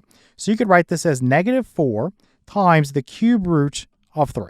Let's just simplify that now so we don't have to worry about it later. We'll bring this back up here. Then minus, you have 2 times the 5th root of 192. Now I think we maybe need to think about that a little bit, so let's leave that for right now. Then minus 4 times the 5th root of 3, and then minus 2 times the 5th root of negative 96. So let me make sure I put that in correctly. Okay, so first let's think about 192. You saw us factor it in the last problem. It was 2 to the 6th power, or we said 4 cubed for the sake of the fact that we had a cube root, and then times 3. Okay, so basically I could write this as 2 to the 6th power times 3 like this. Now I want something that matches that index of a 5. So what I'm going to do is say this is the 5th root of 2 to the 5th power times the 5th root of basically 2 times 3 or 6. So let's get rid of this. And I'll say that this right here, the 5th root of 2 to the 5th power is 2. So 2 times 2 would be 4. So this is minus 4 here. Let's get rid of this. And let's say this is times the 5th root of 6. Let's get rid of this. So this right here I can't do anything with. For this one, again, if you have a negative and then you have an odd index, just pull this out. So this is going to be plus and get rid of this. Now 96, a lot of you know from your multiplication tables that this is 12 times 8. Now 8 is going to be 4 times 2, and 4 is 2 times 2. 12 is 4 times 3, and 4 is 2 times 2. So what do we have? 1, 2, 3, 4, 5 factors of 2, 1 factor of 3. So this right here would be 2 to the 5th power, and then you would have 3. So let me write the 5th root of 2 to the 5th power times the 5th root of 3. So obviously the 5th root of 2 to the 5th power is 2. So let's get rid of this. 2 times 2 would be 4, and then times your 5th root of 3. So from here, let's see what we can do in terms of having like radicals. So you have negative 4 times the 5th root of 3, and you have 4 times the 5th root of 3. Those two are going to cancel. These two are not like radicals, so you have negative 4 times the cube root of 3 minus 4 times the 5th root of 6. And that's basically your answer. You can't do anything else. The index here, they're not the same. You have 3 and you have 5. And then the radicands are not the same. You have 3 and you have 6. So this is our answer. So here we have negative 4 times the cube root of 3, and then minus 4 times the 5th root of 6. So this is the answer that we want. Okay, let's look at question 3. So again, we want to perform each indicated operation. So we have 3 times the cube root of 56, then minus 3 times the cube root of 189, then minus 4 times the cube root of 56, then plus 4 times the cube root of 128. Okay, so let's start off by just combining this guy with this guy, right? So you have like radicals there. 3 minus 4 is going to give you negative 1. So this is the negative of the cube root of 56. Now, this can be simplified because 56 is 8 times 7, and 8 is a perfect cube, right? So basically, this is the negative of the cube root of 8 times the cube root of 7. And this guy right here would basically just turn out to be negative 2. So let's say this is negative 2 times the cube root of 7. So let's slide that down. So now let's think about this one right here. So we have minus 3 times our cube root of 189. Let's slide down here for a moment. Think about 189.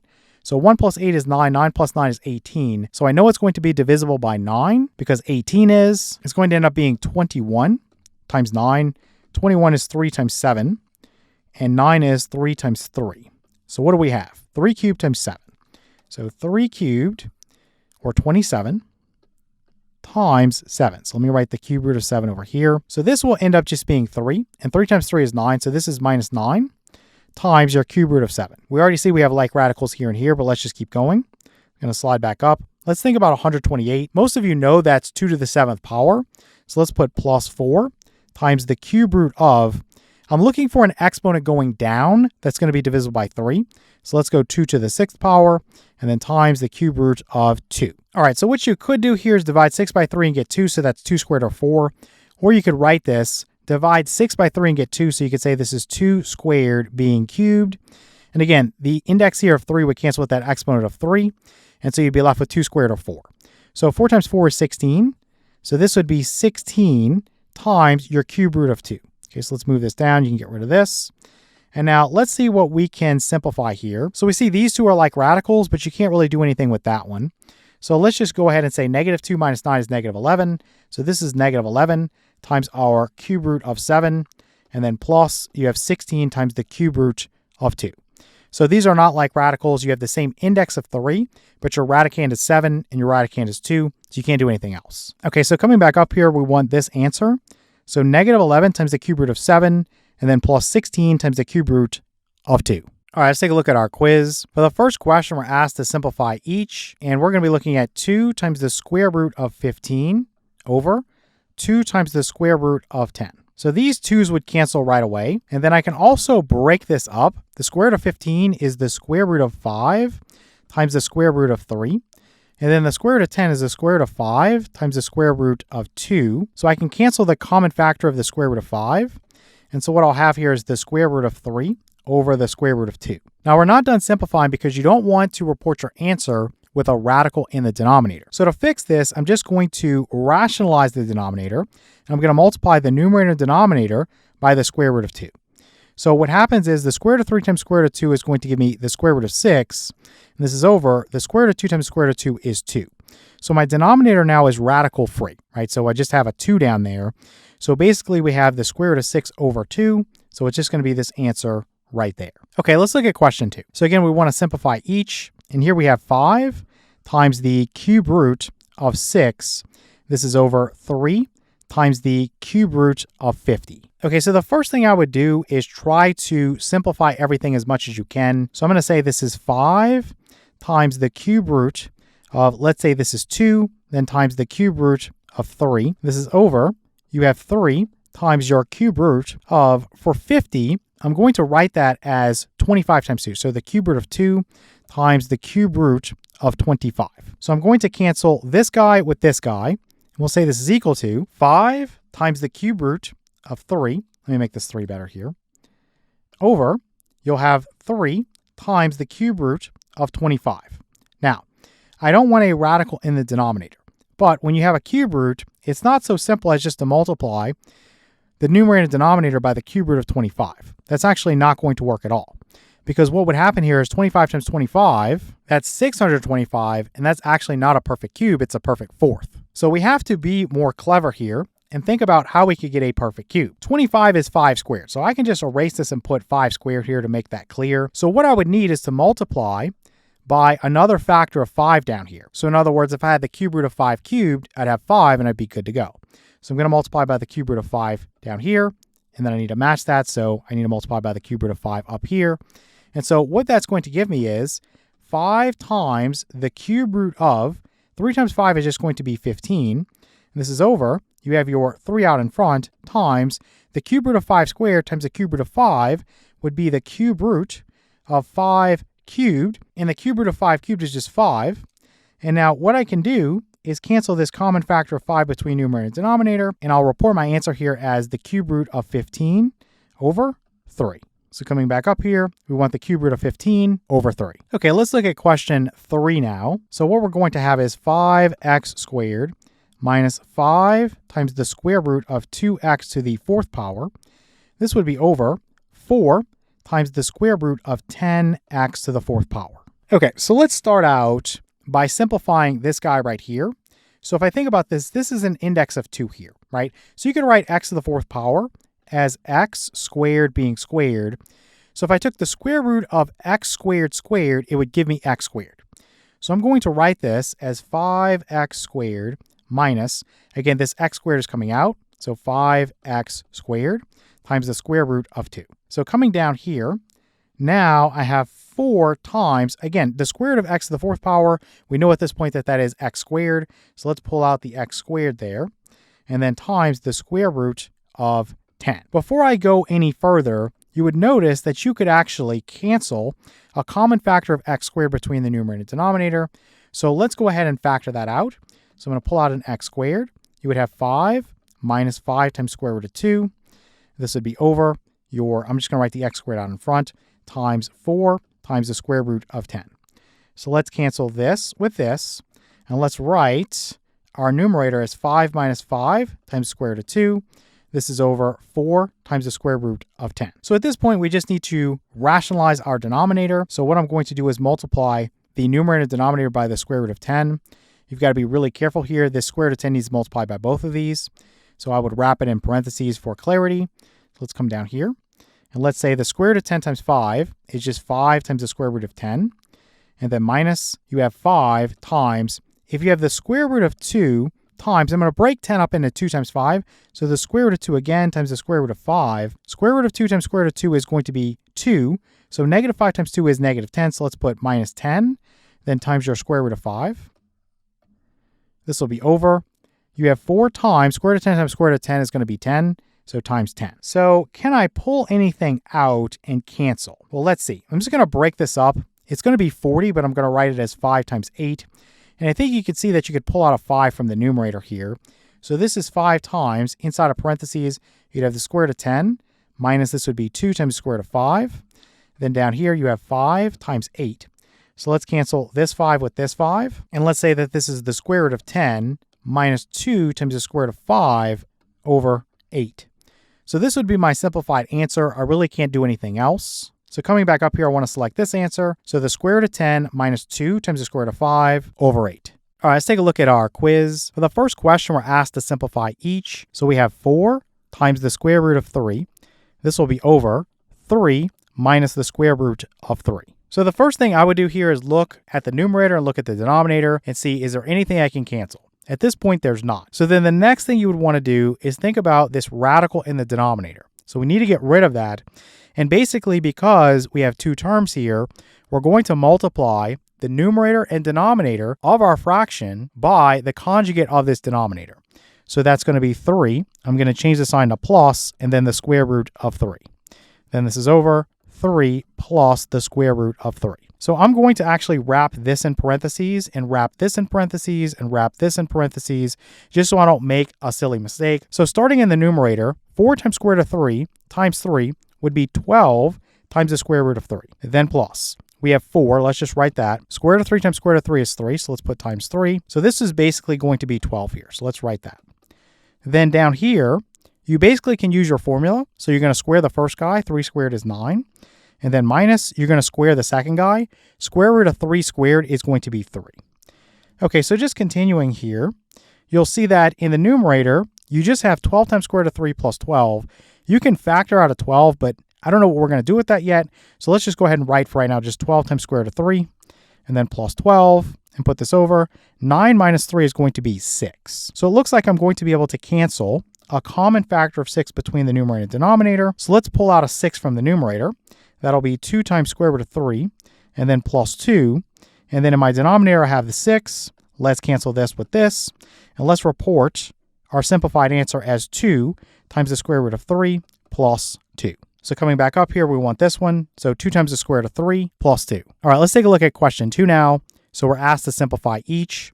And we're going to have 3 over 4 minus the square root of 2. All right, so just like in the last example, I'm going to multiply the numerator and denominator here by the conjugate of the denominator. So this would be 4 plus the square root of 2 over 4 plus the square root of 2. So let's see what we can do here. Again, I'm just going to wrap everything with some parentheses just to make it crystal clear.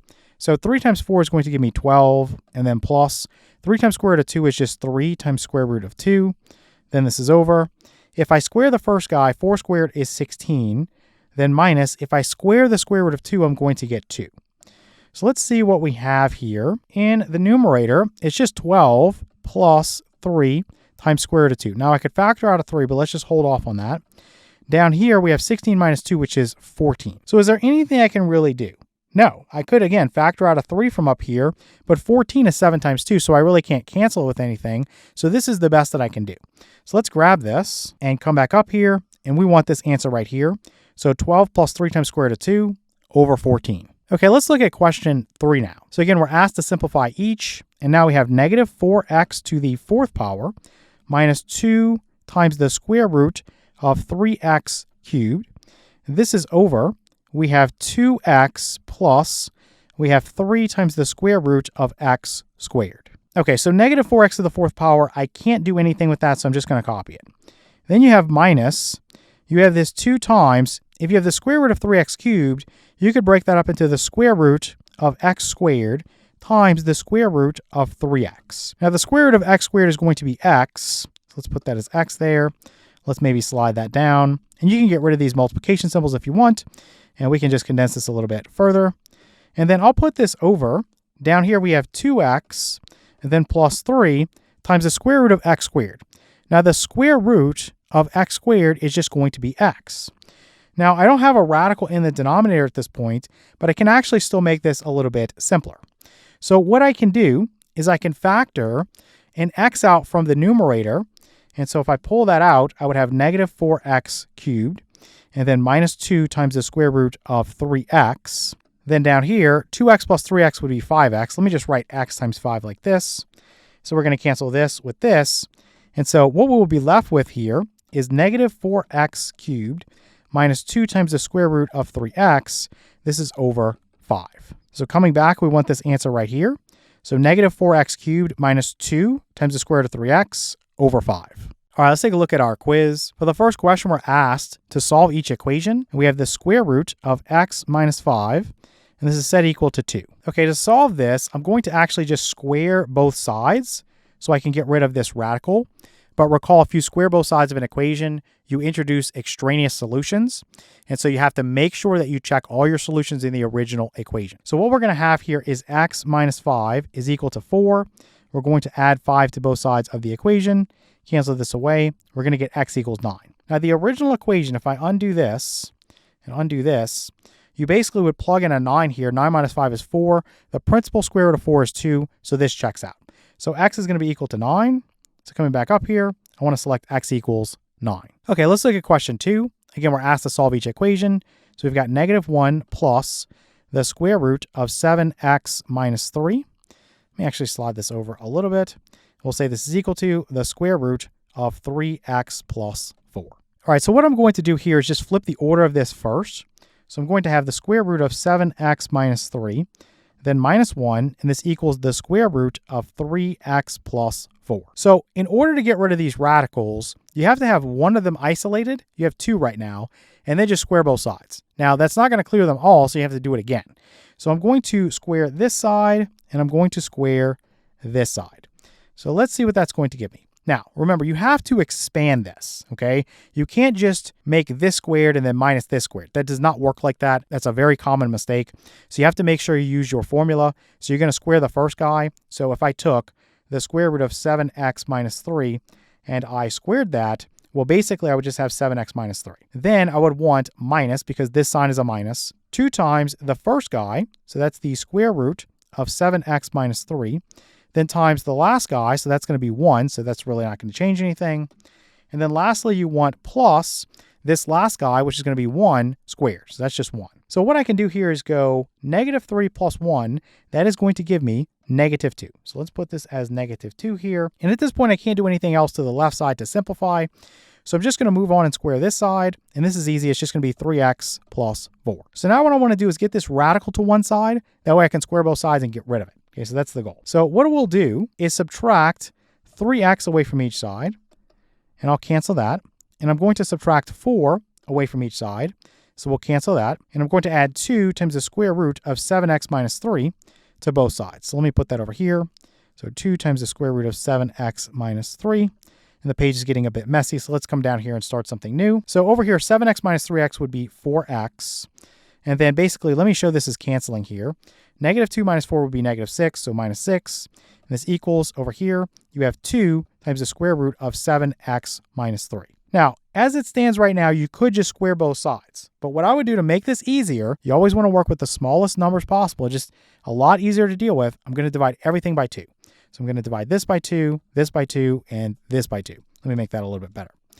Okay, so what that's going to give me, 4 divided by 2 is 2, so this is 2x. And then minus 6 divided by 2 is 3. And this equals 2 over 2 is 1. So this is just the square root of 7x minus 3. So what I'm going to do now, I have this isolated on the right-hand side. So I'm just going to square both sides. And then finally, we're going to be rid of all our radicals. So this one right here, again, you have to use your formula. So this is 4x squared, right? I squared 2 and I squared x. Then minus, this sign always comes. 2 times this guy times this guy. 2 times 2x times 3. So 2 times 2 is 4. 4 times 3 is 12. So remember, write minus 12, then times x, then plus this guy 3 being squared, so that's 9. All right, let me slide this down here. Then this is equal to, squaring this guy just gives me 7x minus 3. All right, so let me subtract 7x away from each side. And let's cancel this away. Let's add 3 to both sides. And let's cancel this away. Let's say this is 0. So coming down here, I'm going to have 4x squared. Negative 12x minus 7x would be minus 19x. And then 9 plus 3 would be 12. So plus 12, and this equals 0. Now again, I'm giving you things that you can solve via factoring. Coming up here shortly, we're going to talk about the quadratic formula. So I think that would be a little bit easier in this case. But I would actually use the AC method here because you have a lot of different possibilities you'd have to go through when you think about the fact that 4 is either 1 times 4 or it's 2 times 2, and 12 is 1 times 12 or it's 2 times 6 or it's 3 times 4. So again, you can just use your own personal preference, but I think the AC method here would be faster. So 4 times 12 would be 48. So A times C would be 48. And then B is going to be negative 19. So give me two integers whose sum is going to be negative 19 and whose product is going to be 48. Well, you have 1 and 48, you have 2 and 24, and then you have 16 and 3. Now, if you had a negative 16 and a negative 3, that's what we would want. So I'm going to write this as 4x squared minus 3x minus 16x plus 12 is equal to 0. So from the first two, I'm going to pull out an x. That's going to give me 4x minus 3. From the second two, I'm going to pull out a negative 4, and that's going to give me a 4x minus a 3. So what we'll do here is factor this guy and say that this is going to be 4x minus 3. Just again, pulling out this common binomial factor here. And then what's left? You have x minus this 4. Okay, this equals 0. So now I'm just going to solve 4x minus 3 is equal to 0. Add 3 to both sides. Let's cancel this. You're going to get 4x is equal to 3. Divide both sides of the equation by 4. You get x is equal to 3/4. So x is equal to 3/4. Let's put a comma. For this one, it's easier. Let me put or here. So x minus 4 is equal to 0. Add 4 to both sides. This cancels. You're going to have x is also equal to 4. Now, these are proposed solutions. You have to check them. All right, so to check this, I'm going to start with an x value of 3/4. So I'm just going to plug that in here and then also here. We'll see if the left and the right sides are equal. Let me just kind of box this off. So you're going to have negative 1 plus, you'll have the square root of 7 times 3/4 would be 21/4, then minus 3. So let's write this with a common denominator. You'd multiply 3 by 4 over 4. So this is minus 12 over 4. So basically 21 minus 12 is going to give me 9. So this is 9/4. Now, if I took the square root of 9/4, remember you could break this up into the square root of 9 over the square root of 4. So this is just basically 3/2. So this is going to be 3/2. Now, to get a common denominator here, I could multiply this by 2 over 2. So this would basically be negative 2 over 2. And if I add negative 2 plus 3, I'm going to get positive 1. So this left-hand side here is going to simplify to 1/2 when x is 3/4. All right, so on the right, we have the square root of 3 times 3/4. That's going to be 9/4. Then plus 4. I'm going to write that with a common denominator. So I'm just going to say 4 times 4 over 4. So that would be 16 over 4. 9 plus 16 is 25. So this is 25 over 4. And what I can do again is just say this is the square root of 25 over the square root of 4.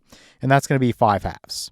So is this a true statement? No, this is a false statement, right? So this is false. And again, when we solve radical equations, particularly when we work with a square root equation or something where you have an even index involved, so something like maybe a 4th root or 6th root, anything like that, you have to check your solutions. It's very important because you can get extraneous ones.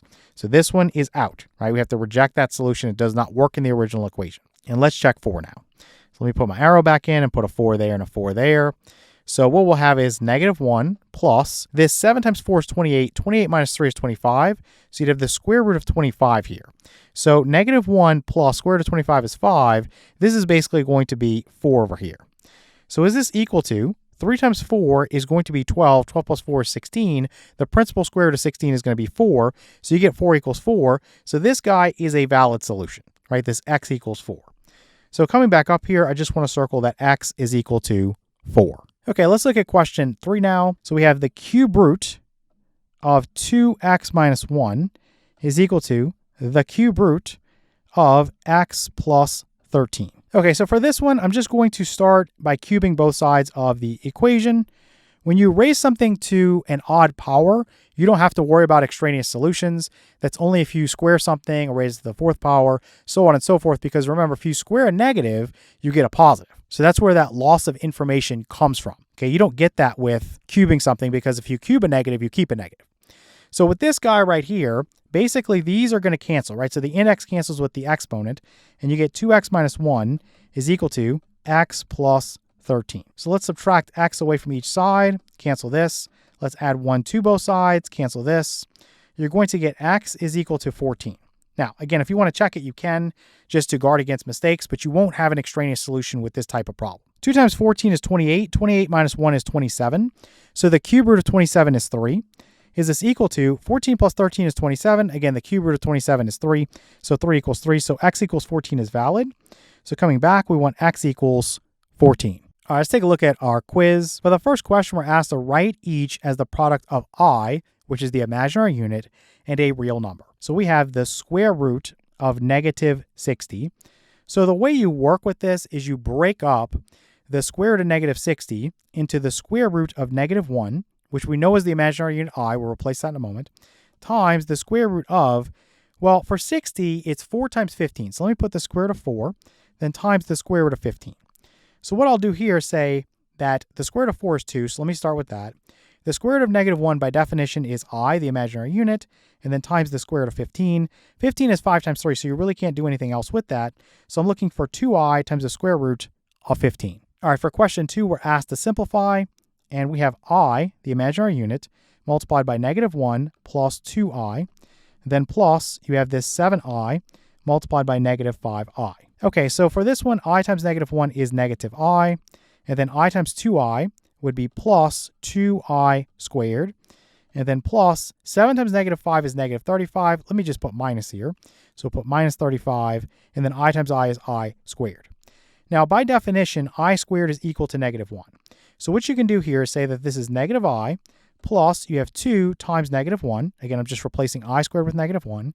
Minus 35 times, again, negative 1 is being plugged in for I squared. Now, anywhere you see negative 1, you're just changing the sign, right? Because you multiply by negative 1, all it does is change the sign. So I'm just going to change this to a negative, and I'm just going to get rid of this. And I'm going to change this to a positive, and I'm going to get rid of this. So what do we have? We have negative 2 plus 35. I'm going to write that first. That's going to be the real part. So that's going to be 33. And then basically you have this negative I here. So I'll just write minus I.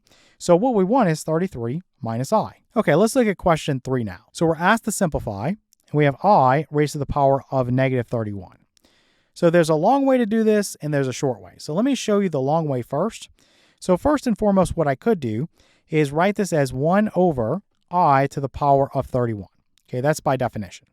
Then what I could do is I could think about the closest number here in terms of this exponent that's going to be divisible by 4 going down. So I know 31 isn't, 30 isn't, 29 isn't, but 28 is.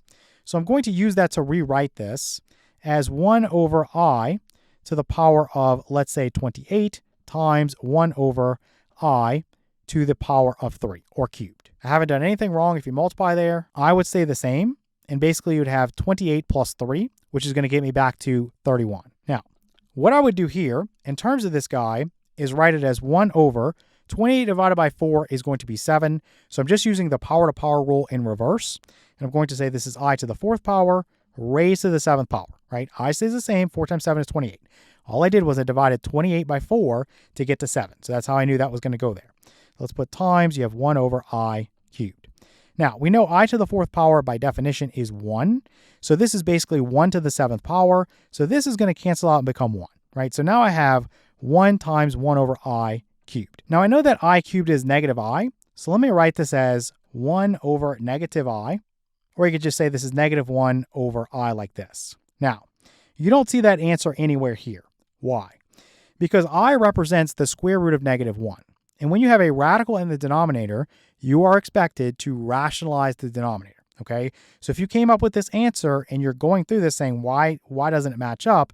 It's because you have to rationalize the denominator, okay? So what I would do is just multiply this by I over I. And essentially what's happening is in the denominator now, I times I is I squared. So this is negative I over I squared. And by definition, I squared is negative 1. So this is negative 1 times I over negative 1. You can cancel the negative 1 with the negative 1, and we will report our answer as I. So this is what we want right there. Let me show you an easier way to do this so that you don't have to do all this work. So what you would want to do is multiply by a form of 1. Remember, I to the fourth power is a form of 1, such that it's going to give you the smallest possible exponent on I. So just think about what is going to be divisible by 4. Forget about the fact that this is a negative 31. Just think about it being positive 31. So going up, the next number up is 32. Is 32 divisible by 4? Yes, right? 32 is 8 times 4. So I'm going to multiply this by I to the power of 32. And basically this gives me what? I stays the same.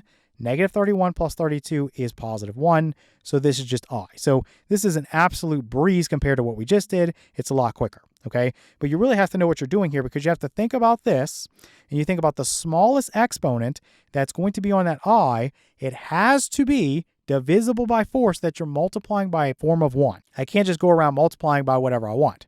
I to the power of 32, again, if you were to break that down, is I to the fourth power raised to the 8th power. So this is really 1 to the 8th power. It's just 1. So all I did was multiply this by 1, just like if I was working with fractions or something like that. It's just a complicated form of 1. I'm just changing the way it looks. At the end of the day, this is just going to be I, whether you do it this way, which is much quicker, or the long way. So it's just I for the answer. All right, let's take a look at our quiz. For the first question, we're asked to solve each equation by completing the square. So we have x squared minus 23x plus 111, and this equals negative 1. Okay, so for this process, the first thing you want to do is get all your variable terms to one side and all the numbers to the other. So let's subtract 111 away from each side of our equation. This will cancel over here. So I'm going to have x squared minus 23x. I'm going to leave a space, and I'm going to put equals negative 1 minus 111 is negative 112. Okay. The next part here is to make sure that your coefficient of x squared is a 1. So we already have that. So this is the easier scenario. So basically what you do now is move into the procedure where you're trying to create a perfect square trinomial on the left. So the way you do that is you look at your coefficient for x to the first power. So here it's negative 23. You're going to cut it in half. So that means you're going to multiply by half. So negative 23 times 1/2. Let me start with that. That would just be negative 23 over 2. We're going to keep this in mind, because when we factor this, we're going to need this. And then I'm going to square this result. Okay, so let me write this over here. So negative 23 over 2. We're going to need that in a moment. So I'm just going to square this, and that's going to give me 529 over 4. Okay, so this is what I need to add to both sides of the equation. So plus 529 over 4, and then plus 529 over 4. Okay, so this right here we're going to need.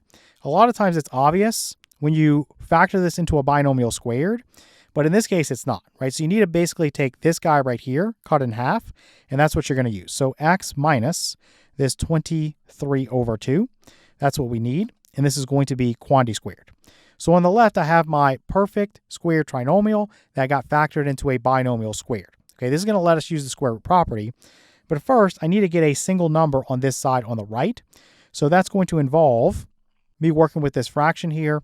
So let me get a common denominator going. I'm going to say this is negative 112 times 4 over 4. And that's going to give me negative 448 over 4 plus 529 over 4. Okay, so let me copy this. This is x minus 23 over 2, quantity squared.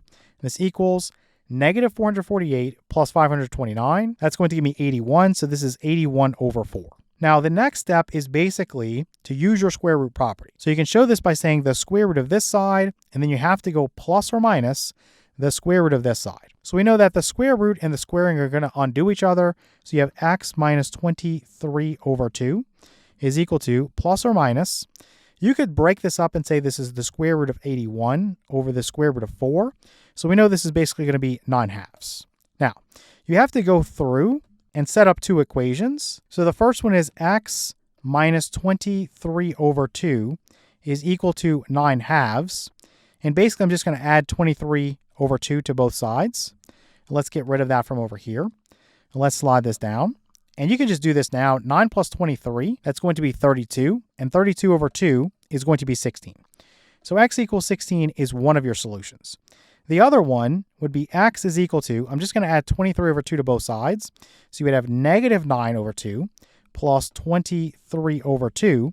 Negative 9 plus 23, that's going to give me 14, and 14 divided by 2 is going to be 7. So basically, let me just condense this down and say that x is 16 or x is 7, and this is what we want. X is going to be 16 or x is 7. All right, let's take a look at question 2. So we want to solve each equation by completing the square. So we have 16 minus 24x is equal to negative 5x squared. Okay, so the first thing I'm going to do is add 5x squared to both sides of this equation. And I'm going to subtract 16 away from each side of the equation. Again, I want to move all the variable terms to one side, all the constants to the other. So this would cancel, and so would this. So you're going to have 5x squared minus 24x is equal to negative 16. Now, in this case, the coefficient on x squared is not 1. So you need to divide everything by 5. And so essentially, this would cancel. You have x squared minus 24 over 5 times x, and we'll leave a space. This equals negative 16 over 5. Okay, so thinking about this, again, I want to take this negative 24 over 5, the coefficient for x to the first power. I want to cut it in half, and then I want to square that result, okay? So 24 divided by 2 is 12. So let me just say that this is going to be negative 12 over 5, and this is going to be squared. And what would that give me? Negative 12 squared is 144. And 5 squared is going to be 25. So this is what I want to add to both sides. So plus 144 over 25. Let me slide this down so it all fits. So let's go plus 144 over 25. This value right here of negative 12 fifths, I'm going to need that when I factor this. So this is going to factor into x minus 12 fifths quantity squared. Okay, so let's say this is equal to, over here I need a common denominator. So let's multiply this by 5 over 5. So this would be negative 80, right? 16 times 5 is 80, and it's negative. So negative 80 over 25 plus 144 over 25. So that's going to give me 64 over 25. So let's just say this is 64 over 25. From here, what I'm going to do is take the square root of this side and then go plus or minus the square root of this side. So what I'll say is that this will cancel with this. You have x minus 12 fifths is equal to, again, the square root of 64 is 8. The square root of 25 is 5. So you can break that up and say this is plus or minus. You're going to have 8 fifths. So what I'll do here is just add 12 fifths to both sides, like this. And you have two solutions here to think about. So you would say that x is equal to, you have 8 plus 12 over 5. 8 plus 12 is 20. 20 divided by 5 is 4. So x equals 4. So that's the first one. Then for the other one, I'm going to say x is equal to negative 8 plus 12, and then this would be over 5. So negative 8 plus 12 is going to be positive 4, and that would be over 5. So this would be 4 fifths. So let's put 4 fifths here. So looking through my answers, I want to select this one. So we have x equals 4 or x equals 4 fifths. Okay, let's think about question 3 now. So we want to solve each equation again by completing the square. So we have 9x squared plus 59 is equal to negative 2 plus x plus 8x squared. What I want to do is first subtract 8x squared away from each side of the equation. Let's cancel this away from over here. Let's subtract x away from each side of the equation. Let's cancel this away from here. And let's subtract 59 away from each side of the equation. And so this will cancel from here. So this is moving all the variable terms to the left and all the numbers to the right. So what this will give me, 9x squared minus 8x squared is just x squared. Then you have minus x, and this equals negative 2 minus 59 is going to be negative 61. So you'll notice that, again, the coefficient for x squared, it has to be a 1. In this case, it is. So what I'm going to do from here is just take this coefficient, which is negative 1 in this case. I'm going to cut it in half and square it. So negative 1 times a half, and then square that. So this becomes negative 1/2 being squared, which is just going to be negative 1 squared is 1, 2 squared is 4. So this is just a fourth. So again, take this negative 1/2. You need that when you factor this. This is going to be x minus 1/2 quantity squared. And I'm going to add 1/4 to this side over here. Let me show this so nobody's lost. So x squared minus x plus 1/4 is equal to negative 61 plus 1/4. Just so nobody's lost. And then this is going to factor into this. So this equals. So we have negative 61 times 4 over 4, so I can get a common denominator, plus 1/4. Let's come down here. So negative 61 times 4, that's going to be negative 244. So let's put negative 244, then plus 1, that would be negative 243. So this is negative 243 over 4. So what I'll do from here is just take the square root of this side and then plus or minus the square root of this side. So this is going to cancel with this. So I have x minus 1/2 is equal to, if you think about this, I'm just going to go plus or minus the square root of negative 243 over the square root of 4 is 2. So let me just write 2. So let's come down here. This is just going to be one that you simplify as best as you can. So I'm just going to say x is equal to, I'm going to actually add 1/2 to both sides. So I'm just going to say that this is 1/2. And then plus or minus, you have this square root of negative 243. Again, the negative can come out as I. So let's put I times the square root of 243. And then this is going to be over 2. And for 243, 2 plus 4 is 6. 6 plus 3 is 9. Okay, so I know this is going to be divisible by 9, and it's going to be 9 times 27. So that tells me that this is 3 to the 5th power, right? So what I could do is write this as 3 to the 4th power times 3. And 3 to the 4th power, again, you can always rewrite this and say this is 3 squared squared, or in other words, 9 squared. And what that's going to give me is the square root of 9 squared is 9, right? So I can just say that this is 9i. This is 9i times the square root of 3, okay?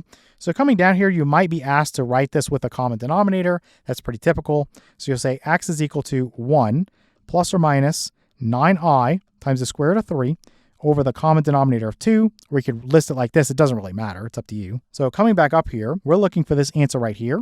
So x equals, you have 1, then plus or minus, you're going to have this 9i times the square root of 3, then this is over 2. All right, let's take a look at our quiz. For the first question, we're asked to solve each equation with the quadratic formula. So we have 3x squared plus 12x is equal to 96. All right, so the first thing I'm going to do is put this in standard form.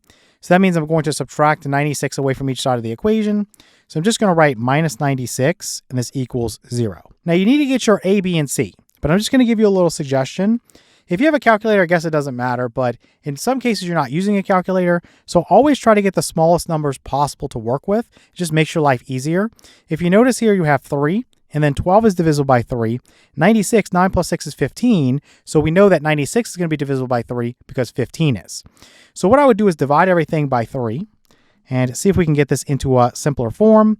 So this would be x squared plus 4x, and then minus, this would be 32, and this equals 0. Now, if you don't want to do this, you can just take 3 as A, 12 as B, and negative 96 as C. It's going to work the exact same as if you take 1 for A, 4 for B, and negative 32 for C. Exact same answer.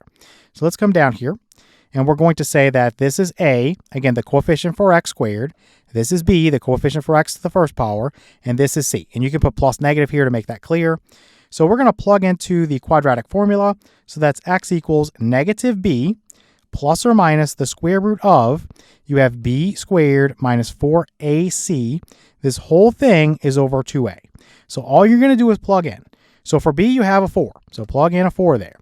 Then for B here, you have a 4. 4 squared would be 16. So let's just put 16 here. And then you have minus 4 times A. A is 1, so you can just erase it. And then times C. C is negative 32. So what I'm going to actually do here is put plus negative 4 times negative 32. And then coming down here for A, it's a 1, so just erase it. Okay, well, let's just simplify this. It won't take too long. So we'll have x is equal to negative 4, then plus or minus the square root of negative 4 times negative 32 is going to be 128. And then if you add that to 16, you're going to get 144. And then this is over 2. So we have x is equal to negative 4, then plus or minus the square root of 144 is 12. And this is over 2. So then we have x is equal to, you have negative 4 plus 12, which is positive 8, divided by 2, which is 4. And then you have negative 4 minus 12, which is negative 16, divided by 2, which is negative 8. So I get x equals 4 or x equals negative 8. So coming back here, I want this one. So x equals 4 or x equals negative 8. All right, let's take a look at question 2 now. So again, we want to solve each equation with a quadratic formula. So we have 5x squared. You can just write this in standard form now. Let me subtract 8x away from each side. And let me add 4 to both sides. So 5x squared minus 8x plus 4, this would be equal to 0. So let's grab a, that's going to be 5. Let's grab b, that's going to be negative 8. You can go plus negative to make that clear. And let's grab c, that's going to be 4. So x is equal to the negative of b. b is negative 8, so the negative of negative 8.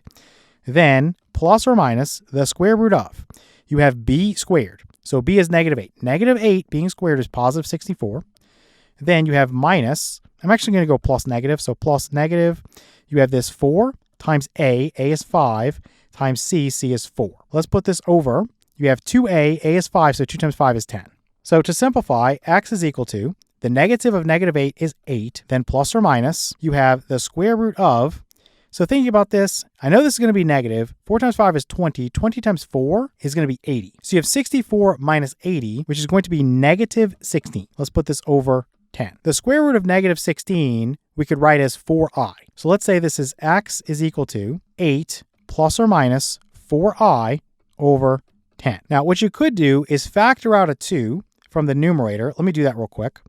So I'm just going to say this is 2 times the quantity. This will be 4. Plus or minus, this would be 2i. And then let's write this as 2 times 5. And I'm just going to cancel this 2 with this 2. So let's say that x is equal to, you're going to have 4 plus 2i over 5. And then the other one would be 4 minus 2i over 5. Now, you could typically write this in a lot of different ways. If your teacher wants you to write it in the standard form for a complex number, then you have to say x is equal to, you can go 4/5, that's the a, that's the real part. Then plus or minus, you have your 2/5, that's your b, and then times I. So you could do it that way. Another way to do this is just to say that x is equal to, you're going to have 4 plus or minus the 2i over the common denominator of 5. So it's just based on your teacher. Again, if you're self-studying, just do whatever you want. So coming back up here, we want to select this answer. So x equals, you have 4 plus or minus 2i over 5. Okay, let's look at question 3 now. So again, we want to solve each equation with the quadratic formula. So we have 5x squared is equal to negative 8. So this one is actually a lot easier to solve with the square root property, but we want to solve it with the quadratic formula just to show you what to do. So we'll have 5x squared. I'm going to add 8 to each side. So plus 8 is equal to 0. Now, when you go to get your b, you don't have an x to the first power.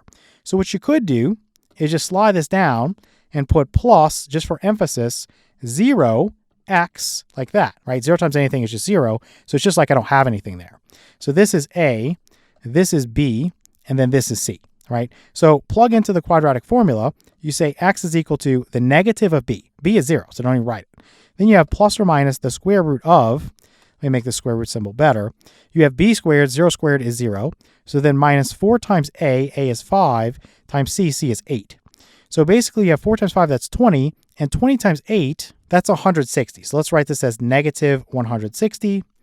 And I think the easiest way to simplify this would be to say that it's 16 times 10. And I'll write this as negative 1 here, just so that's crystal clear. And let's put this over. We'll simplify that in a second. Down here you have 2a, a is 5, so this is 10 down here. So let's say x is equal to, we've got our plus or minus here. The square root of negative 1 is I. The square root of 16 is 4, so this is 4i. Then times the square root of 10. Then this is just going to be over 10. Now, between the numerator and denominator, you have a common factor of 2. 4 divided by 2 is 2. 10 divided by 2 is 5. So what we're going to have here, we'll say x is equal to plus or minus, we'll have this 2i times the square root of 10, and this is over 5. So we're going to want this answer right here. So we have x equals, you have plus or minus 2i times the square root of 10 over 5. All right, let's take a look at our quiz. For the first question, we're asked to solve each equation. So we have 7x minus 10x to the power of 1/2, then plus 3, and this equals 0. Okay, so the idea here is that this equation is quadratic in form. Basically, you have this exponent here, which is 1, and it's double that of this exponent here, which is 1/2. So when this happens, you can solve this using a substitution technique. You're going to take x raised to that smaller power. Again, this has to be half of this. And you're going to say we're going to let something like u be equal to x to the 1/2 power. So let's move this down here. And what I'm going to do is actually just rewrite this. And I'm going to say this is 7 times x to the 1/2 power. And then I'm going to square that, okay? Just so I can plug in there and I'll have u squared there. then minus, you have your 10x to the 1/2 power, then plus 3, and this equals 0. So everywhere there's x to the 1/2 power, we're going to plug in a u. That's all we're doing. So let's write this down here and say this is going to be 7u squared, then minus 10u, then plus 3, and this equals 0. So you can solve this however you like to solve it. I think it's fastest to solve this using factoring. So I'm just going to factor this really quickly. And the reason I'm picking factoring is because this is a prime number and so is this. So this is 7u and this is u. And then to figure this out, 3 is only 1 times 3, right? You have a minus here and a plus here. So this is a minus and this is a minus. Now, do I want to put a 3 here? No, that's going to be too big. So it has to be a 3 here and a 1 here, right? So the outer is going to be negative 7u and the inner is going to be minus 3u. Negative 7u minus 3u is negative 10u.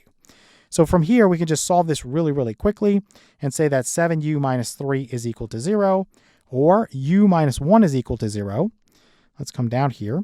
Let's add 3 to both sides of our equation. We will cancel this away and say 7u is equal to 3. Divide both sides by 7, cancel this away, and say u is 3/7. Then over here, let's add 1 to both sides of the equation. Cancel this away. We'll say that u can also be 1. Now, we don't want our answer in terms of u, we want it in terms of x. And u, as we talked about earlier, is x to the 1/2 power. So let's come down here and let's make a substitution. So if u equals 3/7, that means x to the power of 1/2 is equal to 3/7. Then or, we'll say x to the power of 1/2 is equal to 1. Okay, for this one, I would square both sides. And essentially power to power rule, x stays the same. 1/2 times 2 is 1. So this is x is equal to 3 squared is going to be 9. And 7 squared is going to be 49. Then for this other one, if I square both sides, we can all see that x would be 1. So power to power rule, x stays the same. 1/2 times 2 is 1. And then here 1 squared is 1. So those are your two solutions. You did square both sides, so you do need to check. I'm just going to tell you in advance that they're both going to work. But let's grab this real quick. And let's come back here and circle x equals 1 or x equals 9 over 49. Let's just do a quick check to make sure we didn't mess up. So 7 times 1 minus 10 times 1 to the 1/2 power is just 1. Then plus 3 is equal to 0. So basically you would have 7 plus 3 is 10. 10 minus 10 is 0. So that first one checks out. The other one is 9 over 49. So that one's harder to check. So 7 times 9 over 49. And so this would cancel with this and give me a 7 down here. So this is 9/7. And then basically minus 10 times, you're going to have the square root of 9 over 49. Let me make this a little bit longer. Or actually, I can just do the square root of 9 over the square root of 49. So this is going to be 3 over 7. So this is 3 over 7. Or you could say negative 30 over 7. So negative 30, let me make that better, over 7. And then plus 3, this should be equal to 0. So let me get a common denominator. I would multiply this by 7 over 7, and this would be 21 over 7. And essentially, you can see this is going to work, right? 9 minus 30 is negative 21. So this would be negative 21 over 7 plus 21 over 7. So that does equal 0. So both of our solutions here are valid. So we say x equals 1 or x equals 9 over 49. Okay, let's look at question 2. Again, we're asked to solve each equation. So we have x to the 4th power minus 8x squared minus 9 is equal to 0. So once again, we have something that's quadratic in form. You have the smaller exponent, which is 2, which is half of that of the larger exponent, which is 4. So again, you can just let u be equal to x squared. And you can just write this as x squared squared. You're always going to be able to use this pattern. So this guy to the smaller power being squared like this, just using the power to power rule, then minus 8x squared minus 9 is equal to 0. And we'll say that this is u squared minus 8u minus 9 is equal to 0. Again, you can solve this however you want. I'm just going to factor it. So I'm just going to do this real quick and say that basically this is u and this is u. Two integers that sum to negative 8 and give me a product of negative 9. Well, that's going to be negative 9 and positive 1. So I think we can see that u would be positive 9 or negative 1. But let's just do this for completeness and say that u minus 9 is equal to 0 or u plus 1 is equal to 0. Let's add 9 to both sides of our equation here. Let's cancel this away and say that u is equal to 9. Over here, let's subtract 1 away from each side, cancel this away. So also u would be negative 1. Now again, you have to make a substitution because we said that u was equal to x squared. So you would say that x squared is equal to 9 or x squared is equal to negative 1. So if x squared is equal to 9, by the square root property, x is equal to plus or minus the square root of 9, so x is equal to plus or minus 3. So x equals plus or minus 3. Again, you can take the square root of both sides if you want. I think we know that at this point. Then let me put a comma here. Square root property tells me that if x squared equals -1, then x equals plus or minus the square root of -1. The square root of -1 is the imaginary unit I, so this is plus or minus I. This is what we want. So x equals plus or minus 3, and then you have plus or minus I. Okay, let's take a look at question 3 now. So again, we want to solve each equation. We have 5x to the 4th power plus 65x squared plus 210 is equal to 0. What I'm going to do here before I do anything is I'm going to make this simpler. If you notice, you have 5, you have 65, which is 5 times 13, and you have 210. It ends with a 0, so I know it's divisible by 5. If I punch that into the calculator, 210 divided by 5 is 42. So I'm going to divide everything by 5 here just to make my life a lot easier. Again, you don't have to do this. You would get the same answer. But if I see this, I'm going to take the opportunity to do it. So it's x to the 4th power plus 13x squared plus 42 is equal to 0. So let's make a substitution. Again, you have x squared and x to the 4th power. This guy right here is double that of this guy. So I'm just going to say this is x squared squared plus 13x squared plus 42 is equal to 0. And I'm just going to let u be equal to x squared. And all I'm going to do here is say this is u squared plus 13u plus 42 is equal to 0. All right, so from here, I'm going to solve this again using factoring. So I'm just going to set up my two binomials here. This is u and this is u. Two integers that sum to 13 and have a product of 42. It's going to be 6 and 7. So plus 6 and plus 7. Let's come down here and we'll say u plus 6 is equal to 0, or u plus 7 is equal to 0. And we'll say that this is minus 6 over here and over here. Cancel this. We'll say u is equal to -6. Over here, let's subtract 7 away from each side. Cancel this. We'll also say u is equal to -7. So once again, u is x squared. So you could say that x squared is equal to -6, or x squared is equal to -7. So by the square root property, again, we could just say that x is equal to plus or minus the square root of -6. So I'm just going to say that's I times the square root of 6. When you think about the square root of 6, 6 is 2 times 3. You're really not going to be able to do anything with that. Then over here, it's going to be a similar situation. You would have x is equal to plus or minus the square root of -7. So that's plus or minus I times the square root of 7. So coming back, we want to select this. So x equals plus or minus I times square root of 6. Then also we could have plus or minus I times the square root of 7. All right, let's take a look at our quiz. For the first question, we're asked to identify the vertex of the parabola. Now there's lots of different ways to do this. We're going to talk about in the next section, completing the square to put this into vertex form. We'll also find a nice and easy vertex formula. But for right now, let's just keep it super simple. And let's think about the fact that if we had f of x is equal to x squared, well, the vertex would occur at 0, 0, right? So the vertex would occur at 0, 0.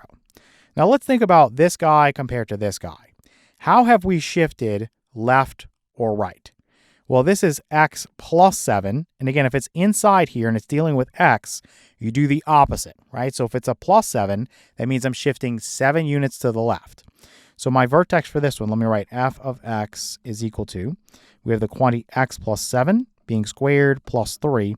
Well, now for your vertex, again, we're shifting 7 units to the left. So instead of 0, you would have -7. And then how does this 3 out here affect this? Well, it's moving me 3 units up, right? It's a vertical shift up by 3 units. So that means instead of 0, I would add 3. So this would be a 3 here. So the vertex will now occur at -7, 3. So this guy right here. Okay, let's look at question 2. We want to state the horizontal and or vertical shift when compared to f of x equals x squared. And so we're looking at f of x equals x minus 9. That's going to be squared, and then minus 17. So again, when you think about what's happening on the inside of this guy, what's involved with this x, if it's a minus 9, that means you're going 9 units to the right. Okay, it's always the opposite of what you think. If it's minus 9, you're going 9 units to the right. If it was plus 9, you go 9 units to the left. So this guy's going to go 9 units to the right. And then this one right here, this minus 17, that's very straightforward. That just tells you you're going 17 units down. So this would be 9 units to the right and 17 units down. So this guy right there. Okay, let's look at question 3. Again, we want to state the horizontal and or vertical shift when compared to f of x equals x squared. So we have f of x equals x plus 3, this quantity being squared, then minus 14.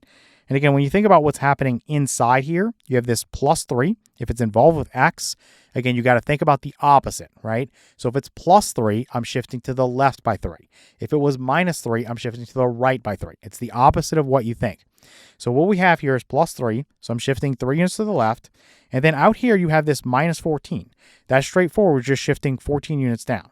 So this one right here is what I want. Shifts 3 units left and 14 units down. All right, let's take a look at our quiz. For the first question, we're asked to find the vertex form, and we are given f of x is equal to, we have negative 9x squared, then we have minus 7x, and then minus 5. All right, so the idea here is we want to take this guy right here and write it in vertex form. So that looks like this. We have f of x is equal to, we'll have this a times the quantity x minus h. This is quantity squared. And then we have plus k. So we know already that the vertex would occur at h comma k. But we're not focused on that right now. We just want to put it in this form. So how can we do that? Well, the first thing you would do here, since the coefficient on x squared is not 1, you would factor out that negative 9. So let me write f of x here. And this equals, I'm going to pull the negative 9 out. So then I'm going to make some parentheses here. So obviously this will just be x squared. And what you need to do here is take this negative 7 and divide it by the negative 9. So negative over negative is positive, so let me put a plus there. And then I'm just going to put 7 over 9. Now, if you multiply negative 9 times 7 over 9, the 9s are going to cancel, and you're going to be left with negative 7, which is what you have there. Okay, and then don't forget your x, which I'm going to put right there. Now, for right now, I'm just going to close this down, and then I'm going to put this minus 5. So you see that this doesn't completely match what we have here, but we're getting there. So the idea is you want to complete the square in the inside here. In other words, make a perfect square trinomial, something you can factor into a binomial squared so that you have this guy right there. So this is a binomial being squared. So let's write f of x is equal to, you have the negative 9 here. I'm going to have my x squared plus 7/9 x. Now what I need to do here is cut this in half. So the coefficient for x to the first power. So 7/9 basically times a half, and then you want to square this amount. So basically you would have 7 over 18. That's going to be squared. So let me write over here. Let me just slide this down. That this is 7 over 18, and we'll need that in a moment. And this is going to be squared, and so this is going to end up giving me 49 over, and then 18 squared, in case you want to punch that into your calculator, is 324. Okay, so let me put this up here. I'm going to go plus 49 over 324. Okay, I'm going to keep this off to the side because we're going to need it in a moment. So let me just move this off to the side. We'll need that when we factor. Remember, it's 7/9 times a half. That value, which is 7 over 18, we're going to use that when we factor. Now, it is not legal to just add that there. So what you're going to have to do is subtract it away as well. So let me do this in a different color. I'm going to go minus 49 over 324. And then I'm going to close this down and then minus 5. Okay, so what I'm going to do now, and actually I'm going to erase this. We'll bring this back in a second. I'm going to write f of x is equal to, I'm going to have this negative 9 times the quantity x squared plus 7/9 x, then plus 49 over 324. So right now, if I close the parentheses down, that's my perfect square trinomial that's going to factor into a binomial squared. Now here's the problem, and here's where a lot of people make a mistake. They just copy this right here. They just go minus 49 over 324. The reason that's a mistake is this negative 9 is multiplying this. Remember, this is distributed to each term inside of the parentheses. So if you're going to take it out of the parentheses, you have to distribute the negative 9 to it. So this would basically be negative 9 times negative 49 over 324. So I know that would be positive. Let me just write times 9 over here. And we'll deal with that in a second. Then I'm just going to have minus 5. And I'm just going to factor this part right here. So this is f of x is equal to, I'm going to put my negative 9 out in front. And now remember, you want 1/2 of this. So 7/9 times a half is 7 over 18. That's why I talked about saving that. So this is x plus 7 over 18. This is quantity squared. And then we're going to go plus. Over here, we have to deal with this mess. So 324 divided by 9 is going to be 36. So let me cancel this with this and put a 36 there. And if you think about 49, it's going to be 7 times 7. And 36 is basically 6 times 6, or you could say 2 squared times 3 squared. Or you could do 4 times 9, whatever you want to do there. But essentially, between 49 and 36, there's no common factor other than 1. So I'm just going to write 49 over 36. Now I'm going to subtract away 5. And what I'll need to do is multiply this by 36 over 36. So 5 times 36, that's going to be 180. So this would be minus 180 over 36. So 49 minus 180, that's going to be negative 131. So this would be minus 131 over 36. So this is almost our answer. In some cases, a teacher will take this. In others, they'll make you make this into a minus. So you want to go minus a negative there just to be official. But again, a lot of teachers will just let you put a plus there. It really doesn't matter. Okay, so coming back up here, we want this answer right here. So again, we have f of x is equal to negative 9, then times the quantity x. And here I have plus, but again, you could do minus a negative. It doesn't matter. You have this 7/18. This quantity is squared, and then you have minus 131 over 36. Just note that if you wanted to get the vertex, you need to put it in this form because you want minus whatever the number is. So if this is a plus here, then the vertex occurs at negative 7 over 18. Okay, so putting in this form would allow you to get it right away. And then comma, it would be negative 131 over 36. So let me just note that real quick in case you're interested. The vertex here would be at negative 7 over 18, comma, negative 131 over 36. All right, let's take a look at question 2. Again, we want to find the vertex form. So now we're going to have f of x is equal to 2x squared.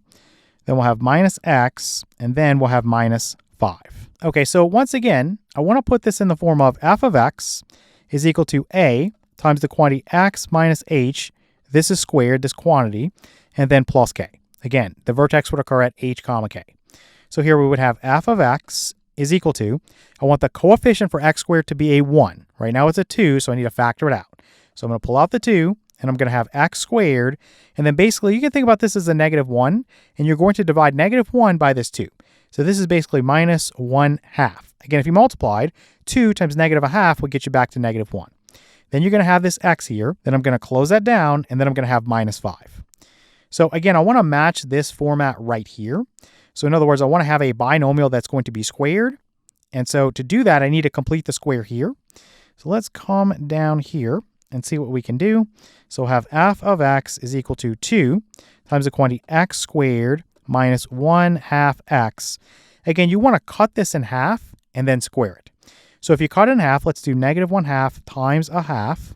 That is going to give me negative 1/4. And again, keep that value in mind when you factor. So this is going to be squared. So this is negative 1/4 being squared. And so that gives me 1 over 16. Okay, so that's what I want to add inside of here. So 1 over 16. And just remember that negative 1/4 for when we factor. And then for this guy, I would also subtract the 1 over 16 just to make it legal. So 1 over 16 minus 1 over 16 is 0. So it's like I didn't do anything. I'm going to close that down and then say minus 5. Okay, so once again, where everybody makes a mistake is when they close the parentheses down here, they forget that they have to multiply by 2. It's a very common mistake. So you want to go f of x is equal to, you have 2 times the quantity x squared minus 1/2 x plus 1 over 16. I'm going to close that down here. That's my perfect square trinomial. And then again, for this part right here, it's got to be multiplied by 2. So this is minus, you'll have 2 times this 1 over 16, and then minus 5. All right, so now we'll have f of x is equal to 2 times the quantity. Remember, if you're factoring this, you think about that negative 1/4 again. So this is x minus 1/4, quantity squared. And then now you're going to have negative 2 times 1/16. Well, 16 divided by 2 is 8, so this is negative 1/8 minus 5. So let me just multiply this by 8 over 8. So basically, this would be minus 40 up here. And then we'd have negative 1 minus 40, that's negative 41. So this is minus 41 over 8. So minus 41 over 8. Okay, is there anything else we can do? No. The vertex here would occur at 1/4. Again, if it's in this form where this is a minus, just take this value. So it's 1/4, comma, negative 41 over 8. Okay, so coming back, we want this answer here. So f of x is equal to, we have 2 times the quantity x minus 1/4. And this quantity is squared, and then minus 41 over 8. All right, let's move on now and look at question 3. Again, we want to find the vertex form. So we have f of x is equal to 18x squared. Then we're going to minus 12x. Then we're going to minus 133. Okay, so one more time, let's just write the vertex form. So f of x equals a times the quantity x minus h being squared, then plus k. Okay, so let's start with f of x is equal to, This x squared here needs a coefficient of 1. So I'm going to pull this 18 out in front of some parentheses. So I'll have my x squared there. Then minus, I'll take 12 and divide it by 18. So 12 over 18. And if we think about that, 12 is divisible by 6. 12 divided by 6 is 2. 18 is divisible by 6. 18 divided by 6 is 3. And this is times x. And of course, if you distribute 18 times 2/3, 18 divided by 3 would be 6. 6 times 2 is 12. And so this would be minus 12x, just like you have here. Okay, let me close that down. Let's put minus 133. All right, so we need to match this form here. So we need to complete the square. So let's go ahead and see what we need to add. So we take this negative 2/3, the coefficient for x to the first power, we multiply it by half, and then we're going to square that result. Let's move this down here. So basically these would cancel, and you're going to have negative 1/3. So remember, you need this for factoring, this negative 1/3, just remember that. And then we're going to square this. This is going to give me positive 1/9. And I'm going to say f of x is equal to 18 times the quantity x squared minus 2/3 x, then plus 1/9, and then minus 1/9, close that down, and then minus 133.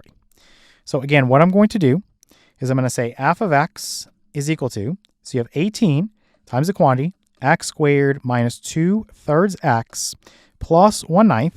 I'm going to close this down. Remember, because I'm taking this out of these parentheses, this 18 needs to get distributed to it. So this is minus, we have 18 times 1/9, then minus this 133. All right, so this is f of x is equal to 18 times the quantity. I'm going to factor this guy. Remember the negative 1/3. So this is x minus 1/3, quantity squared. And then we're going to have minus 18 divided by 9 is 2. So this is minus 2 and then minus 133. So this is basically going to be minus 135.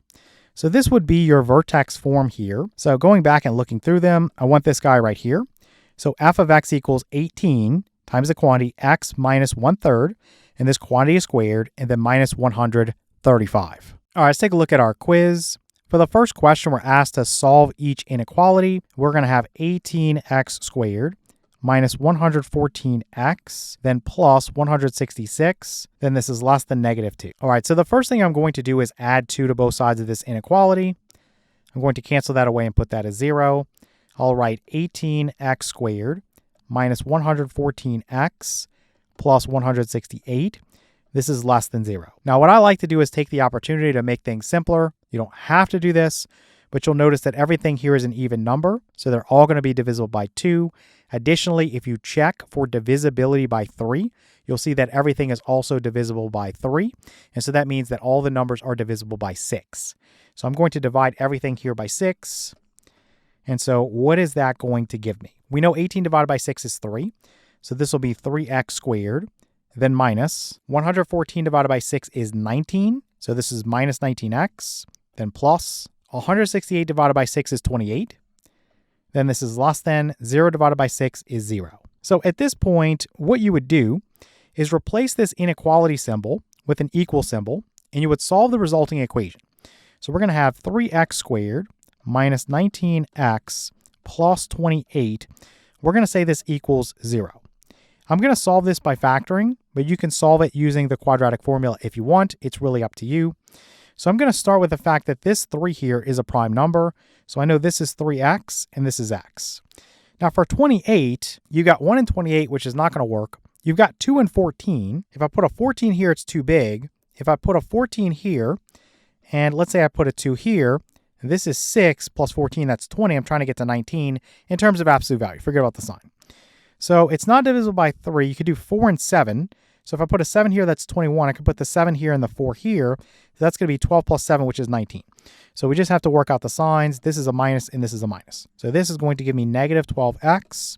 This is going to give me negative 7x. Negative 12x plus negative 7x is negative 19x. So this is going to be good to go. Okay. So what I would do here is actually replace this with this factored form. So let's say we have 3x minus 7. And then the other quantity is x minus 4. And we're going to use this in a moment, but for right now, let's just leave it. We're going to actually erase this. We don't need this anymore. And let's slide this up.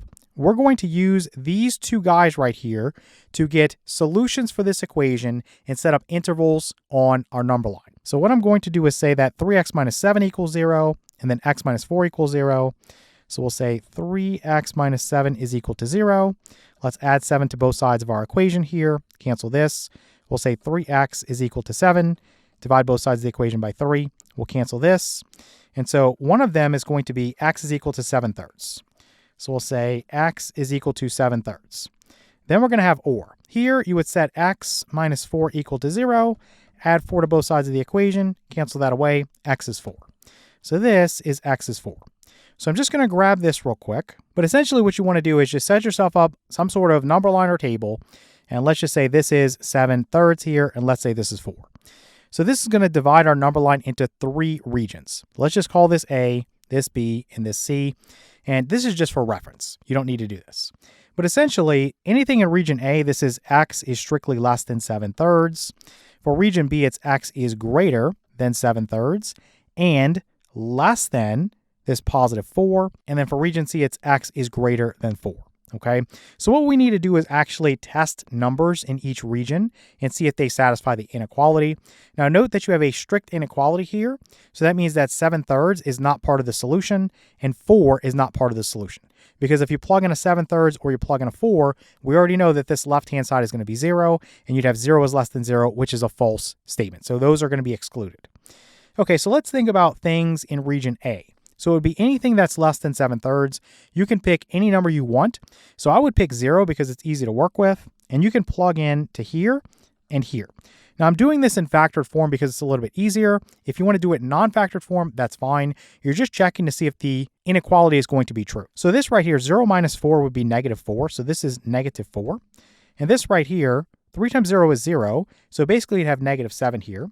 So this is -7. Now you can do the calculation here, but you know that a negative times a negative is a positive, and is a positive ever going to be less than 0? No. So that means that the numbers in region A are not going to satisfy the inequality. So you could just put an F here for false. Again, you can go through here and say that this is 28 if you want to do it that way. And you'd say, is 28 less than 0? No, it isn't. So let's move on to region B. So here you have numbers that are between 7/3 and 4. So you can just pick something like, let's say 3. So if I plugged in a 3 there and a 3 there, what would I get?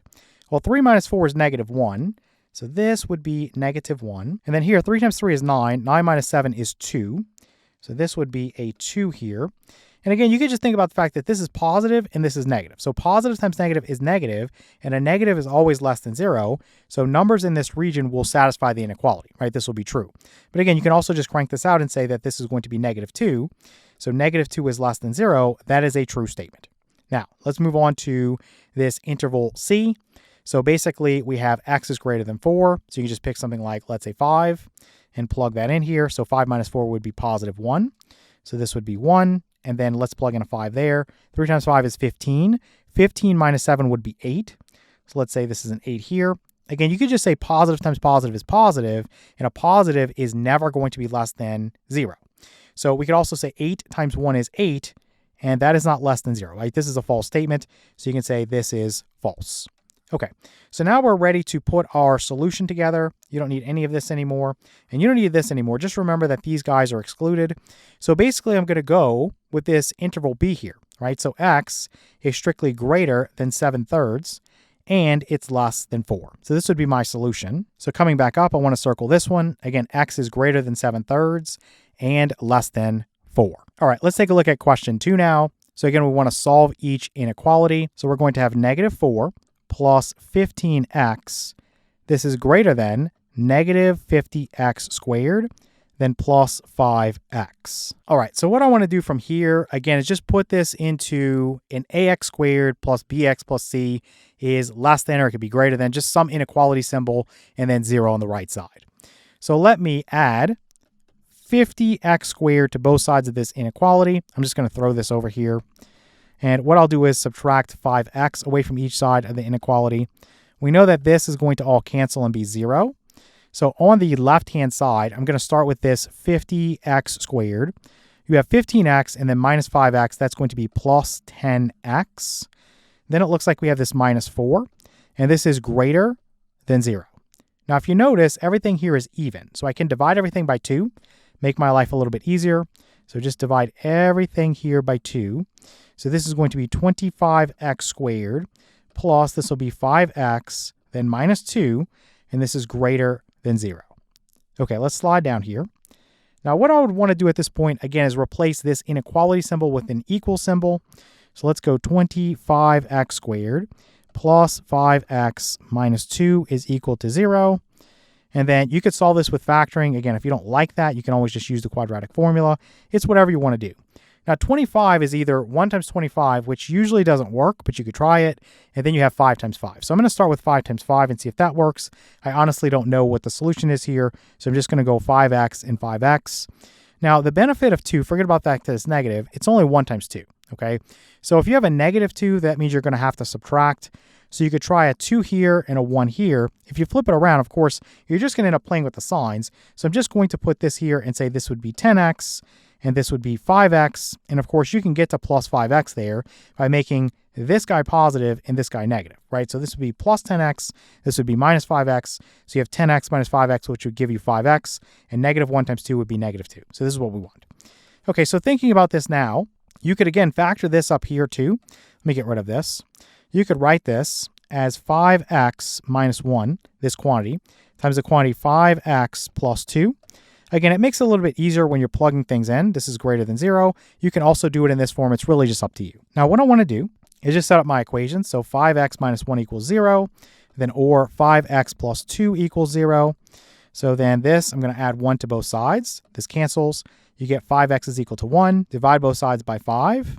This cancels, and you're going to get x equals 1/5. Over here, let's subtract 2 away from each side. Let's cancel that. We have 5x is equal to negative 2. Divide both sides by 5. Let me make this 5 here better or more clear. This would cancel, so you have x equals negative 2/5. Let me put a comma here, and I'm just going to put negative 2/5 like this. And let's erase this, and I'm just going to grab everything. Okay, so once again, I'm coming to a number line, but you don't have to have this. You can use like a little table or something. And I'm just going to write negative 2/5 here, and I'm going to write 1/5 here. Let me actually make this a little bit cleaner. And so I'll call this, again, region A, and let's say B, and let's say C. Okay, so here in region A, we are strictly less than this negative 2/5. In region B, we're going to be greater than negative 2/5, and we're going to be less than 1/5. And in region C, we're going to be greater than 1/5. Okay, so let's test numbers in region A and see if they work. Again, you could just think about the signs. You don't have to go through and do the calculation, or you can do the calculation. Again, it's really up to you what you want to do. So for this one, anything that's less than negative 2/5, well, I could pick negative 1. That's pretty easy to work with. So let's say I plug in a negative 1 there and a negative 1 there. 5 times negative 1 is negative 5, and then negative 5 plus 2 would be negative 3. So this would be negative 3. And then this, 5 times negative 1 is negative 5. Negative 5 minus 1 would be negative 6. So this is negative 6. So again, you could just think about the fact that a negative times a negative is a positive, and a positive is always greater than 0. So this would be true, right? Or you can just do the calculation. Negative 6 times negative 3 is 18. So you would literally say that 18 is greater than 0, and that's a true statement, right? So all numbers in this interval will work. Then for B, you could pick 0. So that works out nicely. So you plug in a 0 there, and you plug in a 0 there. So this right here would be 2, and this would be negative 1. Again, you could do negative 1 times 2, that's negative 2. So is negative 2 greater than 0? No. So this is false.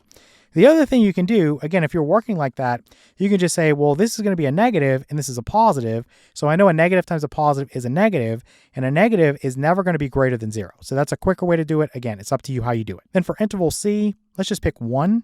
So positive 1, it's pretty easy to work with. 5 times 1 is 5, plus 2 is 7. So this would be 7 here. So let's say this is 7. And then over here, 5 times 1 is 5. Then minus 1 would be 4. So this is 4 here. Again, you could say positive times positive is positive, and a positive is always greater than 0. So this is true.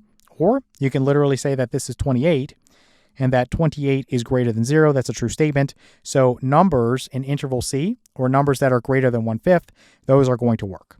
Okay, so this is a strict inequality. So these guys, so the negative 2/5 and the 1/5, those are going to be excluded. So let's get rid of this and just write our solution. So we'll say that x is going to be strictly less than negative 2/5. We'll use our keyword or. We'll say x is greater than 1/5. Okay, so coming back here, we want this one. So x is less than negative 2/5, or x is greater than 1/5. All right, let's take a look at question 3. So we want to solve each inequality. So now we have a rational inequality. We have x minus 5. This is over 2x minus 7. And this is greater than negative 10. Okay, so what I want to do is make this right-hand side here 0. So I'm going to add 10 to both sides. So I'm going to have x minus 5 over 2x minus 7. Then I'm going to add 10, and I'll say this is greater than 0. Now what I want to do is get one single fraction here on the left. Let's slide down here. I'm just going to get a common denominator. Let me actually slide this down so I can do this in line. So I'm going to multiply this by 2x minus 7. I need to wrap that so I don't make a mistake, over 2x minus 7. Okay, so now I have a common denominator here. So I can write this x minus 5, then plus 10 multiplied by the quantity 2x minus 7. This would be over this common denominator, which is 2x minus 7, and this is greater than 0. So simplifying in the numerator, you're going to have x minus 5, and then plus 10 times 2x would be 20x, and then minus 10 times 7 would be 70. Now we could just combine like terms here. I think we don't need another step for this. So 20 plus x would be 21x. So I'm just going to write 21x there, get rid of this, and then negative 5 minus 70 would be minus 75. So 21x minus 75, this would be over 2x minus 7, and this is greater than 0. Okay, what we want to do now is take the numerator and set it equal to 0. We want to solve that equation. Then we want to take the denominator, set it equal to 0, and solve that equation. So those two solutions are going to be used to set up the intervals on our number line. 21x minus 75 is equal to 0. Let's add 75 to both sides of this equation. We'll cancel that away. We'll say 21x is equal to 75. Now let's divide both sides of the equation by 21. We'll cancel this. We'll say x is equal to, for 75, let's write that as 25 times 3. Let's write 21 as 7 times 3. And let's cancel this 3 with this 3, and I'll write this as 25 over 7. So I'm just going to write up here that we want 25 over 7. So that's going to be one of the numbers we need. So the other one is going to come from setting 2x minus 7 equal to 0. So 2x minus 7 is equal to 0. We're going to add 7 to both sides of the equation. We'll cancel that away. We'll have 2x is equal to 7. Divide both sides of the equation by 2. We'll cancel that away. And we'll have x is equal to 7 halves. So the other number is going to be 7 halves. So those two numbers are going to be used to split our number line into intervals. So let's grab them. Now these numbers, if you type them into your calculator, 25 divided by 7, you're going to get 3.57. Let's just say we'll round that to 1. So 3.571. And the other one, 7 halves, most of you know that's 3.5. So 7 halves is actually smaller. So I'm going to put 7 halves here. And I'm going to put 25 sevenths here, but those numbers are pretty close together. Okay, so let's say this is A, this is B, and this is C. And we'll say here x is strictly less than 7 halves. We'll say that here x is greater than 7 halves, and it's going to be strictly less than 25 over 7. And for C, x is greater than 25 over 7. Okay. Now we're going to have a hard time finding values between this, so we're really going to have to go into our calculator for that. But for this one, let's start with values that are less than 7 halves. So you can pick something like 0 and see what happens. So if I plugged in a 0 here, you would basically have, let me just come down here, you would have negative 75 over, you would have negative 7, and you would say, is that greater than 0? Well, negative divided by negative is positive, and we know a positive is always going to be greater than 0. So the answer to that is yes, right? You could also just say it's 75 over 7. That's not going to reduce. And 75 over 7 is greater than 0. Okay, so let's get rid of this. Let's come up here and say this is true. Now let's go to B. Now this one's going to be tough. You have, again, 7 halves is 3.5. And then if you think about 25 over 7, so 25 over 7, punch that into the calculator, you're going to get, let me do an approximation. So approximately 3.5, let's say 714, okay? So what I can do is I can pick something like, let's say 3.56, okay? So I'm going to pick 3.56, and I know this is a bit ridiculous, but this is what you have to do in some cases. So let's plug that in and see what we get. We definitely want to use a calculator. So I'm going to say 21 times, we're going to have 3.56, then minus 75, and this is over 2 times 3.56, and this is minus 7. Okay, let me get rid of this, and let's see if this is going to be greater than 0. So 21 times 3.56 is 74.76. Then if I subtract away 75, I'm going to get negative 0.24. This is over 2 times 3.56, which is 7.12, minus 7. That's going to give me 0.12. Now, you can see this is a negative divided by a positive, which is going to be a negative, right? So is that going to be greater than 0? No. A negative is never going to be greater than 0. If you want to do the division, you're going to get negative 2, and of course, negative 2 is not greater than 0. So this would be a false. Numbers in interval B will not satisfy this inequality. So let's come back up here and put an F here for false, and then let's go to interval C. So it's anything greater than 25 over 7. So let's just use 4. So we would say this is 21 times 4, then minus 75. This is over. You would have 2 times 4 minus 7. So I think we can see this is positive over positive, which would be greater than 0. But again, for the sake of completeness, 21 times 4 is 84. And then if I subtract away 75, I would get 9. So this would be 9 over 2 times 4 is 8. 8 minus 7 would be 1. So basically this is 9 greater than 0? And the answer is yes. So this is a true statement. So coming back up here, I would say this is true. All right, so thinking about our solution, what you would want to make sure, because this is a strict inequality, you're going to exclude 7/2 and you're going to exclude 25 over 7. If this was non-strict like this, then you could take 25 over 7 because that makes the numerator 0, but you would not take 7/2, okay? Because if you're making the denominator 0, again, with a rational expression, that's undefined. So just be real careful about that in the future. So for right now, we're just going to take the numbers in region A. So that would be anything where we're less than 7/2, so x is less than 7/2. Then we're going to say or the numbers from region C. So we'll say x is greater than 25 over 7. Okay, so coming back here, we want this answer. So x is less than 7/2 or x is greater than 25 over 7. All right, let's take a look at our quiz. For the first question, we're asked to find the inverse of each function. So we're going to have f of x is equal to, we have 2 plus, we have the quantity x plus 1 being cubed. All right, so to find the inverse, the first thing you want to do is replace f of x with y.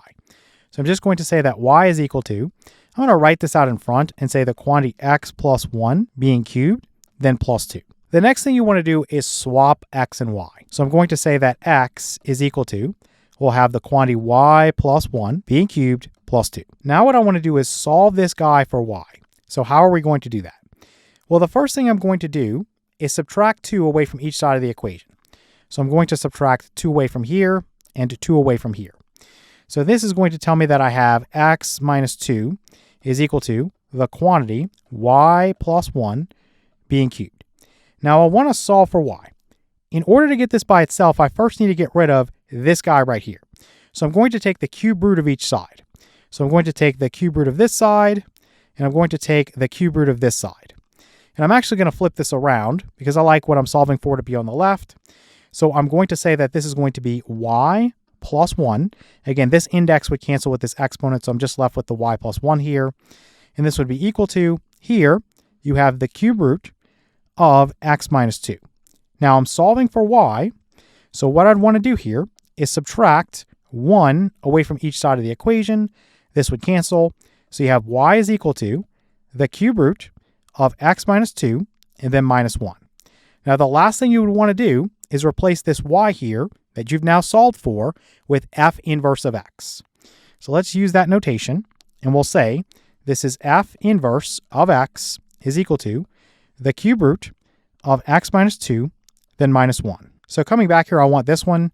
So f inverse of x is equal to the cube root of x minus 2, then minus 1. Okay, let's look at question 2 now. Again, we want to find the inverse of each function. So we're going to see g of x is equal to, we have 3 minus, you have 3/2 x. Okay, so again, all I'm going to do is replace g of x or f of x or whatever you have. It could be h of x. We're going to replace that with y. So we're going to say y is equal to, let me put this out in front, so negative 3/2 x, then plus 3. So what I'm going to do now is swap x and y. So I'll say x is equal to negative 3/2 y, then plus 3. From here, what I want to do is solve this guy for y. And this one's a lot easier than the last one. I'm just going to subtract 3 away from each side of the equation. So this is x minus 3 is equal to negative 3/2 y. Let me actually show this as canceling here. So to get y by itself, I'm going to multiply both sides by the reciprocal. So negative 2/3 here. And let me put this over here. So times negative 2/3. This is going to cancel with this. And I'm basically going to flip this around. I'm going to say that y is equal to, you have negative 2/3 times the quantity x minus 3. And basically I would distribute that and say y is equal to negative 2/3 x. And then basically you have negative 2/3 times negative 3. Well, negative times negative is positive. You would have 3 divided by 3, which is 1. So basically you would just have 2 there. So we get y equals negative 2/3 x plus 2. I'm just going to change my notation. Remember, we had g of x. So now this is g inverse of x. This will be equal to negative 2/3 x plus 2. So coming back here, we want this one. So g inverse of x is equal to negative 2/3 x plus 2. All right, let's take a look at question 3 now. So we want to find the inverse of each function. So we have g of x is equal to, we have 1 over x minus 1, then plus 2. All right, so again, I'm going to take g of x and replace it with y. So y is equal to 1 over x minus 1, then plus 2. Then I'm going to swap x and y. So let's say that we have x is equal to 1 over y minus 1, then plus 2. Then I'm going to try to solve for y. So what would I do here? Well, essentially, I would first subtract 2 away from each side. And just so I get my y on the left, I'm going to flip this around first, so I don't have to mess with it later. So I'm going to say this is 1 over y minus 1. I'm going to subtract 2 away from each side. So I'm going to say this is equal to x minus 2. And I could show this by subtracting it away here and canceling it and just saying it's minus 2 plus this over here. So you could say I added negative 2 to both sides or subtracted 2 away, whatever you want to say. Now from here, you have this y that's involved in this denominator here. So what can we do? Well, I could wrap this like this and wrap this like this and multiply both sides by that denominator. So the quantity y minus 1, so let me move this down a little bit so I can do this over here. So the quantity y minus 1. So over here, this is going to cancel with this, and I'll have 1 is equal to, you have the quantity x minus 2 times the quantity y minus 1. So remember, we're trying to solve for y, and this is going to get a little bit messy. So we have 1 is equal to, I'm going to use FOIL here, so x times y is xy. And then we have x times negative 1, that's minus x. Negative 2 times y is minus 2y. And then negative 2 times negative 1 is positive 2. Well, the first thing is I'm trying to solve for y. So what we want to do is get all the terms with y on one side. You want to get everything else on the other. So I am going to subtract 1 away from each side. Let's cancel that away. I'm going to subtract xy away from each side. I'm just going to stack these up over here. And I'm going to add 2y to both sides. So on the left side, you see that you're going to have negative xy, then plus 2y. And this will be equal to, let me show this as canceling over here and over here. You'll have negative x, and then basically 2 minus 1 would be 1, so plus 1. Okay, so how can I solve for y? Remember when we talked about solving literal equations earlier in the course? We said that we could basically factor this out. So we could put this in front of some parentheses. So we could say this is negative x plus 2 inside the parentheses, and this equals negative x plus 1. So from here, what I'm going to do is divide both sides of the equation by the quantity, negative x plus 2. Let's divide over here. And you don't need parentheses when you divide over here. It's not going to do anything. We can see that this would cancel with this. And so what I'm left with now is y is equal to, you have negative x plus 1 over negative x plus 2. So let's slide down here. I'm just going to change my notation. This was g of x. So I'm going to say this is g inverse of x is equal to negative x plus 1 over negative x plus 2. All right, so coming back up here, you might notice that none of these answers match what I gave, but you could do something simple to make it match. So you can multiply legally this fraction here by negative 1 over negative 1. Remember, I can always multiply by 1 and leave something unchanged. Negative 1 over negative 1 is basically 1. So this guy right here would be distributed to everything.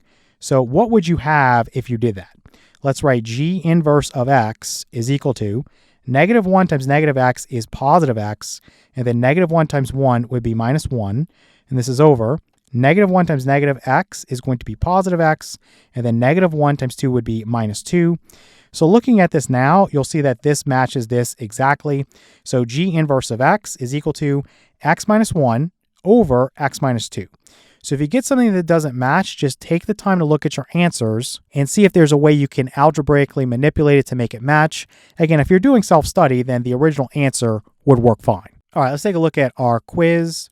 For the first question, we're asked to solve each equation. We're going to have 16 to the power of x over, we have 64 raised to the power of 2 minus 2x. This equals, we have 64 raised to the power of negative x. Okay, so the first thing I'm going to do is use my rules of exponents to write everything with a common base. And then I'm just going to use more rules of exponents, basically. I want to get everything to where, if you look at this 16, 64, and 64, you need to have a common base of 2 everywhere, okay? So what I'm going to do is say 16 is really 2 to the 4th power. So I'm going to say this is 2 to the 4th power raised to the power of x. So using the power to power rule, that's really 2 to the power of 4x. So 2 to the power of 4x. So I haven't done anything illegal. This is over. For 64, it is 2 to the 6th power. So it's 2 raised to the 6th power. Then this is raised to the power of 2 minus 2x. Now again, I can multiply these exponents here, but you have to use the distributive property. The 6 needs to multiply by the 2 and also the negative 2x. So this would be 2 to the power of 6 times 2, which is 12. Let me write this off the side. So 2 to the power of 12 minus, and then 6 times 2x would be 12x, like this. So let's get rid of this and say this is 2 to the power of 12 minus 12x. Okay, let's get rid of this. Then this equals, for 64, again, this is 2 to the 6th power. So this is 2 to the 6th power, and this is raised to the power of negative x. Again, you could just use the power to power rule, and you could multiply these exponents. So this is 2 to the power of negative 6x. So 2 to the power of negative 6x. All right, so we're not quite where we need to be. Now we're going to use the quotient rule for exponents. So you have 2 and you have 2, right? So if you're doing division here and the base is the same, you're going to write that common base. Then you're going to take this exponent in the numerator, which is 4x. You're going to subtract away the exponent in the denominator, which is the quantity 12 minus 12x. Make sure that you use parentheses there. So let's set this equal to 2 to the power of negative 6x. So you could simplify this further. You could say this is 2 to the power of, you'll have 4x and then minus 12 and then plus 12x. You might as well just say this is 16x over here. So let's get rid of this and say this is 16x minus 12. And this is equal to 2 to the power of negative 6x. So now that you have like bases on each side, what you can do is just set these exponents equal to each other and solve. So what we'll do is say that we have 16x minus 12 is equal to negative 6x. I will add 6x to both sides of this equation, and I will add 12 to both sides of this equation. So let's cancel this away and cancel this away. 16x plus 6x, that's going to give me 22x, and this equals 12.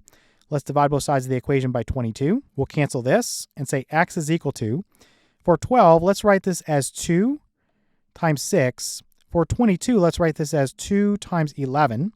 Let's cancel a common factor between the numerator and denominator, and we're going to have x equals 6 over 11. So coming back up here, we want x equals 6 over 11. Okay, let's look at question 2. Again, we're asked to solve each equation. So we have 27 to the power of negative x plus 1. And then we're multiplying this by 81, and this is raised to the power of 2x minus 3, and this equals 1. All right, so this one is a bit tricky. You might look at this one and be really perplexed here and say, you need logarithms to solve this, but you really don't. So just follow me here. You see 27 and you see 81, you should be thinking immediately 3, right? That's the common base that you're going to have. 27 is 3 cubed. So you can say this is 3 cubed. Then this is raised to the power of negative x plus 1. Then times. 81 is 3 to the 4th power. So 3 to the 4th power. Then this is raised to the power of 2x minus 3. And this is equal to, now here's what I'm going to do. When you think about 1, I want you to think about 3 to the power of 0. 3 to the power of 0. Is that equal to 1? Yes. Any non-zero number raised to the power of 0 is 1 by definition, okay? So let's come down here, and let's say that we have 3 to the power of 3 times this quantity. So let's put 3 times the quantity, negative x plus 1. You could do this now and say this is negative 3x plus 3. Let me scooch this back up here, just like this, so we don't need more steps. Then times. You have 3 raised to the power of. you're going to have 4 times the quantity 2x minus 3. So this would be 8x minus 12. So this is 8x minus 12. And this equals 3 to the power of 0. So I know with the product rule for exponents, 3 stays the same, and you add the exponents. So you're going to have negative 3x. I'll just say plus 8x, then plus 3, then minus 12. Let's say this is equal to 3 to the power of 0. So basically, negative 3x plus 8x is 5x. So this is 3 to the power of 5x. 3 minus 12 is negative 9. So minus 9, and this equals 3 to the power of 0. So now we're at the point where we can set this guy right here equal to this guy right here, right? We have like bases on each side. So let's come down here and say that we have 5x minus 9 is equal to 0. I'm going to add 9 to both sides of this equation. We're going to cancel this away and say 5x is equal to 9. Divide both sides of the equation by 5. Cancel this away. We get x is equal to 9/5. Coming back up here, we want x equals 9/5. Okay, let's look at question 3 now. So we want to again solve each equation. Looks like we have 1 over, we have 27 here, and then this whole thing is raised to the power of negative x. Then this is divided by, we have 1 over 9, and then this whole thing is raised to the power of negative 2x, and this equals 3 to the third power. Okay, the first thing I'm going to do is actually drag this whole thing here down into the denominator, and drag this whole thing here into the numerator, and that's going to change the sign of the exponent. So I'm going to write this as 1 over 9 raised to the power of 2x. This will be over, you're going to have 1 over 27. I'm going to have to go back and forth. So 1 over 27. And this will be raised to the power of x. And this equals, let me go back up, this is 3 to the third power.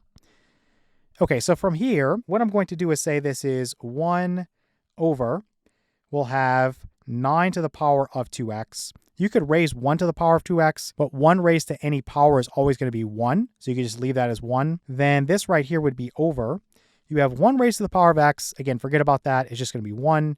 So you could just say this is 1 over 27 to the power of x, and this equals 3 to the third power. You could do a lot of things at this point, but I'm just going to say this is 1 over 9 to the power of 2x times, I'm going to flip this, 27 to the power of x over 1, and then this equals 3 to the power of 3. So let me write this in terms of having a common base.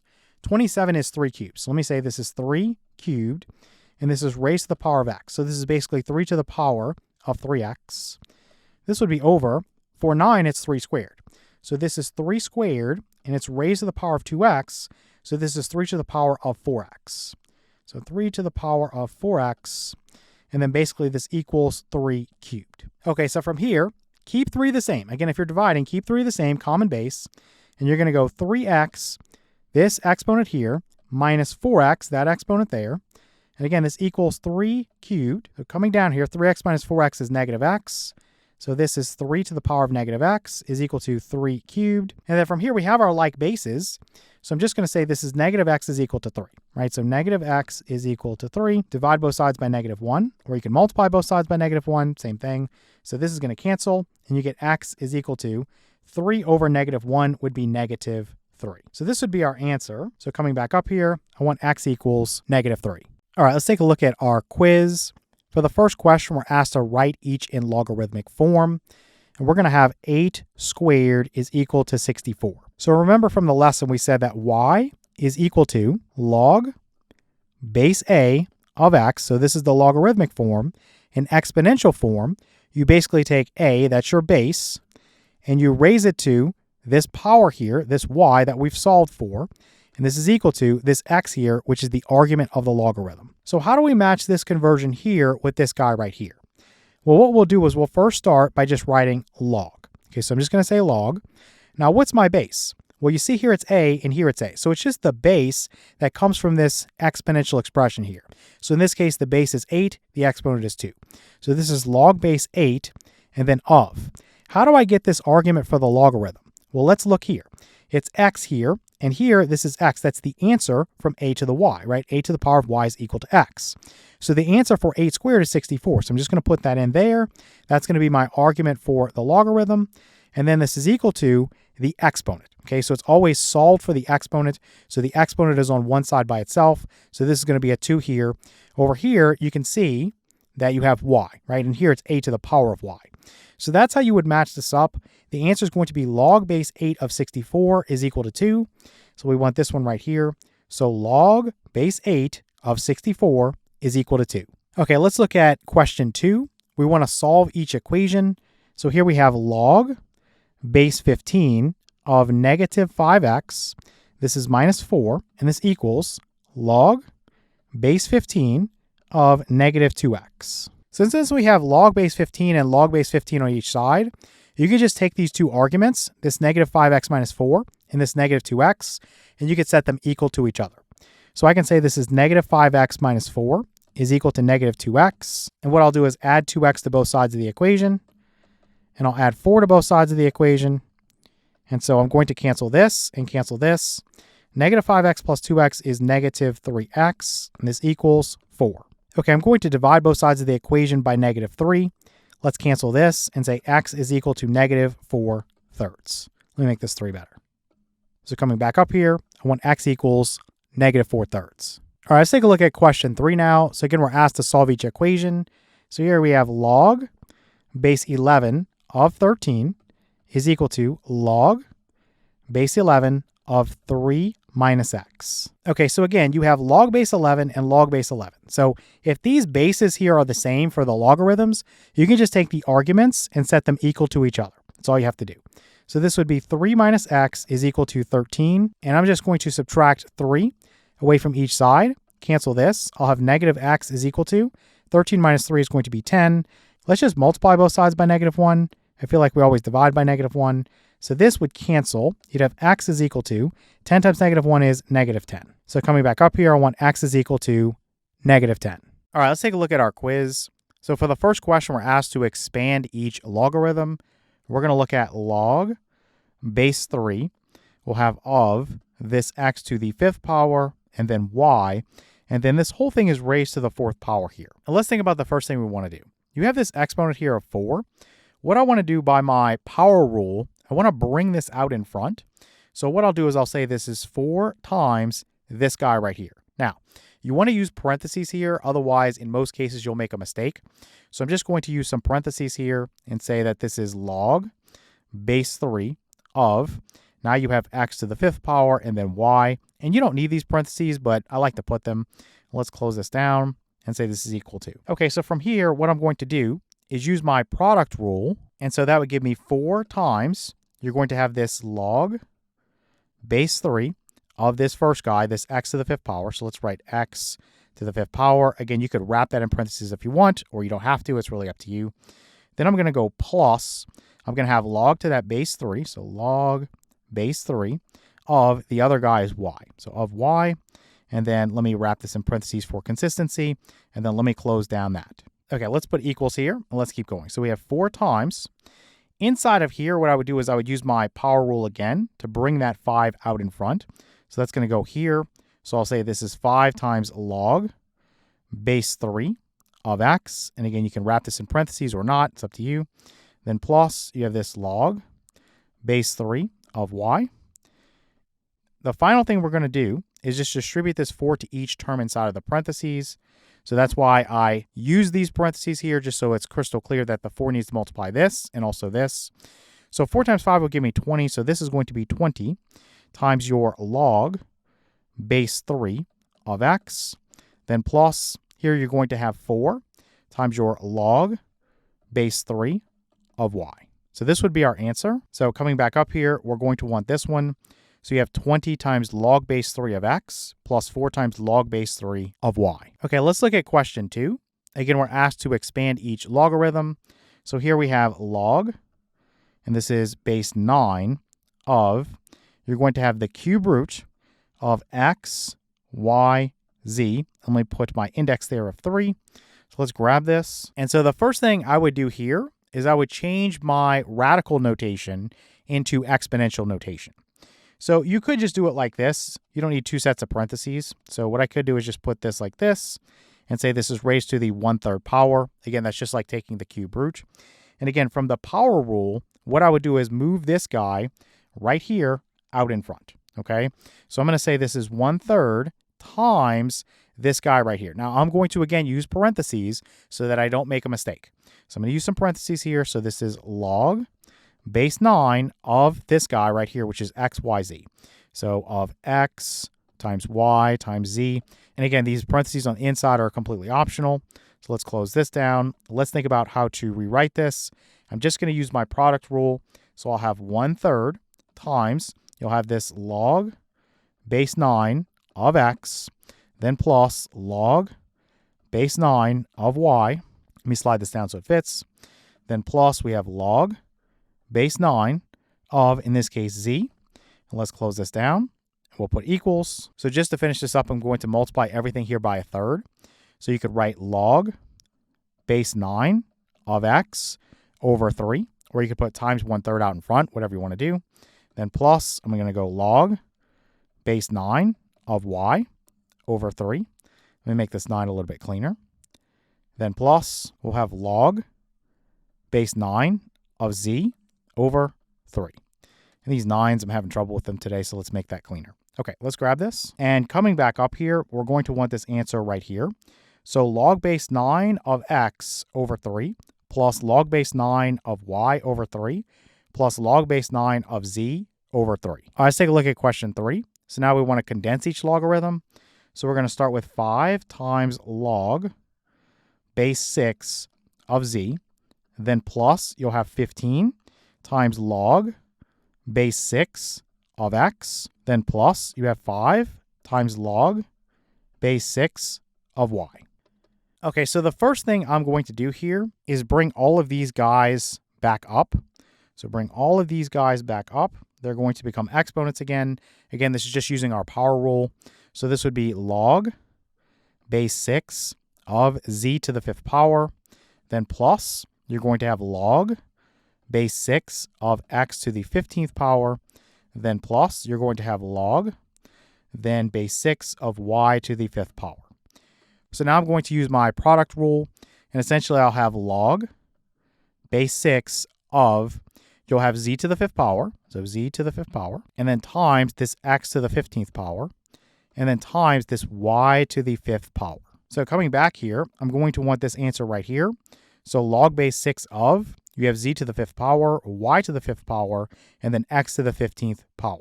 All right, let's take a look at our quiz. For the first question, we're asked to use the change of base rule and a calculator to approximate each to 3 decimal places. So what we're given here is log base 5 of 12. And for some calculators, you can actually type this in directly and get an approximation. But for most calculators, you just get the log key, which is log base 10, or you get the ln key, which is the natural logarithm. So that's log base e. So in order to convert this, I'm just going to use the log key, and I'm going to say that this is log of the argument, which is going to be 12. So basically, this is log base 10 of 12 over, I'm going to say this is log of this 5 here, which is our base. So this is log base 10 of 5. So you punch this into your calculator, and you're going to get approximately this 1.544. Not exactly. This is an approximation. So we're just going to grab this answer right here. Okay, for question 2, again, we're asked to use the change of base rule and a calculator to approximate each to 3 decimal places. So we have log base 9 of 31. And let's use the ln key this time. So we'll say this is equal to, we're going to go the natural log of, again, just take the argument. So this is 31. And this is over the natural log of, this is 9. So again, the long way, this is log base e of 31 over log base e of 9. Okay, so you just type in this into your calculator, hit the ln key and then 31, then divide it by, hit the ln key and then 9, and you're going to get about this guy right here. So this 1.563. Again, this is an approximation. So let's circle this guy right there. Okay, let's look at question 3. So again, we want to use the change of base rule and a calculator to approximate each to 3 decimal places.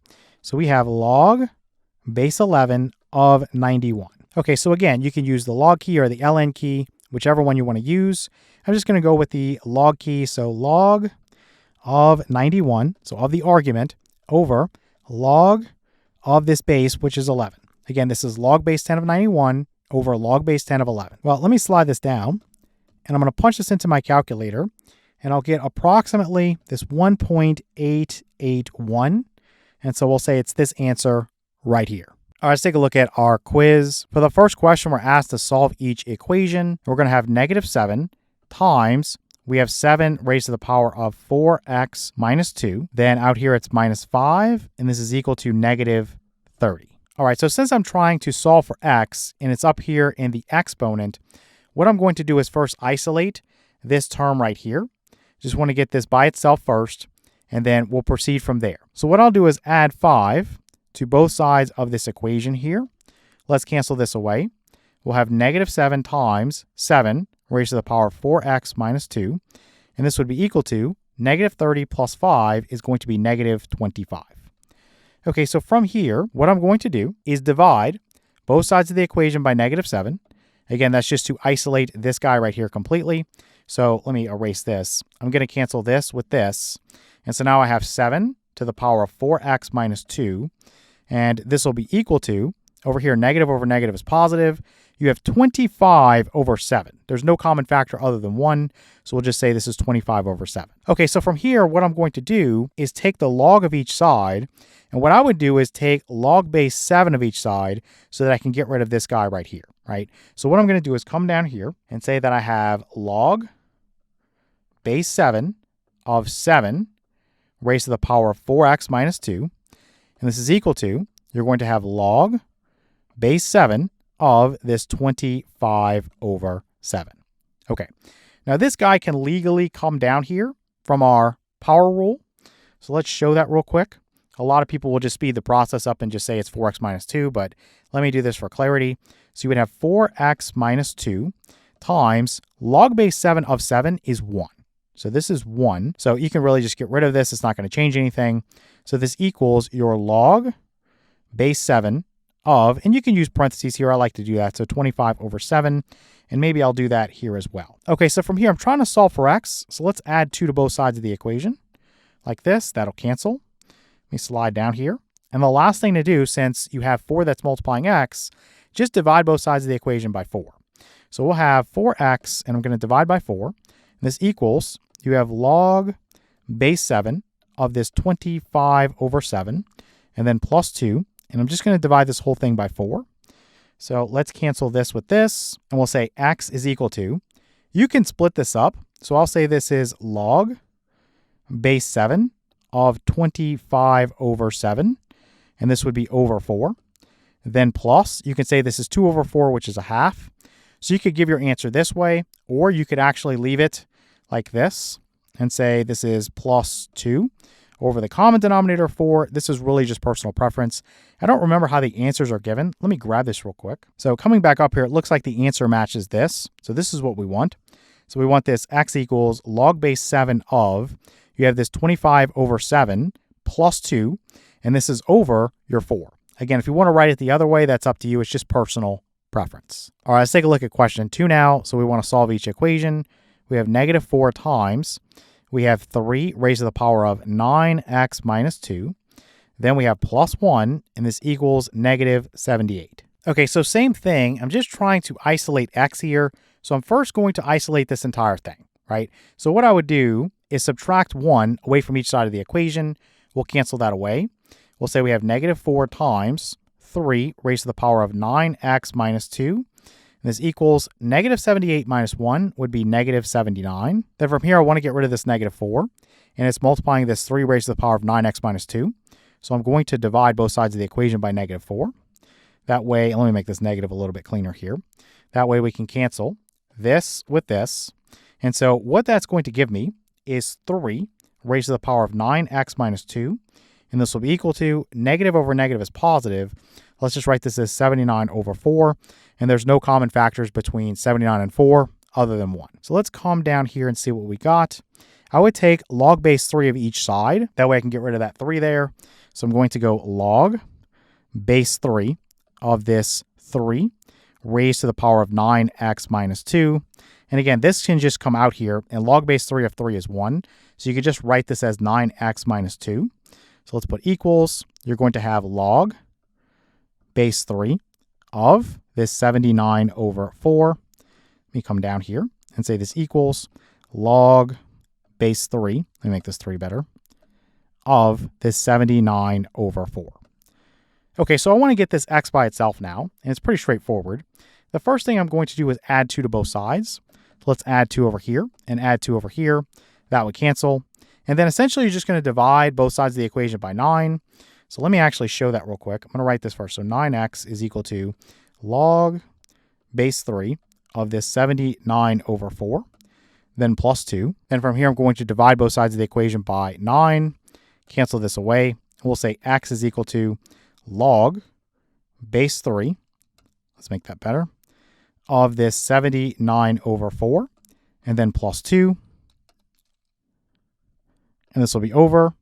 Again, you're going to have that 9. And again, if you want to break this up, you can, or you can just leave it with this common denominator. It's just personal preference. Okay, so coming back up here, I'm going to want this guy right here. So we want x equals log base 3 of 79 over 4 plus 2, and this is over 9. Okay, let's look at question 3 now. So we are asked to solve each equation. We have log base 7 of 6, then plus, we have log base 7 of 2x minus 3, and then this is set equal to 1. So this is equal to 1. All right, so the first thing I'm going to do is condense this using my product rule. So I'm going to say that this is log base 7 of, you're going to have 6 multiplied by this quantity, 2x minus 3. Make sure you use parentheses here. 6 needs to multiply the 2x and then negative 3. So we're going to close that down, set this equal to 1. And so let's go ahead and distribute there.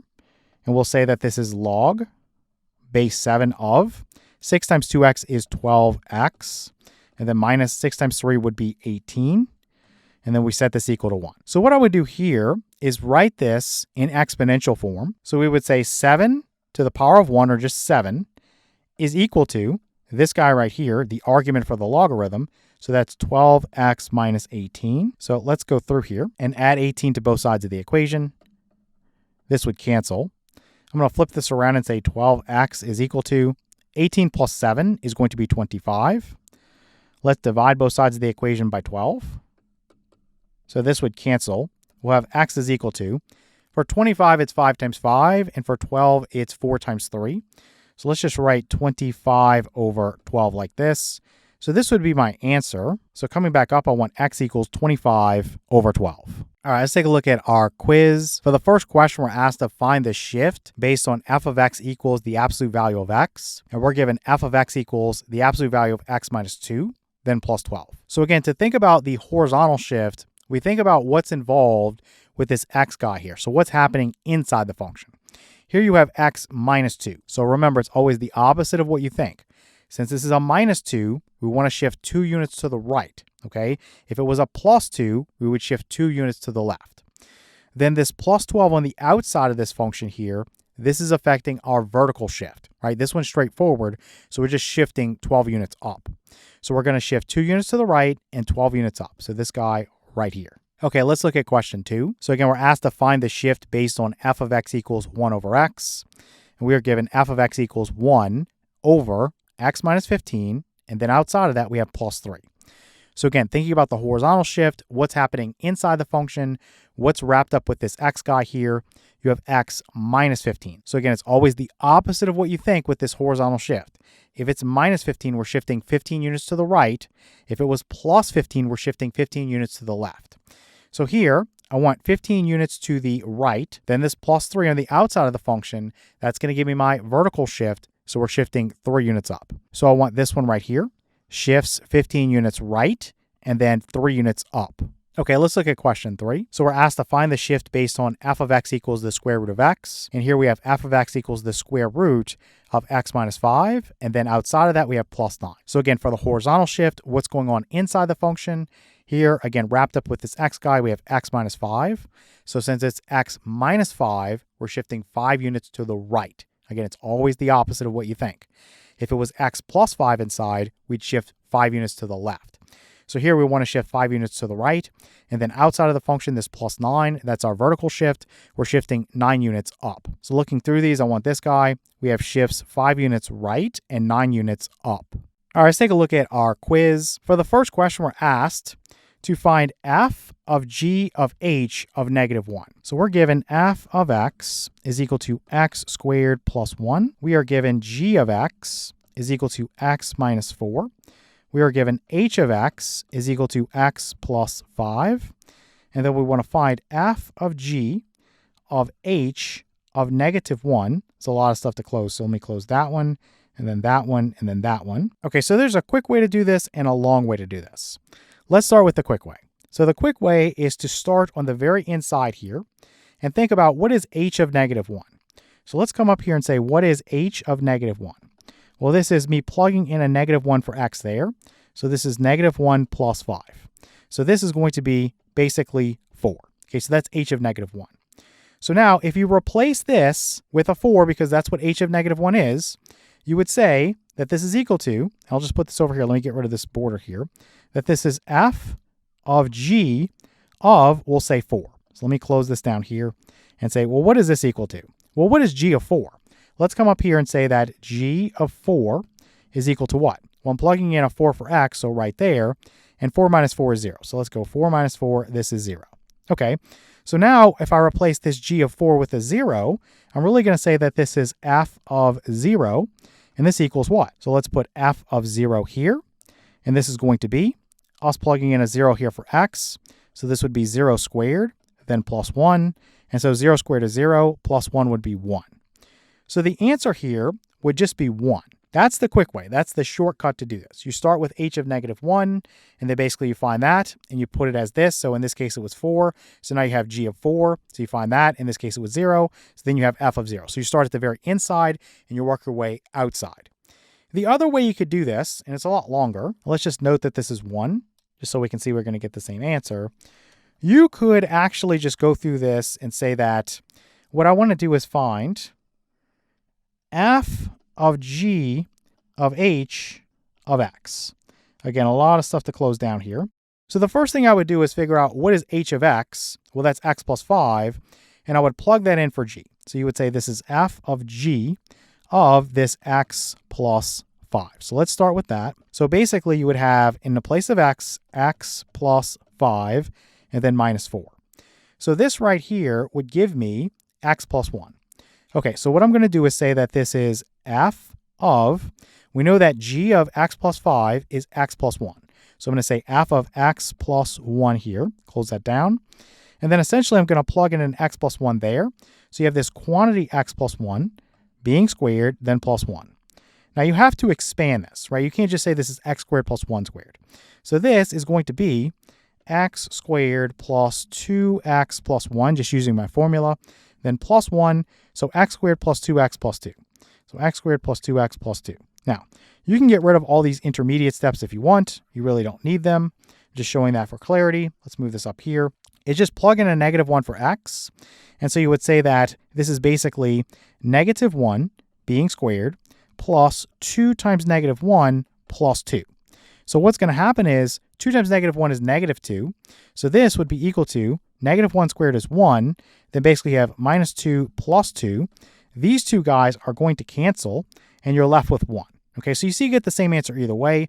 This other method is just a lot longer, but something you might want to do to get some practice. Let's come up here and circle 1 as our answer. Okay, let's look at question 2 now. Here we want to find h of g of f of -5.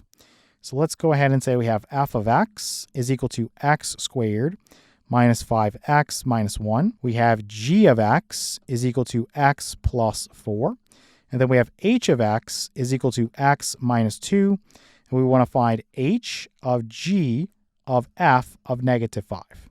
Let's close that down, and close that down. Let me make this h better. Okay, so on this one, I'm just going to use the shortcut only. If you want to go about this the long way, that's really up to you. So you would start by figuring out what is f of -5. You always start with the innermost guy here. So what is this? Well, f of -5, you would basically have -5 being squared minus 5 times -5, then minus 1. So -5, both the negative and the 5 are wrapped in parentheses. This is being squared, so this is 25. And then -5 times -5 is 25, so then plus 25, and then minus 1.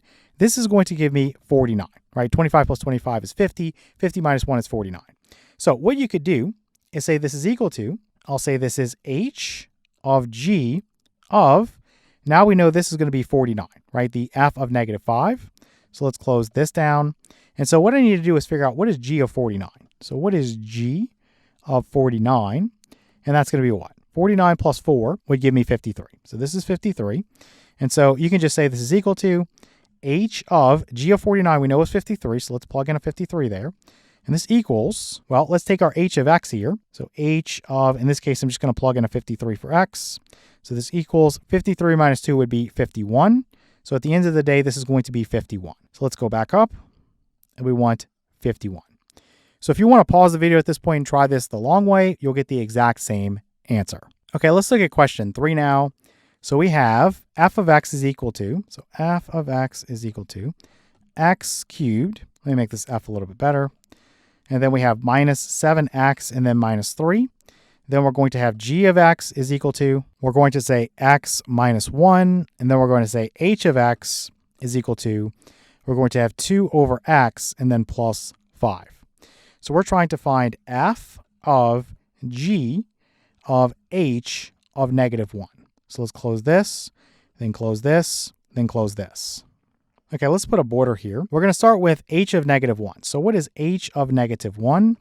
This is going to be 2 over negative 1 plus 5. And so this would be 2 divided by negative 1 is negative 2. This is negative 2 plus 5, which is going to give me 3. So h of negative 1 is 3. So let's go ahead and replace this guy and say that this is equal to, we have f of g of, this h of negative 1 is 3. Let's close that down real quick, and we'll say this is equal to. So now we need to figure out what is g of 3. So let's put that over here. We'll say g of 3 is equal to 3 minus 1 would be 2. F of g of 3 is 2. So f of 2 now. So let's get rid of this and figure out what is f of 2. So we would have 2 cubed, so 2 cubed minus 7 times 2 minus 3. 2 cubed is 8. Negative 7 times 2 is negative 14, so minus 14 and then minus 3. Well, 8 minus 14 is negative 6. Negative 6 minus 3 is going to be negative 9. So let's put negative 9 there. So f of 2 would be negative 9. So that tells me that f of g of h of negative 1 is negative 9. So coming back up here, I want negative 9. All right, let's take a look at our quiz. For the first question, we're asked to match the graph with the correct equation. And we obviously have the graph of a circle here. So let's identify the center. So this guy is going to occur, looks like negative 5, comma 4. So the center here, let me just write this up here. The center is going to occur at negative 5, comma 4. And then our radius, if we think about from this point right here, which is the center, to this point right here, which looks like negative 2, comma 4. Let's just label that point as negative 2, comma 4. Well, that's going to be moving 1, 2, 3 units to the right. So the radius is going to be 3. So let me put that the radius is going to be 3. So how can we make a little equation for this circle here? Well, remember, we can say that this is the quantity x minus h squared plus the quantity y minus k squared. And this equals the radius squared. So just plug in what we know. The center occurs at negative 5, comma 4. So basically, you're going to say this is x minus a negative 5 or plus 5. This is squared plus. Now you're going to have y minus, for k, I'm plugging in a 4. This is squared, and this equals, my radius is 3. If I square that, I get 9. So this is what we're looking for here. Let's come down here, and we want this guy right here. So x plus 5 quantity squared plus y minus 4 quantity squared is equal to 9. All right, let's take a look at question 2 now. So we want to write the equation in standard form. Some people also call this the center radius form. Essentially, we're going to take x squared plus y squared, then minus 4x, then minus 21, and this is set equal to 0. So we're taking this, and again, we're going to transform it into something that looks like this. So x minus h quantity squared, plus you have this y minus k quantity squared, and then we're going to say this is equal to the radius squared. All right, so how can we transform this into this form? Well, the first thing you would do is group your x terms together and then group your y terms together, and then take this constant and move it to the other side. So I would basically have x squared minus 4x, and you can enclose those in parentheses if you want. You don't have to, it's up to you. Then plus, here I don't have a y to the first power, So you just have y squared. This is actually going to make our life a lot easier because I'm only going to have to complete the square with this guy. I don't have to even worry about this guy. So this would be equal to, I'm going to add 21 to both sides, so this equals 21. Now we're not quite matching this format here, so what I really need to do is complete the square here. In other words, transform this guy into a perfect square trinomial. That way I can factor it into a binomial squared so that I have this guy right here. For this guy, you don't have to worry about this because this is really y minus 0, quantity squared, which ends up just being y squared. That's why I said you don't have to really do anything with that. You could just leave it as y squared there. So for this one, you think about the coefficient of x to the first power. It is -4. So what do? We cut it in half, and then we square it. So -4 times 1/2 is going to be -2. And if we were to square this, we would get +4. Okay, so that's what I'm going to add to both sides of the equation. So let's add +4 over here. And then let me scooch this into here. So +4 over here. So this left side here, inside the parentheses, we're going to factor that into a binomial squared. So this is x minus 2, quantity squared. Then plus y squared is equal to 21 plus 4 is going to be 25. So this would be our center radius form. We know the center occurs at 2, 0.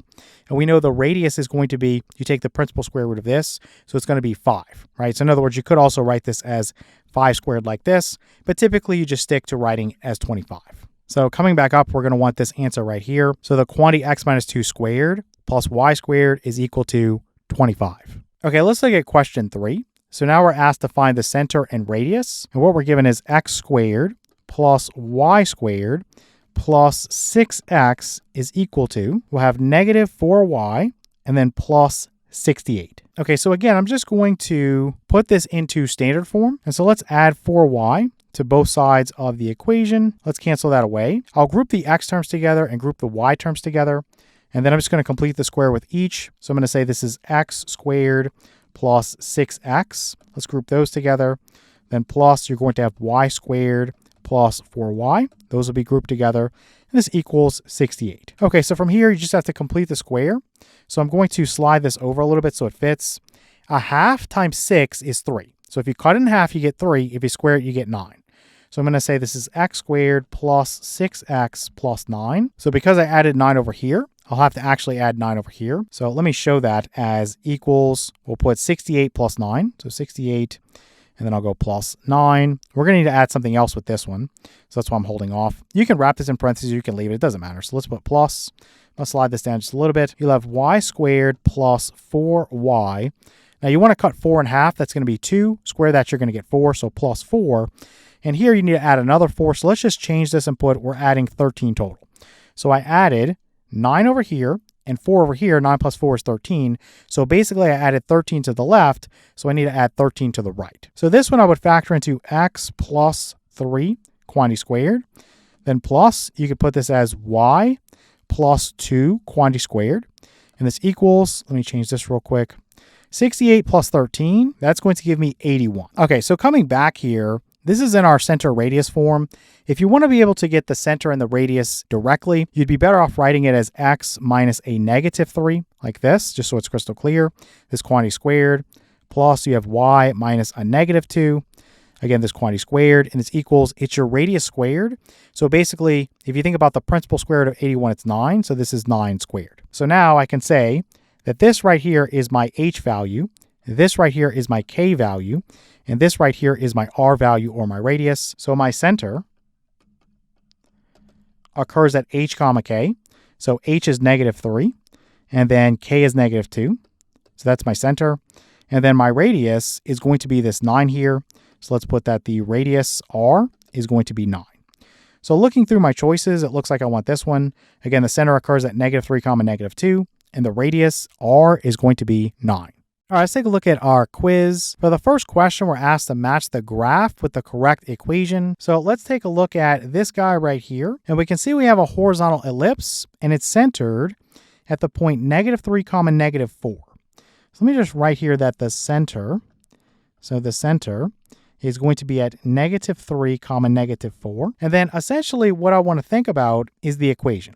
So this is x minus h quantity squared over a squared, plus you're going to have this y minus k quantity squared over b squared, and this is equal to 1. Now what I can do here is plug in for h and k because I know that h is going to be -3. So minus a -3 is the same thing as +3. And then minus a -4 is the same thing as +4. So we have that part down. We just need the a squared and the b squared. For a squared, I could just think about from the center to the furthest point to the right. Well, that's me traveling 1, 2, 3, 4, 5, 6. So I would just square 6 and I would get 36. So let's put this as 36 here. And then here for b squared, let's think about from the center to the highest point on this ellipse. So we're going to go up 1, 2, 3, 4. Square that. 4 squared would be 16. So this is what I'm looking for here for my equation. So it looks like we want this one right here. So we have the quantity x plus 3 squared over 36. Then plus we have the quantity y plus 4 squared over 16. And this equals 1. Okay, let's look at question 2 now. So we're asked to write each equation in standard form. We have this x squared plus, I'm going to put the 16x next to it because we're going to have to group the x's together anyway. Then we'll go plus, we'll say 36y squared. Let me make the 6 a little bit better here. Then instead of minus 80 equals 0, I'm just going to say this equals 80 just to speed the process up. And really all you need to do is start out by completing the square here. You don't have to worry about the y because there's no y to the first power. So what I would do is say that I have x squared plus I would take half of this guy, so half of 16, that's going to be 8, and then I would square it. So 8 squared is 64. So I would go x squared plus 16x, and then plus 64. Then plus 36y squared is equal to, so I added 64 over here, so I have to also add 64 over here. So you're basically going to have your 80 and then plus your 64. Okay, so that's balanced now. So what I would do from here is factor this part. This is a perfect square trinomial. And so this would give me x plus 8 quantity squared. Then plus, you're going to have 36y squared. And this equals 80 plus 64 is 144. Now, when we look at the equation of an ellipse, this right-hand side here is going to be 1. And the way we get that here is we divide everything by 144. So divide everything by 144. So this, you wouldn't really do anything. For this one, if you have 36 and you have 144, you would just say 144 divided by 36 is 4. Let me write this on a new line. We'll say this is x plus 8 quantity squared. This is not going to change. This is over 144. Then plus, this would be y squared over 4. And this equals 144 over 144 is 1. All right, so we're going to want this answer right here. We have the quantity x plus 8 squared over 144. Plus, we have y squared over 4. And this equals 1. Okay, let's look at question 3 now. So we want to write each equation in standard form. I'm just going to warn you in advance, this one's very tedious. And you might be watching this because you tried it on your own. I'm just going to go through some of the common mistakes here. So first, I'm just going to put the x's next to each other. So let's write 9x squared. We'll say minus 162x. And then put the y's next to each other. So plus 4y squared minus 48y. And then I'm going to move this guy, this constant, to the other side. So if you subtract 297 away from each side, this would be equal to negative 297. Okay, so what you could do for clarity is wrap these in parentheses and wrap these in parentheses. It's absolutely not needed, but it's just something you could do. Now, the first thing you would want to do is complete the square here and complete the square here. Where everybody makes a mistake, or I would say where the most common mistake is, you forget that you have to have a 1 as the coefficient for x squared or y squared in this case. And so if you don't factor those guys out, you're going to get the wrong answer. Okay, so that's the most common mistake here. So you want to pull out a 9 here, and that's going to give you x squared minus 18x, close that down. Then plus here you want to factor out a 4. That's going to give you y squared minus 12y, and this still equals negative 297. Okay, so here's where this is going to get pretty long. And I don't even think I can fit things on one line, but we'll just do our best. You're going to complete the square here, and you're going to complete the square here. But there's more to it than that. So let's go 9 times the quantity x squared minus 18x. And we think about half of negative 18, that's negative 9. Square negative 9, you get 81. So I need to add 81 here. But I can't just add 81 to the other side because this is inside of parentheses here, right? 9 is multiplying 81.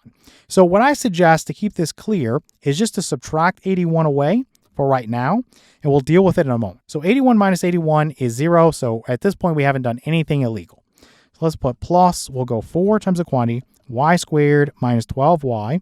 Cut negative 12 in half, you're going to get negative 6. You square that, you get 36. So I'm going to go plus 36 and then minus 36 and close that down. Let's put equals negative 297 over here. Again, I just can't fit this on one line. If you're working on notebook paper, then perhaps you can. All right, so what I'm going to do now is actually distribute the 9 to the negative 81. That's how we're going to compensate for the fact that 9 is multiplied by this. That's how I'm going to get it outside of the parentheses, so everything's going to be nice and legal. So I'm going to say we have 9 times the quantity x squared minus 18x, then plus 81. And then I'll go minus 9 times 81, then plus, you're going to have 4 times the quantity y squared minus 12y plus 36. And then again, I'm going to do the same thing. So 4 is multiplying by the negative 36. So you go minus 4 times this 36 here, and this equals negative 297. And I'm now just going to factor this. So this is 9 times the quantity x minus 9 being squared. Then negative 9 times 81, that's negative 729. Then plus, you have 4 times the quantity. I'm going to factor this into y minus 6 quantity squared. And then basically you would have minus 4 times 36. That's 144. And this equals your negative 297. So here's what we want to do. We want to add 729 to both sides. So let me just stack these over here like this, and I'll cancel this away. And we want to add 144 to both sides. So let me put this over here, cancel that away. And that's going to give me 9 times the quantity x minus 9 being squared, then plus 4 times the quantity y minus 6 being squared. This will be equal to, let's just use the calculator here. So negative 297 plus 729 is 432. Let me make this 9 a little bit cleaner. And then 432 plus 144, that's going to be 576. So from here, I'm almost home free. I just want to divide everything by 576 so that this can be a 1 over here. Let's divide everything by 576. So 576 divided by 9, that's 64. So you're going to get x minus 9 quantity squared over 64. Then plus 576 divided by 4, that's going to be 144. So this is y minus 6 quantity squared over 144. And this equals 576 over 576 is 1. So coming back up here, this is what we want. We want the quantity x minus 9 squared over 64. Plus the quantity y minus 6 squared over 144, and this equals 1. All right, let's take a look at our quiz. For the first question, we're asked to match the graph below with a correct equation. And we're looking at a hyperbola that is centered at the origin, and basically it opens up and down. So we'll say that the format is y squared over, this will be a squared, then minus you'll have x squared over b squared, and this equals 1. So the only things I really need to figure out is what is a squared and what is b squared. Now, if you think about it, you could use the intercepts here. So you could say this is 0, 4, and this is 0, negative 4. And basically, you could square 4, and that would give you 16. And you could put that underneath this guy right here, so underneath the y squared. So that part's pretty easy. In terms of getting this b squared here, you could use the fundamental rectangle if you want. You could think about it using these asymptotes. It's a lot of different ways you could do this. I'm just going to use this fundamental rectangle here. So this point right here is at 4, 4. So if I think about it, I would just square 4, and that would give me 16, right? So you can see that both of these would be 16. Just squaring both of those, you'd have 16 and 16. And I'm just going to grab this answer right here. So y squared over 16 minus x squared over 16 is equal to 1. All right, let's take a look at question 2. Now we want to find the coordinates for the fundamental rectangle. And this one's a little bit tricky. So let's write out that we have y plus 2 quantity squared over 4.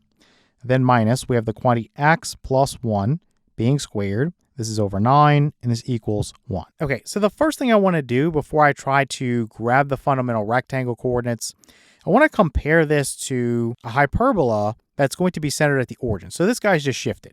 So let's say I had y squared over 4, and then minus x squared over 9, and this equals 1. So here, my center occurs at 0, 0. Where does my center occur here? Let me put my center here. And let's convert these over into minus and negative, so it's crystal clear. And essentially what you would have here for the center, it would be at negative 1, negative 2. So comparing this guy to this guy, basically I shifted everything 1 unit to the left, and I shifted 2 units down. So let me just note here that it shifts 1 unit left, and then also 2 units down. So let's think about the fundamental rectangle for this one and then just apply the shifts. I think that's the easiest way to do that here. So essentially for your x value here, you'd want 3. And then for your y value here, you'd want 2. And I'm just taking the principal square root of 9 to get 3. And that's going to go in the x position because it's underneath x squared. I'm taking the principal square root of 4. And that's 2. That's going to go in the y position because that's under y squared. Then I'm going to go through all the different possibilities. So you'd have negative 3 comma 2. And then you would have 3 comma negative 2. And then, of course, you'd have negative 3 comma negative 2. Now, these are not the coordinates for our fundamental rectangle because, again, we're shifting 1 unit left and 2 units down. So everywhere here, I'm going to subtract 1 away from my x location. So let's just put these here. And I'll go through and do this one at a time. So 3 minus 1 is going to be 2. So you don't have to match that over there. And then negative 3 minus 1 would be negative 4. So this is negative 4, and this is negative 4. Then it's also going 2 units down. So I'm going to subtract 2 units away from all of my y locations. Let me put some commas in there. Maybe I'll change the color up. 2 minus 2 would be 0. 2 minus 2 again would be 0. Negative 2 minus 2 would be negative 4. And negative 2 minus 2 would be negative 4. So this is what we're looking for. So coming back up here, I'm going to want this answer right here. So you have 2 comma 0, negative 4 comma 0, negative 4 comma negative 4, and 2 comma negative 4. All right, let's take a look at question 3 now. So we want to write each equation in standard form. So we have negative 9x squared, plus we have 4y squared, plus we have 36x, plus we have 64y, then minus 356, and this equals 0. Okay, so I think you know how to do this at this point. You need to group the x terms together, group the y terms together, and essentially you're going to complete the square with each, and then don't forget the right side needs to be 1. Okay, so let's just do this step by step. I'll say this is negative 9x squared plus 36x, then plus 4y squared plus 64y. I'm going to add 356 to both sides of this equation. Now, you don't want a coefficient on x squared or y squared that's not 1. Okay, so that means we have to do a little bit of factoring. So what I'm going to do is actually pull out a negative 9 from here. That would be x squared minus 4x. Then from here, I'm just going to pull out a 4.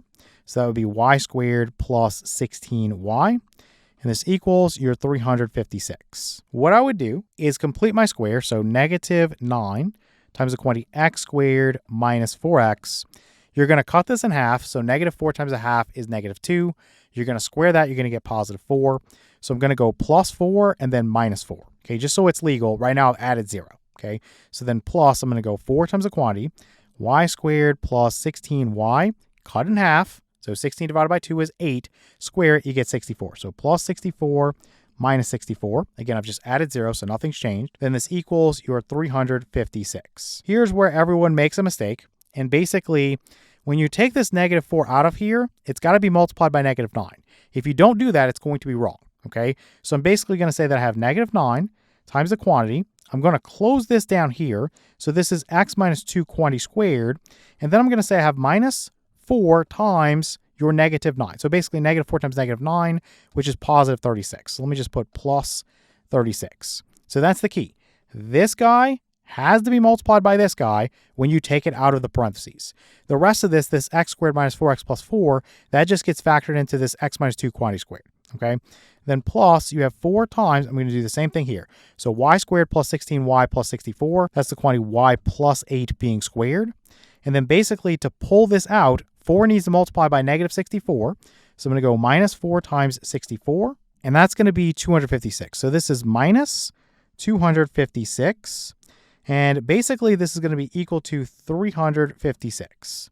So all we have to do is clean some things up. Now you notice that you have this negative here. So you're going to want to flip the order around. This is going to be a vertical hyperbola. So it's going to open up and down because the minus is in front of where your x guy is involved. So I'll say that this is 4 times the quantity, y plus 8 being squared, then minus 9 times the quantity x minus 2 being squared. And then what I'm going to do is subtract 36 away from each side. Let me slide this down here. So 356 minus 36, that's going to be 320. And then I want to add 256 to that, and that will give me 576. So again, in case you're lost, I subtracted 36 away from each side. So that got me to 320 over here, and this is canceled. And then I added 256 to both sides, so that got me to 576 over here. Okay, so this is our equation. And again, all you want to do at this point is just make this side 1. So I'm going to divide everything here by 576. And then we will basically be done. So this cancels and becomes 1. And if I think about 576 divided by 4, that's 144. So you have the quantity y plus 8 being squared over 144. Then minus 576 divided by 9, that's going to be 64. So this is the quantity x minus 2 being squared over 64. And this equals 1. Okay, so coming back here, I want this answer right here. So the quantity y plus 8 squared over 144 minus the quantity x minus 2 squared over 64, and this equals 1.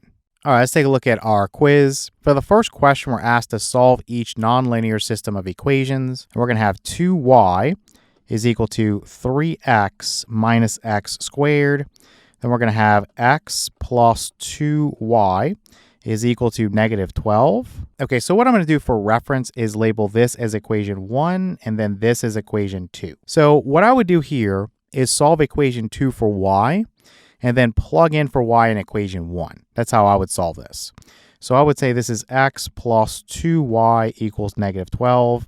Again, if I want to solve for y, what could I do? Well, I can subtract x away from each side. Let's get rid of that from over here. And then what I could do is just say this is 2y is equal to, I'll just flip the order here and say this is negative x minus 12. So from here, I'm going to divide both sides of the equation by 2. That's going to cancel this away. So we'll have y is equal to, basically you could treat this as negative 1/2 times x.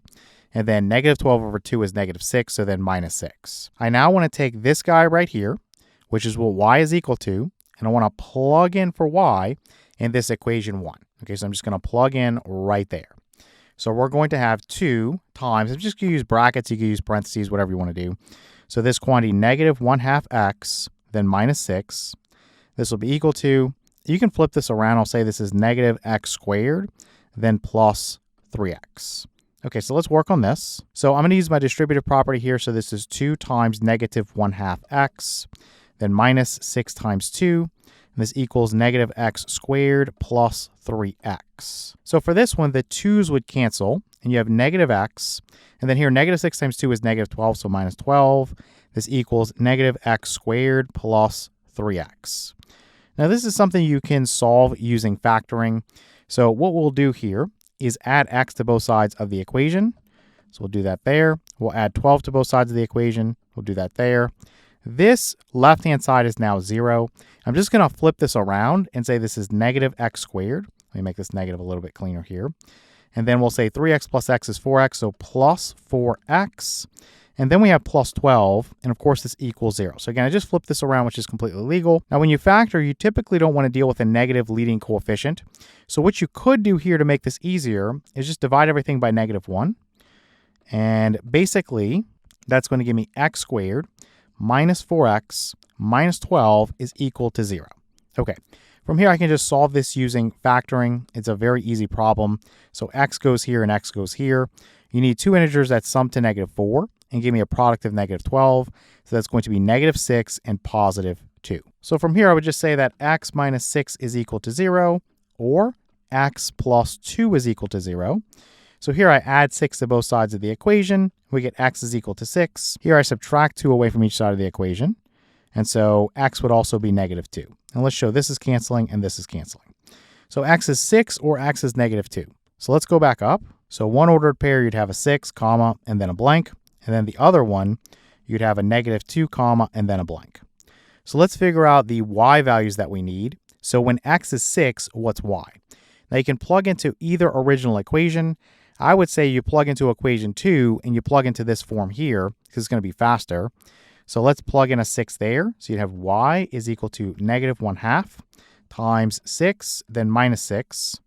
So we see that this 6 would cancel with this 2 and give me a 3. Negative 1 times 3 is negative 3. And then negative 3 minus 6 would be negative 9. So this would be equal to negative 9. So let's put negative 9 there. Let's get rid of this. I'm just going to rewrite it. So negative 1/2 times, in this case, negative 2 minus 6.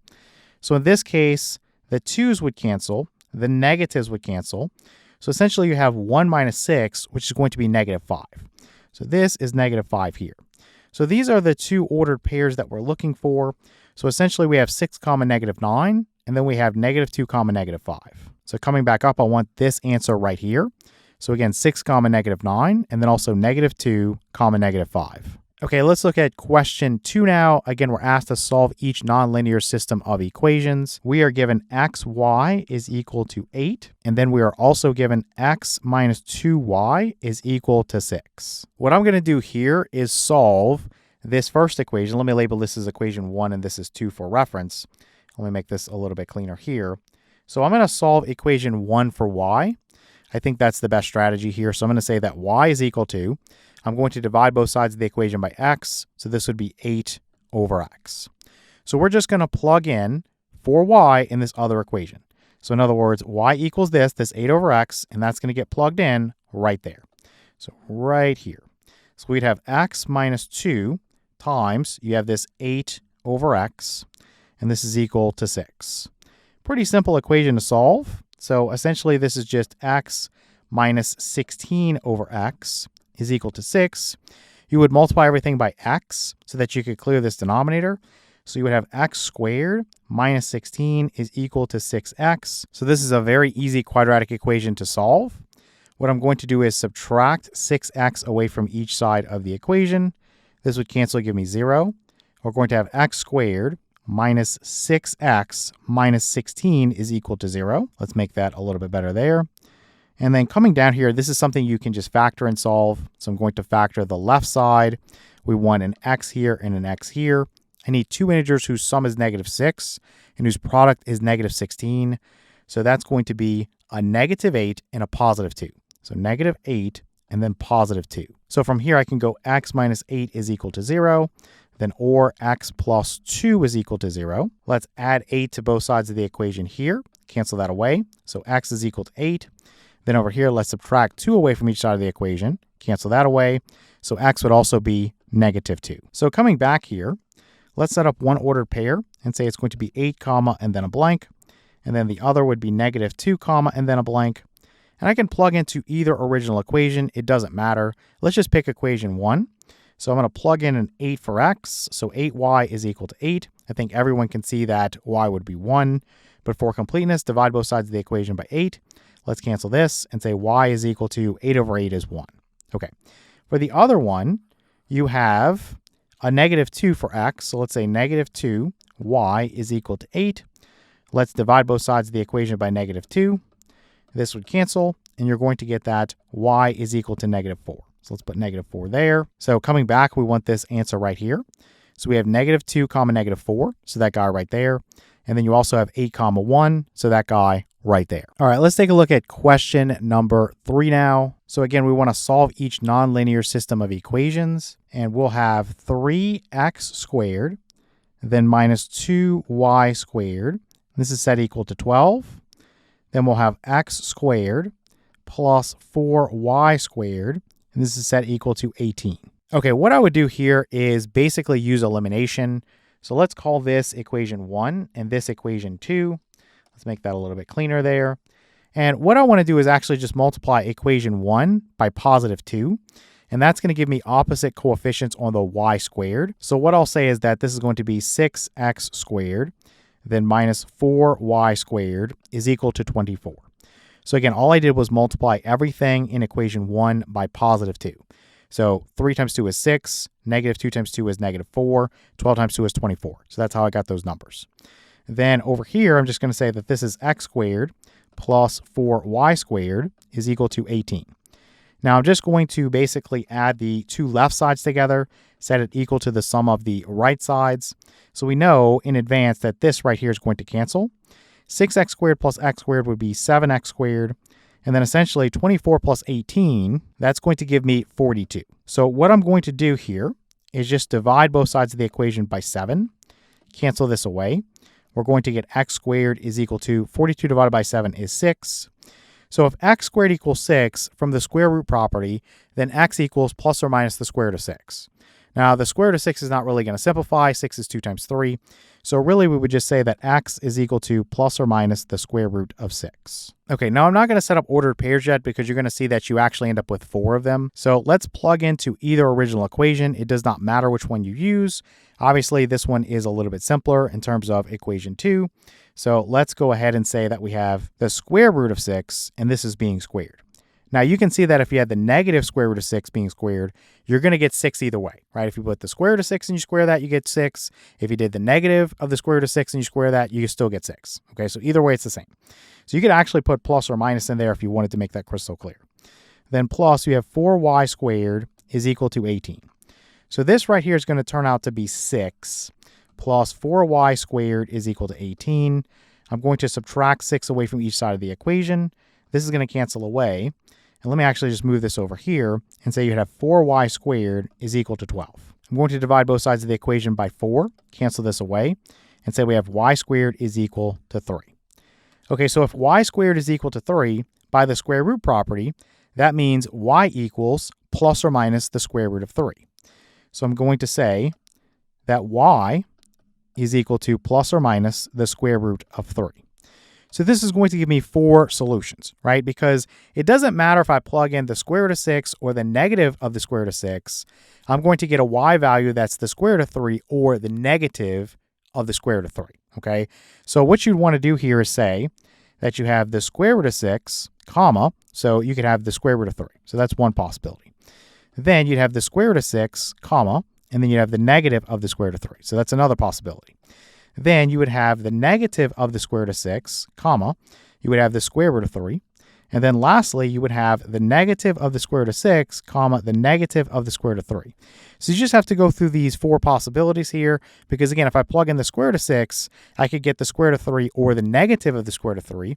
If I plug in the negative square root of 6, I could get the square root of 3 or I could get the negative of the square root of 3. Okay, so those are 4 possibilities there. All right, coming back here, we're going to want to select this answer right here. So we have the square root of 6, comma, the square root of 3. So that's this one. Then you have the negative of the square root of 6, comma, the square root of 3. So that's going to be this one. Then you have your square root of 6, comma, negative square root of 3. So that's this one. And then you have your negative square root of 6, comma, your negative square root of 3. So that's this one. All right, let's take a look at our quiz. For the first question, we're asked to match the graph below with a correct inequality. So looking at this guy, we see that the boundary is going to be a circle here.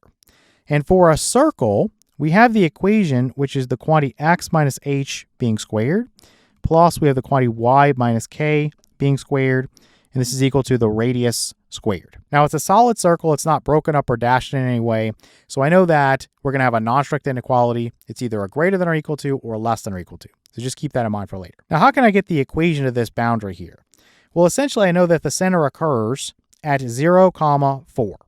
So you would just plug in here and say this is x minus, you're going to put a 0 there for h, this is quantity squared, then plus, you're going to have the quantity y minus, you're going to plug in a 4 for k, this is quantity squared, and this equals, the radius in this case, if you go from the center to this point right here, it's a distance of 1, 2, 3 units, so that would be 3 for the radius, and I need to square that, so you might as well just write that as 9. So this is our equation. You can tighten this up and say this is just x squared. You don't need the x minus 0 there. And then basically from here, let me just erase this. What you could do is just test something inside, right? So inside of the circle where it's shaded, and essentially you're going to see, do I need a less than or equal to, or do I need a greater than or equal to? So you could pick the center, which is 0, 4. That's going to work really nicely. So essentially if this was 0, 0 squared is 0. So you'd have 0 over here. Then plus, if this was 4, 4 minus 4 is 0, 0 squared is 0. So essentially we'd have 0 plus 0, which is 0. And we say for right now that equals 9, which is obviously false. But how could I make this true? Would I want a less than or equal to, or would I want a greater than or equal to? Well, I would want a less than or equal to make this into a true statement. 0 is less than 9. So to get the inequality that I want, you would just take the x squared plus the quantity y minus 4. Again, this is squared, and this is now less than or equal to 9. So this is what we're looking for. So coming back here, we want this one. So the x squared plus you have the quantity y minus 4 being squared, and this is less than or equal to 9. Okay, let's look at question 2. Again, we want to match the graph below with the correct inequality. So this boundary is solid, and it's an ellipse. And we're given our center here, which is going to occur at -3, 5. Let me actually write that out here. So my center is at -3, 5. And the equation for an ellipse, I would just write it out. You have this x minus h quantity squared. This is over. Now this is a horizontal ellipse, so I'm going to say a squared here. Then plus, you're going to have this y minus k, quantity squared. This will be over b squared down here. And then this is equal to 1. Okay, so this is how we set this up.